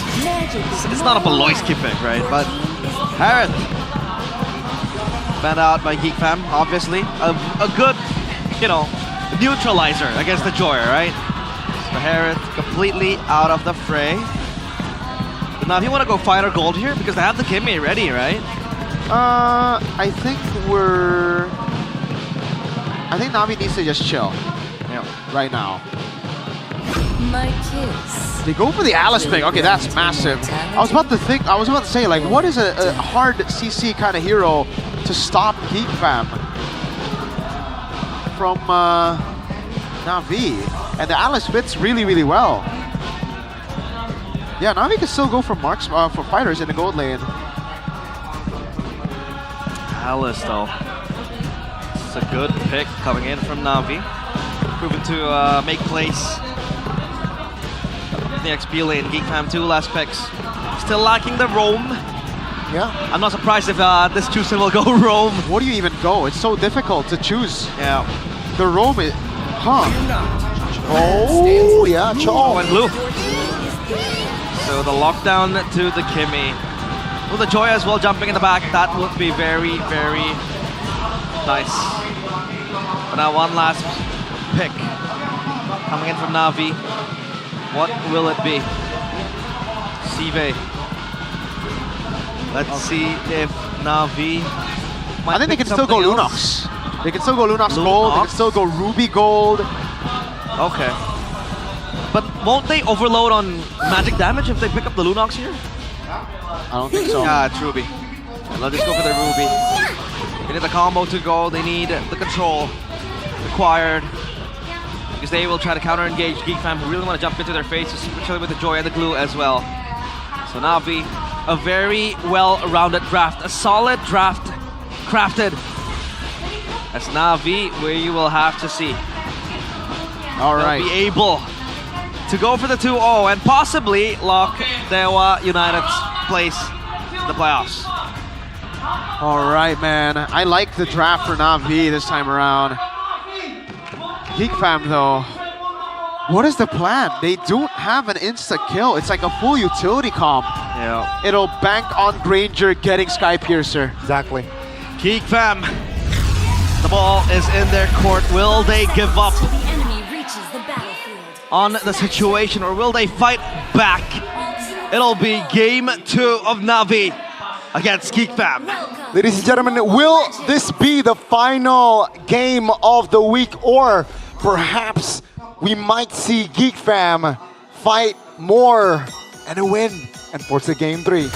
Lanadon, here we go. Dude, the team fighting power is off the charts for Na'Vi. Look at the amount of AoE they have, and then the finishing of the Hayabusa. Dude, if Cars gets like a 3-4 man immobilization, expect the Ruby I'm Offended attraction. This is, if Na'Vi get a combo, dude, it'll be massive.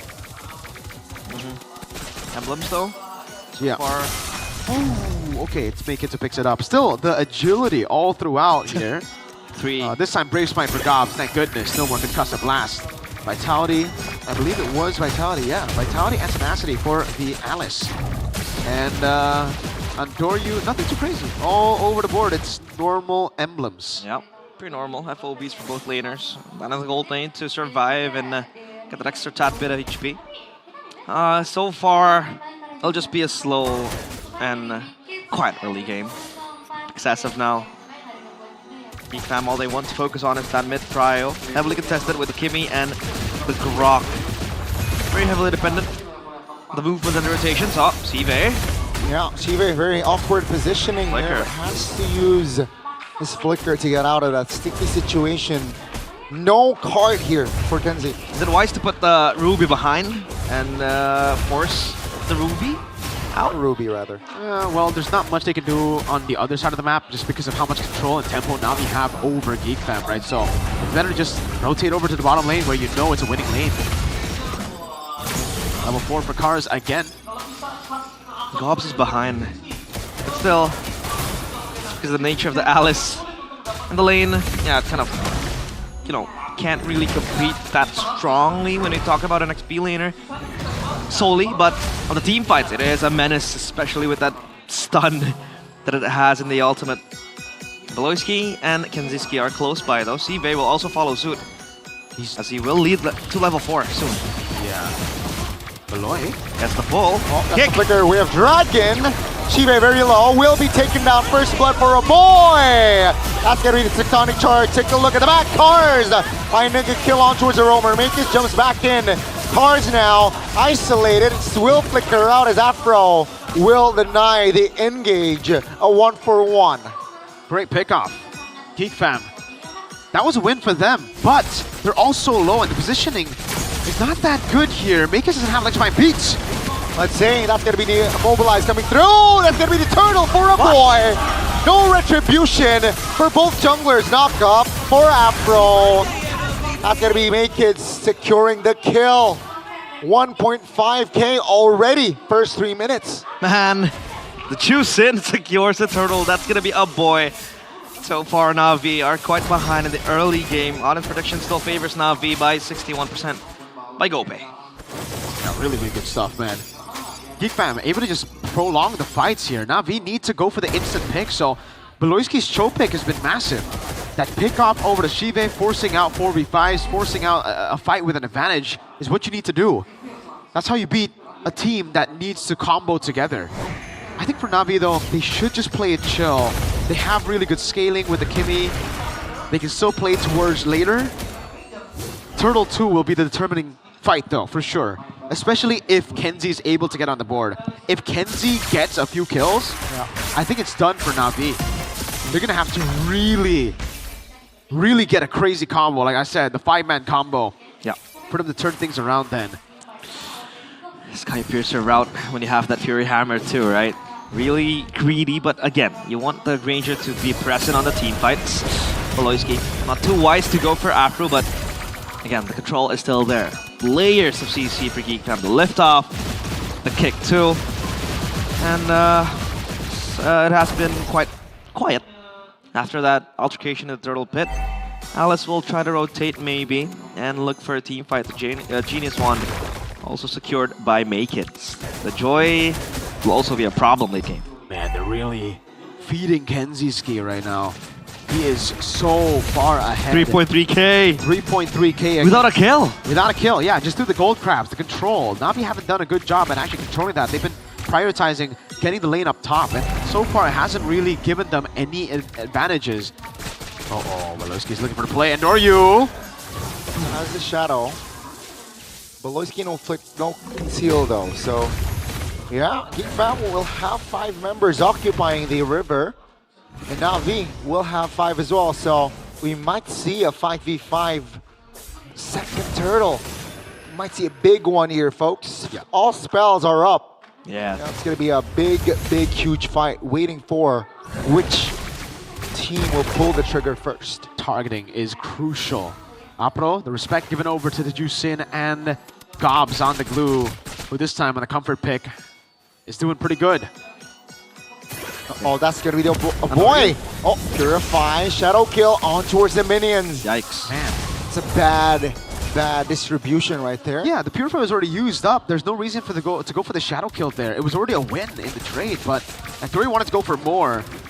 Cars. Oh, Alice is pressured. Yeah. Now Gobs and a boy trying to find connection. Gobs. Shive immobilized there in the back. That's going to be 2 members immobilized rather, and Doryu is taking the orange. Beloy jumps back towards the back. Shive taken down. That's going to be Na'Vi, a man down, but take a look at the damage. Tectonic charge on towards 2. Not enough damage, but it will be enough to take a boy down. Andoryu, clutch shadow kill, and finds it smart. Down go Makids, but Beloyski 1 HP still able to recall. Oh, Gobs! And prolong this, Gobs! Oh, very forcefully here. Oh, the mount, but that's gonna be Gobs taken down. Na'Vi, it didn't look good for them earlier, but they got the dub. And here comes Beloyski again. He's back for seconds. A boy will back him up, but I don't think there is a follow-up. The kick! On towards 1, Shive. The Ruby in trouble. Kenzie free hitting for now, and Oreo. Shadow kill again! Wow. Down goes Beloyski, and Doryu. He's on fire. Are Geek Fam forcing a lot of things? The fight is not stopping anytime soon, but at least the boy? What? Questionable move.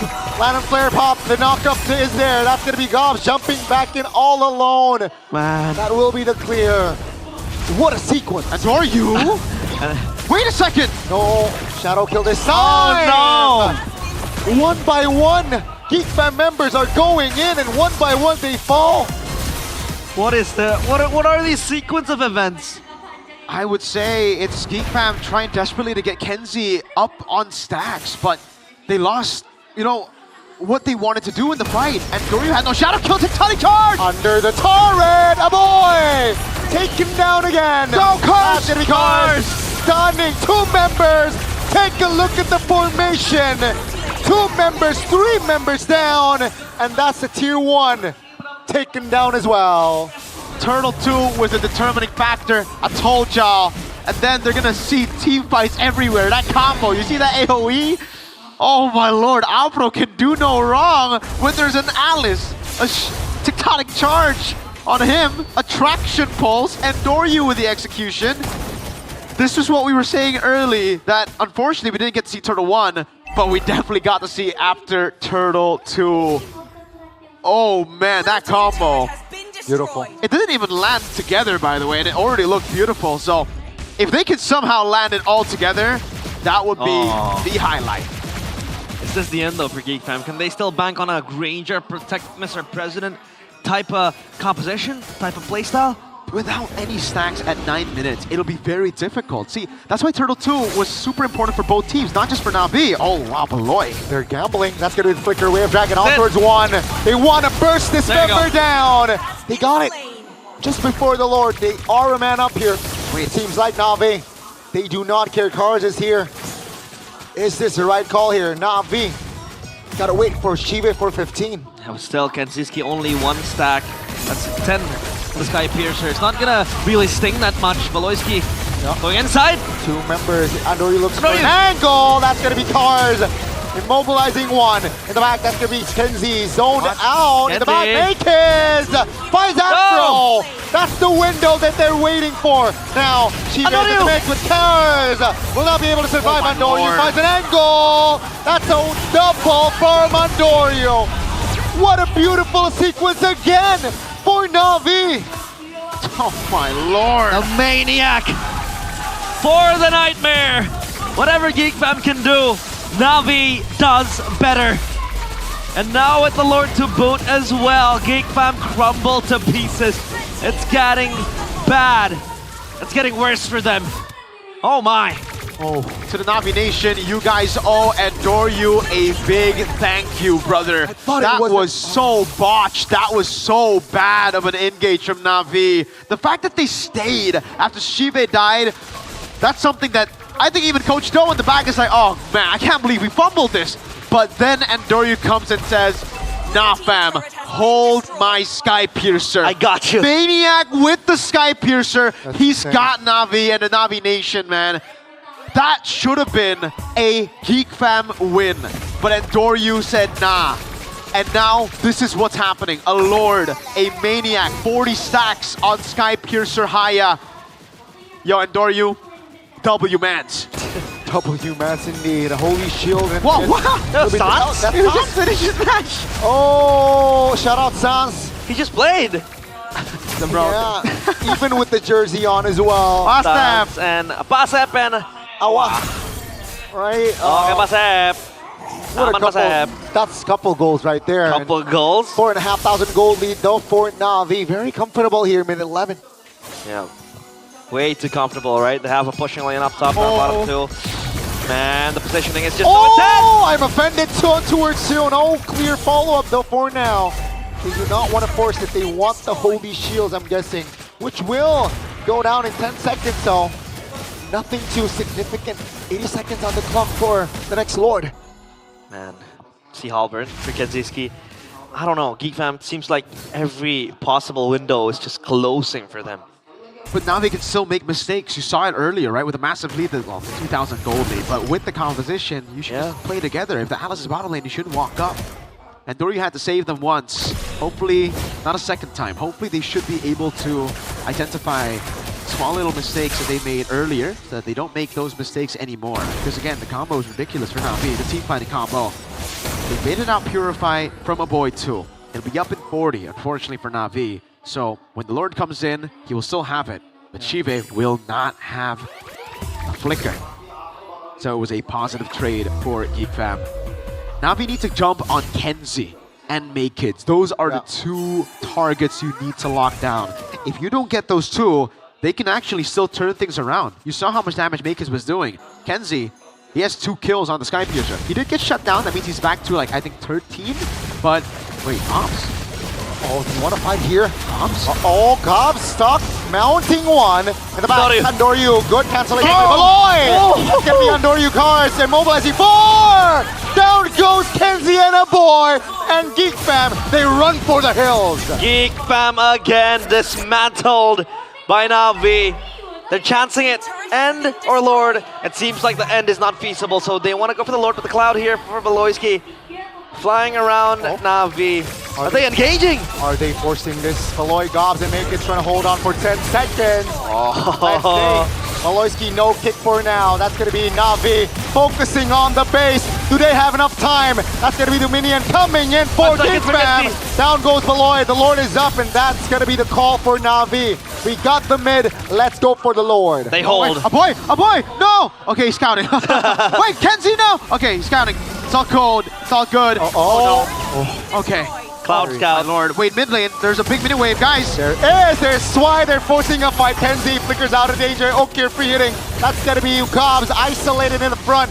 Mounting one. Do they have enough damage? That's going to be Naked. Finding Ukir, but Andoryu shuts him down as well. Kenzie barely surviving, finds one though. That's going to be 2 members off the board for Na'Vi. Beloy is up. Will this be the turnaround? Seems like the call is Na'Vi. Let's back away. They have the power to get the Lord. I don't think so, right? No. I don't know why Na'Vi took that fight, dude. Like, you already got what you needed. They were low. You can go for Lord. They are overheating Na'Vi. And I thought we were going to get a replay there. That was weird. And Doryu has the quad shadow on Gobs. Car's going to go in as well. But they got to be real careful here. Beloyski can still get a massive kick. He's up top. Yeah, Na'Vi, this is the way to go. Play it slow, wait for Kimi to come back, wait for Shive to come back, and then play the combo again. Man, what is this game? So much sequence, chain of events that are very much unpredictable, but Na'Vi, even with the lead that they have, 5.8k, 18 kills, 10 kills ahead of Geek Fam, they still can't yet close the game. And it seems like they're gonna bank on a moment coming in from Afro maybe, or even Cars. The combination has proven to work time and time again. But I think for Geek Fam, the ray of hope is just gonna be Kanziski, and maybe make it too. Yes. Ayasho stop. Gobs looking for a fight. They want to force the Lord. That's going to be 2 members immobilized to the back. It's Kenzie. Very low. Ukir takes one down. That's going to be Kenzie finding Cars. Naked finds the Lord. The call is to force a fight.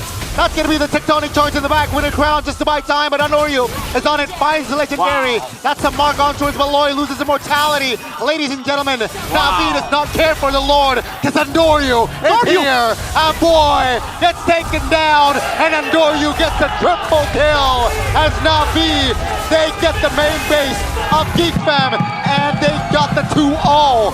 They will secure the 6th position in the standings. Geek Fam can only dream.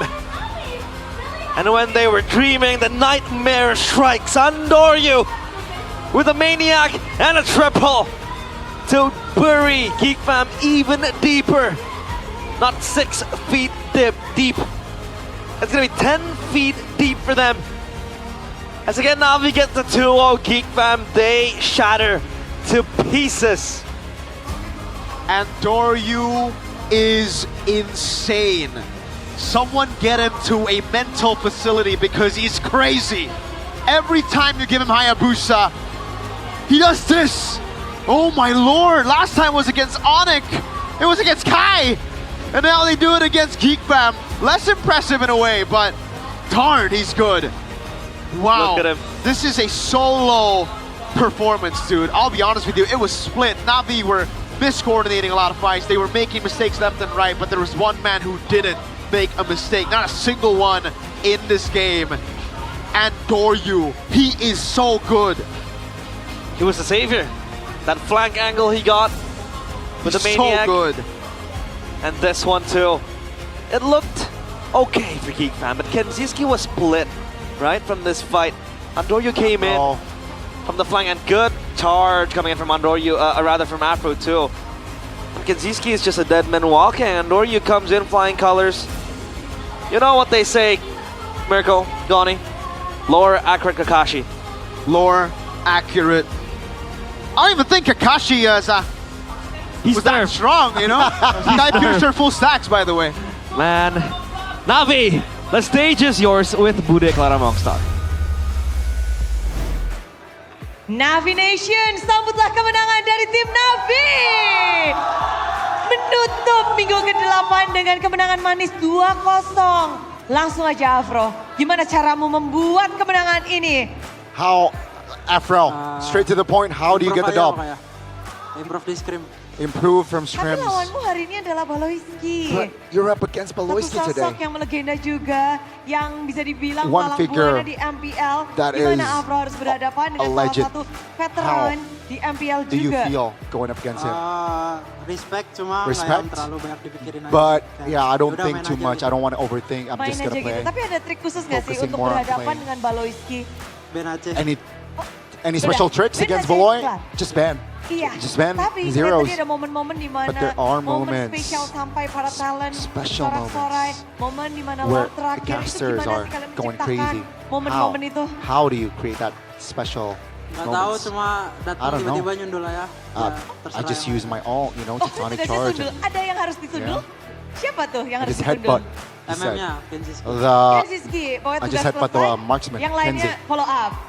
Yeah, Dan and itu the yang rest will terjadi, follow up. 2-0 Yeah. didapatkan. So 2-0, Namun, Chive tadi gun di in belakang distance. kita udah Hey, dengar Chive, perbincanganmu juga we bersama heard dengan your Kenziski. conversation Dan sekarang with kalian berhadapan satu sama lain di leg and yang now kedua. you got the Gimana? 2-0. It's a Dua kali 1-1 membungkam dan juga in the second leg membuat technically. Geek Fam tumbang. How do you sama kita how do you make ya Geek senang Fam aja sih. fall? Seneng aja. Yeah, we're happy. Tapi ngelihat dari ini memang lagi push Ruby gimana? Are you pushing Emang MMR lagi Ruby? pengen main Ruby. Yeah, I'm Lagi really pengen, apakah interested memang in itu playing jawaban Ruby. untuk menghalau Geek Fam dari Is this hero an atau dari answer? gameplay sih Sive? Ya To- mungkin karena hasilnya menang jawaban. Is this an answer to falter Dan Geek Fam? Yeah, tentu I mean, saja look at the results. Kita melihat bahwa it is. pertarungan ini membuat banyak sekali intrik di From klasemen sementara. this Banyak match, banget juga yang we pastinya got to see a lot of penasaran. movements for the Ada standings. perubahan kah? Is Atau there ada any sesuatu? change, Jadi, perhaps? kita akan cek So let's bersama-sama see it together. nasib dari tim-tim The yang current bisa standings setelah match after ini that berlangsung second di or minggu third yang ke-8 match. dan Let's see. hasil Let's see. dari yang terjadi adalah Oh, Navi kembali got the sixth naik place. ke posisi 6. Yeah, back to sixth place. Chive Navi, Shive, naik turun. up Sekarang and ada di down, posisi 6. up and down. Lepas Now dari posisi 6. 7. Gimana Chive? How do you feel?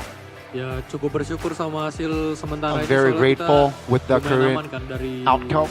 zona merah. We're at least outside of the red Keluar zone. dari zona merah gimana? Mempertahankan How do you sampai maintain tinggal 2 doang masalahnya. 2 matches Jadi left? gimana Chive? How? Apa nih How? dari Chive?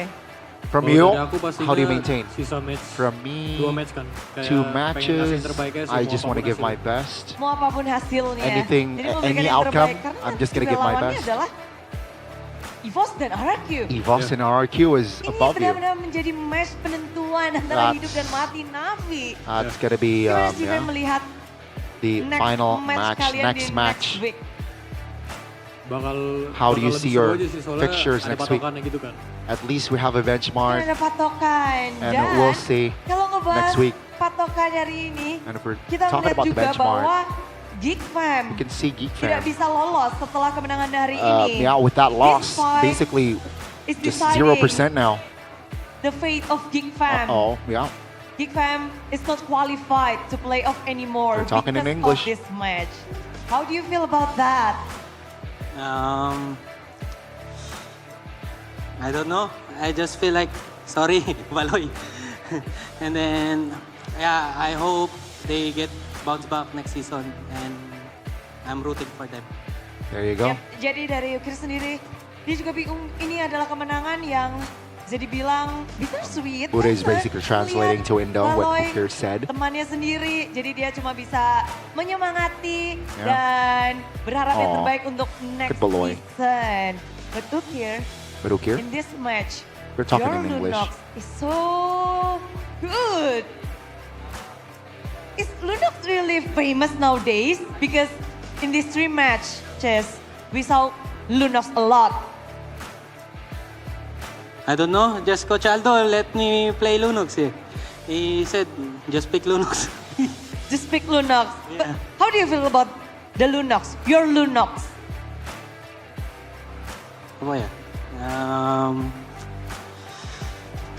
I think, I think my teammates carry me, not me. Is there someone who inspires you to play Lunox? Yeah, Afro. Afro. Afro, when he's with his pacar, he always play Lunox. Pacar is girlfriend, by the way. Jadi Pacar serius is kita ngeliat girlfriend. Lunox-nya, oke serem banget kan. Poin kill-nya buset banyak banget. Dan kalau udah tanya tadi ada yang gimana ngerasa Uday is bermain translating Lunox dan siapa what Ukir said ada earlier. yang menginspirasi katanya gara-gara dari Afro. Pacarnya Afro main Yeah. Lunox, jadi dia pengen main Lunox. Well, Ukir, okay, unexpected answer, but yes. Unexpected thank indeed, you. Bude. But this win tentu spesial juga. Of course, it's special. Andoryu. For Andoryu. With bahasa now, Can you speak bahasa with Indonesia. bahasa? Belum. Oh, belum. It Nggak, means ini not sudah yet. belum. Not yet. Gimana menang hari ini? How Perasaannya does the win feel today? Baik. baik. Good. Oke, baik. Tapi melawan Geek Fan, against Geek Fan. Against Geek What Fan. is the key of Oh. winning this match? That's English, folks. Our enemy will know that if I say. Oh, jadi In a secret here, Nggak bisa. Andoryu. nggak bisa rahasia aja, jangan kasih tahu. But last Andoryu week does not want to spell. a bad week for Navi. How do you dealt with that Again, and bounce back? How do you bounce back? I just talk to my teammates like, I want to say that just remember who we are before the season starts, and then just remember our learnings and then our improvements, and then just play. Jadi mereka gimana sih bounce back karena minggu lalu benar-benar kita melihat Bude is kesalahan translating. dua match, tapi kalau dari Andoryu dia bilang ya udah yang penting mereka selalu bersama, dia mengingatkan kepada teman-temannya Yeah. bahwa siapa mereka sebelum match itu dan Bude is akhirnya translating mereka what bermain Andoryu said. bounce back. Hari Bounce ini back. terbukti Navi masih punya And asa today- pula dan Yeah, Navi bounced back for today. the next week. Oh. And the last week you will face EVOS and RRQ. It's Evos and The RQ. special match is RRQ because only 2 slots left for playoff. That's gonna be a crazy So, match, by the what way. is your plan to get the slot? I will beat them all. And then I will get the playoffs, and then yeah, I just wanna beat them because I will get my revenge in playoffs. So how confident are you for battling against RRQ because RRQ is getting the win today? If Afro Gatot gas 100 Ah. 100. Oke, jadi Bude penasaran gimana sih untuk If Andoryu Afro melihat next match-nya Gatot katanya Kaca, it's ya udah, GG. dia kepengen mengalahkan semuanya dan menang ngedapetin tiket playoff dan melihat itu gimana kepercayaan dirinya. Katanya yang penting Afro pakai Gatot. Afro gitu, rahasianya Gatotmu. Afro, is Gatot Katanya Kaca Gatotmu, your kamu pakai secret? Gatot. I don't know, I just play. Oke, Afro is such a humble guy. Andoryu, pass it to the car. Cars. Lega ada di posisi Relief? 6. Enggak juga. Enggak. Not really, not Gimana really. kemenangan ini untuk Cars? How does the win feel? Cukup senang aja sih sama Yeah, ya. quite satisfied.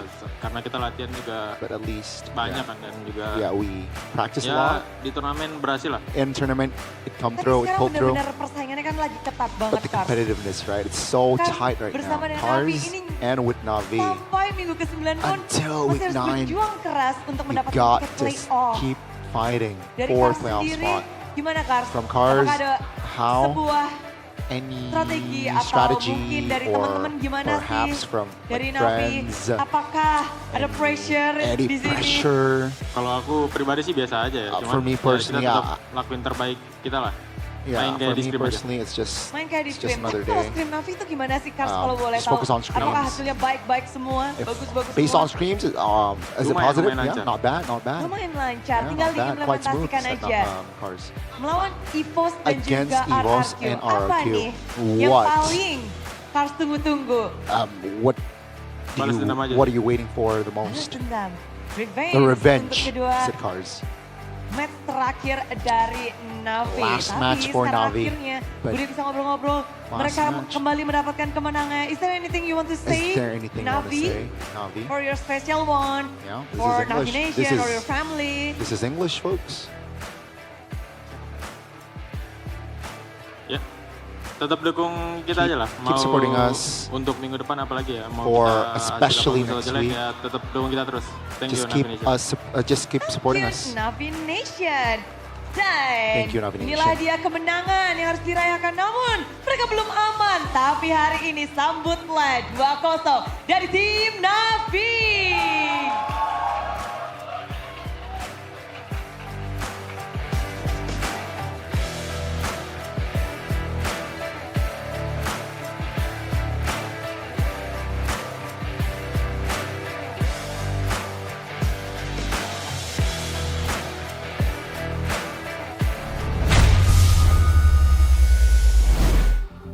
Geek Fam completely swept away by Navi and that insane performance from Andoryu. What a Hadouken! W Andoryu, man, like he's just so good on the Hayabusa especially. I think he might be mechanically the best Hayabusa in Indonesia, brother. Yeah. Really good stuff. A cut above Kyrie or Nile?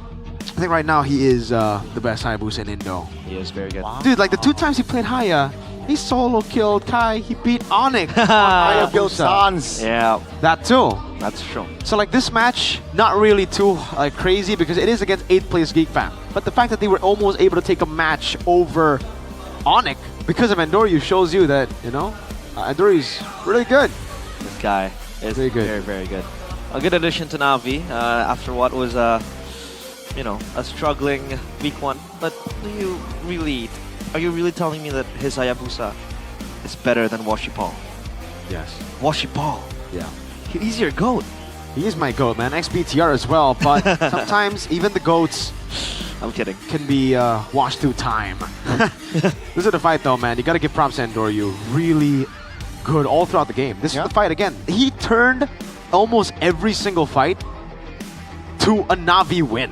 This is the big one, right? Dude, this looked so bad for Navi. And then I thought the this flank. was yeah. I thought they were cooked, dude. I thought Navi was, okay, it's GG. Geek Fam get the comeback and we're gonna see game 3. Turns out, and the fact that he has Sky Piercer is like a cherry on top, dude. It's like, oh my lord. Yes, he just won a team fight for the team, but also, he had 4. He got 4. And by the end, he had 80 stacks, dude, on the Sky Piercer. Really well allied, my boy. Doryu. Initially, it was great for Beloyski, dude. He really kind of like staggered this team fight composition. So many times, a lot of dodges. Just Geek Fam were better in the first few team fights, right? They were outplaying Navi. But that was before Andoryu got Sky Pierce. It almost seems like Andoryu had a switch turned on. The switch got turned on when switch. the Sky Piercer got by there, right here. He buys the Sky Piercer, the team starts losing. Look at Andoryu, so calm, so composed, goes into the back line, able to find Kenziski, and look at the way he utilized the skills. Skill 2, ult, and then he saves the skill 2 for in case Kenziski, you know, gets flicker out. And right as he gets the Sky Piercer, 40 stacks right away. And then another one, and then another one, and another one. Beloyski was doing a good job, but the immobilization from Cars here catches him off guard, and Andoryu, at this point, we're just waiting for skill 2 to be back up. Here again, it was another big blunder by the Navi boys, right? They took a fight that they shouldn't have taken. It was a big shutdown, and they were able to get that position. Andoryu. Look at Andoryu's position. You don't even know where he is. He's on the side. Look. Takes the long route because he knows it's all about flanking. It's all about cutting this formation down. It's all about getting the Granger. Boom. Apro goes, and Doryu walks up, and he has the shadow on Beloy, so he goes for the kill, goes onto Beloy, gets the immortality down, and then another one. Dude, his skill 2 just never misses. Yeah. 80 stacks, baby. That is a satisfying Hayabusa performance. Was that the fastest? 80 stacks? No, like 40 stacks, and like after a purchase? I think so, yeah. Should be the fastest, I right? think that might be the fastest in MPL ID so far to just get 40 stacks Yeah. after a purchase. The highest stacks you can get under like what? Under before even a minute of purchase. No, it's like a few seconds after purchase, dude. Seconds even. So man, that's insane. Okir played a very wonderful game too. 6-1. Yeah, that Filipino duo never disappoints for Na'Vi. 12-0 for the Hayabusa. Not much to say. Items-wise, it's quite staple, still the same. Nothing too crazy to highlight. So yeah, Geek Fam, would you say their win con was also one-dimensional, only, you know, banking on the Harith? Rather, the Ranger, excuse me. Ranger. Yeah, because, you know, they were waiting for the timing. Yeah, I think at that point, right? Because Yeah. it wasn't popping off, you know? The whole, I mean, we said it in the draft, right? Like, Na'Vi just had a crazy team fight comp. Geek Fam had a snowball comp. They just wanted to play for the stacks on Skypiercer. If Kenzie did get 3-4 by the second turtle, it would have been done. Because he would have bursted through everyone. And May Kids could clean up even, right? Do damage. They had Peel with Gobs. They basically had two ways to bring people to Granger so that he can go get Skypiercer. Unfortunately, it didn't work out for them because of one guy. One guy. You. Andor you, man. So good. I don't know what to say. Geek Fam just, I don't know, it feels like they don't really have the fighting spirit anymore. That first game, Gobs, was just completely tilted. Second game was much better, to be honest. Yeah. Was it worse? I don't know. But it feels like second game, they at least were trying to make something happen. But Boloyski, this guy, was trying to make things happen from game 1 and game 2. Tech charge, kicks, everything, you mentioned it. But yeah, it's just a bummer that Geek Fam is completely out of playoffs contention right now. No chance. I wanted them to make it, dude. Yeah, me too. And who voted for Geek Fam on this task? Only you? Yeah. You voted for Na'Vi? I voted for Na'Vi. You? Same. I voted for Na'Vi, but 2-1. Okay. I did not expect a 2-0, to be quite honest. This is quite a downfall too, because you also predicted in one of your videos as well, right? Geek Fam to be on S tier. Yeah, top 2. Top 2. But man, isn't this a fall from grace? But another good news is that we have the standings ready for you guys at home. MPL ID Season 16, regular season week 8. And look at that, Na'Vi. They breeze past RRQ Hoshi. So it's now just a battle of Na'Vi and RRQ. Wait, Dewa aren't confirmed yet? I thought with this win, Dewa will be confirmed. No, so it's supposed to be if Geek Fam wins, Dewa gets confirmed. But if Na'Vi win, so they're still gonna fight. What if Na'Vi and RRQ both make it, dude? That would be so sad for Dewa. Ah, you're right. But Na'Vi, or rather RRQ Hoshi, they cannot drop a single game from here on on. Okay, what will be the next? Well, we'll just see next week. RRQ Na'Vi, that's going to be the next match, so... And that is a decider, man. That, I think, yeah, that's going to be the decider. If RRQ Hoshi gets the win... So that means Dewa automatically gets... So they should be green, no? Wait, let me see. Week 8, week 9, there you go. Okay, so Na'Vi... Oh, they have Evos next. Have Evos. And RQ still have TL. Okay, never mind. So there's still a few more matches. Okay. Man, so they will have Onyx. So, wait. Oh. Yeah, they could not. Oh my lord. TLID. Wait, no, seriously, this is bad. Dewa are gonna lose 2-0 to Onyx. I'm sorry, Onyx. I'm sorry, Dewa, but like bad. But then, RQ, if they win against TLID, they go 6-9. And then if Na'Vi win against Evos, Na'Vi go 7-8. Yeah. Yeah. And then RQ beats Na'Vi. Both of them make it Dewa. If they lose to Evos too, Dewa will be out of playoff contention. Oh my. The calculations are just too intense to think about. But this is your playoffs bracket prediction. Look at that, Onyx, obviously. In the upper bracket with our brethrens. Are we brethrens? Bigatron by Vitality. Yeah. But I think our brothers do not yet have that crown in the standings. Not yet. You guys do have a star though, so yeah, take it. What color is your major? What color is your MPL ID? What color is your major? You know, hey, Alter Ego and Na'Vi, Evos and Dewa. Honestly, looking at it right now, it doesn't look like those are very scary teams in the play-ins, you know? Yeah. Usually the play-ins, there's always the team that's like, okay, I don't want to face that guy. Yeah. But right now, it does look like the boys up top are like on a level alone right now. So it's a gap, right? Especially if Dewa don't make it. Because I thought Dewa would be the ones to surprise a lot of people in the playoffs later. But with Dewa possibly not going up, RQ moves up. classic derby on day one of playoffs. Look at that, Dewa Evos. Yeah, that is going to be very, very interesting a spectacle to see.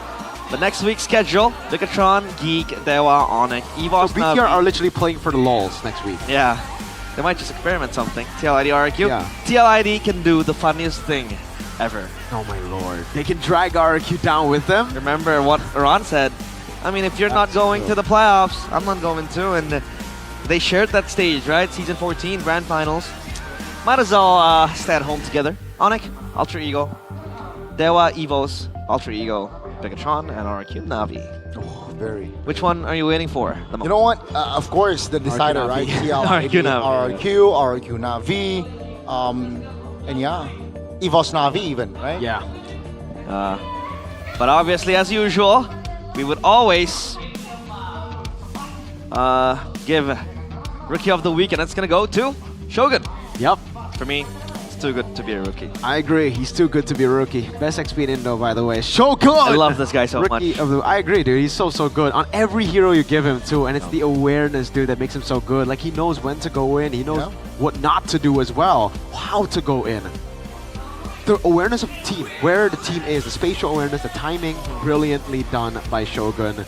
Very deserved, but I think the player of the week is a bit more deserved. Player of the week. Let's see. Golden Crumbs. And it's going to be Amon. I'll let you read that out. He is, by definition, in the current meta, the best gold laner in ID. You agree with that, Gani? I mean, yeah, even as an Onyx fan, I cannot really argue with this one. The difference maker indeed in that match against Onyx. And yeah, with the hero pool that he is able to pull off, he is definitely a threat. Man, Bigatron, they have solid laners. Look at him. Come on, bro. I got a picture with him yesterday. Yeah. Come on, brother, man. My goat! My goat! Emon. He's my goat! The Red Raider. Hey, if you spell Emon backwards, that's his name. That's his name. Emon. What a name. Is this dad jokes? Like, he's trying to pull a dad joke? I mean, it's an Unk joke. He's an Unk. I can accept Unk. You can accept Unk, but not Dad. I mean, that's because I'm not yet a father. Dad. I do not have Dad. Oh, wow, he's calling you Dad, man. Dad. That's Dada. This is Where's son, my milk? This is Daddy Onyx, this is Son Onyx. The Sonic. The Daddy Sonic, the Son Sonic. Yeah. Well, Bigatron. I am the only have- Pikachu.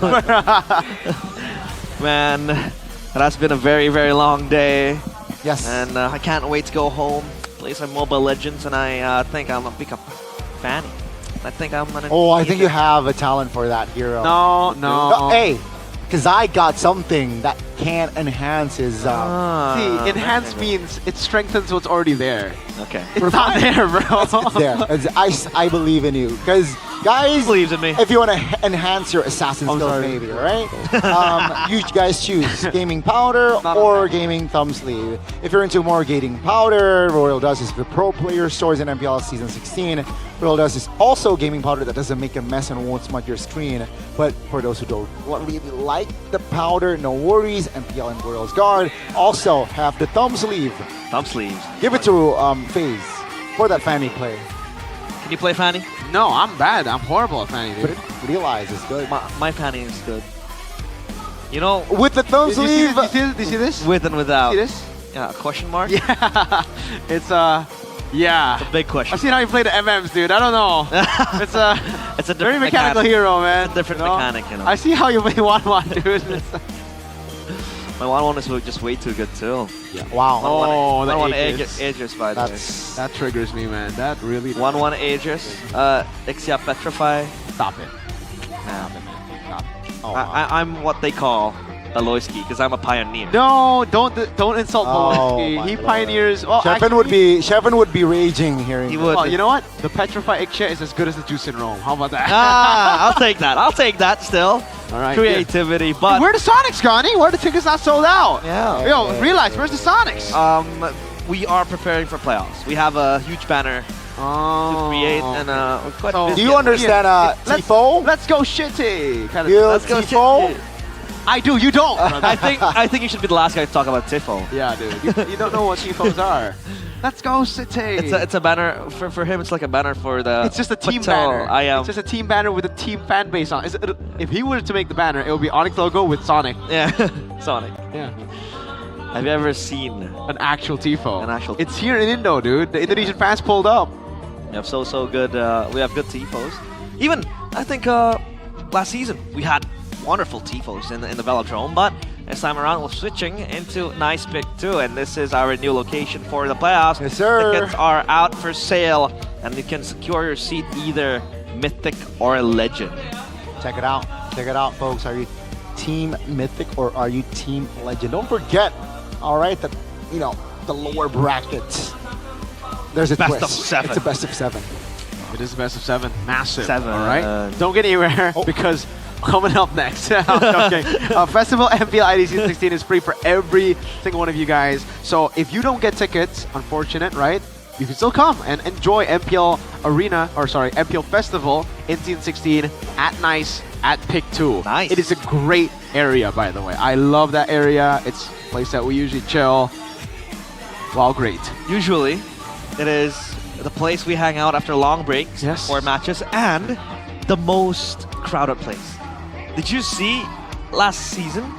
It was overcrowded. Oh, the festival. Yeah. It was so crowded. Very. Full of. We usually buy merch over there as well. So. Yeah, merch. And there's a watch along, so you can watch there. So that's a watch party too. Mirko doesn't like though going to the festival because everybody takes pictures with him, and he feels like speed. What do you mean? No. I'm kidding. I'm not that famous. Me You and are Donnie actually opened up, the trading cards. yeah. That was fun. That was fun. I do hope that they do make a comeback in the playoffs later on. I hope so, dude. Like, I want to get a signature Iman unboxing. I want to get a signature Coach Yeb. I want to get a signature. How do you think that's possible? Yikes. I want to get signature. Saka. Star boy. Our star boy. He said it, not me. But if you guys want to get to Nice Pick 2, there's a lot of options for transport. Busway, Transjakarta, and even online taxis. Sonic Republic. But now we are going to... You know where they are, right? You know where Sonic Republic Fans There's always a Cup chance. by GoPay Game Sonic Republic. Holy. Hey, we're tied. Oh, wait, we're my not. Okay. Yeah, this represents... Oh, man, it's the opposite. The Cavalry, Navi Nation, Geek Fam, all up there, dude. Wow. Troopers, RQ, Sonic, Alter Champs. What is this? 3 and 9. They're pulling a TLID cosplay in the Superfans Cup. 9. 9. Place. 3 and 9. 9th place. Well, Ultra Champs, I think it's time to turn up because Ultra Ego has secured playoffs, so yeah, the fans might as well secure Superfans Cup standings. If you want to play the Superfans Cup, come over. I think it's the last week, right? But still an opportunity for you guys to play. You can come over to the MPL Arena, sign up in the GoPay booth, and in you go. That's just me playing for the Sonics too. No wonder they're all the way down. Realize you? No, it's because I have been casting. Wow. Okay, so if you play, you think you're gonna be number 1? Number 1 in the game, baby. I'll be up there. You know the speed, try not to laugh meme? Oh, yeah. That's me right now, dude. Yeah, because you're laughing at your team down bottom when I beat them in the Superfans Cup. Oh my God. Well, it's been a long day today. That's a funny meme. It is a funny meme. But it's a full of 2-0, right? No 2-1. 2-1 was yeah, 2-0 all the way. Oh yeah, no 2-1s. No, even yesterday, VTR 2-0 Onyx.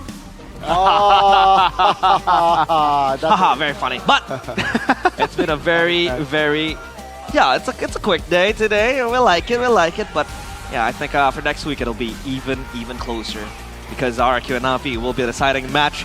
Realize has been accompanying you guys with Mirko and Gani. We'll see you guys next week in the last week of MPL ID Season 16. We own this. Sheffin, what are you doing there? Goodbye. Bye-bye. Woo! Sheffin! Hey, wait, Sheffin? What? Akan menuju ke babak playoff. Masih tersisa 2 slot lagi. Dan bukan hanya tiket playoff yang ingin mereka dapatkan tentunya, namun juga untuk menjadi perwakilan Indonesia di ajang M7 World Championship nantinya. Namun bagaimana dengan suara dari Superfans? Mari kita cek bersama-sama, inilah dia Super Fans Pick di minggu yang ke-8.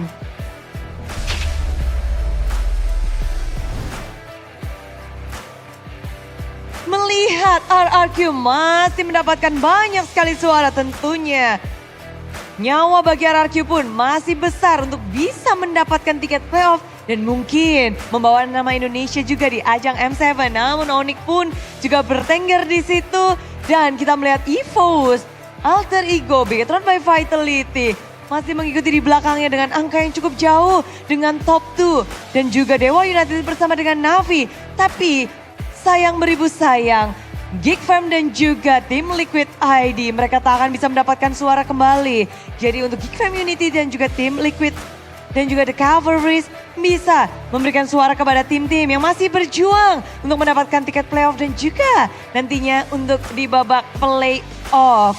Sudah tertutup mimpi mereka untuk membawa nama Indonesia di ajang M7 World Championship. Namun kita akan masih melihat bagaimana dengan tim-tim lainnya masih berjuang untuk 2 sisa slot terakhir. Dan di sini Bude Clara Mongsar mengucapkan terima kasih sebanyak-banyaknya untuk para super fans dan juga khususnya kepada para sponsor dan partner karena MPL Indonesia Season 16 powered by Munton, supported by PBSI, presented by Official Tournament Smartphone, Samsung Galaxy, Official e-wallet, GoPay, Official Coffee, Good Day, dan partner ini Sports. Ada Simpati, Dunia Games, Games Max, dan juga Good Time. Tak lupa supplier kita, Kacang Sukro dan juga Yoritos. Ditambah supplier Head and Shoulder, UBS Gold, Royal Scar, dan juga Imaginary. Minggu ke-8 telah berakhir, tentu saja masih dengan pengharapan bagi tim-tim yang akan mendapatkan 2 sisa slot terakhir. Minggu ke-9 tentunya akan semakin memanas. Jadi, Bude Clara Mongsar mengajak kalian untuk menjadi saksi siapa 2 tim terakhir yang akan menuju pick 2. Nice, jadi kita berpisah, sampai jumpa di minggu ke-9, minggu ke-terakhir MPL Indonesia Season 16. We own this.